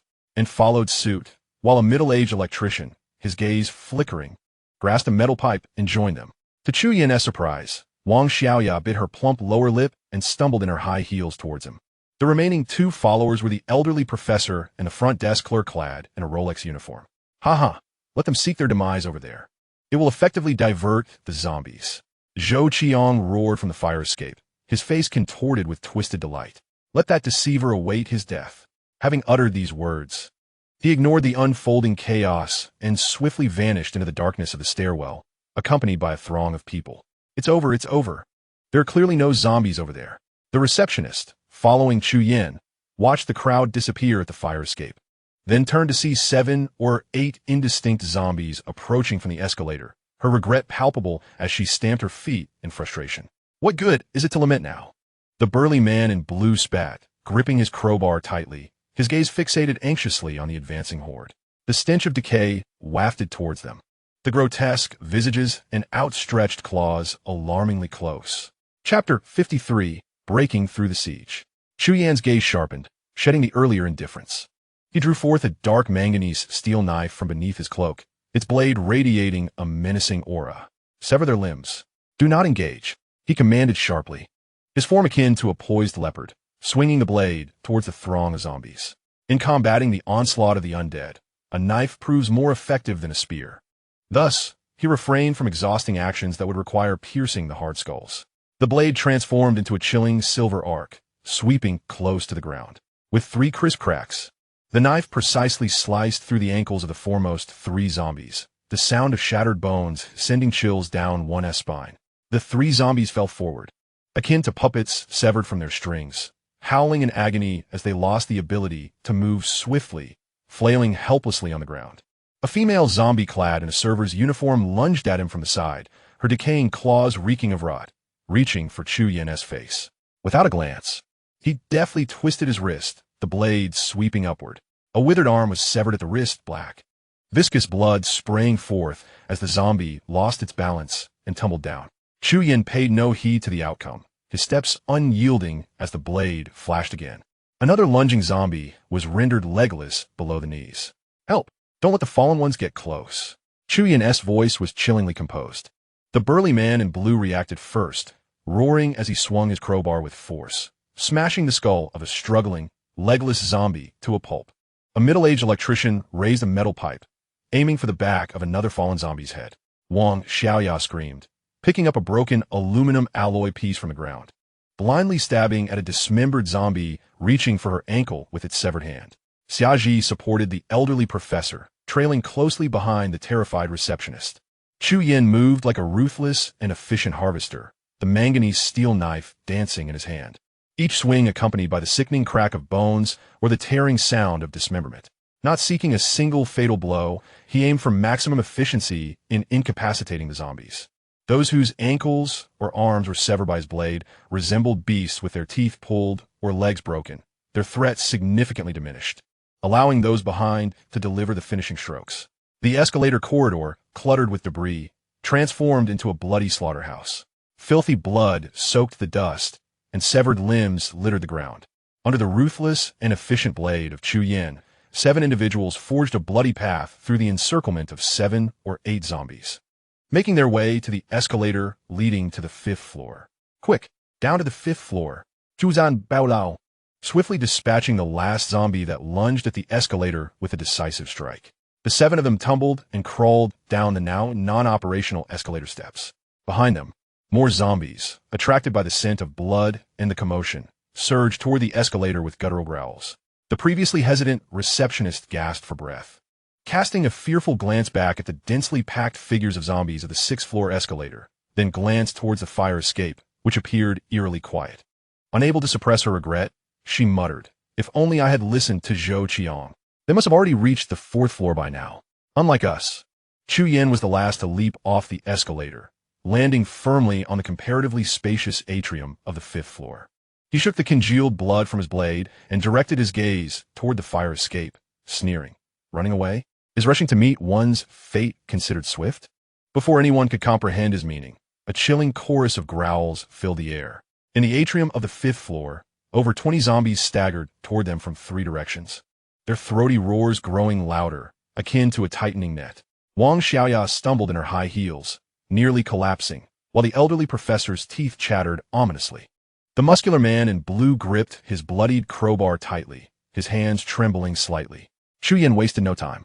He swiftly removed his backpack and retrieved 2 heavy tin cans, those cylindrical containers typically used for coffee, filled with flour soaked in alcohol. The canisters were tightly wrapped at the openings with coarse cotton soaked in alcohol, serving as his makeshift explosives. He ignited them with matches, 1 in each hand, and aimed for the areas where the zombies clustered most densely, using all his strength to hurl them. The tin cans spun through the air, covering a distance of several meters before crashing onto the marble floor with 2 muffled thuds. "Get down!" Zhuzan Baka, crouching low as he pulled out a palm-sized mechanical alarm clock, wounded, and placed it at his feet. Almost simultaneously, 2 blinding orange fireballs erupted on either side, followed by a thunderous explosion. The searing shockwave, accompanied by shrapnel and burning flour particles, erupted in all directions. The closest zombies were thrown backward, their bodies punctured with nails and alight with flames, writhing on the ground in agony. While the destructive power of these makeshift explosives was limited, their true purpose was not to annihilate the zombies. Instead, the sudden cacophony and blinding flames captivated the attention of the remaining zombies, their murky eyes collectively turning towards the explosions, their guttural growls escalating in a chorus of disturbed rage as they staggered toward the still burning fireballs. Most of the zombies were temporarily diverted. "Now, this way, move." With a low roar, Chu Yin forcefully pushed open the slightly ajar glass door of the nearby Cartier store. 7 individuals tumbled in, scrambling for safety. Chu Yin swiftly slammed the heavy glass door shut. Securing it with a sturdy wooden display cabinet, he dragged over to block the doorframe. Almost instantaneously, a few quick-reacting zombies lunged at the door from outside. Their gaunt claws pounded furiously against the tempered glass, creating a cacophony, while their contorted faces pressed against the glass, leaving behind trails of repugnant slime. Outside, more figures were drawn by the commotion, slowly converging towards the entrance of the Cartier jewelry store. The interior was a scene of chaos, jewels scattered across the floor, reflecting a dim light that filtered through the windows. The terrified group collapsed onto the ground, panting heavily, the air thick with the scent of sweat, blood, and the putrid odor wafting from outside. Suddenly, an ear-piercing alarm rang out without warning from the very spot they had just rushed into, an indication that the mechanical clock left by Chu Yin had reached its timer. The pounding from outside began to diminish as the zombies near the door, enraged by the noise, turned their attention towards the source of the alarm. Their vision was severely impaired, akin to profound myopia in humans, yet their hearing was remarkably acute. "Move! Find the back door." Chu Yan's voice pierced through the clamor. Deep within the jewelry store, a small employee access door stood slightly ajar. Chu Yan dashed over and pulled it open, revealing a narrow corridor cluttered with cleaning supplies and cardboard boxes, culminating in a dusty window. "Break it!" he commanded the burly man in blue. Without hesitation, the man swung a crowbar with great force against the glass. With a shattering crash, shards of glass flew in all directions, accompanied by a gust of cold air mixed with dust and the foul stench of decaying refuse from afar. Chu Yin was the first to lean out, quickly scanning the area. Outside lay a narrower maintenance passage, littered with debris and air conditioning units, leading to the side of the building. He gestured for the others to follow as they poured out, stepping carefully over the shards of glass, pressing against the cold, rough wall, holding their breath, and moving swiftly through the shadows of the corridor. Behind them, the relentless pounding and growling at the jewelry store entrance, along with the incessant, almost deathly alarm, gradually faded away. The maintenance passage led to a relatively concealed, unloading platform on the side of the building. As they paused to catch their breath, relief was short-lived. A heart-wrenching scream suddenly pierced the air from another direction within the building. "Help, help! Don't come near! Get away! This zombie, its eyes are red. It's hiding here. Zhou Qiang, you used us." The chilling cries echoed through the vast, silent interior of the building, filled with sheer terror and despair. Emanating from the west fire escape they had previously abandoned. The faces of the group turned as pale as paper. Xiaoji covered her mouth, tears streaming down her face, while the receptionist's legs gave way, causing her to collapse onto the cold floor. Wang Xiao bit her lip fiercely, her eyes filled with a mixture of dread and indescribable shock. The burly man in blue swallowed hard, his gaze towards Chu Yin transformed completely. Any prior doubts had vanished, replaced by a profound sense of belief. The elderly professor regarded Chu Yin with admiration and gratitude. The receptionist suddenly found that a darker complexion exuded a certain masculine charm. "The fire escape is narrow, with something lying in wait.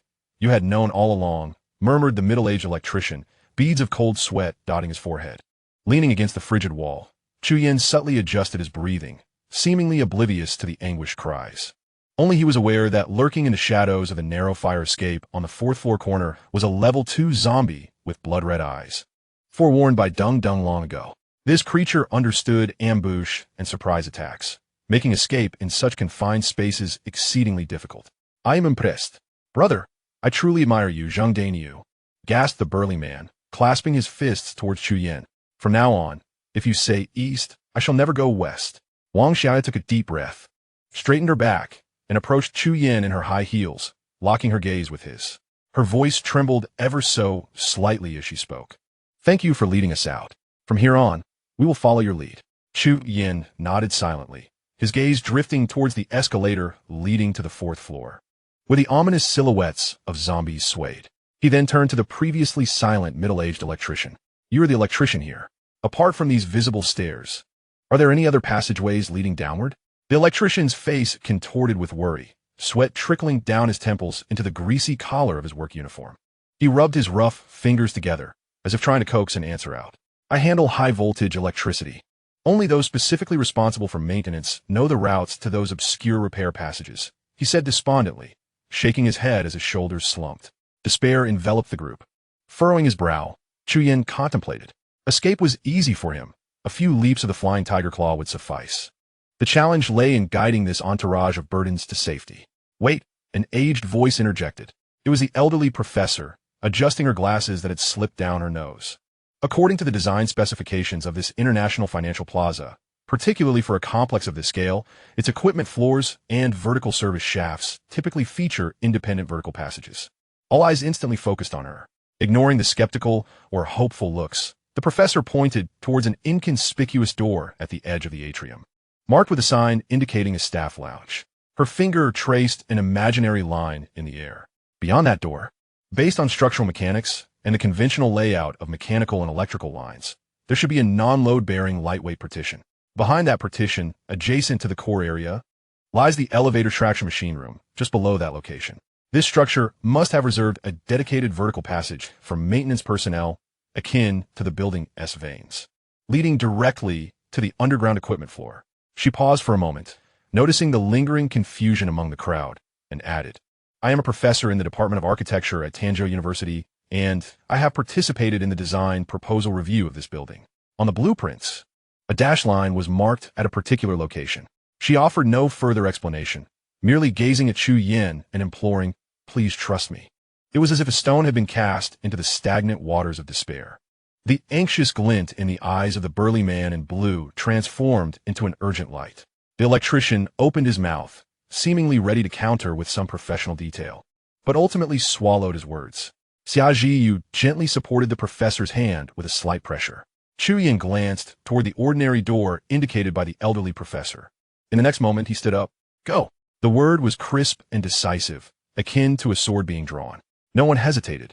The burly man in blue was the first to rush forward, forcefully prying open the partially ajar lock of the employee lounge with a crowbar. Inside was indeed a narrow space, cluttered with cleaning tools and discarded promotional boards, permeated by a mixture of dust and the pungent scent of inferior disinfectant. Supported by Xia Yu, the old professor quickly made his way to the back, standing before a bare wall coated in ordinary white latex paint. Here, she said, pointing to a section of the wall that was slightly darker in color, approximately a meter high and half a meter wide. Upon closer inspection, one could discern extremely subtle rectangular seams that blended almost seamlessly with the surrounding wall. It was nearly impossible to identify without deliberate searching. At the base of the wall, an inconspicuous, rusted small padlock was embedded, its keyhole nearly choked with dust. The electrician leaned in, astonished, exclaiming, "An hidden door? Is it really there?" Without a word, the burly man in blue raised the crowbar, ready to smash it open. Don't act recklessly. Juzan at monits shapi. Crouching down to retrieve a slender steel awl and a bent piece of thick wire from his canvas tool bag, he approached the rusted lock. His fingers moved with such speed that they were almost imperceptible, deftly manipulating the awl within the keyhole, and soon the wire probed inside. Moments latte. A faint click echoed from within the lock. Chu Yin grasped the edge of the darker section of the wall, pressing firmly. A cleverly disguised metal cover sprang open, revealing a dark, narrow entrance barely wide enough for a single person to pass through.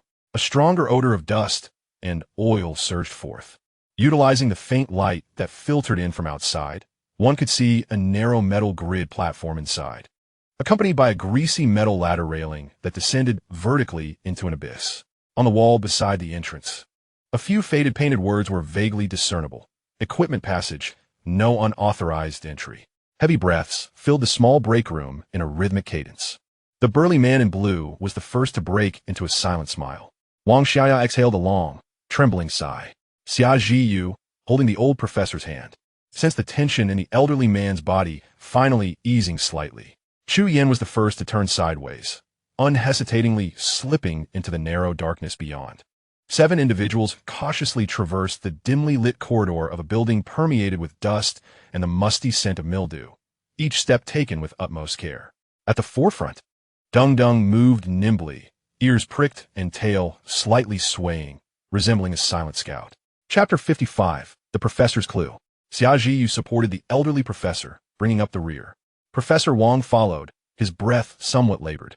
To alleviate the nearly maddening silence that enveloped them, Xia Yu softly inquired, "Professor Wang, we owe much to you this time. Have you assisted in drafting the plans for those large buildings in the city?" The old professor chuckled lightly, a hint of self-deprecation in his tone. "Draft plans? Not at all. The Design Institute merely invited me as a consultant. However, I do review the materials they send for significant and respectable projects." She paused, seemingly lost in recollection. "At most, I serve as a gatekeeper." Ahead, Chu Yan's footsteps produced a faint clink on the metal grid, abruptly halting. Without turning, his voice came flatly. "Have you seen the China World Trade Center? How many floors was the design initially?" The question struck as peculiar, eliciting faint smiles from the others, who assumed Chu Yan was attempting to lighten the suffocating tension. Only the old professor remained devoid of mirth, as if straining to sift through the dust-laden recesses of her memory. "Ah, the China World Trade Center," she murmured, her voice tinged with a distant reminiscence. "It was once the most distinguished office building in Tanzhou. I oversaw its construction design." Chu Yan's silhouette paused momentarily in the darkness. The design consisted of 17 floors. The old professor asserted confidently, then added, "However, there seemed to be a hiccup in the middle. I ultimately handed over the specifics." She shook her head slightly, as if lamenting yet reluctant to delve deeper. "It was my student, Ouyang Hai, who took charge. He is now the deputy director of the Tanzhou Architectural Design Institute." 17 floors of design? The knot in Chu Yan's mind tightened further. Tanzhou Architectural Design Institute, Ouyang Hai. He repeated the name in his thoughts. In the darkness, he resumed his forward movement, as if the earlier pause had never occurred. Soon, a T-junction appeared ahead, with two narrower, darker passageways leading into the unknown depths. The old professor halted, gesturing toward the two shadowy entrances. This is it. According to the design, only one door is to be opened for maintenance, while the other end remains locked. The implication was clear to all. A wrong choice could lead to a dead end, with the return path potentially blocked by pursuing zombies. The decision was crucial. All eyes focused on Chu Yin, breaths held in anticipation. The two nearly identical dark corridors loomed like the gaping maws of a great beast. A wrong selection could spell doom. Furrowing his brow, Chu Yin scanned the two pitch-black entrances, striving to discern any subtle difference. There was no wind, no sound, only the taste of dust in the air. The burly man in blue, filled with agitation, stamped his foot, while Wang Xiaoya's palms were slick with sweat. At that moment, a timid voice emerged. Choose the left. It was Xia Zhiyu, standing at the edge of the crowd, her slender fingers instinctively tugging at the seam of her jeans, her pale cheeks appearing somewhat tense in the dim light. As the gazes of the crowd converged upon her, she seemed startled, her delicate nose crinkling slightly as she flusteredly explained, I just have a feeling the left seems more right. No basis for it. Intuition? Wang Xiaoya couldn't restrain herself from questioning, her tone laced with skepticism. In such a critical moment of life and death, what use is intuition? Trust her. Chu Yin interjected decisively, his bright eyes sweeping over Xia Zhiyu without a hint of hesitation. Go left. He stepped forward, resolutely entering the dark passage that appeared to consume all light. With no other choice, the others reluctantly followed suit. The passage was narrow, accommodating only one person at a time. The air thick and suffocating, the ground covered with a layer of dust and indiscernible debris. The darkness was so profound that one could not see their own hand, and all that could be heard were the oppressive sounds of breathing and the rustling of clothes against the walls. Damn this cursed place, the man in blue muttered under his breath, just as Chu Yin was about to retrieve a magnesium stick to ignite a spark. A faint yet steady light flickered to life, dispelling a small patch of the dense darkness ahead. It was the middle-aged electrician, who had, at some point, produced a rudimentary contraption made of clock springs and old gears from his pocket, vigorously shaking a handle. With a rapid rotation of his arm, a small LED bulb embedded at the front of the device emitted a bright white light. Though the illumination was weak, only able to cast light a couple of meters around, it was sufficient in the encroaching darkness. Hey, this makeshift thing might just work. The electrician's voice carried a hint of pride, resonating through the shadows. He continued to shake the handle, producing a faint creaking sound. The precious glow steadily illuminating the path beneath their feet and the rough walls adorned with pipes and cobwebs. No one spoke, yet the tension in the atmosphere seemed to ease slightly due to the sudden beam of light and the electrician's crude invention. The passage, though not particularly long, felt overwhelmingly oppressive. The electrician's hand-cranked generator lasted about 5 minutes, and as the light began to dwindle, a rusty spiral staircase appeared ahead, sloping downwards, exactly as marked on the electrician's map. We made it. A staircase, the man in blue exclaimed, overwhelmed with the thrill of survival. With the light penetrating the gloom, Chu Yin observed Xia Zhiyu, who was supporting the elderly professor, release a quiet sigh of relief, the corners of her tightly pressed lips seemingly curving upwards. This girl had chosen to believe in him and steadfastly supported him right from the start. She must possess either keen insight or an extraordinary sixth sense. Such individuals often navigate the critical choices of a post-apocalyptic world with remarkable accuracy. This is also the reason why Chu Yin is willing to trust her intuition one more time. Of course, he himself had no better options.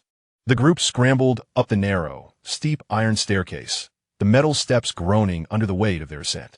When they finally squeezed through an inconspicuous maintenance door at the side of the building, half concealed by trash bins, and breathed in the outside air, which, though tainted, bore the gift of freedom, they all felt a wave of exhaustion wash over them, their legs turning to jelly. They found themselves in a secluded alley behind the building, cluttered with dumpsters. Chu Yin gestured for silence, pressing against the wall, cautiously peering outward. Not far away was the exit of the fire escape on the west side. It lay in disarray, the ground strewn with the mangled remains of several corpses, fragments of a female lawyer's signature professional attire, and a wrinkled designer jacket belonging to a portly businessman. Only 3 figures managed to tumble and crawl out from that hellish exit. Chapter 56. Whom to choose. Leading the charge was none other than Zhou Qiang.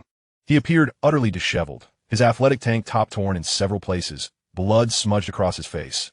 Yet he moved with astonishing speed and explosive force, fleeing without a glance back, disappearing around the corner of the alley in the blink of an eye. The two others who followed him were less fortunate. Clearly injured, they stumbled, glancing back in terror. A furious roar erupted from the fire escape, and a gaunt, swift figure surged forth in a blur of crimson. Its skeletal claws, sharp as sickles, pierced the chest of the last runner in an instant. The victim emitted no cry, his body propelled forward by the overwhelming force. The man ahead, terror-stricken, barely took 2 steps before the bloodied specter lunged at him, sinking its teeth into his neck, blood gushing forth like a fountain, staining the ground in crimson. The desperate hissing and horrifying sounds of chewing soon filled the alley. Behind Chu Yin, the others clamped their hands tightly over their mouths, trembling uncontrollably, their faces paler than the dead. Witnessing the brutal demise of the survivors they had evaded on the same floor over the past few days was far more devastating than they could have imagined. Wang Xiaoya tightly shut her eyes, her body shaking like a leaf in the wind. Xiaoji's face turned ashen, yet she bit down on her lip, forcing herself to look, her clear eyes reflecting the hellish scene at the alley's mouth. Chu Yin, expressionless, withdrew his head, leaning against the cold, filthy wall, and spoke abruptly. "We are temporarily safe. Let's part ways." He raised a hand to indicate the direction Zhou Qiang had fled. "There is a Bubu Gao supermarket over there with its doors ajar. There should still be food inside. And the zombies are few." He surveyed the shaken individuals. "Take care of yourselves." A brief silence ensued. "I will go with you." The burly man in blue was the first to step forward, his voice gruff yet resolute, the crowbar in his hand thudding against the ground. "Zheng Dainiu, I may have nothing else, but I possess strength. Slay the zombies, move the goods. Wherever you point, I shall strike," he declared, thumping his robust chest. The middle-aged electrician remained silent, tucking the dimly glowing hand-cranked generator back into his embrace, taking a step forward quietly. Wang Xiaoya and Xia Jiu followed suit, their eager gazes fixed upon him, their intentions unmistakable. The receptionist stepped back, anxious to return home. The old professor's kind eyes revealed her understanding that she could not encumber Chu Yin. "I can only take one," Chu Yin contemplated aloud. He did not dismiss loyal followers, but their value was paramount. Whom to choose? The group exchanged fervent glances. The burly man in blue boasted great strength and a willingness to fight, potentially a worthy deputy. The middle-aged electrician possessed skills and hands-on abilities, a rare talent in the apocalypse. In this world where human life was as disposable as dirt, whom should Chu Yin select? Naturally, it would be the long-legged beauty. In this second chance at life, he would live for himself. His gaze shifted to Wang Xiaoya and Xia Jiu. Wang Xiaoya inhaled deeply, straightening her back, her soiled high heels clicking as she approached Chu Yin. Her chestnut curls were slightly disheveled, yet her eyes sparkled with resolute determination. She tilted her chin slightly, her ample bosom rising and falling with each breath, and boldly declared, "Take me with you. I can do anything for you." Her gaze was unflinching, even laced with a hint of reckless allure. The usually composed Xia Jiu appeared flustered by this overt competition, her fair cheeks flushing crimson, the color spilling down to her slender neck. She cast her eyes downward, her long lashes quivering. Moments later, as if steeling herself, she raised her head, her clear gaze meeting Chu Yan's with unwavering courage, her voice resonating firmly in the narrow alley. "I can do anything for you, too." As her words lingered in the air, perhaps sensing it insufficient or driven by an instinct, she hesitantly added, her voice barely above a whisper, yet strikingly clear, I'm 19 years old and have never had a boyfriend." Upon uttering this, her entire face, along with her ears, flushed a deep scarlet, akin to a ripe tomato, and she promptly lowered her head, her fingers twisting the hem of her garment, wishing to disappear into the ground. The alley fell into silence, save for the distant, faint growls of zombies. The burly man in blue gaped, alternating his gaze between Wang Xiaoya's alluring curves and Xia Jiu's innocent, blushing visage, his expression a medley of emotions. The electrician remained impassive, seemingly unperturbed. Wang Xiaoya, however, narrowed her eyes slightly, the corners of her full lips curling into an enigmatic smile. Chu Yan's gaze flickered between Wang Xiaoya's mature, seductive face and Xia Jiu's blood-red, pure profile. It was clear to any fool whom to choose. A barely perceptible smirk tugged at the corners of his mouth, so fleeting it could have been mistaken for an illusion. The next moment, without hesitation, he reached out and grasped Xia Zhiyu's delicate wrist, pulling her close. "You, come with me," he stated succinctly. As for why Wang Xiaoya was not brought along, it was due to a slight case of overthinking, though he was not entirely consumed by it. He was capable of managing one person, but adding a second would become a burden. A flicker of evident disappointment and confusion passed over the face of the burly man in blue. The middle-aged electrician maintained a calm demeanor. A moment of bewilderment flashed in Wang Xiaoya's eyes, quickly replaced by a hint of resentment as she fixated on Chu Yan's hand clasping Xia Zhiyu's. Yet ultimately, she said nothing and turned her head away with determination. Chu Yan disregarded them, bending down to swiftly draw a short knife from the tactical boot side sheath. With a flick of his wrist, the blade sliced through the air with a sharp sound, plunging firmly into the earth beside the electrician's feet, its handle quivering in place. Chu Yan's gaze settled on the seasoned electrician. "You will escort them. Head to the supermarket." He gestured toward the direction where Zhou Qiang had fled. The middle-aged electrician silently bent down to retrieve the short knife, its weight and the cold metal's touch invigorating him. He nodded slightly, not uttering a single word of inquiry. "Thank you. Take care." Chu Yan no longer regarded them, leading the somewhat dazed, still flushed Xia Zhiyu away, his figure swiftly vanishing behind a mountain of garbage bins. The middle-aged electrician swung the short knife, assisting the elderly professor, and took the lead toward the supermarket. The burly man in blue sighed, hefting the crowbar, and in a deep voice addressed Wang Xiaoya and the receptionist. "Let us go to the supermarket. Better than feeding the zombies." Wang Xiaoya cast a final glance in the direction where Chu Yan had disappeared, ultimately gritting her teeth and stepping forward in her high heels to follow the electrician and the burly man. Even a cunning rabbit has 3 burrows. How could a person lack an escape route? In this world, survival is the ultimate truth. None could have anticipated that with Chu Yan's emergence. The fates of the 6 individuals fleeing with him would undergo a dramatic reversal. From that moment on, each would embark on their own extraordinary journey. 2 of them would even stir up waves in the gear era that began 5 years later. Perhaps this was fate's design. Chu Yan, holding Xia Zhiyu's hand, navigated swiftly through the labyrinthine alleyways and between abandoned vehicles. Upon passing the former location of the Time of Sand Cafe, he suddenly froze. To his right stood the Chaiyan Guansei milk tea shop, to his left the exquisite duck neck store. But what had become of the Time of Sand Cafe? A chill crept into his heart as he shook his head, pointing to the opposite side, and inquired of Xia Zhiyu, "Where has the Time of Sand Cafe gone?" Xia Zhiyu looked bewildered. "It's not there. I often come here with classmates to shop and enjoy milk tea. I've never seen any Time of Sand Cafe." Noticing Chu Yan's troubled expression, she tilted her head in thought and asserted, "Right next to Chaiyan Guansei is the exquisite duck neck shop. There is no other shop in between. Besides, a cafe wouldn't be situated here." A wave of dread washed over Chu Yan, sending shivers down his spine as he felt himself spiraling into an endless vortex. With no time to linger, he grasped Xia Zhiyu's hand and broke into a run.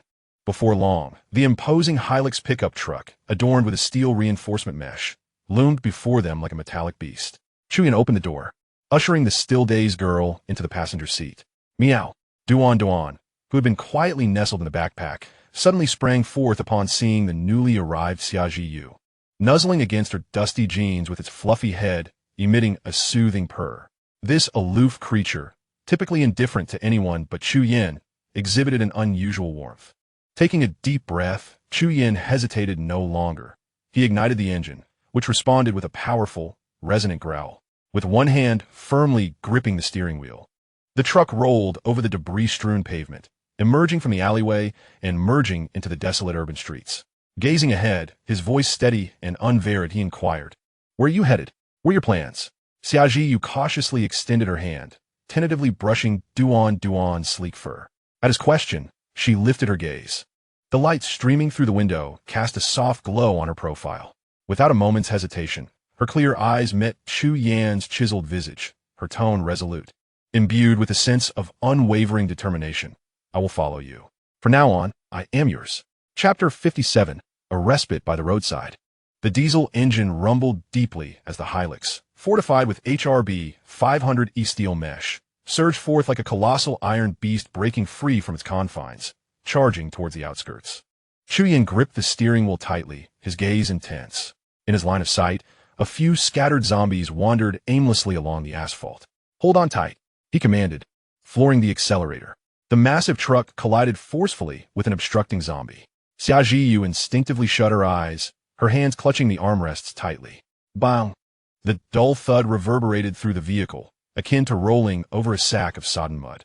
Gathering her courage, she opened her eyes in the rearview mirror. The contorted figure had transformed into a pool of filth beneath the wheels, cast far behind. Without slowing down or swerving, the raw power of steel crushed decayed flesh with a feral thrill. Another zombie, dragging its mangled leg, lunged from the roadside greenery. Jujan, unputta, allowed the massive front wheels to roll over it. Splatter. The muted sound of shattering flesh was drowned out by the engine's roar. The truck shuddered slightly before regaining its steadiness, continuing its wild dash down the dilapidated road. Xiaojiyu's heart raced. Each jolt from the impact sent her petite nostrils flaring, her clear eyes reflecting a blend of lingering terror and a strange exhilaration. She stole a glance at the man beside her. His profile was taut, focused intently on the road, commanding this iron fortress to crush all decay that obstructed their path. An unprecedented sense of security, mixed with a near adoration, quietly took root within her heart. This sensation was 100 times more thrilling than watching any suspenseful film. Chu Yan's voice remained unruffled, his eyes fixed ahead. "Don't be afraid.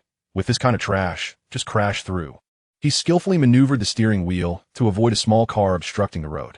The rugged, off-road tires of the pickup truck crunched over the adjacent grassy embankment, causing only a slight sway before it firmly returned to the asphalt of the old national highway. The truck surged onto the ramp leading to the highway. Umveding a broad vista. The clamor of industry had completely faded, and the vitality of the countryside quietly revived. In the abandoned farmlands, the winter sun generously bathed the landscape, unencumbered by industrial fumes, rendering the air unexpectedly crisp. The fields lay expansive, distant mountains resembling delicate ink strokes, while the dried yellow grasses swayed gently in a breeze, exuding a serene calm reminiscent of clear skies following rain. It was midday on the 13th day of the Lunar New Year, a time typically vibrant with festivity and bustling traffic, yet now accompanied only by the sounds of the wind and the engine. A peculiar sense of liberation, akin to breaking free from confinement, enveloped him, mingling with the faint fragrance of the young girl beside him, infused with hints of sweat and dust, silently permeating the cabin. Chu Yan's taut nerves relaxed momentarily as the wheels rolled over the national highway marker. He cast a glance at the girl in the passenger seat, whose initial shock could not conceal her excitement, as well as a dun-dun, who was lazily yawning on her lap, feeling suddenly ravenous after the relaxation. Chu Yan decelerated and surveyed the sides of the highway. Soon, he pinpointed a gentle slope near the river.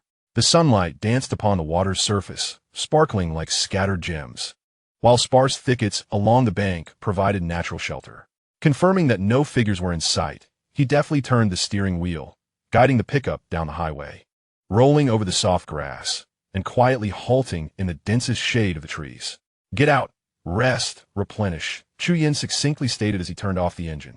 The car door swung open, and Xiaojiyu almost tumbled out. She stretched her body, which had grown stiff from prolonged curling, shedding the dust-covered, bulky jacket to reveal a snug light gray knitted top. The afternoon sun poured onto her, accentuating the youthful curves of her vibrant form. Her rounded, sturdy legs clad in light denim, a slender waist, and the soft contours of her chest creating a silhouette brimming with youthful vitality amidst the dappled shade of the trees. Taking a deep breath of the air tinged with the sweetness of river water and the scent of grass, she couldn't resist twirling lightly on the spot, her hair dancing in the breeze, her face radiating the joy of liberation. Meanwhile, Chu Yan hastily removed his heavy protective gear, the metallic components clanging with a crisp sound. With the burdens lifted, he exhaled deeply, stretching his sore shoulders and neck. He then swiftly unlatched the rear compartment, rummaging through to find several packs of compressed biscuits, a few chocolate bars, several bottles of mineral water, and 2 hefty cans of meat, which he piled onto the relatively clean patch of ground beside the truck. "Eat." He handed a few chocolate bars, a pack of biscuits, and a can of meat to Xiaojiyu, while tearing open another biscuit for himself, savoring it with cold mineral water as he chewed heartily. Dun-Dun nimbly jumped down from the vehicle, approaching Chu Yan's feet and mewing. Chu Yan skillfully pried open a can of meat, pouring half of its contents onto a clean piece of wrapping paper. while Dun Dun immediately buried its head in the feast. The gnawing hunger consumed all their senses. Xia Yu, disregarding her appearance, mimicked Chu Yin, eating quickly yet cautiously with biscuits dipped in water. The rich, salty flavor of the luncheon meat exploded in their mouths, presenting an exquisite delight in that moment. The trio, 2 humans and 1 cat, sat by the quiet riverbank, accompanied only by the sounds of chewing, swallowing, and Dun Dun's satisfied purring. The food vanished as swiftly as the wind disperses the clouds, filling their bellies and warming their bodies. Xia Yu sighed contentedly, stealing a glance at Chu Yin, who was tilting his head back to drink water. The sharp lines of his jaw bore an almost sculptural precision. A strange sense of tranquility enveloped her, as if she were temporarily shielded from the predatory world outside. However, Chu Yin's voice, cold as the river water, extinguished that fleeting ease. This meal counts as repayment for that half bottle of water. He tightened the cap of the mineral water bottle, his gaze falling upon Xia Yu's frozen expression. From now on, you cannot eat for free at every meal. In this apocalypse, everyone must possess their own worth. If you wish to survive, you must prove your value for that ration of food and water. Xia Yu's smile faltered, her bright eyes quickly misting over before she stubbornly blinked them back. So it was like this. The earlier warmth and lightness evaporated. She lowered her head, staring at the half-eaten biscuit in her hand, her long eyelashes casting shadows over the tumultuous emotions brewing beneath. Was it grievance? Disappointment? Or the awakening from a shattered fantasy? Silently, she shoved the remaining biscuit into her mouth, chewing forcefully as if grappling with some unseen force. She remained silent, picking up the stained and scratched protective suit that Chu Yin had discarded, making her way to the riverbank where she knelt beside the water, fervently scrubbing it clean. The river water was icy cold. The bitter pang of injustice lodged in her throat, yet she bit her lip, uttering not a word. Chu Yin observed her kneeling on the pebble-strewn riverbank, the sleeves of her knitted sweater soaked and clinging to her forearms, accentuating her graceful lines. As she bent over with effort, the curve of her back extended downward, tightening at her hips, her jeans sculpting a firm, rounded silhouette that highlighted the vitality and resilience of her youthful form. He did not intervene, merely squatting beside her at the river's edge to wash the blood and dirt from his hands and face. The river water carried a risk of contamination, unpurified. It was undrinkable and could not touch open wounds. As he scrubbed the grime from his arms, he spoke, his voice devoid of warmth, even if filtered through a purifier. It must be boiled before consumption. That is a hard rule. Xia Yu paused momentarily, responding with a muffled as she intensified her scrubbing of the stubborn stains on the protective suit. Water splashed against her fair wrists. Once finished, Chu Yin casually hung the suit on a tree branch to dry. He then sought out the softest patch of grass, shedding his upper garments while turning to Xia Yu. What are you waiting for? Sunbathe and come lie down with me. Huh? Right here? Xia Yu's face flushed a deep crimson, the hue extending to her neck like the delicate petals of a peach blossom. Her gaze darted nervously around, the barren shrubs offering little concealment, while the abandoned building across the river loomed like a multitude of watchful eyes. Even the wind seemed to carry an air of intrusion. Time was of the essence. Chu Yin had already reclined on the soft grass, his tone urging her like a whip cracking against her heart. Could they not wait until nightfall? The girl's voice was as faint as a whisper, tears welling in her eyes. She lay rigidly, her back pressed against the unyielding pebbles, too intimidated to move, allowing the humiliation to creep up her spine, nearly forcing her tears to spill. Was there no sun at night? Xia Yu dared not utter another word. The soft rustle of fabric beside her made her eyes snap shut, her eyelashes trembling like the wings of a startled butterfly, even her breath growing shallow as she awaited the moment that instilled both fear and helplessness within her. Yet, after what felt like an eternity, the anticipated touch never came. Instead, a rhythmic snore filled her ears. Summoning her courage, Xia Yu opened her eyes hesitantly, turning her face to the side only to find Chu Yin fast asleep, his bare chest rising and falling with each breath, sunlight dancing upon his collarbone. Even the stray hairs on his forehead were kissed by warmth. So it truly was just sunbathing. Xia Yu exhaled a long sigh of relief, her tense body sagging, tears rolling pitifully into the grass. The river breeze, laden with moisture, caressed her cheeks, and the once blinding sunlight transformed into a gentle embrace. While birds chirped merrily from the branches, the vigilant Duin was scratching at the earth under a nearby tree, its tail stirring up tiny clouds of dust. She gently squinted her eyes, warmth seeping into her skin, bringing with it a sense of near-numb comfort. Time slipped away unnoticed until she heard Chu Yin turn over beside her. Glancing at his watch, he remarked, "4 hours, that is sufficient. You mustn't linger too long on your first time." He quickly donned his shirt and methodically put on the protective gear hanging from the branches. This Kevlar-grade suit boasted excellent water resistance, and after washing and sun-drying, it was now completely dry. After days of battling zombies, the suit bore numerous scratches. Its surface significantly damaged, appearing rather ragged. However, the core protective layer woven from Kevlar fibers remained intact. First time? Xiaojiu hastily turned over, feeling a sudden surge of embarrassment. Chu Yin found her reaction amusing, teasing, "Are you hungry?" Xiaojiu shyly nodded, though it seemed far from mealtime. "No waities. I'm hungry too," he chuckled. "Consider this meal on the tab." During this meal, Xiaojiu discovered her remarkable appetite. She cast aside any semblance of ladylike behavior, indulging in a feast of chocolates, compressed biscuits, canned meat, and multivitamins. Even the protein powder that Chu Yin handed her, mixed with mineral water, was consumed with gusto. Once they had finished their repast, Chu Yin returned to the pickup truck, retrieving a piece of A4 paper inscribed with the words, 18th floor, Guanmao building. Etion's home in the south of the city. He then added a line beneath it, Times Sand Cafe. He cast a glance back at Tanzhou City, silently vowing, "Wait for me, I shall return. Witness how I unveil your secrets. Observe as I shatter this facade." The engine roared, and the pickup truck crushed a carpet of withered branches and leaves, steering back onto the dilapidated old highway. The afternoon sun began its descent, no longer glaring, but lazily spreading its warmth upon the pavement. Along the roadside, resilient blades of grass emerged from the cracks in the asphalt, tender green shoots mingling with the dead leaves, casting a mottled shadow beneath the elongated tree silhouettes.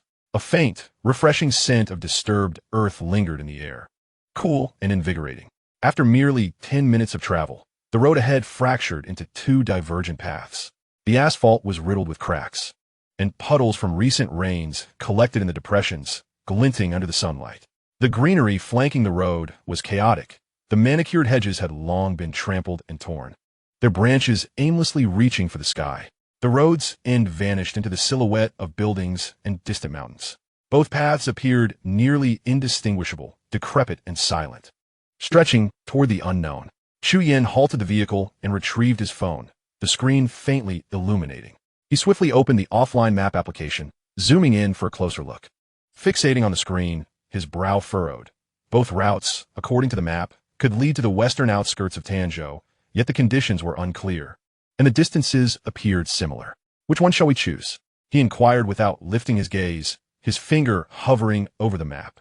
Xiaojiu leaned in, perplexed, scrutinizing the intricate lines and placed names on the diminutive screen. I don't know," she stammered, feeling like an ineffectual fool. Chu Yin raised his gaze to her. "What of your intuition? Don't you possess that inexplicable feeling?" Xiaojiu fumbled. That feeling is not always present." Her voice trailed off. "Occasionally, a vague thought may surface, elusive and intangible. I cannot predict when it will arise." Chu Yin silently observed the girl's discomfort. The flicker of hope ignited by her unique gift swiftly extinguished. He let out an almost inaudible sigh, realizing that it was not an extraordinary talent, merely a sporadic and enigmatic sensation. Its value seemed somewhat diminished. With a stoic expression, he shut off his phone and meticulously rewrapped it in aluminum foil. It appeared unnecessary to keep her around indefinitely. She must learn to fend for herself.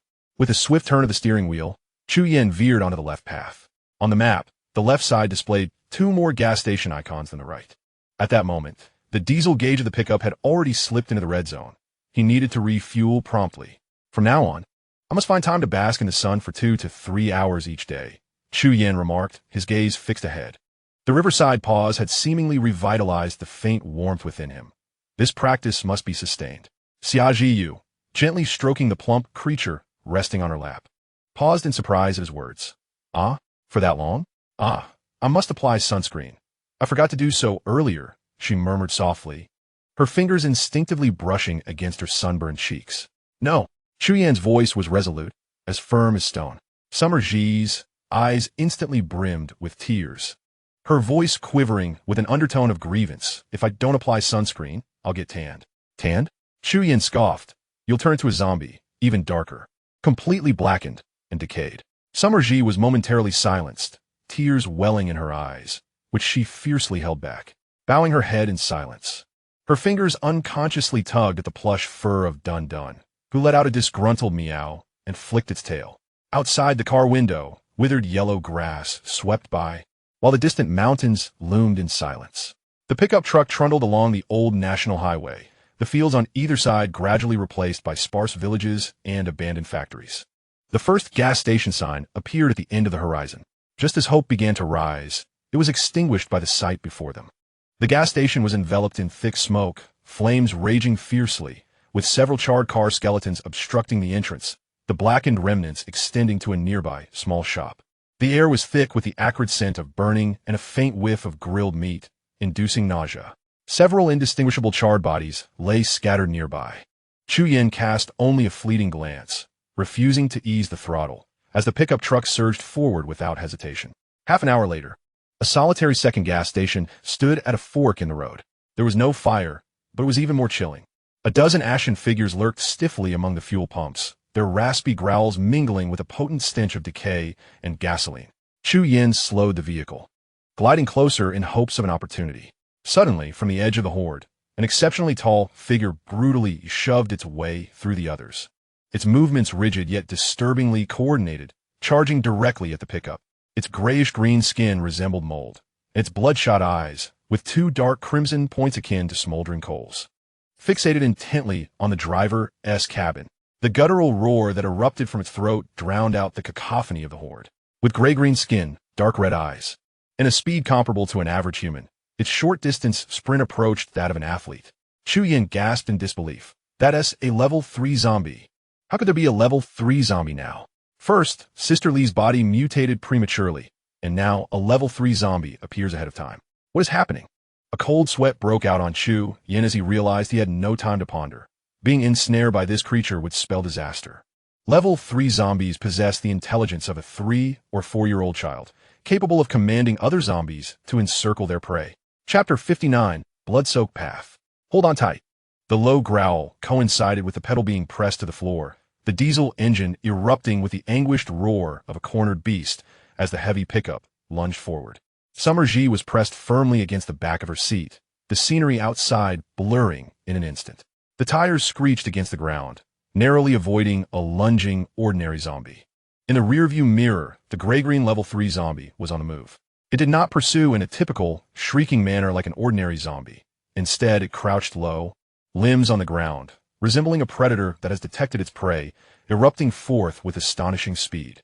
The gray-green figure rapidly enlarged in the mirror, so swift that it left afterimages in its wake, closing the distance of several dozen meters in mere bounds. A claw, enshrouded in filthy, blackened keratin, swept through the air with a foul wind, crashing violently against the steel railing of the pickup truck's bed with a harsh, grating sound that sent shivers through one's teeth. Sparks flying in its wake. It was chasing. Xiaji's voice trembled into fragments. Silence. Chu Yin gritted his teeth, gripping the steering wheel tightly, flooring the accelerator to its limits. This vintage diesel vehicle accelerated sluggishly, the car body jolting violently as the speedometer's needle struggled to climb upward. 10 seconds. Just 10 seconds to endure. The third-level zombie's short-distance sprint would surely exhaust its energy. Indeed, the gray-green silhouette halted in the middle of the road, emitting a howl filled with reluctance as it faced away from the retreating pickup, shaking the dry branches of the roadside trees. Chu Yin exhaled a sigh of relief. The pickup, having reached its maximum speed, careened crazily for several hundred meters down the dilapidated national highway, rounding a bend, just as he intended to begin decelerating. However, before his nerves could relax, another anomaly emerged ahead. A stout old tree lay across the road, its twisted branches forming an insurmountable barrier. Damn it, such a primitive trap. Had it not been for the third-level zombie disrupting his rhythm, he would have noticed it sooner. The pickup skidded and drifted to a halt amidst the shrill screech of brakes and the tire's friction against the ground. The rear of the vehicle was still askew. Suddenly, an old, rusted van, caked in mud, burst forth from behind the crumbling walls of an abandoned farmhouse, colliding forcefully with the steel railing at the rear of the pickup. The tremendous impact jolted both vehicles violently, the metallic groan of twisted metal piercing the air. The pickup was shoved sideways a few meters by this force, its front completely wedged between the tree trunk and the van, rendering it immobile. Chu Yan's head slammed against the steering wheel, stars exploding before his eyes. Damn! These robbing scoundrels had timed their ambush perfectly. It seemed this was not their first day at such business. The van's doors swung open with a clang, and 3 men jumped out. At the forefront was a burly, bald man with a face full of flesh, clad in a filthy leather jacket, wielding a makeshift double-barreled shotgun. 2 leaner accomplices followed him, one with slanted eyes and the other missing half an ear, each also brandishing a homemade shotgun. The 3 dark muzzles pointed steadily through the windshield at Chu Yan and the passenger, Xiaji. "Get out of the car. Hands on your heads. Get out here." The bald man bellowed with a voice like a broken gong, his spittle seemingly capable of penetrating the glass to splatter on their faces. He grinned, revealing a mouthful of yellowed teeth, his gaze sharp as blades sweeping over Chu Yan and Xiaji, lingering briefly on Xiaji's chest, which rose and fell slightly in response to her fright. Chu Yan took a deep breath, suppressing the surging blood and murderous intent within him. He gestured for Xiaji to remain still, slowly pushing open the car door and descending with his hands raised. Were it not for his concern for Xiaji, he could have attempted a counterstrike the moment he exited the vehicle. Now, he had no choice but to adapt to the unfolding situation. As his feet touched the ground, a cold gun barrel pressed against his lower back and forehead. The metal's chill and the acrid scent of gunpowder palpable against his skin. "Brother, you're quick on your feet. Nearly slipped away from us," the bald, burly man remarked. Sizing up Chu Yan, he cast a glance at the scratched protective gear and the tattered cloak draped behind him, a grin spreading across his face. His tone imbued with a roguish bravado. "They call me Boss Wu in these parts. It's a rough world out here, and it's tough for a lone wolf. You seem like a resourceful lad. How about teaming up with us and bringing the girl along? There's food, drink, and plenty of fun." He gestured greedily in Xia Zhiyu's direction. Chu Yan replied in a flat voice, devoid of emotion. "Thank you for the compliment, Boss Wu. We have urgent matters to attend to and cannot linger." He subtly shifted his body to obscure Wu's view of Xia Zhiyu. The feigned smile vanished from Wu's face in an instant. His slanted eyes narrowed as he pressed the gun barrel harder against Chu Yan's temple. "In a hurry to leave? Running low on fuel. Are we?" He pointed his chin toward the truck bed. "There is plenty of goods inside, isn't there? Share a bit, and we can be friends. We have fuel, good, genuine diesel. A fair trade." After a moment of silence, Chu Yan scanned the positions of the 3 men and noted the few crude yet deadly shotguns, particularly observing that Wu's double-barreled shotgun was already cocked. He spoke slowly, in the spirit of camaraderie. "Let us proceed as you suggest. We shall trade some goods for diesel." "Half." Wu extended his stubby finger, gesturing emphatically. "Half of the food and drink in exchange for a barrel of diesel. Fair trade, and be quick about it." He signaled to his 2 accomplices. The slanted-eyed man and half-ear stepped forward, their guns firmly trained on Chu Yan, indicating he should open the truck bed. Chu Yan recognized this as a blatant act of robbery, yet he found himself with no alternatives. 3 shotguns, especially that double-barreled one, could easily turn him and Xia Zhiyu into mere remnants. He gritted his teeth and walked to the rear of the vehicle, under the watchful eyes of their weapons. Unlocking the truck bed and lifting the heavy tarp, revealed was a mountain of boxes filled with compressed biscuits, bags of instant noodles, barrels of mineral water, and neatly stacked cans of meat. The eyes of the 3 robbers widened in an instant, their breaths coming in heavy gasps. "Damn, a fat sheep," the slanted-eyed man rasped, licking his cracked lips. "Move it. Hurry up," Wu growled excitedly. Chu Yan silently began to unload the cargo, boxes of biscuits, bags of noodles, and barrels of water being transferred to the roadside. Xia Zhiyu was roughly yanked from the passenger seat by half-ear and shoved aside. Terrified and trembling, her face pale, she clutched her arms tightly, looking helplessly at Chu Yan. Well, half-ear whistled, the gun barrel playfully pointing towards Xia Zhiyu. The leader exclaimed, This young lady is truly radiant. Her figure, TSK. The triangular-eyed man chuckled foolishly, so refreshing, 100 times better than those in salons. What's the point of merely indulging in food? He nudged Wu, his eyes glinting with mischief. Wu, satisfied, patted a box of compressed biscuits, his gaze fixated on Xia Zhiyu like a serpent, appraising her youthful, taut form, the long legs encased in denim, and the delicate waist trembling slightly from fear. He smacked his lips, a lewd grin spreading across his face. Little brother, we have quite a bounty here. Wu sauntered over Chu Yan, the gun barrel nearly touching his nose. However, Trading all this for a barrel of oil seems a bit unfair, he continued, his eyes darting towards the cowering Xiaojiu. How about this? We let our group have a bit of fun with you, and in return, you get a barrel of oil. Sounds fair, right? I promise to leave you with your breath. Chapter 60. The Three Scoundrels. Ha! The leader is brilliant. Half-Ear immediately leered, his gaze shamelessly roving over Xiaojiu. This young lady has such delicate skin. She looks delightful. Indeed, what future could you have following this coward? The triangular-eyed man inched closer, leering at Xiaojiu and whistling suggestively. Having lived in an ivory tower, Xiaojiu was unaccustomed to such crude language, her body trembling violently as tears surged uncontrollably down her pale cheeks. She bit her lip fiercely, stifling her cries, her tear-filled eyes reflecting despair and the last flicker of hope as they turned to Chu Yan. Yet, he chuckled frivolously. Can a woman you've already played with truly be worth a barrel of oil? Is Wu's word trustworthy? As he spoke, he casually stepped forward, subtly shifting his body in Xiaojiu's direction. Ha! Delightful. Wu laughed heartily, signaling to his two subordinates with a triumphant glint in his eye, as if the prey were already in his grasp. When I speak, it's as good as a promise. Brothers, go check the goods. The laughter grew more raucous and derisive. Did you hear that? Your man sold you out. Ha ha ha. Coward. Weakling. Even following him, you won't catch a whiff of warmth. The triangular-eyed man spat, the gun nearly poking Chu Yan's nose. Keep moving the goods, and you, young lady, come here. Half-Ear eagerly reached for Xiaojiu's slender arm. In her despair, Xiaojiu closed her eyes. Just as his fingers were about to make contact, Chu Yan suddenly shouted, "Look behind you, wolves. There are wolves." What? Wu and the triangular-eyed man turned abruptly. A flash of orange surged forth, howling furiously like lightning, leaping from beneath the pickup truck. The target was Half-Ear, whose attention had momentarily strayed. The wolves are over here. Zhudan Xiaodet. The three men were taken aback, hastily seeking refuge. In that fleeting moment of chaos, Chu Yan's body surged forward like a taut bowstring suddenly released, his speed resembling that of Spectre. With a swift motion of his right hand, he drew a cold manganese steel dagger from behind his waist, transforming it into a chilling arc of light aimed directly at the neck of Big Wu.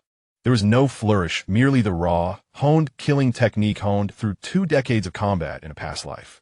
Upon realizing he had been deceived, Big Wu turned in horror, only to feel a sudden chill at his throat.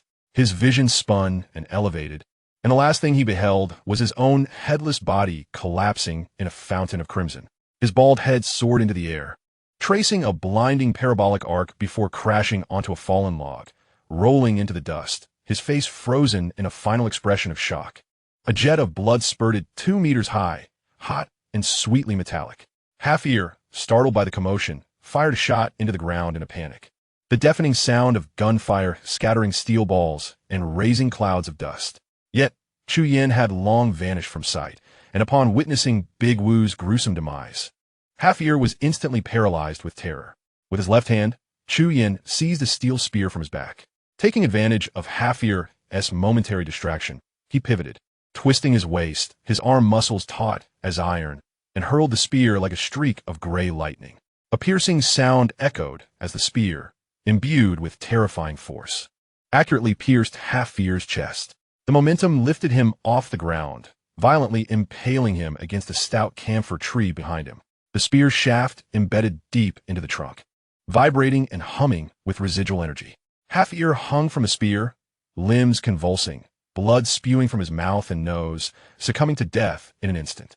The camphor tree trembled under the impact, shedding a cascade of withered leaves. In a flash, 2 men were slain. The pungent scent of blood filled the air. The remaining man, with triangular eyes, was utterly terrified by the sheer brutality of the scene. His hands trembled like leaves in the wind as he clutched a shotgun.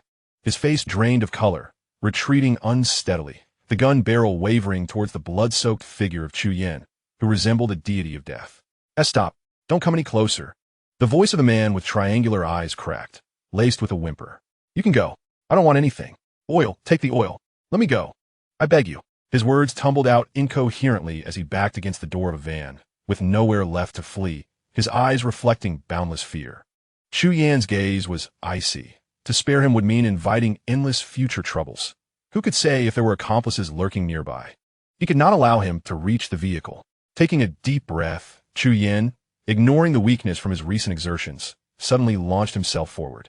No longer in a straightforward charge, he approached in a serpentine manner, each step calculated to press upon the very points of his opponent's crumbling sanity. Go to hell. Driven to madness by the pressure, the man with triangular eyes pulled the trigger in desperation. A deafening roar erupted. A torrent of searing iron shot forth like a rainstorm of steel balls.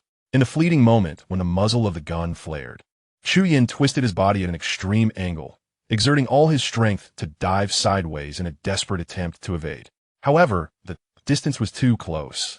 A shock reverberated through his left shoulder, akin to being struck by a searing iron rod, plunging him into a haze of pain. The outer layer of his Kevlar suit was torn apart, while the inner fibers managed to entrap iron sand and most of the steel pellets. Yet, the terrifying force still penetrated, as if a shoulder blade had been shattered. A few stray projectiles found their way through the vulnerable spots, and blood instantly stained his torn clothing. The excruciating pain ignited the ferocity within Chu Yin, and seizing the momentum of his fall, he rolled back to his feet like an injured tiger, disregarding the agony as he lunged toward the figure with the triangular eyes. The manganese steel knife, accompanied by a dreadful rush of wind, traced a chilling arc. A glimmer of cold light flashed as the arm, still clutching the shotgun trigger, was severed at the shoulder, sending a spray of blood into the air. The shotgun clattered to the ground. The figure with the triangular eyes emitted a scream akin to that of slaughtered pig, blood gushing from the severed limb, paralyzing him in a state of terror and pain as he trembled and cried out, "Don't kill me. I know a great secret about Nyoto Cave." Chu Yan's eyes burned with rage. His strength was nearly depleted, and the pain diminished the force behind his blade. Yet he showed no sign of hesitation. In a life-and-death struggle, one could not afford to grant the enemy a moment of respite. Who could tell if that so-called great secret was merely a delaying tactic? One must never show mercy to foes. This was the ironclad rule of survival in the apocalypse.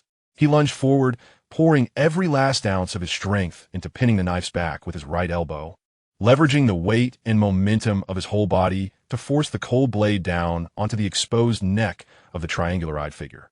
"Dare to touch my woman." His roar echoed like thunder as the blade sank into flesh, severing the trachea and breaking the cervical vertebrae. The expression of sheer horror froze on the figure's face. The last half-sentence forever trapped on his lips as his head fell to the side, blood gushing from the massive wound, splattering Chu Yin in the process. The headless corpse slumped lifelessly. Chu Yin, bracing himself against the knife, knelt on one knee amidst the pool of blood, gasping for breath. Sweat mingling with blood trickling down from his forehead. In such close-quarters combat, the outcome hinged on the opponent's sheer terror, leaving them devoid of any will to resist. As silence enveloped the scene, only the sound of heavy breathing and the dripping of blood remained. "Brother Yin," Xia Zhiyu cried out as she rushed over, her gaze fixating on his blood-soaked figure, her hands shaking uncontrollably. "I'm not dead." Chu Yin gritted his teeth, pushing her away. "Help me move supplies. Oil." He struggled to stand, staggering toward the off-road vehicle, wiping her tears away with determination. Xia Zhiyu gazed at the corpse in the pool of blood and Chu Yan's bloodied silhouette, a newfound resilience igniting within her. No longer weeping, she turned and dashed towards the scattered supply crates, gritting her teeth as she strained to drag them. Chu Yan opened the rear door of the vehicle and found what he sought, two 30-liter barrels filled with diesel. The greatest surprise lay in the corner, a green hand-operated piston oil pump, complete with a filter and hose. This antiquated tool, with its simple and reliable structure devoid of electronic components, remains functional even in the aftermath of a catastrophic event. In future encounters with other diesel vehicles, one can swiftly siphon fuel from their tanks. This is indeed a precious asset for efficiently replenishing diesel in a post-apocalyptic world. A remarkable find.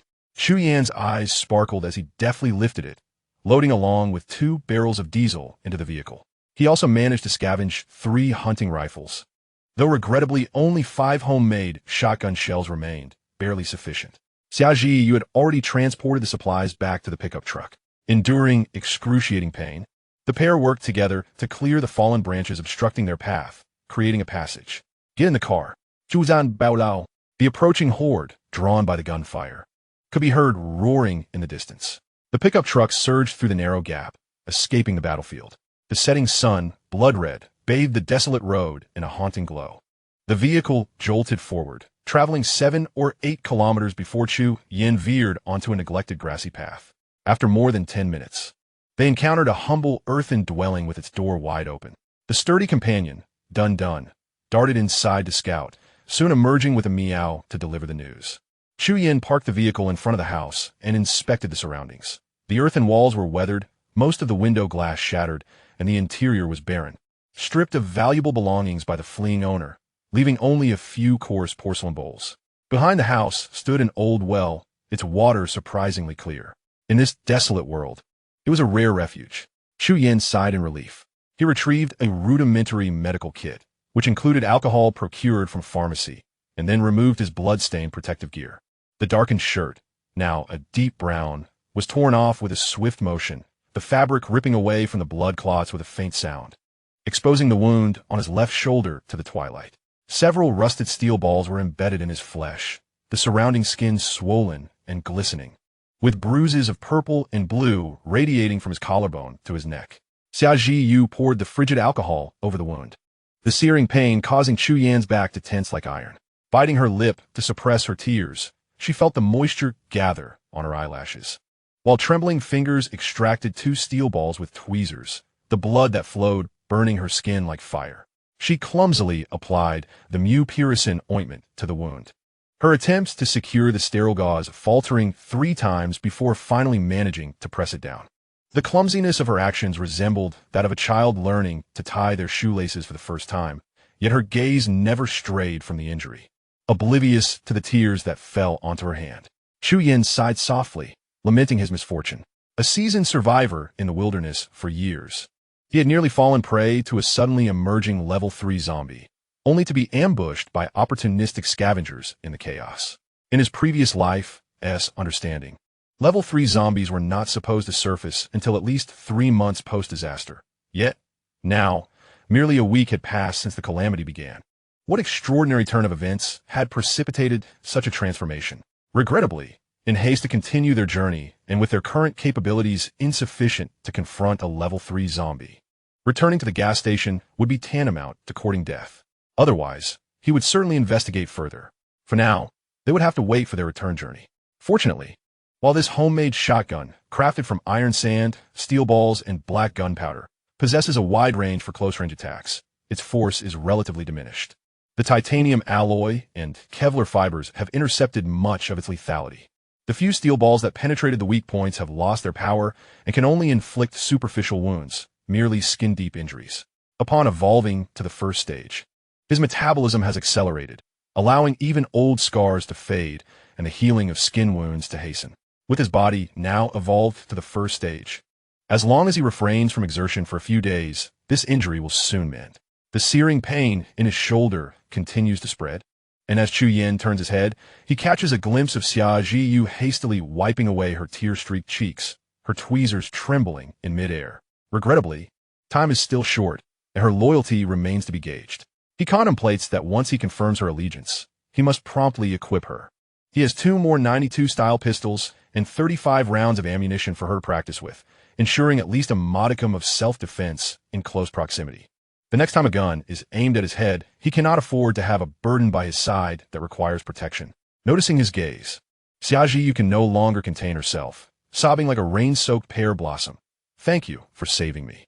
Chu Yin interrupts her harshly. "No, I would have acted regardless of you." He pauses momentarily, then continues.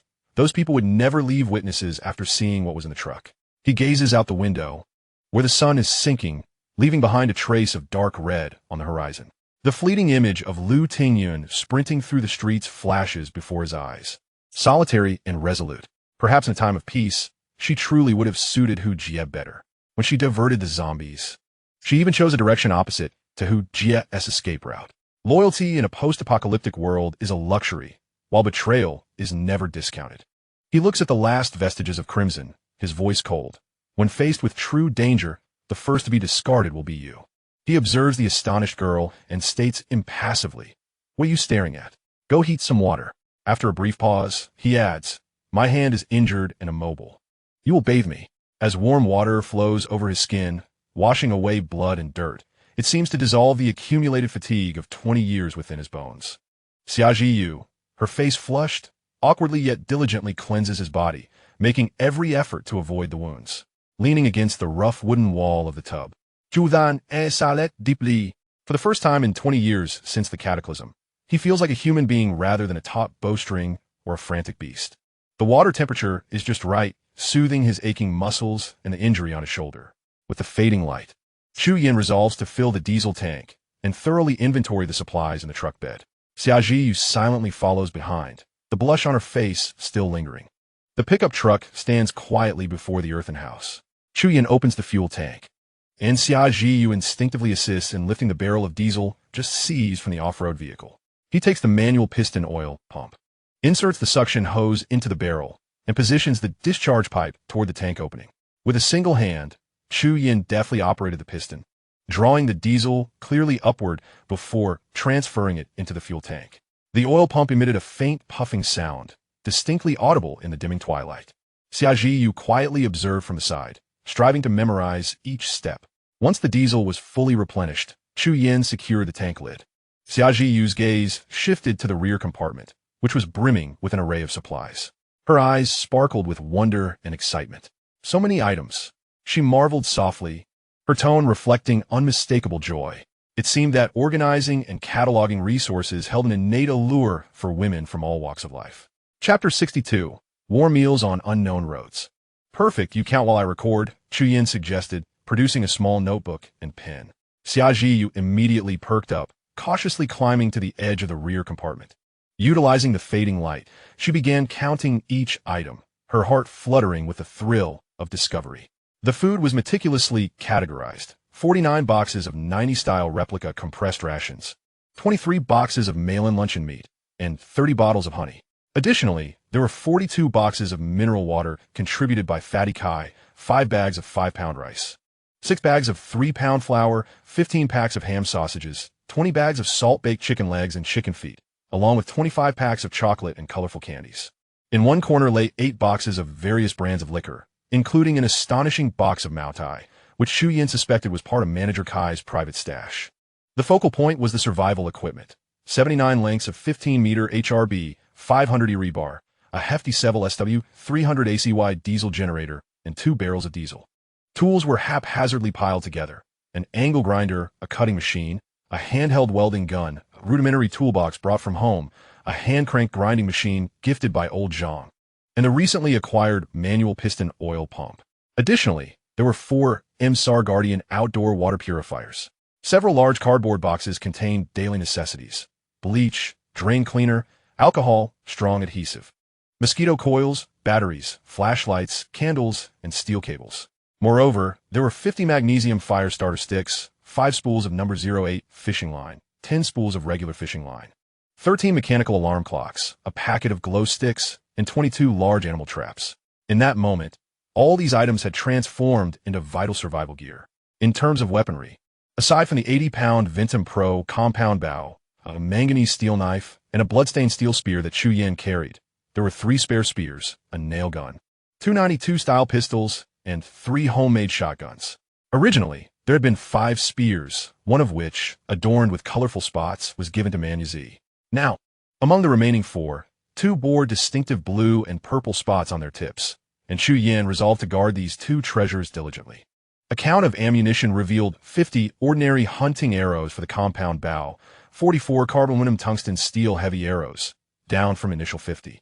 As he had managed to recover some, but still lost 6, 35 rounds for the pistols and 5 rounds of shotgun shells.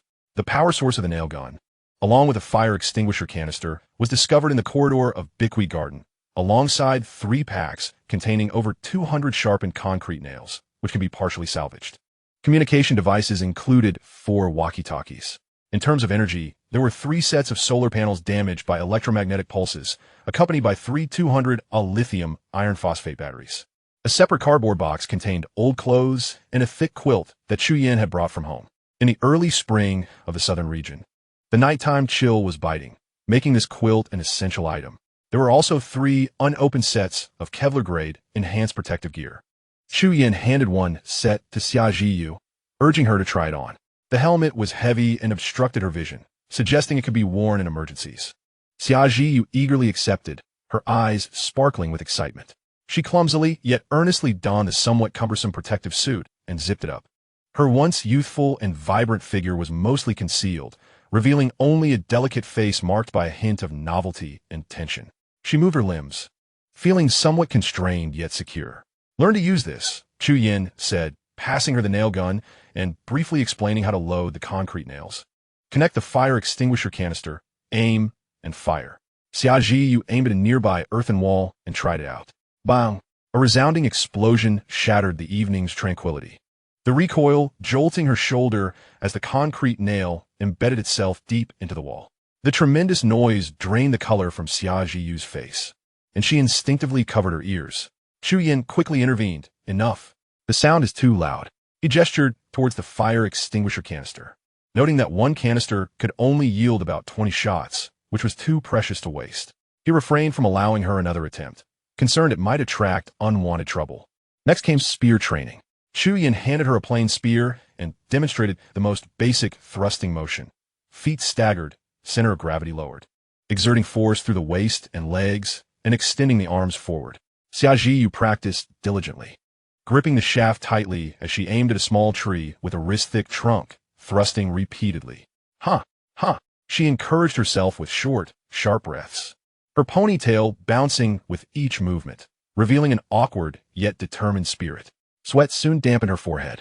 Chu Yin, not wanting to linger, turned to meticulously cover and secure the tarp of the pickup truck's bed. He circled the earthen house, setting up 2 layers of simple tripwire alarms with ordinary fishing line along key pathways and beneath windows, connecting them to an empty canister inside. Additionally, he carefully placed several large animal traps in various concealed corners and entrances. This was a habit ingrained over 20 years in the post-apocalyptic world. Caution was never excessive. He then retrieved a hand-powered grinding machine. After a day of continuous battles, both the manganese steel blade and spearhead had suffered wear, and he meticulously sharpened them to ensure optimal readiness for the next encounter. As night fell, the two prepared white rice on the wood-burning stove inside the house. Just as the water reached a rolling boil, Chuya, neither too early nor too late, sprinkled the rice into the pot, casually ensuring the water level was sufficient by pressing his knuckle against the pot's edge. As the can of meat was opened with a satisfying hiss and plunged into the boiling water of the iron pot, a rich aroma of meat immediately burst forth. He casually picked a handful of frost-kissed red rapeseed from behind the house, deftly stripping away the tougher outer stems with his fingertips. After washing them, he did not rush to put them into the pot, waiting for the broth to reach that delicate moment just before it thickens. With a swift motion, he slid the tender tips of the rapeseed into the bubbling soup, his wrist giving a gentle swirl to envelop the leaves in the hot broth. After just a few brief moments, that vibrant green was perfectly cooked, crisp yet not wilted, lightening the heaviness of the meat soup by half. The series of actions, executed with effortless precision, left Xia Jiyu in a daze, her eyes wide as she exclaimed, "Yingu, could it be that you are a chef?" "A chef?" Chu Yin chuckled at the thought, for he had never had any connection to a chef in his 2 lifetimes. In a modest earthen house, a makeshift oil lamp crafted from a cloth wick soaked in diesel and a mineral water bottle cast a flickering, warm glow. The two of them settled around a small wooden table by the stove, where 2 steaming bowls of white rice awaited, accompanied by a bowl of glistening meat and rapeseed soup. The rising steam blurred Xia Jiyu's delicate features and softened the usual hardness in Chu Yan's brow. From behind the counter, Chu Yan retrieved a bottle of Maotai liquor, twisting off the cap to release a rich, fragrant aroma that mingled with the scent of the meal. He poured 2 cups, raising one to his lips and drinking deeply. The spicy liquid glided down his throat, bringing a warm heat that flowed into his belly, diffusing into a comforting warmth that eased the pain in his shoulders. After 2 decades of struggling in a post-apocalyptic world, he had long forgotten the taste of alcohol. Now, this spicy yet mellow liquid not only dispelled the last remnants of fatigue, but also rekindled fleeting memories of peaceful times, allowing his taut heartstrings to relax momentarily. He offered the second cup to Xia Jiyu, but she shook her head in refusal. Chu Yin took it upon himself to savor it slowly, casually inquiring, "You've never had alcohol, have you? What do you usually enjoy drinking?" "Ming de."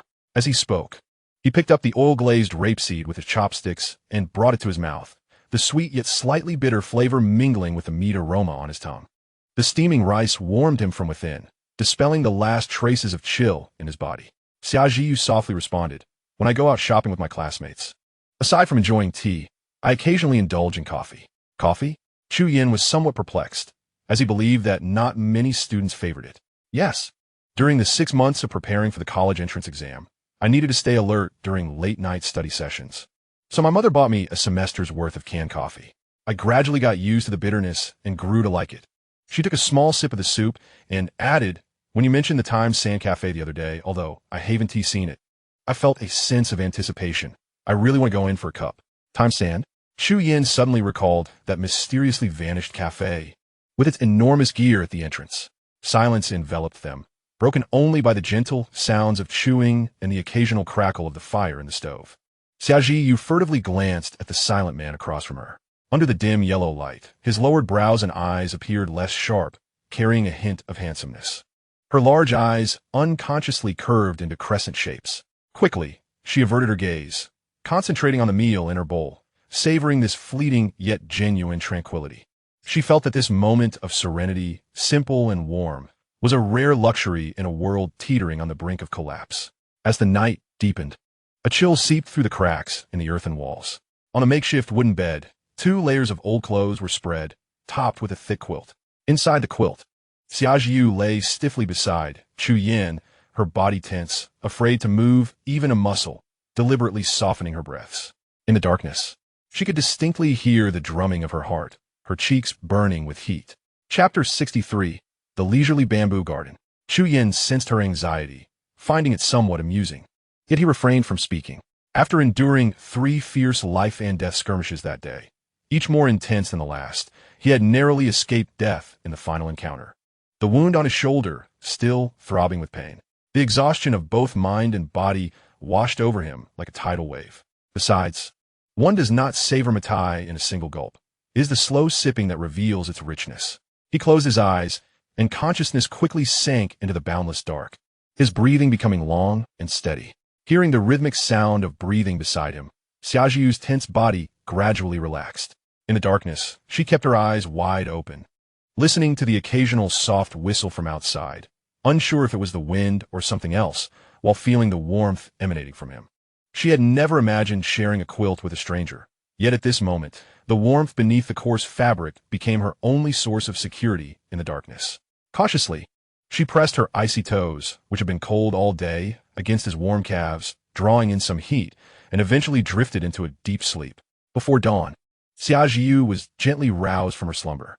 Still dreaming, she found herself in a bright university lecture hall, where the professor was droning on about hidden symbols and meridians, while her deskmate, Xingzi, poked her arm with a pen cap. Impatiently, she mumbled, "Xingzi, you go ahead. I don't want to attend today as traditional Chinese medicine chemistry class." The hard wooden board beneath her made her waist ache, and her consciousness struggled to surface. A thin layer of grayish light filtered through the window. Under the dim oil lamp, Chu Yin was silently changing the ointment and bandages, then donning a protective suit marked with scratches, the metal clasps clinking softly.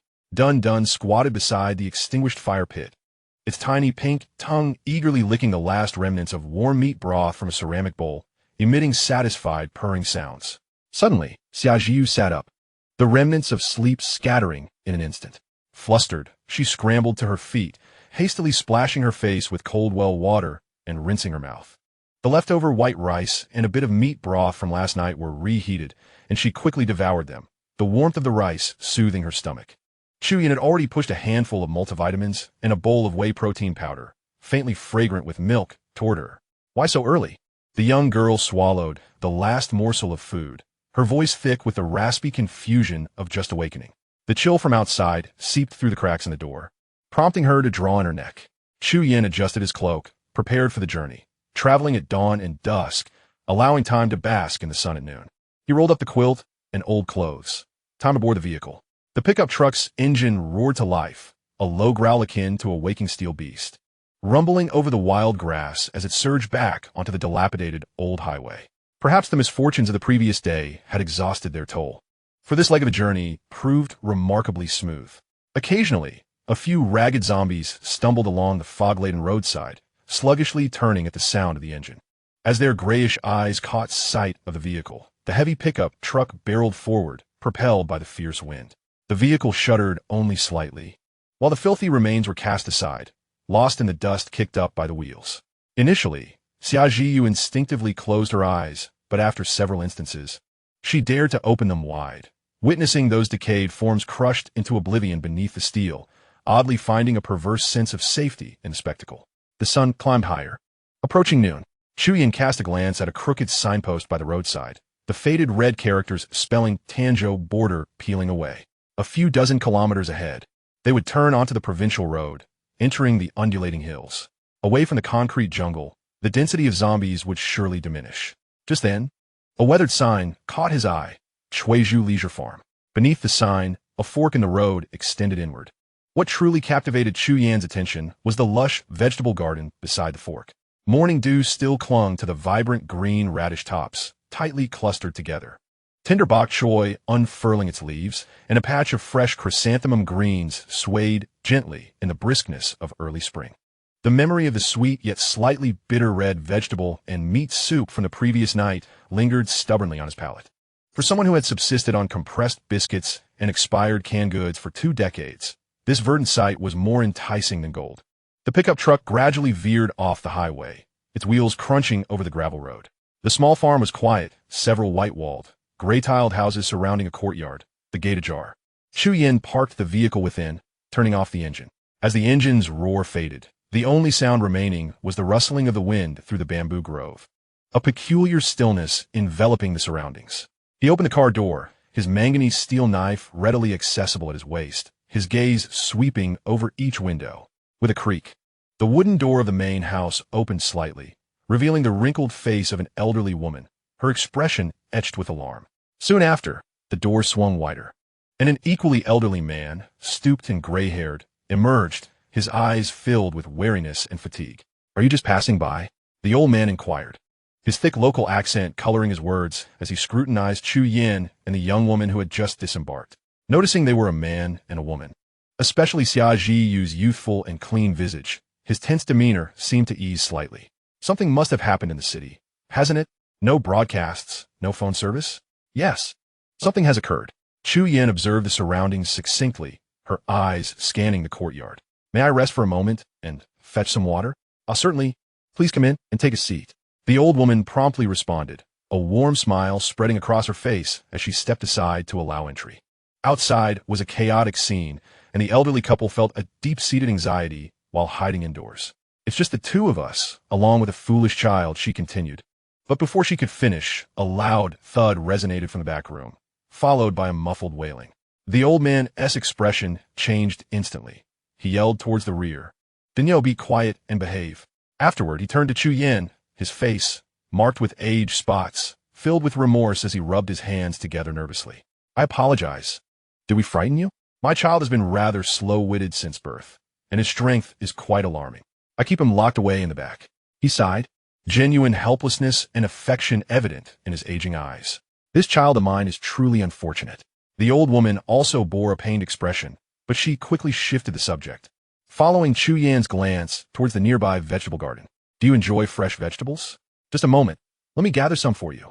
She swiftly rolled up her sleeves and headed towards the garden. The old man nodded repeatedly, glancing at their mud-streaked pickup truck with curiosity rather than greed. He hurried to a corner of the yard where a high-pressure water gun was fixed to a concrete block, connected to a plastic water tank on the roof. "Let me wash the vehicle. It's quite filthy." Without waiting for a reply, he turned on the tap, and a powerful stream of water shot out, forcefully washing away the dried mud from the truck's heavy tires. Xia Zhiyu stood beside Chu Yin, observing the old woman busily working in the garden, the old man energetically cleaning the vehicle, and listening to the sound of rushing water mingled with occasional cries from the backyard. The morning's sense of urgency gradually faded away, and she even felt a pastoral tranquility enveloping the rural homestead. "They are quite kind," she whispered to Chu Yin. Chu Yin regarded the scene with a detached gaze. The old woman's deftness in harvesting vegetables was a testament to years of labor. The radishes she handed over still carried the earthy scent of soil, her gaze clear and sincere. The old man focused intently on scrubbing the dark red stains lodged in the crevices of the truck bed, the water washing away the grime to reveal the mottled metallic surface beneath. He was absorbed in his work, not sparing a glance at the neatly stacked boxes of compressed biscuits and supplies in the truck bed. Their warmth and simplicity seemed genuine. The old man's gaze towards Xiaoji Yu was also frank. It lingered momentarily on her somewhat peculiar protective attire before shifting away. With Chu Yan's keen senses, he discerned that the elderly couple was frail and posed no threat, which relieved him. Suddenly, his attention was drawn to the muddy entrance, where, aside from a clear set of tire tracks, there were several indistinct footprints of varying sizes and depths. Yet, all the footprints pointed in one direction, into the courtyard, with none leading out. The sunlight gracefully cascaded into the courtyard, while the breeze seemed abruptly stifled, leaving the rustling of the bamboo grove suspended in time. An unusual chill lingered in the air. Chapter 64. The Backyard of Farmhouse. Xiaoji Yu was captivated by the array of herbs displayed on the sun-drying rack on the eastern side of the house. On an old bamboo frame, dried roots, leaves, and flowers lay spread across bamboo trays, exuding a mixed aroma of herbs, tinged with a hint of bitterness. Curiously, she turned to the elderly man. "Sir, are you a traditional Chinese medicine practitioner?" The old man, bent over scrubbing the crevices of a pickup truck tire, straightened up upon hearing her question. A complex expression crossed his wrinkled face as he replied, "Indeed, I have been a traditional Chinese medicine practitioner my entire life." His gaze drifted towards the tightly shut wooden door leading to the backyard, his voice dropping to a melancholy whisper. "Alas, I cannot even cure the ailments of my own kin." The elderly woman, nimble in her movements, gathered a bunch of crisp white radishes and vibrant green vegetables, cradling them in her arms as she hurried back to the main house to wash them. Chu Yan followed her inside, where a coarse ceramic incense burner stood in the corner, housing a thick coil of mosquito-repellent incense that was burning steadily. A slender plume of white smoke ascended, emanating a pungent blend of herbal and inferior spice aromas that was rather overpowering. "Is it not a bit early for incense?" Juzan Kasu Inquit, his gaze fixed on the unusually straight line of smoke. The elderly woman, placing the vegetables into the sink, momentarily stiffened at his words, not lifting her head, and replied somewhat hurriedly, "In the countryside, cleanliness is not as assured as in the city. Running a farmstay means dealing with a plethora of flies and mosquitoes. If we do not keep it clean, how could we expect guests to dine here?" She turned on the faucet, the sound of rushing water filling the air. Chu Yan nodded, refraining from further questions. Outside, the old man called through the window, "Old woman, what are you doing?" "Serve the guests some tea. Don't keep them waiting." I know. The elderly woman responded, quickly drying her hands, retrieving 2 white porcelain cups from the cabinet, and scooping some contents from a ceramic jar on the stove to place inside. Soon, 2 steaming cups of tea were presented. At the bottom of each cup lay roasted yellow soybeans, sesame seeds, and finely chopped ginger. As the boiling water was poured in, a unique aroma of toasted fragrance mingled with the scents of sesame and beans instantly wafted through the air. "This is soybean sesame tea," Xiaoji Yu exclaimed in delight, her face lighting up with a long-lost smile. "How fragrant! I haven't had this in ages." She reached out to grasp the cup. Chu Yan lifted his own cup, blowing gently on the frothy surface before bringing it closer to his nose. His heightened senses, significantly enhanced after reaching a new level, detected an exceedingly subtle anomaly. Beyond the spicy fragrance of sesame, beans, and ginger, there lingered an almost imperceptible hint of herbal bitterness hidden within the rising steam, distinct from the tea itself. Discreetly setting down the cup, he advised Xiaoji Yu, "It's quite hot. Best to wait a while before drinking." Xiaoji Yu paused, meeting Chu Yan's gaze, her outstretched hand veering back slightly, merely brushing against the scalding cup's rim before retracting. "Oh, it is indeed quite hot." Chu Yan's gaze swept across the room. The door leading to the backyard was tightly shut, secured by an antiquated iron padlock. Beside the door, a small vent was covered with translucent plastic. At that moment, a plaintive meow echoed from outside, as Dun Dun pounced on a butterfly. Chu Yan approached the door and gently called out to the orange cat frolicking in the grass, "Dun Dun." The plump feline immediately halted its play, tail erect, and scurried inside. Chu Yan pointed towards the gap in the small vent. Dun Dun tilted its head, seemingly comprehending, and nimbly leaped onto a nearby low cabinet, using its claws to tear open a hole in the plastic with a few deft swipes. In a flash, its golden figure slipped through the opening. "Oh no, this won't do. Come back," the old woman exclaimed, her face paling in an instant, her voice high-pitched and frantic. However, it was too late. A moment of silence enveloped the small window, only to be shattered by Dun Dun's piercing wail, as though its tail had been stepped on. In the next instant, the yellow figure darted back through the hole, its fur bristling like a porcupine. It landed on the ground, arching its back tail fluffed out, and emitted a low growl of warning towards the securely locked backyard door, teeth bared, its amber eyes filled with terror. A peculiar, foul stench finally pierced through the numbing barrier created by the mosquito coils, surging forth from the breach in the vent. Chu Yan's expression darkened, and without a trace of hesitation, he reached behind his waist, drawing forth a manganese steel knife. Its cold glimmer slicing through the dimness of the room as it accurately struck the old iron lock. "No, don't open the door." A panicked voice from outside, belonging to an old man, cried out in desperation. The lock clattered and broke, falling to the ground. Chu Yan kicked the wooden door open. A noxious miasma, mingled with the stench of blood, rotting flesh, and excrement, surged forth from within, as if a hellish vapor, long dormant, had been unleashed, assaulting him with a ferocity. This malevolent odor instantly overpowered the fragrant aromas of beans, sesame, and incense wafting through the main room. Outside, the sunlight slanted into the backyard, illuminating a ghastly tableau. In one corner, a mound of feathers, chicken and dog, lay scattered, remnants of several chickens and a yellow dog, devoured and left in disarray. With only bloodied bones and shattered skulls remaining, their innards strewn across the ground, dark red blood having soaked into the earth, congealing into thick, viscous clumps. Even more revolting, several human corpses lay sprawled in the center of the yard. They had been gnawed to the bone, revealing stark white skeletons and darkened, putrid entrails, as flies buzzed incessantly, and maggots writhed within the decaying flesh. The air seemed to thicken, rendering it nearly impossible to breathe. Beside these remains, an extraordinarily large and robust figure squatted with its back to the door, its shoulders heaving as it made unsettling chewing sounds that sent shivers down one's spine.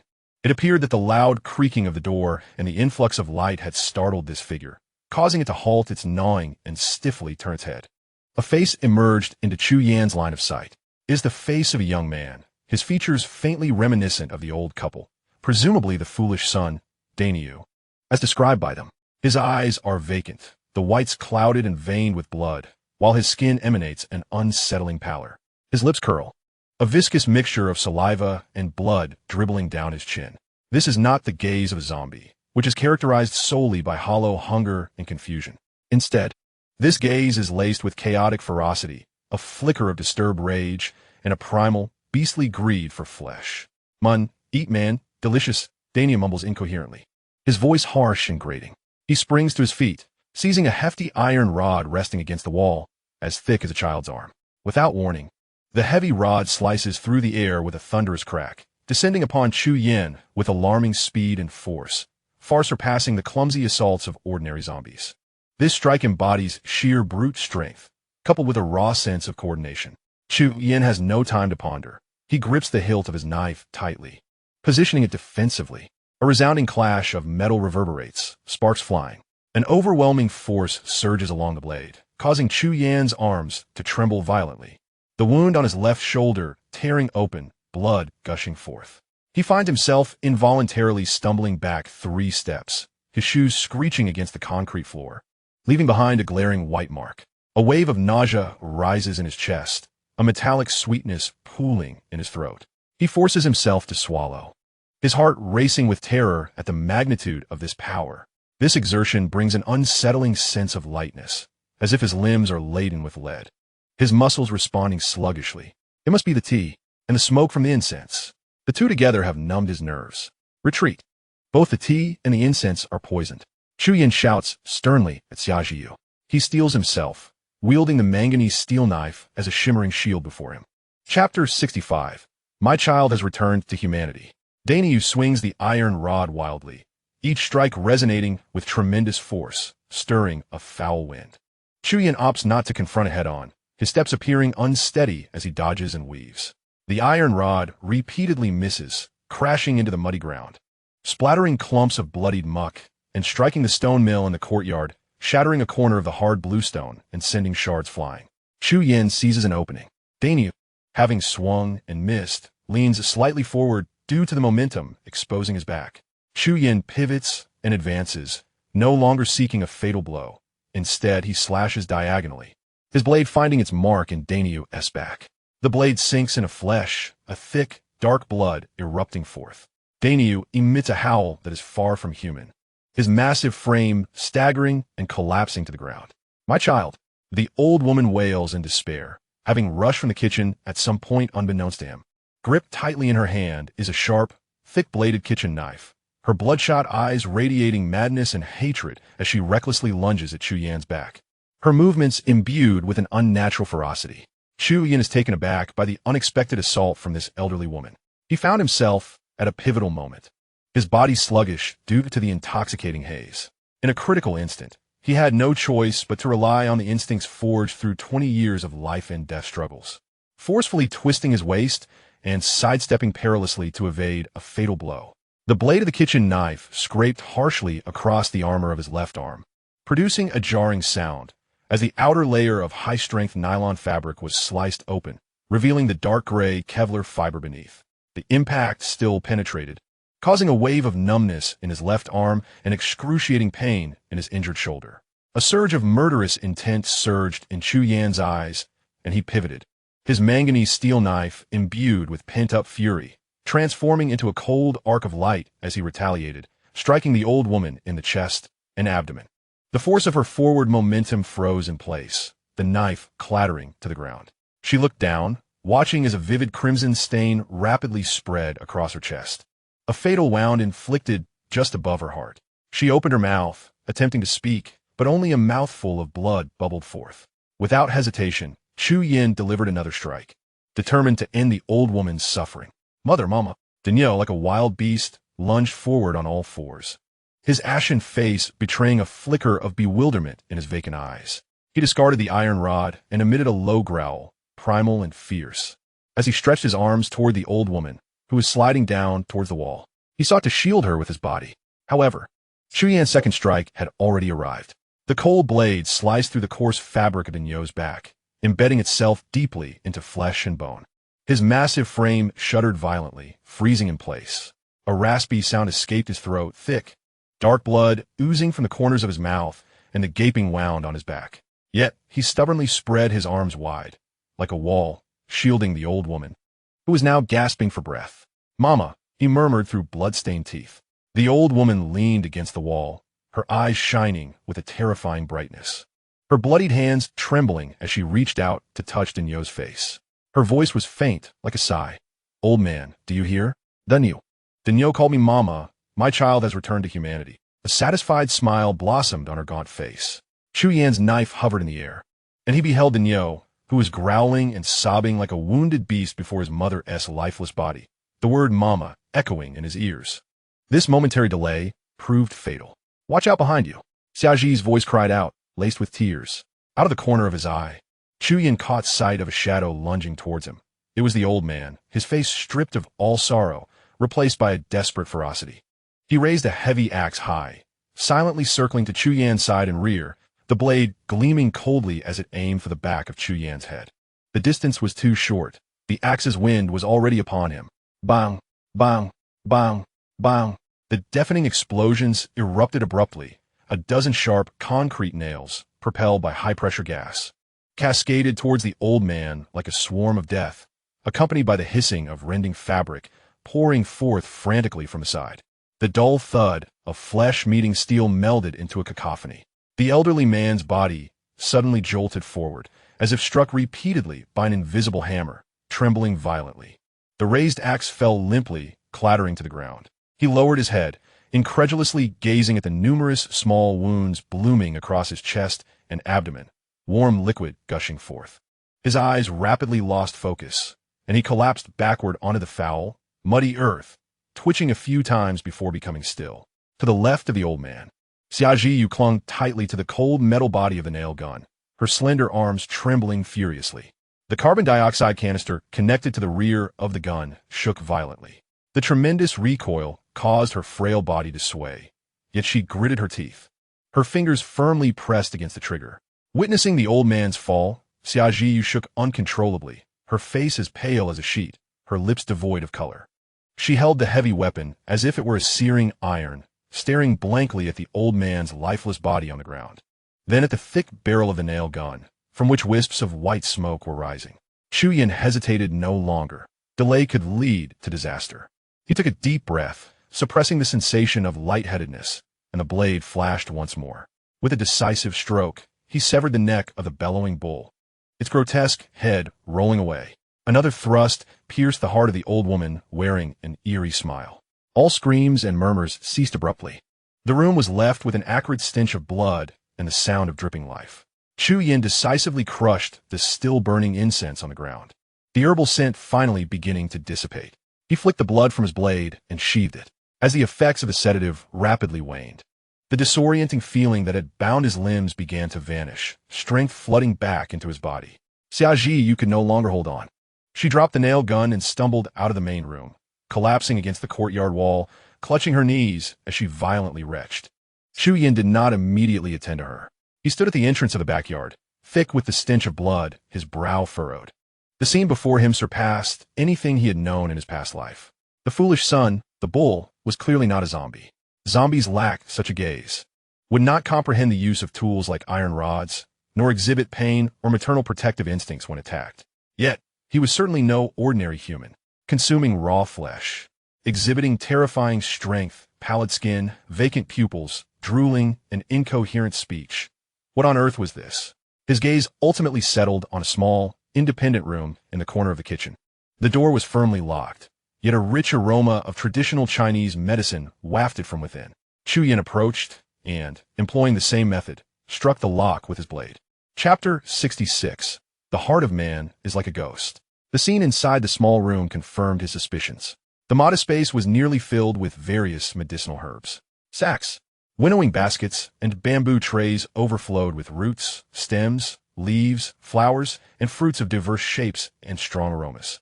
Several old Chinese medicine cabinets reached up to the ceiling, their countless small drawers adorned with yellowing labels. On a dilapidated desk lay several ancient texts bound with thread, including the treatise on pestilence, differentiation of febrile diseases, and the grand compendium of acupuncture, their pages yellowed and curling at the edges, alongside a few modern tomes on traditional Chinese medicine. In the corner of the desk rested a thick notebook bound in craft paper. Chu Yin picked up the notebook, its cover inscribed with medical case notes. He leafed through it quickly. The majority of the earlier entries were quite ordinary, recording various cases, prescriptions, and insights into acupuncture points in a mix of classical and vernacular language, the handwriting neat, reflecting the meticulousness of an experienced traditional physician. His fingers halted at the page dated the 7th day of the first month. On the 7th, at the end of the U hour, Daniel suddenly exhibited symptoms of madness, exhibiting immense strength, delirium, bloodshot eyes, drooling from the mouth, and a desire to bite. His condition was alarming and unprecedented. Urgently, I utilized a 3-edged needle to swiftly puncture the 10 Xian and 12 Jing points to release blood and dispel heat, followed by deep acupuncture at Bai Wei, Feng Fu, Rinzhong, Higu, and Taichung to awaken the spirit and calm the liver. This temporarily subdued his frenzy. I administered a decoction of Gotong and Ling Jiao, Tang augmented with 2 taels of raw gypsum and 3 Qian of raw rhubarb, to be added later, along with 1 Qian of rhinoceros horn powder, to be taken dissolved, in an effort to clear the heart, awaken the spirit, cool the liver, and drain heat from the bowels. However, most of the medicine was vomited back up, the mania slightly abated, yet he soon fell into a stupor. Chu Yin recalled the fragmented conclusions of scientists from his previous life after the cataclysm. Extraterrestrial microorganisms within meteorite dust had nearly infected all humanity.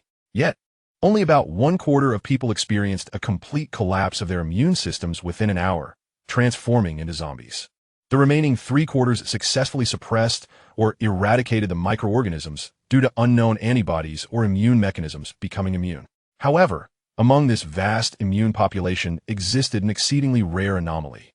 These individuals could neither fully eliminate nor suppress the microorganisms, yet their immune systems had not entirely failed, resulting in a delayed transformation that could last a day or even longer.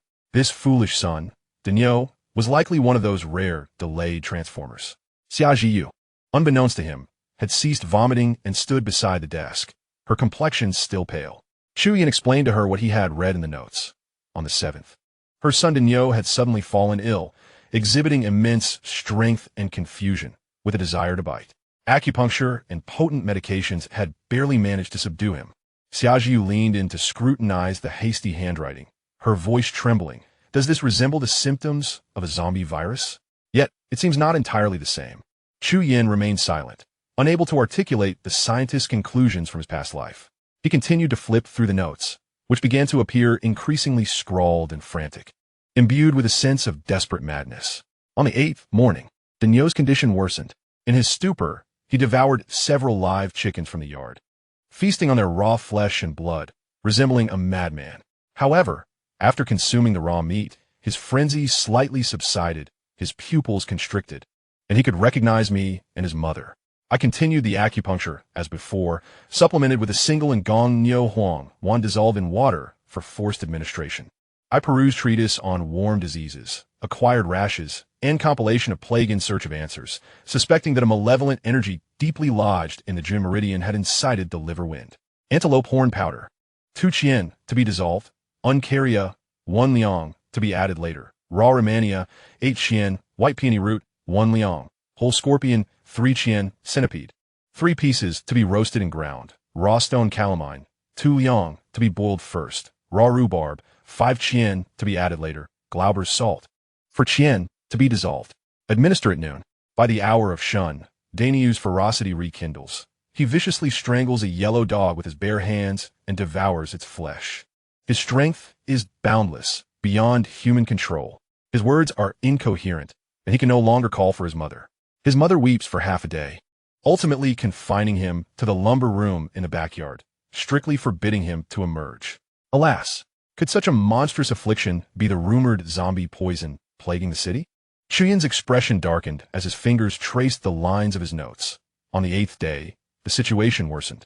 Danyu directly consumed a live chicken from the yard. After devouring raw flesh, he seemed to quiet down slightly, even recognizing his parents. He scoffed, yet in the evening he relapsed, slaughtering a dog with his bare hands and eating it raw. His strength was uncontrollable, and his speech became garbled. The elderly couple could only confine him to the backyard. "Oh my!" exclaimed Xia Jiyu, covering her mouth. Chu Yin furrowed his brow.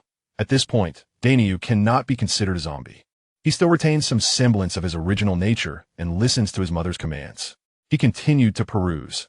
On the evening of the 8th day, a refugee arrived, disheveled and distressed, claiming the city had turned into a hellish nightmare, overrun by zombies. Heaven! Is Danyu's affliction indeed this vile poison? At noon, Danyu took advantage of our meal preparations, broke through the door, and brutally killed the guest, dragging him into the backyard to devour him. His mother wept until she fainted. What a calamity! What a calamity! Chuyin's face grew graver. On the evening of the 8th, a refugee arrived. He pointed to his notes, recalling that while they were preparing food, this foolish son burst out, killed the guest, and dragged him into the backyard to eat. He glanced at the few dismembered bodies in the corner of the yard. Those must be them. Did they just watch? They just watched. Xia Jiyu's voice trembled with disbelief. Watched. Perhaps it was more than that. Chuyin's voice was icy, and he quickly flipped to the next page. On the 9th day, the stench of blood and decay in the backyard reached the heavens, attracting flies and perhaps inviting external evils to lurk. Recalling the records in Zhou Houbei Jifeng, it is said that burning mugwort, atractylodes, realgar, and calamus can dispel foulness and drive away pestilence, while also possessing calming effects. Following ancient methods, he prepared a special incense, burning it day and night. The aroma was potent, indeed masking the foul odor. Yet, the incense contained realgar and various toxic herbs like Tian Nanxing, whose fumes can induce drowsiness. It was a necessary evil. At midnight, Danyu went mad again, repeatedly smashing his head against the wall, howling, "Eat people! Eat people!" His mother wept throughout the night, her heart torn asunder. Chu Yin gritted his teeth. The notes mentioned that on the 9th, the stench in the backyard was unbearable, fearing it would attract trouble. The old man remembered that ancient texts suggested burning mugwort, atractylodes, and realgar to purify the air and ward off disease, while also calming the spirit. Hence, he made that special incense, burning it day and night. No wonder the peculiar aroma was so overwhelming when we entered. The incense contained realgar and various toxic herbs that could numb the sense of smell. If one had not taken the antidote beforehand, it could lead to gradual poisoning and fatigue. Xiaojiu leaned in for a closer look, feeling her stomach churn once more. Look at the back, could it be that? That tea. Chu Yin turned to the final page. On the 10th day. At noon, 2 more refugees arrived, starving and parched. The mother, with a heart softened by desperation, implored me, expressing her deep concern that her son was on the verge of starvation. fearing that further trouble might ensue. I could not withstand her pleas, and thus, in the tea made for guests, crafted from beans and sesame, I surreptitiously mixed in mandrake flower powder and a calming medicinal powder. What a grievous sin! The notes abruptly ceased at this point. The final pages were crammed with an array of densely written little slips, inscribed with various prescriptions and acupoint combinations, the handwriting chaotic and trembling, exuding a palpable sense of frantic despair. Chuyin fixated on those disordered characters. You guessed correctly. On the 10th day of the lunar month, 2 more refugees arrived.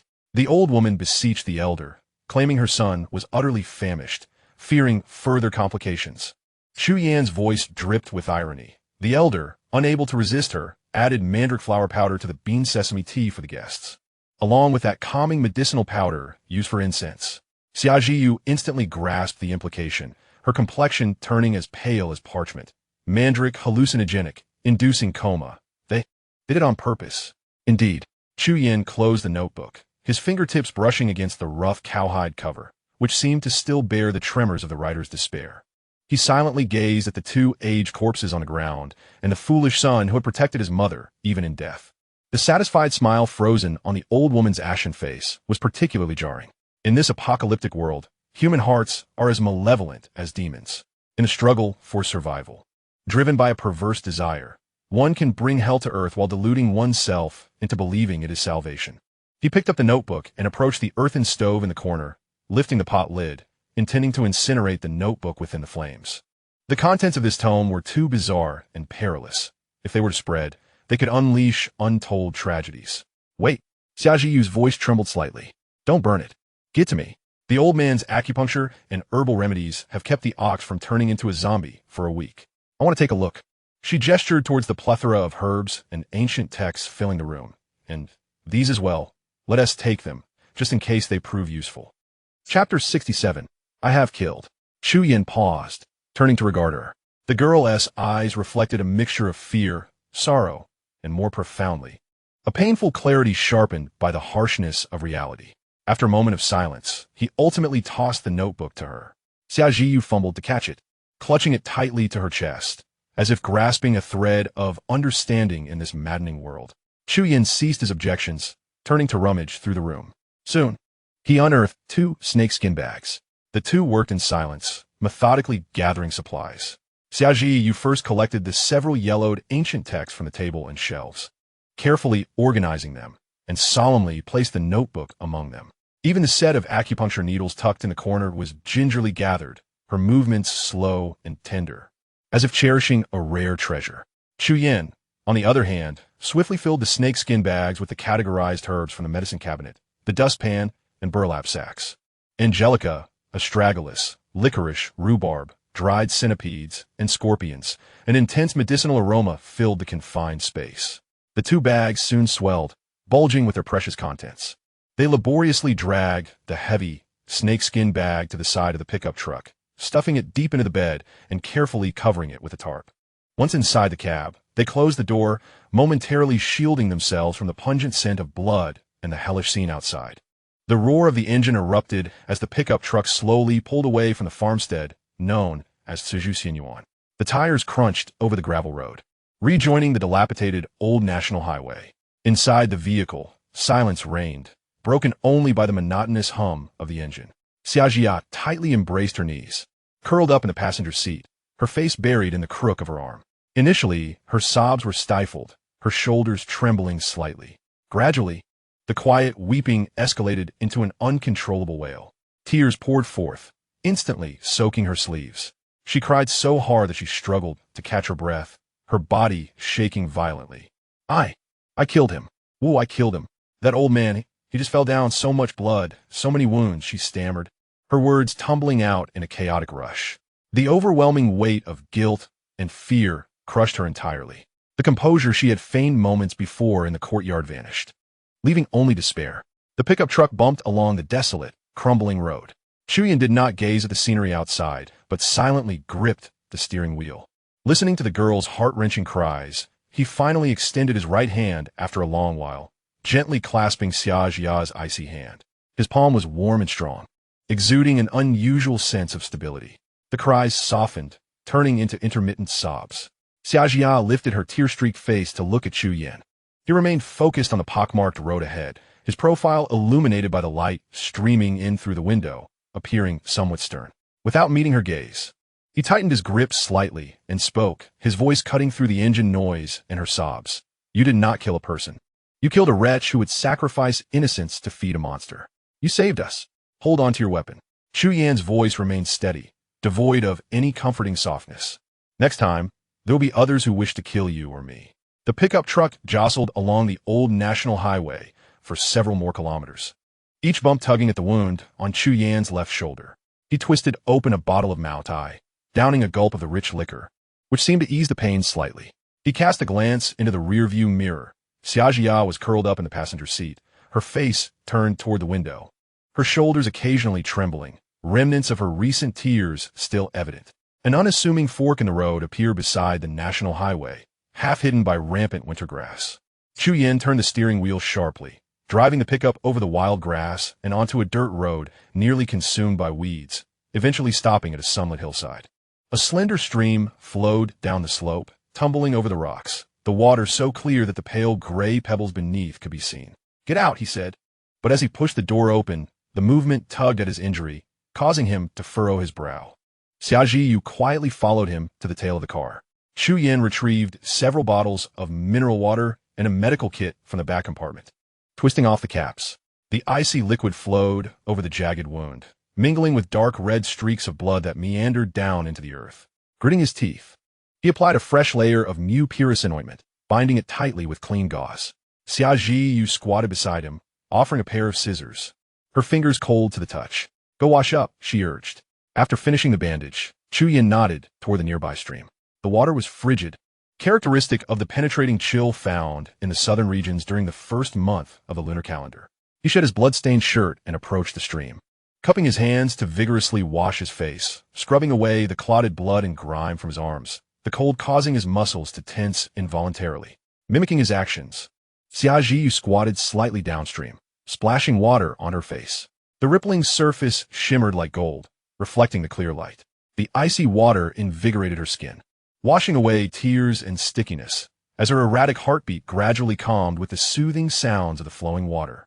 The midday sun generously bathed the hillside, dispelling the chill of the stream. Withered yellow grass swayed gently in the breeze, remnants of frost long since melted away, leaving only the earthy scent of moist soil. In the distance lay the barren rice fields post-harvest, where a few leafless Chinese tallow trees stretched their branches, sporadically adorned with dried white seeds.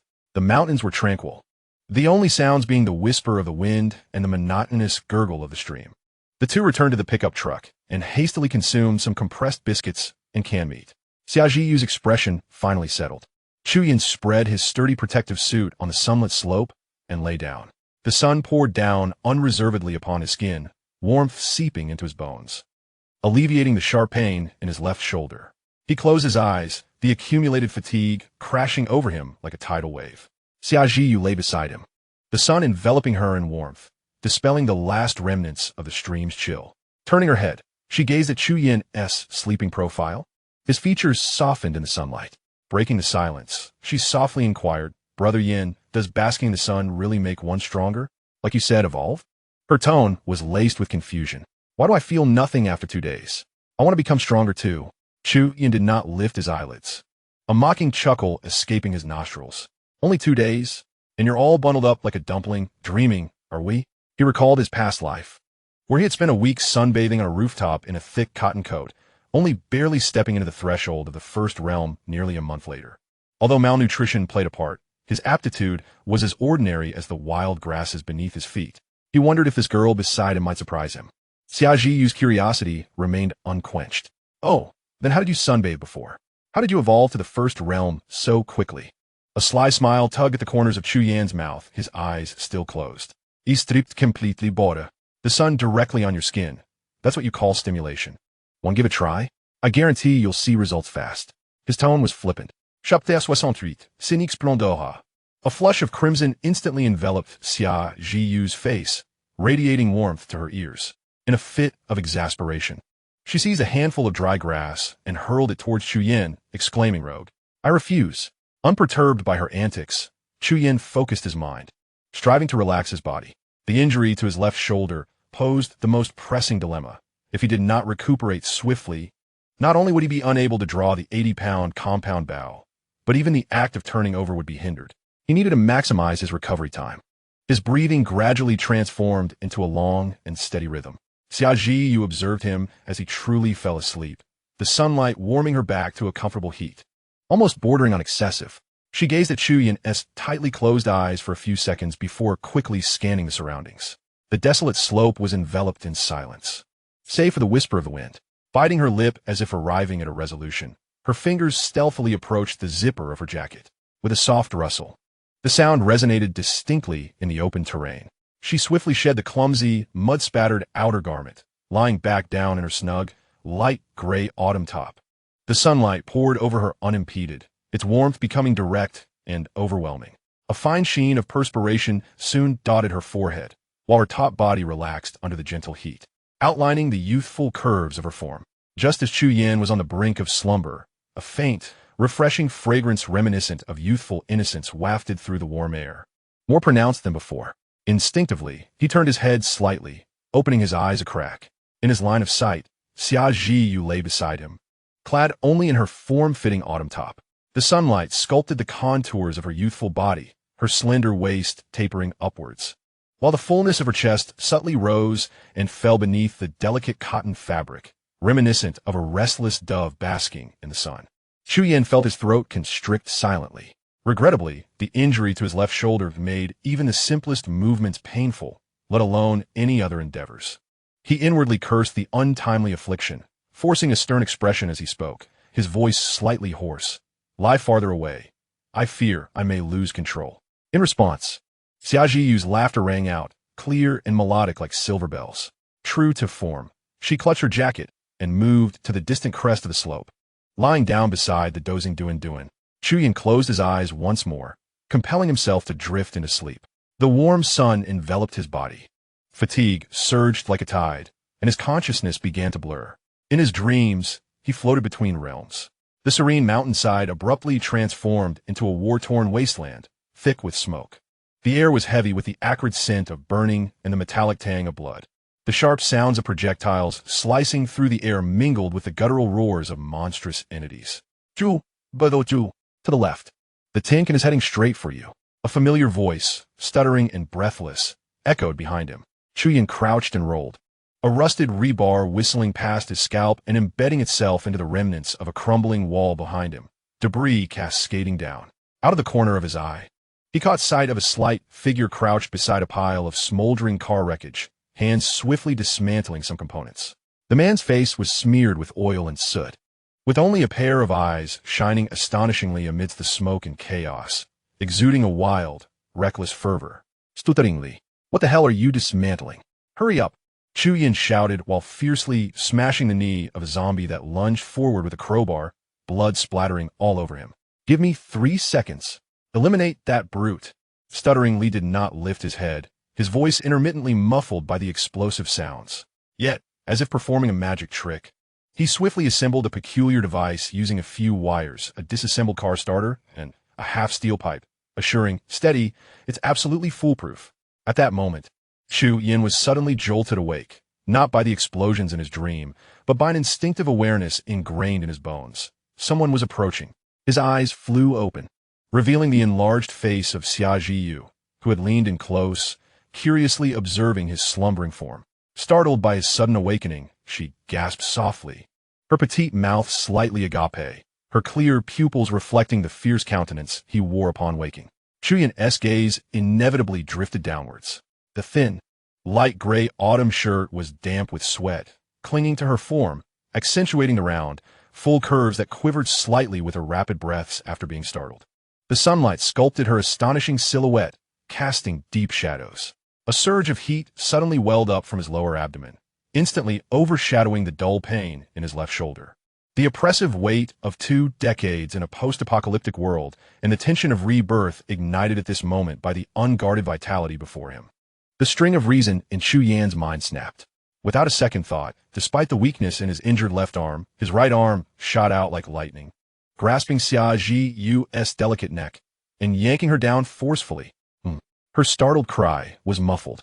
Xiaojiyu felt an irresistible force sweep over her, spinning her world around as she was pulled down onto him. The unfamiliar yet fervent sensation of his lips met hers, infused with the mingled essence of sunlight and gunpowder, forcefully invading her breath. She tasted the remnants of compressed biscuits lingering between his lips, along with a faint trace of masculinity.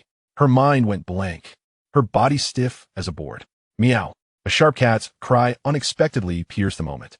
Dun Dun had somehow emerged, arched back, for bristling, its golden eyes fixated on the direction of the highway, emitting a low growl of warning from its throat. In an instant, Chu Yin regained his composure, all romantic notions evaporating. He released Xia Jiyu, sprang to his feet with one hand braced on the ground. His right hand already resting on the hilt of his knife, his gaze sharply fixed down the slope, toward the highway. The sound of an engine rapidly faded into the distance. A black off-road motorcycle sped along the old highway, its protruding matte military green fuel tank particularly striking. As the rear wheel kicked up a cloud of dust, the rider's black helmet glinted under the sun, casting a blinding reflection before swiftly diminishing into a blurred black that at the end of the road, vanishing beyond the undulating horizon. A moment of false alarm. Chu Yan's tense shoulders relaxed, yet his gaze remained fixed on the direction in which the motorcycle had disappeared, his expression solemn. At such a time, one who dared to race on the national highway was certainly no ordinary individual. Moreover, he couldn't shake the feeling that this motorcyclist bore a certain resemblance to that enigmatic figure in a brown coat who had been tailing him. That disquieting bracelet. He resolved to leave post-haste. Xiaojiyu clumsily scrambled to her feet, her cheeks flushed a deep crimson, extending to her neck. She wiped her lips, her chest heaving with urgency, her eyes darting nervously away from Chu Yan's gaze. Chu Yan brushed off the grass clippings from his clothes and strode towards the pickup truck. The sun would set in an hour. They needed to depart. Xiaojiyu hugged her jacket and hurriedly followed him. As they neared the vehicle, she suddenly halted, her voice barely above a whisper, laced with a tremor of embarrassment as she softly uttered, "Just now, that was my first." "Oh, is that so?" He did not turn around. No wonder it was so sweet. In the rearview mirror, Xiaojiyu stared wide-eyed, lightly stamping her foot. "Juzan silentis mai." His brows raised in amusement. In this apocalyptic world, each heartbeat was a glimmer of light amidst the cracks. Yet, isn't living for these fleeting joys? Chapter 69. Zoom Lion Heavy Industry. Inside the pickup truck, Chu Yin took a swig of Maotai to numb his pain, smacking his lips. Delicious. It was unclear whether he referred to the liquor or something else. In the passenger seat, Xiaojiyu shot him a glance, turning away to munch on chocolate and canned meat while flipping through the practical shooting training manual. The pages were coarse, producing a rustling sound as she turned them. The gruesome scenes from the farmhouse, the old woman's kitchen knife, the old man's axe, and the deafening bang of the nail gun's trigger, along with the splattering blood, replayed in her mind in a relentless barrage. She hastily stuffed the last crumb of biscuit into her mouth and fervently retrieved the 92-style pistol that Chu Yin had handed her from her bag. She held it up with both hands, mimicking the position from the book, the muzzle aimed at the withered tree whizzing past the car window, her fingertips delicately resting on the trigger guard, silently reciting, 3 points in a line, pre-press the trigger, breathe. Her movements were awkward, yet her gaze exuded a fierce intensity. Chu Yin pulled out the A4 paper bearing a simple map, verifying the route. After a moment's thought, he flipped it over, and, beneath the note stating 18th floor, Guamao Building, He Tion's residence in the South City, Times Sand Cafe, he added another line, mysterious stalker, peculiar bracelet. Xiaoji leaned in, her hair brushing against Chu Yan's shoulder. "Brother Yin, what are you writing?" Chu Yin paused, and on a whim, replied, "A love poem for you." Her ears turned instantly crimson, yet her eyes sparkled with excitement. "Really? Truly?" With a heavy heart, Chu Yin lamented and silently scolded himself for his impulsive words. Observing the hopeful glimmer in her eyes, he rubbed his forehead and cleared his throat, gazing out at the desolate landscape as he recited, "The world has shattered." Resonating with echoes, each step treads upon the remnants of civilization's lament. Yet, with you by my side, this jostling carriage transforms into the most complete arc, bearing 2 stars, sailing towards uncharted realms. Meow. Dun Dun peeked from the back seat. The wind whipped up sand and grit against the car windows. Xiaojia bit her lip, turning to gaze outside. The rearview mirror reflected her flushed ears and the subtle curve of her lips that she could not suppress. Suddenly, she found the lingering aroma of the Moutai liquor within the cabin to be unexpectedly sweet. The Hilux pickup returned to the pitted old national road, stirring up a cloud of dust. From the corner of his eye, Chuyin caught sight of her delicate profile and the dog-eared booklet she held. He remained silent, pressing the accelerator deeper. The truck roared, violently propelling a zombie that obstructed their path into the air, leaving a splattered arc of dark blood upon the windshield, swiftly wiped away by the wipers. The outlines of the industrial district in the western suburbs emerged under the dim afternoon light. The enormous factories loomed like silent steel beasts, with towering smokestacks pointing towards the leaden sky. The calamity had erupted on the 7th day of the Lunar New Year, and most factories had yet to resume operations, leaving the factory roads eerily empty, save for a few scattered zombies in work uniforms or security attire, aimlessly dragging themselves along, their low growls barely audible above the wind. Chuyin tossed his phone to Xiajia. Offline map. Navigate to Zoomline Heavy Industry. She hastily caught it, the smooth, cool surface eliciting a gasp. Brother Yin, your phone still works? Ours has turned into a brick. Her voice brimmed with astonishment. Chuyin, gripping the steering wheel, kept his gaze fixed on the bumpy road ahead. His lips twitching. It's all about appearances. Xiajia scrunched her nose, clearly unconvinced by his jest. Her fingers swiftly scrolled across the screen, loading the offline map. There are many Zoomline factories. The nearest is the Tanzhou hydraulic parts manufacturing base. She looked up to inquire. Indeed, Chuyin nodded. Why must we go there? Xiajia asked, puzzled, her fingers unconsciously twirling a strand of hair. To find someone, Chuyin replied. A brother who has shared life and death with me. One I can trust with my back. The tires rolled over a deep pothole, jolting the vehicle. Shared life and death. As if you've killed before, Xiajia muttered softly, pouting, clearly thinking he was boasting. Chuyin caught the expression on her face, feeling a mix of amusement and helplessness. The brother he sought had indeed been someone he could entrust his life to in their previous existence, having wandered and adventured together for several years. But how could he explain this? Should he disclose that in his past life, just over a month later, he had wandered into this factory area like a feral dog, only to encounter another soul struggling amidst the ruins? By then, the factory had already fallen apart, and among the living, there were only 3 left, including the 2 of them.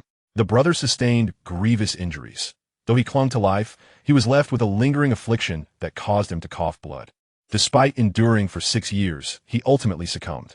Chuyin often pondered that had his life been prolonged, with his relentless spirit and the mechanical talent bestowed upon him by fate, he might well have claimed a place among the 4 mechanical kings who stirred the winds of chaos in the apocalypse. It was imperative to locate him in advance, not for his mechanical prowess, but for the brotherly bond that could be entrusted with one's back. In this world, the living were more treacherous than the undead, and genuine trust was scarcer than gold. Xiaji Yu, map in hand, directed their course, skillfully avoiding congested thoroughfares and opting for lesser-known, secluded paths to evade hordes of zombies. Chuyin cautioned her against opening other applications on her phone, for battery life was precious. After the surge of an electromagnetic pulse, the vehicle's charging ports had long ceased to function. Navigating through winding roads, the tires screeched sharply against the concrete, finally halting before a massive iron gate. Above, the metallic letters of the Zhonglian Heavy Industries Tanzhou hydraulic component manufacturing base glimmered coldly in the twilight. One side of the gate was grotesquely twisted, revealing a gaping maw, while the other hung askew, partially ajar. The guardhouse's glass lay shattered, and within, a few mangled bodies clad in security uniforms were faintly discernible, their limbs contorted. Without hesitation, Chuyin slowed the pickup truck and maneuvered through the opening. The factory grounds were in disrepair, littered with parts and debris. Having scarcely traveled 50 meters, they encountered a narrowing path, blocked by a row of steel barricades adorned with sharp barbs. Behind the barricades, sandbags and large machine components were haphazardly piled and secured with coarse iron wire, forming a formidable makeshift defense, seemingly capable of withstanding a tank assault. Almost instantaneously, as the pickup was forced to a halt, 4 or 5 figures emerged from a low, white-painted workshop nearby, their movements swift and indicative of rigorous training. Each wore a motorcycle helmet fitted with wire mesh, donned crude armor fashioned from thick canvas and even car inner tubes, and gripped sharpened steel pipes and wrenches. Among them was a steel crossbow, glinting ominously, its robust limbs clearly adapted from industrial machinery, with a heavy quarrel poised in the groove, aimed directly at the cab. the cold intent to kill locked onto Chu Yan. "Stop the vehicle. Turn off the engine. Hands on the steering wheel," bellowed a burly man wielding the crossbow, his voice resonating from within the helmet, accompanied by the metallic rasp of tension in the bowstring. The atmosphere grew taut, as if the air itself had solidified. Xia Jiyu instinctively reached for the 92 type handgun in her pocket, her heart pounding like a drum in her chest. Chu Yan opened the car door, his movements deliberate and unhurried. Standing beside the vehicle, he calmly surveyed the makeshift yet disciplined squad before him. "We are merely passing through, seeking a place to rest. We shall depart at dawn," he replied with composure. The burly man's brow furrowed deeply, the quarrel remaining unwavering. "Get out. Entry into the factory is prohibited." Immediately, his companions behind him tightened their grip on their weapons, adjusting the angle of their wrenches and steel pipes to block all potential routes of assault. "Zhuzan note that," refraining from further argument, as he turned to open the car door. Establishing order here was no easy feat, and he had no intention of forcing his way through. Just then, a figure at the back of the guard crowd suddenly stepped forward, their eyes beneath the helmet fixed intently on Chu Yan's face, calling out in disbelief. Wait. Yan Yinzi? Chapter 70, A Paradise Beyond the World. The individual lifted their helmet, revealing a youthful face smeared with grease, yet unable to conceal a jovial expression. With a buzz cut, single eyelids, and a mouth that habitually curled upwards, he exclaimed, "No way. It's really you, Zhu Zhang." Chu Yan was taken aback. Upon recognizing the face, the tension in his nerves instantly relaxed, and a rare smile graced his lips. "Zhangqi, you're still alive? Ha! It really is you." Zhangqi tucked the helmet under his arm and excitedly approached, delivering a playful punch to Chu Yan's left shoulder, causing a barely perceptible twitch at the corner of Chu Yan's mouth. Oblivious to this, Zhangqi turned to the burly man holding a crossbow, speaking in a casual yet familiar tone. "Brother A. Chong, it's all a misunderstanding. We're one of us, my college roommate. The one who slept on the upper bunk." He then waved to a younger lad nearby. "Xiao Hu, hurry up, run ahead and report to Manager Han. Tell him my buddy Zhangqi's college roommate has arrived, and see if he can arrange for us to stay the night." The youth named Xiao Hu hesitated, glancing at his companion, and upon seeing a Chong nod slightly, he sheathed his steel pipe and swiftly darted deeper into the factory area. The pressure that had been blocking their way suddenly dissipated. Although the other guards still held their weapons, their stances visibly relaxed, and they curiously observed Chu Yan and his ostentatious pickup truck, their gazes lingering particularly long on Xia Jiyu. Zhangqi, draping an arm around Chu Yan's shoulders, wore a proud expression. Don't rush, Yinzi, just wait. Manager Han is a person of principle. He might just agree. My standing in our factory still carries some weight." He winked and gestured toward the pickup. "Wow, your vehicle is quite hardcore. It's not easy to get a functioning vehicle these days. In our expansive factory, we only have an old diesel forklift and a track bulldozer that can still move." He glanced at Chu Yan's attire, frowning. "And your clothes are all tattered and ugly. Where are you headed?" Chu Yan silently mused that while his protective gear had indeed seen better days, it was still far more presentable than the crude armor fashioned from thick canvas and old inner tubes that they wore. He chose not to engage in Zhangqi's banter, simply stating, "I'm heading back to my hometown and happen to pass by here." Xia Jiyu also stepped out of the car, standing somewhat shyly behind Chu Yan, nodding at Zhangqi. Seizing the opportunity, Chu Yan observed the meticulous deployment of the steel barricades, their arrangement impressively structured. The arrangement deliberately avoids fortifying the entrance, with the narrow passageway inside resembling a labyrinth. The guards conceal themselves in a tool shed, distance from the main road, effectively evading the detection of the horde on the thoroughfare. There have been two significant population declines post-cataclysm, the first within the first 72 hours, largely due to the chaos and mismanagement of the populace. The second occurred roughly a month later, triggered by a minor wave of the undead, during which most concentrated points of zombies had evolved into one or more second-tier zombies. These types possess a certain level of intelligence and exhibit the ability to lead hordes against human settlements, wreaking havoc on any exposed locations within their sensory range. Clearly, this factory complex remains undetectable to the zombies. Even if confronted by a horde, the defenses in place would suffice to withstand the onslaught. It appears this factory is under the protection of a skilled individual. Before long, the figure of Xiao Hu appeared at the end of the road, panting heavily as he waved his hand from afar, calling out, "Brother Zhang, President Han has spoken. Since you are Zhangqi's roommate, you are a friend of our company. You can stay for 2 nights." He rushed forward, gasping for breath, and added, President Han also mentioned that guests from afar should be treated well, and invited you to join us for dinner in the cafeteria. Did you see that, Yanzi? Zhang Qi exclaimed, slapping his thigh, his face beaming with excitement. He gestured to the guards, commanding, move the roadblocks. Let them through. You guys have worked hard. Turning to Chu Yin, he made a gesture of invitation. Unable to conceal his pride, what do you think? My influence, quite commendable. The guards swiftly removed the obstacles piled behind the barricades. Zhang Qi hopped onto the running board of a pickup truck, expertly directing Chu Yin to drive deeper into the factory area, ultimately stopping near a single-story building marked as the employee cafeteria. The three disembarked. Surprisingly, the factory grounds were impeccably clean, devoid of litter and bloodstains, with the pathways clearly having been swept. Several main factory buildings had their doors and windows tightly shut, while a few that were ajar were reinforced with robust steel bars. In the distance, a handful of individuals donned helmets and wielded rudimentary weapons, patrolling the area. Upon seeing Zhang Qi accompanied by unfamiliar faces, they cast wary yet curious glances. Having conversed with Chu Yin throughout their journey, Zhang Qi's jovial demeanor faded. Is it truly that dire outside? His eyes reflected a mix of dread and confusion. We guard this factory as if we are blind to the world outside. The broadcasts and phones are utterly useless. We receive no news from the outside, only witnessing the smoke in the west and the ensuing commotion. He pointed towards the distant plume of smoke, his expression darkening. Before that smoke appeared, there were signals of distress being fired from that direction, and then it all came to an end. He lingered in the heavy imagination of horror from the outside world, yet this weight was quickly alleviated by the vibrant presence of those before him. His gaze wandered back to the quiet figure of Xia Zhiyu, who trailed behind Chu Yin. Curiosity ignited within him as he elbowed Chu Yin, lowering his voice conspiratorially. Hey Yanzi, be honest. Is she your girlfriend? Quite young. Isn't she? You're quite the old bull going after fresh grass, aren't you?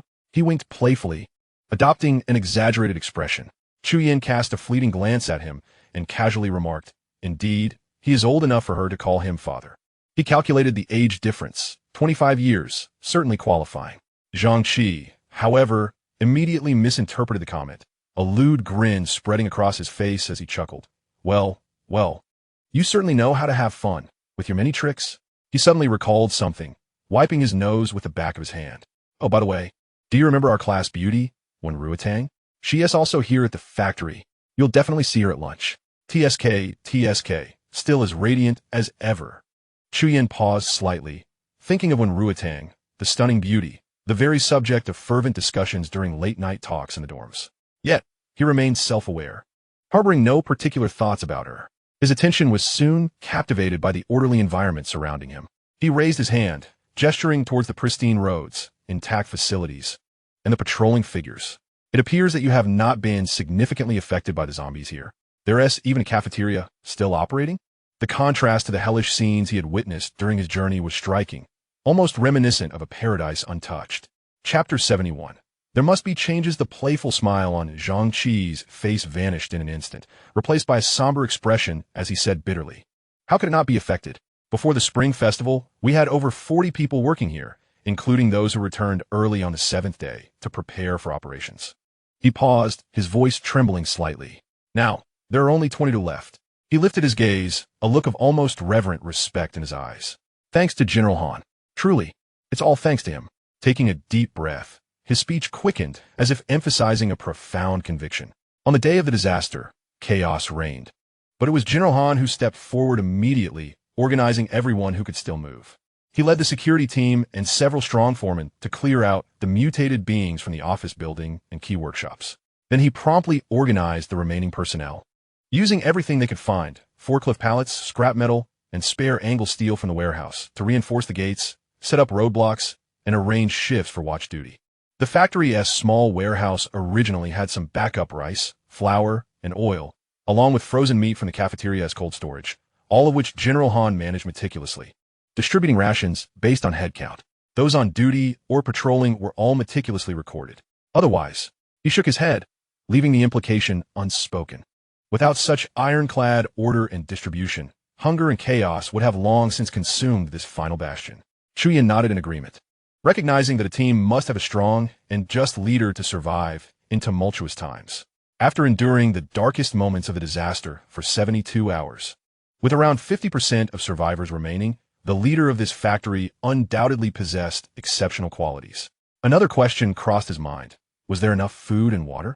Zhang Qi, with a look of pride, replied, "Naturally, this is the factory of a publicly listed company. Being distanced from the city center, we used to procure meat and vegetables on a weekly basis, and rice and flour were stockpiled monthly. Before the spring festival, additional provisions were made, originally enough to feed over 100 individuals. Now, with only about 20 of us, if we exercise some restraint, we can easily sustain ourselves for several months. Water is also not a concern, as there are 12 industrial water storage tanks within the factory premises." Listening to this, Chu Yin silently admired the ample reserves of the enterprise. However, a sense of unease crept in as he pondered the situation. Based on the current food supplies and defense conditions, enduring for a few months seemed feasible. Yet, he distinctly recalled that a little over a month after the cataclysm in his previous life, when he scavenged in this factory, only 3 survivors remained. Furthermore, his university classmates Zhang Qi and Wen Ruotang were never present here in his past experience. This indicated that, in his previous life, this factory had evidently succumbed to disaster. Just then, several individuals emerged from the cafeteria. The leader, tall and upright, donned a deep blue work uniform similar to that of ordinary workers, albeit impeccably pressed. He appeared to be around 40, with a square face, steady and sharp eyes, and a robust stride. He was quietly instructing a middle-aged man beside him, who held a clipboard, his expression focused. Zhang Qi immediately straightened his back, dispelling any casual demeanor, and replaced it with a respectful countenance as he approached briskly. "Mr. Han, this is my classmate, Chu Yin." He stepped aside to introduce.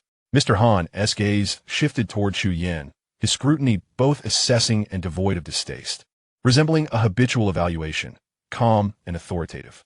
A warm and amiable smile blossomed upon his face, perfectly courteous as he extended his hand. "Chu Yin, is it? Welcome. Zhang Qi's friend is indeed a guest to us all." His hand was broad and strong, with a firm grip that conveyed conviction. He then transitioned his tone to one of candidness and straightforwardness, devoid of embellishments. "Today and tomorrow, you are our guest. Accommodations and meals will be provided according to what our current colleagues receive. The cafeteria will supply meals, and drinking water will be distributed in measured quantities." His gaze drifted to the pickup truck behind Chu Yin before returning to meet his eyes, his expression open. "If you wish to stay beyond the day after tomorrow, you will need to participate in work, patrolling, fortifying, or any other professional skills you may possess. Naturally, if you have surplus provisions, reasonable portions may be exchanged for residency rights. What do you think?" His words were clear, the rules defined, leaving no room for negotiation while still allowing for choice. Chu Yin nodded in agreement, responding succinctly. "Thank you, Mr. Han. I will stay for just one night and leave early tomorrow." Mr. Han maintained his smile, answering decisively, "Very well. Please enjoy your meal. Zhang Qi will make the necessary arrangements." He then turned to the middle-aged man with the clipboard. "Minister Chun, please add 2 additional meals for Zhang Qi's friend from the cafeteria."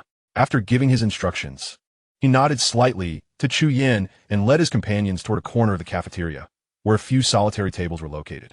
However, he did not approach them, but instead walked directly to the end of the food line, took out his lunchbox, and quietly queued behind the workers. The chef serving the meals appeared quite accustomed to his task, ladling out portions of food that were no different from those given to others. Zhang Qi, standing nearby, quietly interjected with a sense of pride. "Did you see that? General Han is just like us, sharing the communal meals. His name is also listed on the duty roster. Never once omitted." Chu Yin said nothing, his gaze sweeping across the cafeteria. The space was expansive, filled with dozens of long tables. At this moment, about a quarter of the seats were occupied, most of the individuals clad in identical blue work uniforms, quietly engrossed in their meals. A reasonably short queue formed in front of the serving window, orderly and calm. Conversations were kept to a hushed tone. No one raised their voice. An air of subdued tranquility, tinged with the aftermath of survival, enveloped the atmosphere. The aroma of rice mingled with the distinctive scent of the communal dishes wafted through the air. Zhang Qi led Chu Yin and Xia Jiyu to grab the enamel bowls provided by the cafeteria, positioning themselves at the end of the line. When their turn arrived, the chef behind the counter displayed an impassive demeanor, yet his movements were swift. A generous scoop of white rice was compacted into their bowls. followed by a serving of stew containing potato slices and occasional morsels of fatty meat, topped off with a small serving of freshly cooked, glistening stir-fried shredded meat. Zhu Dang, holding the bowl, gazed at the shiny strands of meat with genuine astonishment.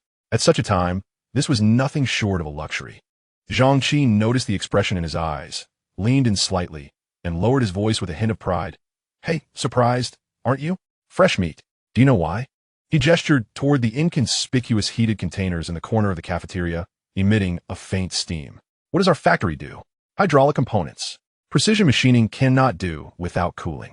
We have ample industrial-grade dry ice stored in the cold storage. This stuff, at -78 degrees, preserves everything perfectly. The inventory in the freezing storage relies entirely on it. Realization dawned on Chu Yan. So that was it. The industrial foundation, at this moment, transformed into the most tangible survival advantage. Yet, deeper doubts lingered within him. The factory appeared flawless, entirely fitting the criteria of a post-apocalyptic stronghold, but what force had wrought the catastrophic downfall of this facility in its previous existence? There must be a significant variable at play. The three of them found an empty table near the edge to sit down. The meal was simple, the taste ordinary, yet sufficiently warm. Chu Yan ate silently, his gaze involuntarily skimming across the cafeteria, brushing over unfamiliar faces marked by fatigue, numbness, or a subtle sense of relief. He set down his chopsticks and voiced the purpose of his inquiry. Zhang Qi, among the 21 survivors, is there anyone nicknamed Stutteringly? Zhang Qi, struggling to swallow a piece of fatty meat, paused at the question, racking his brain before shaking his head with certainty. No, absolutely not. Not among those currently alive. And not even in the entire factory before. I've never heard of anyone by that nickname. His tone was resolute. A weight settled in Chu Yan's heart, yet he did not lose hope. Then, what about anyone with the surname Li? How many are still here? Zhang Qi casually gestured with his chopsticks toward the cafeteria, his movements nonchalant. Indeed, it just so happens that 4 individuals bearing the surname Li are present. Over there is Li Jianguo, the warehouse custodian, soon to retire, Li Chong, the electrician, Li Weidong, the quality inspector, and finally Li Wan, the accountant. The elder lady seated by the window. Chu Yan's gaze followed the direction of his finger, briefly skimming over each of their faces, an elderly man with graying hair, a middle-aged man with a vacant expression, a bespectacled young man with an air of refinement, and a middle-aged woman whose countenance bore signs of fatigue. None of these faces resembled the one etched in his memory. A striking gaze filled with an almost frenzied intensity, the slim figure perpetually smeared with oil and grime. This hope was utterly dashed. Chu Yan picked up his chopsticks, slowly lifting a piece of potato to his mouth, yet the flavor eluded him. In his recollections from a previous life, the Stutteringly had clearly stated that he was in this factory when the catastrophe struck, never leaving since the spring festival. Enduring until Chu Yan found him. Could it be that the timing was amiss? Or perhaps the location was incorrect? Or was it possible that Stutteringly had lied from the outset? Zhang Qi, noticing the change in his expression, leaned over to inquire, "What's the matter, Yan? Is finding this person crucial?" "Yes, a friend. I've heard he might be around here," Chu Yan replied vaguely, offering no further explanation. The cafeteria's dim lighting cast a shadow over his impassive face, though deep within his eyes lay an unmistakable glimmer of lingering doubt. "Chu Yan, is that you?" A sweet, melodic voice, tinged with hesitation, suddenly pierced the air, brushing against his eardrums like a feather. Chu Yan looked up to see a tall figure standing by the table, blocking the soft, yellow light from the cafeteria window. It was Wen Ruotang, the belle of their university class, now seemingly sculpted by time, shedding her youthful innocence, clad in a well-tailored light-colored suit that accentuated her slender waist and long legs. Her long hair was loosely gathered, with a few strands cascading down her fair neck. Her features remained exquisite, now imbued with a sense of tranquility. She was not dressed in the factory's standard blue uniform, standing amidst a sea of workers engrossed in their meals, resembling a white magnolia that had inadvertently wandered into a dusty construction site. For a moment, Chu Yan was at a loss for words. The memory of the girl who adored floral dresses and smiled with crescent-shaped eyes intertwined with the image of the poised woman before him, merging and diverging. Ha! Zhang Qi, beside him, seemed to have awaited this moment, triumphantly slapping the table, causing the bowls to rattle. "Yan, are you dazed? I was lying, was I? Our dream girl. Right here, alive, and even more radiant than during our university days." He raised his eyebrows and deliberately raised his voice, attracting curious glances from nearby tables. Zhang. When Ruotang's face flushed slightly as she cast an admonishing glare in his direction. Turning to Chu Yin, she remarked, "What dream girl? Chu Yin has never even glanced my way." At this moment, Chu Yin managed to muster the requisite emotional intelligence and chuckled. "The class beauty has always been the dream girl for all the boys in our class. I've been envious for years. I hope this time presents a chance." Women, it seems, still delight in such flattery, and when Ruotang was visibly amused, her demeanor becoming lively. The trio exchanged a few pleasantries, and when the conversation turned to the calamity outside, a glimmer of moisture surfaced in Ruotang's eyes. "I never imagined I would see an old classmate again." Her voice lowered, tinged with a hint of sobbing. "They say it's terrifying out there. I wonder how many of our classmates are still alive." A tear finally escaped, rolling down her cheek. Chu Yin felt a tightness in his throat. After struggling for 20 years in his past life, he had dulled many of his feelings. Yet, this solitary tear shed for his old classmates rippled through the stillness like a small stone cast into stagnant water. Just as he was about to speak, an arrogant voice interrupted. "Tang Tang, have you encountered an acquaintance?" This voice made Zhang Qi's hand tremble, nearly causing his chopsticks to fall. Chapter 72. The Minister of Security. A man clad in a deep blue security uniform sauntered over, in his 30s, robust in stature, with a baton and flashlight hanging from his tactical belt. His gaze lingered momentarily on Ruotang's reddened eyes, swept over Chu Yin and Zhang Qi, finally settling on Chu Yan's face. Zhang Qi felt as though pricked by a needle, springing to his feet and instinctively bending slightly at the waist. "Minister Lu, good day." Lu Hong casually acknowledged him with a non-committal HM, his eyes never leaving Chu Yin. "And you are?" His tone was laced with an imperceptible pressure, an unmistakable air of arrogance that belied his scrutiny. "I happened to pass by and was seeking a meal from Zhang Qi," Chu Yin replied flatly. "Oh." Lu Hong elongated his tone, his gaze circling Ruotang's face before returning to Chu Yin.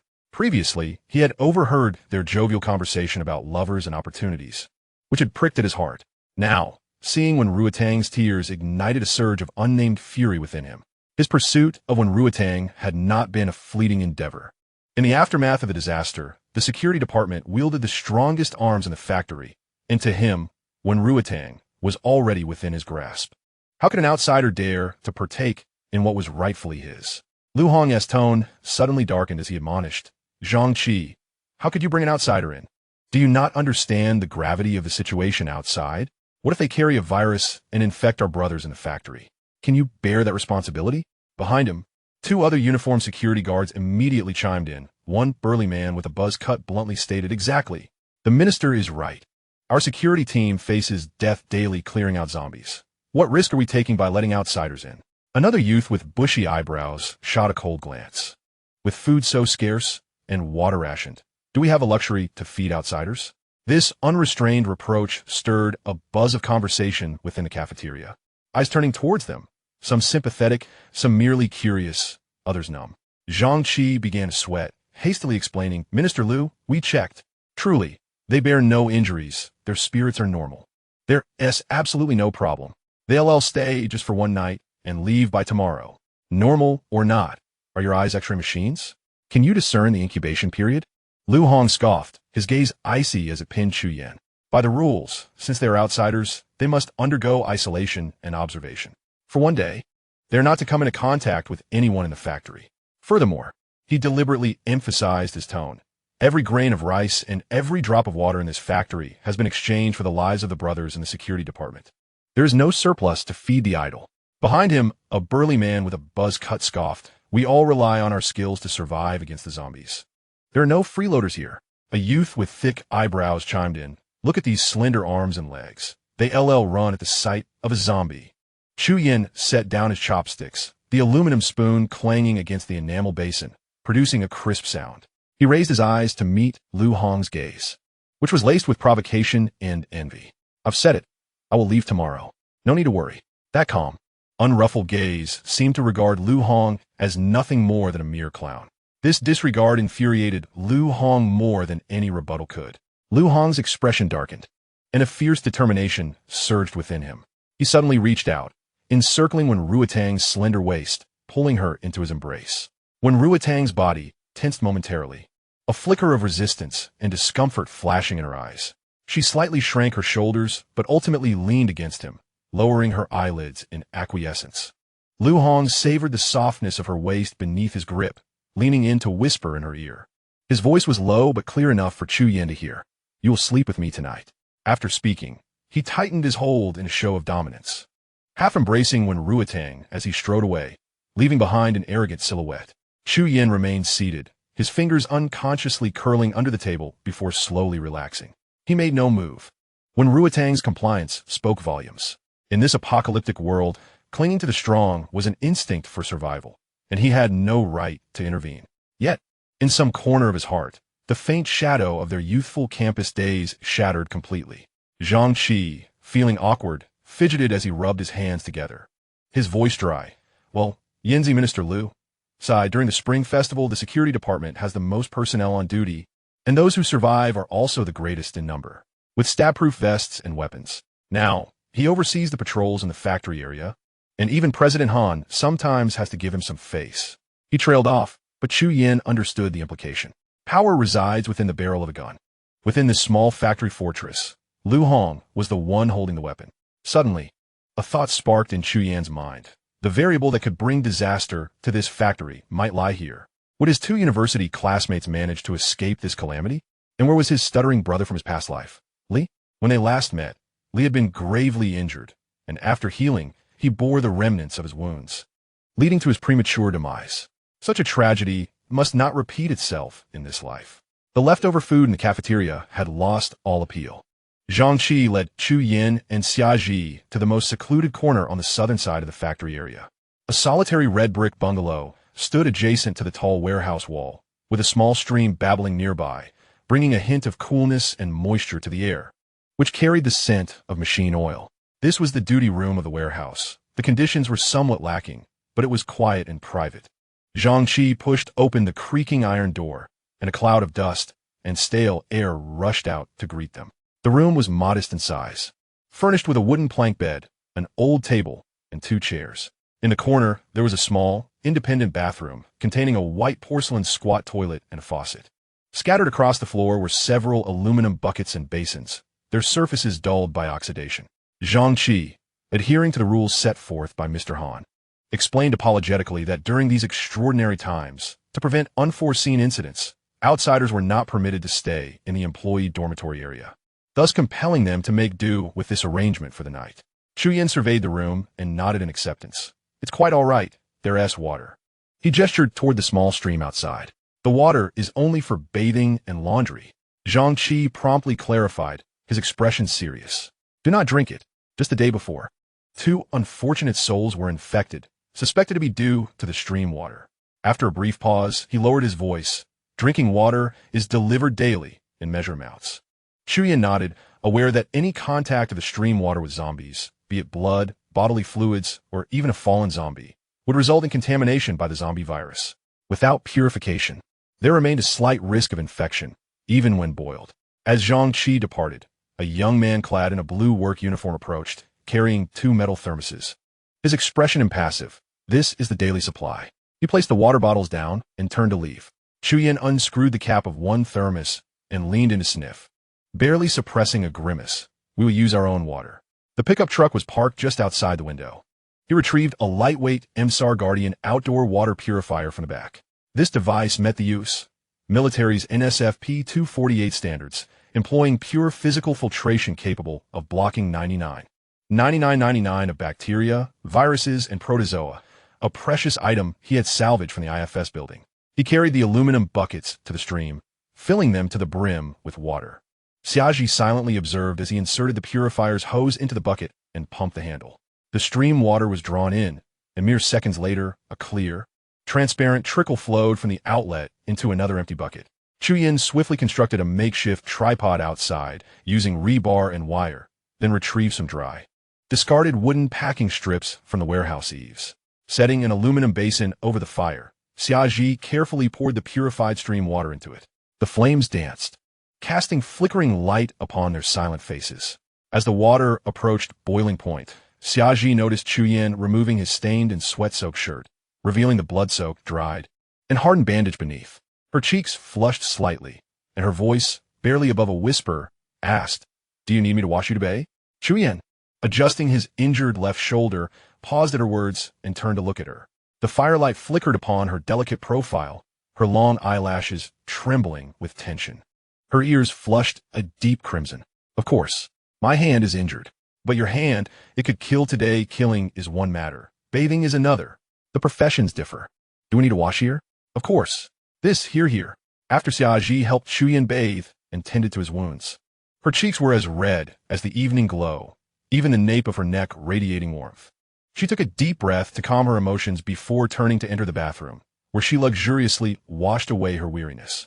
Upon emerging, she noticed the clothes that Chuyen had changed out of still resting in the basin. She picked them up, scrubbed them clean, and, after hanging them out to dry, she rummaged through the truck bed to find his old garments, which she carefully laid out on the empty bed, covering them with a thick comforter. Standing by the bed, she unconsciously twisted the hem of the clothing, hesitating for a long while. Should she lie down fully clothed tonight, just as she had done the previous night? As her mind wandered in uncertainty, she caught a glimpse of Chuyen, now fully dressed in his protective gear, the zipper pulled all the way up, a manganese steel knife strapped to his back, and a spear adorned with beautiful blue and purple patterns in his hand. He lifted his chin, gesturing toward the bed. "You sleep here with Dun tonight. I will keep watching the pickup. The things in that truck are too important to be left unattended." In the dimly lit office on the second floor of the factory building, a young man stood with his hands at his sides before a desk. "Dahan, has the water been delivered?" The voice emerged from the shadows, revealing only the glowing ember of a cigarette. "Yes, as instructed, it's from the number 8 water reservoir." The young man, Dahan, replied respectfully. A vague, ambiguous chuckle echoed from within the shadows, and the cigarette but was extinguished in an aluminum lunch box filled with ash. "Understood. Keep a close watch." Chapter 73. A Crisis Looms.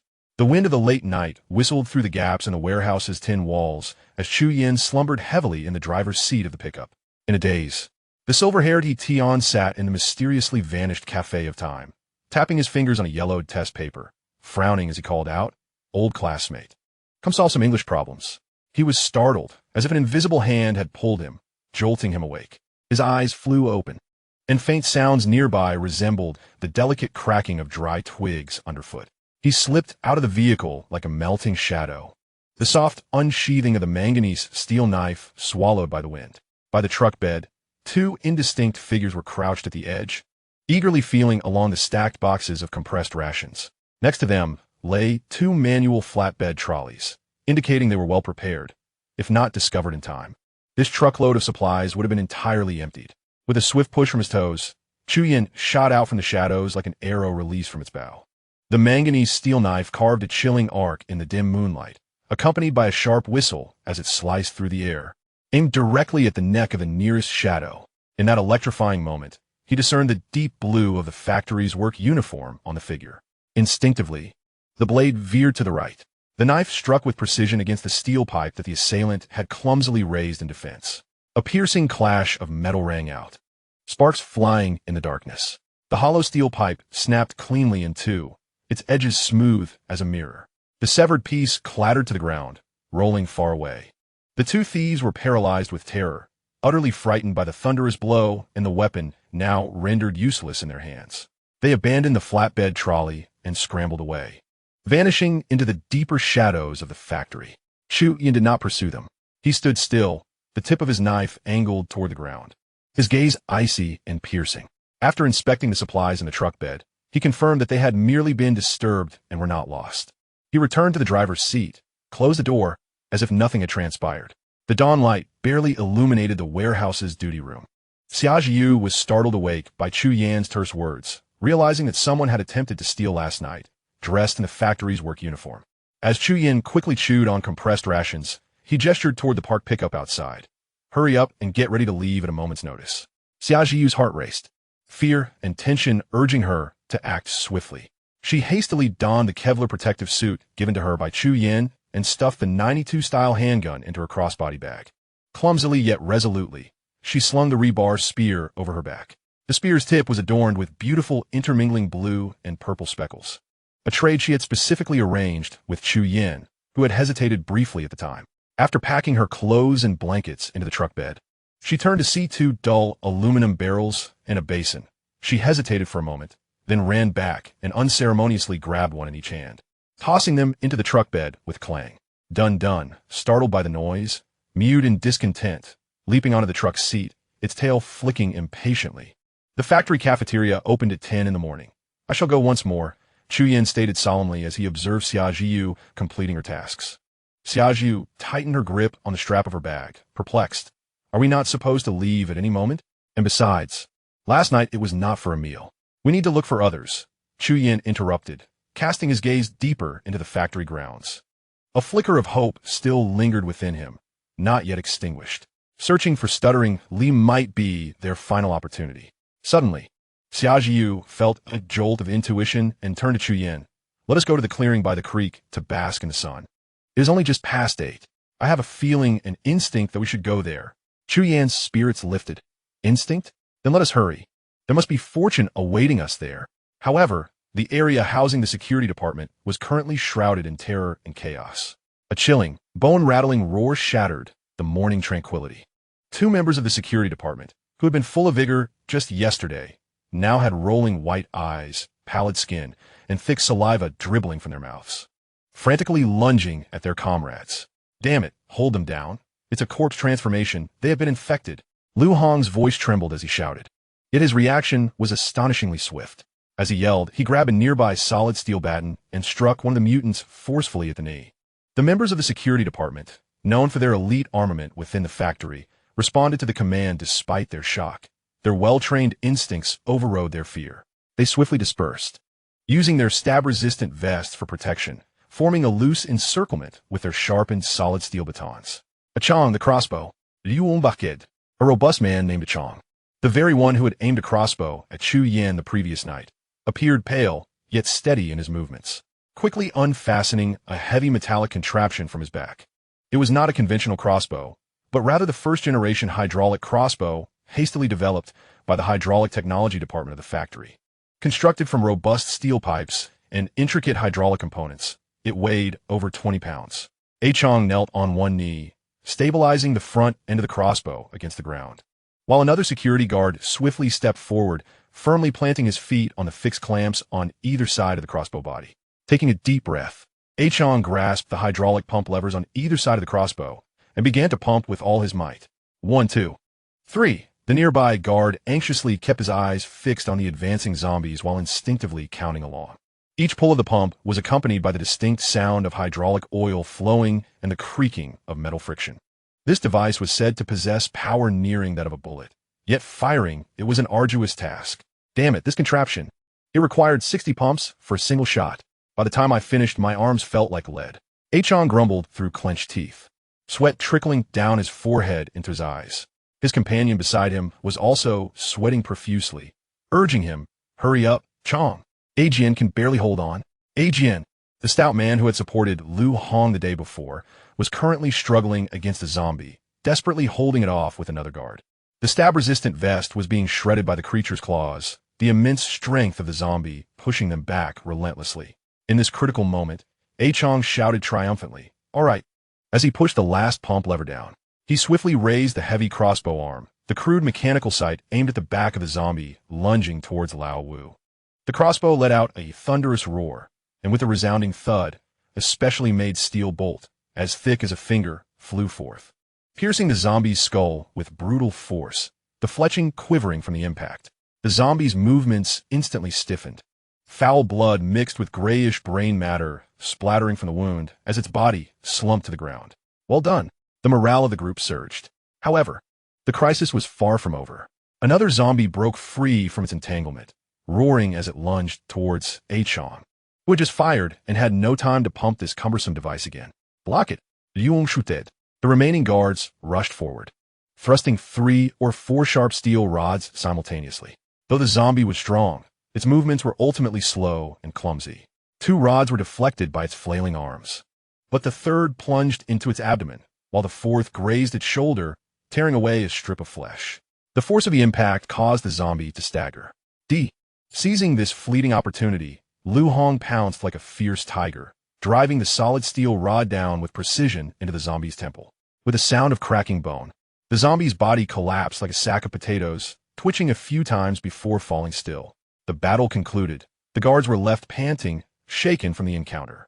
As they gazed upon the lifeless bodies of their former companions, a somber atmosphere enveloped the scene.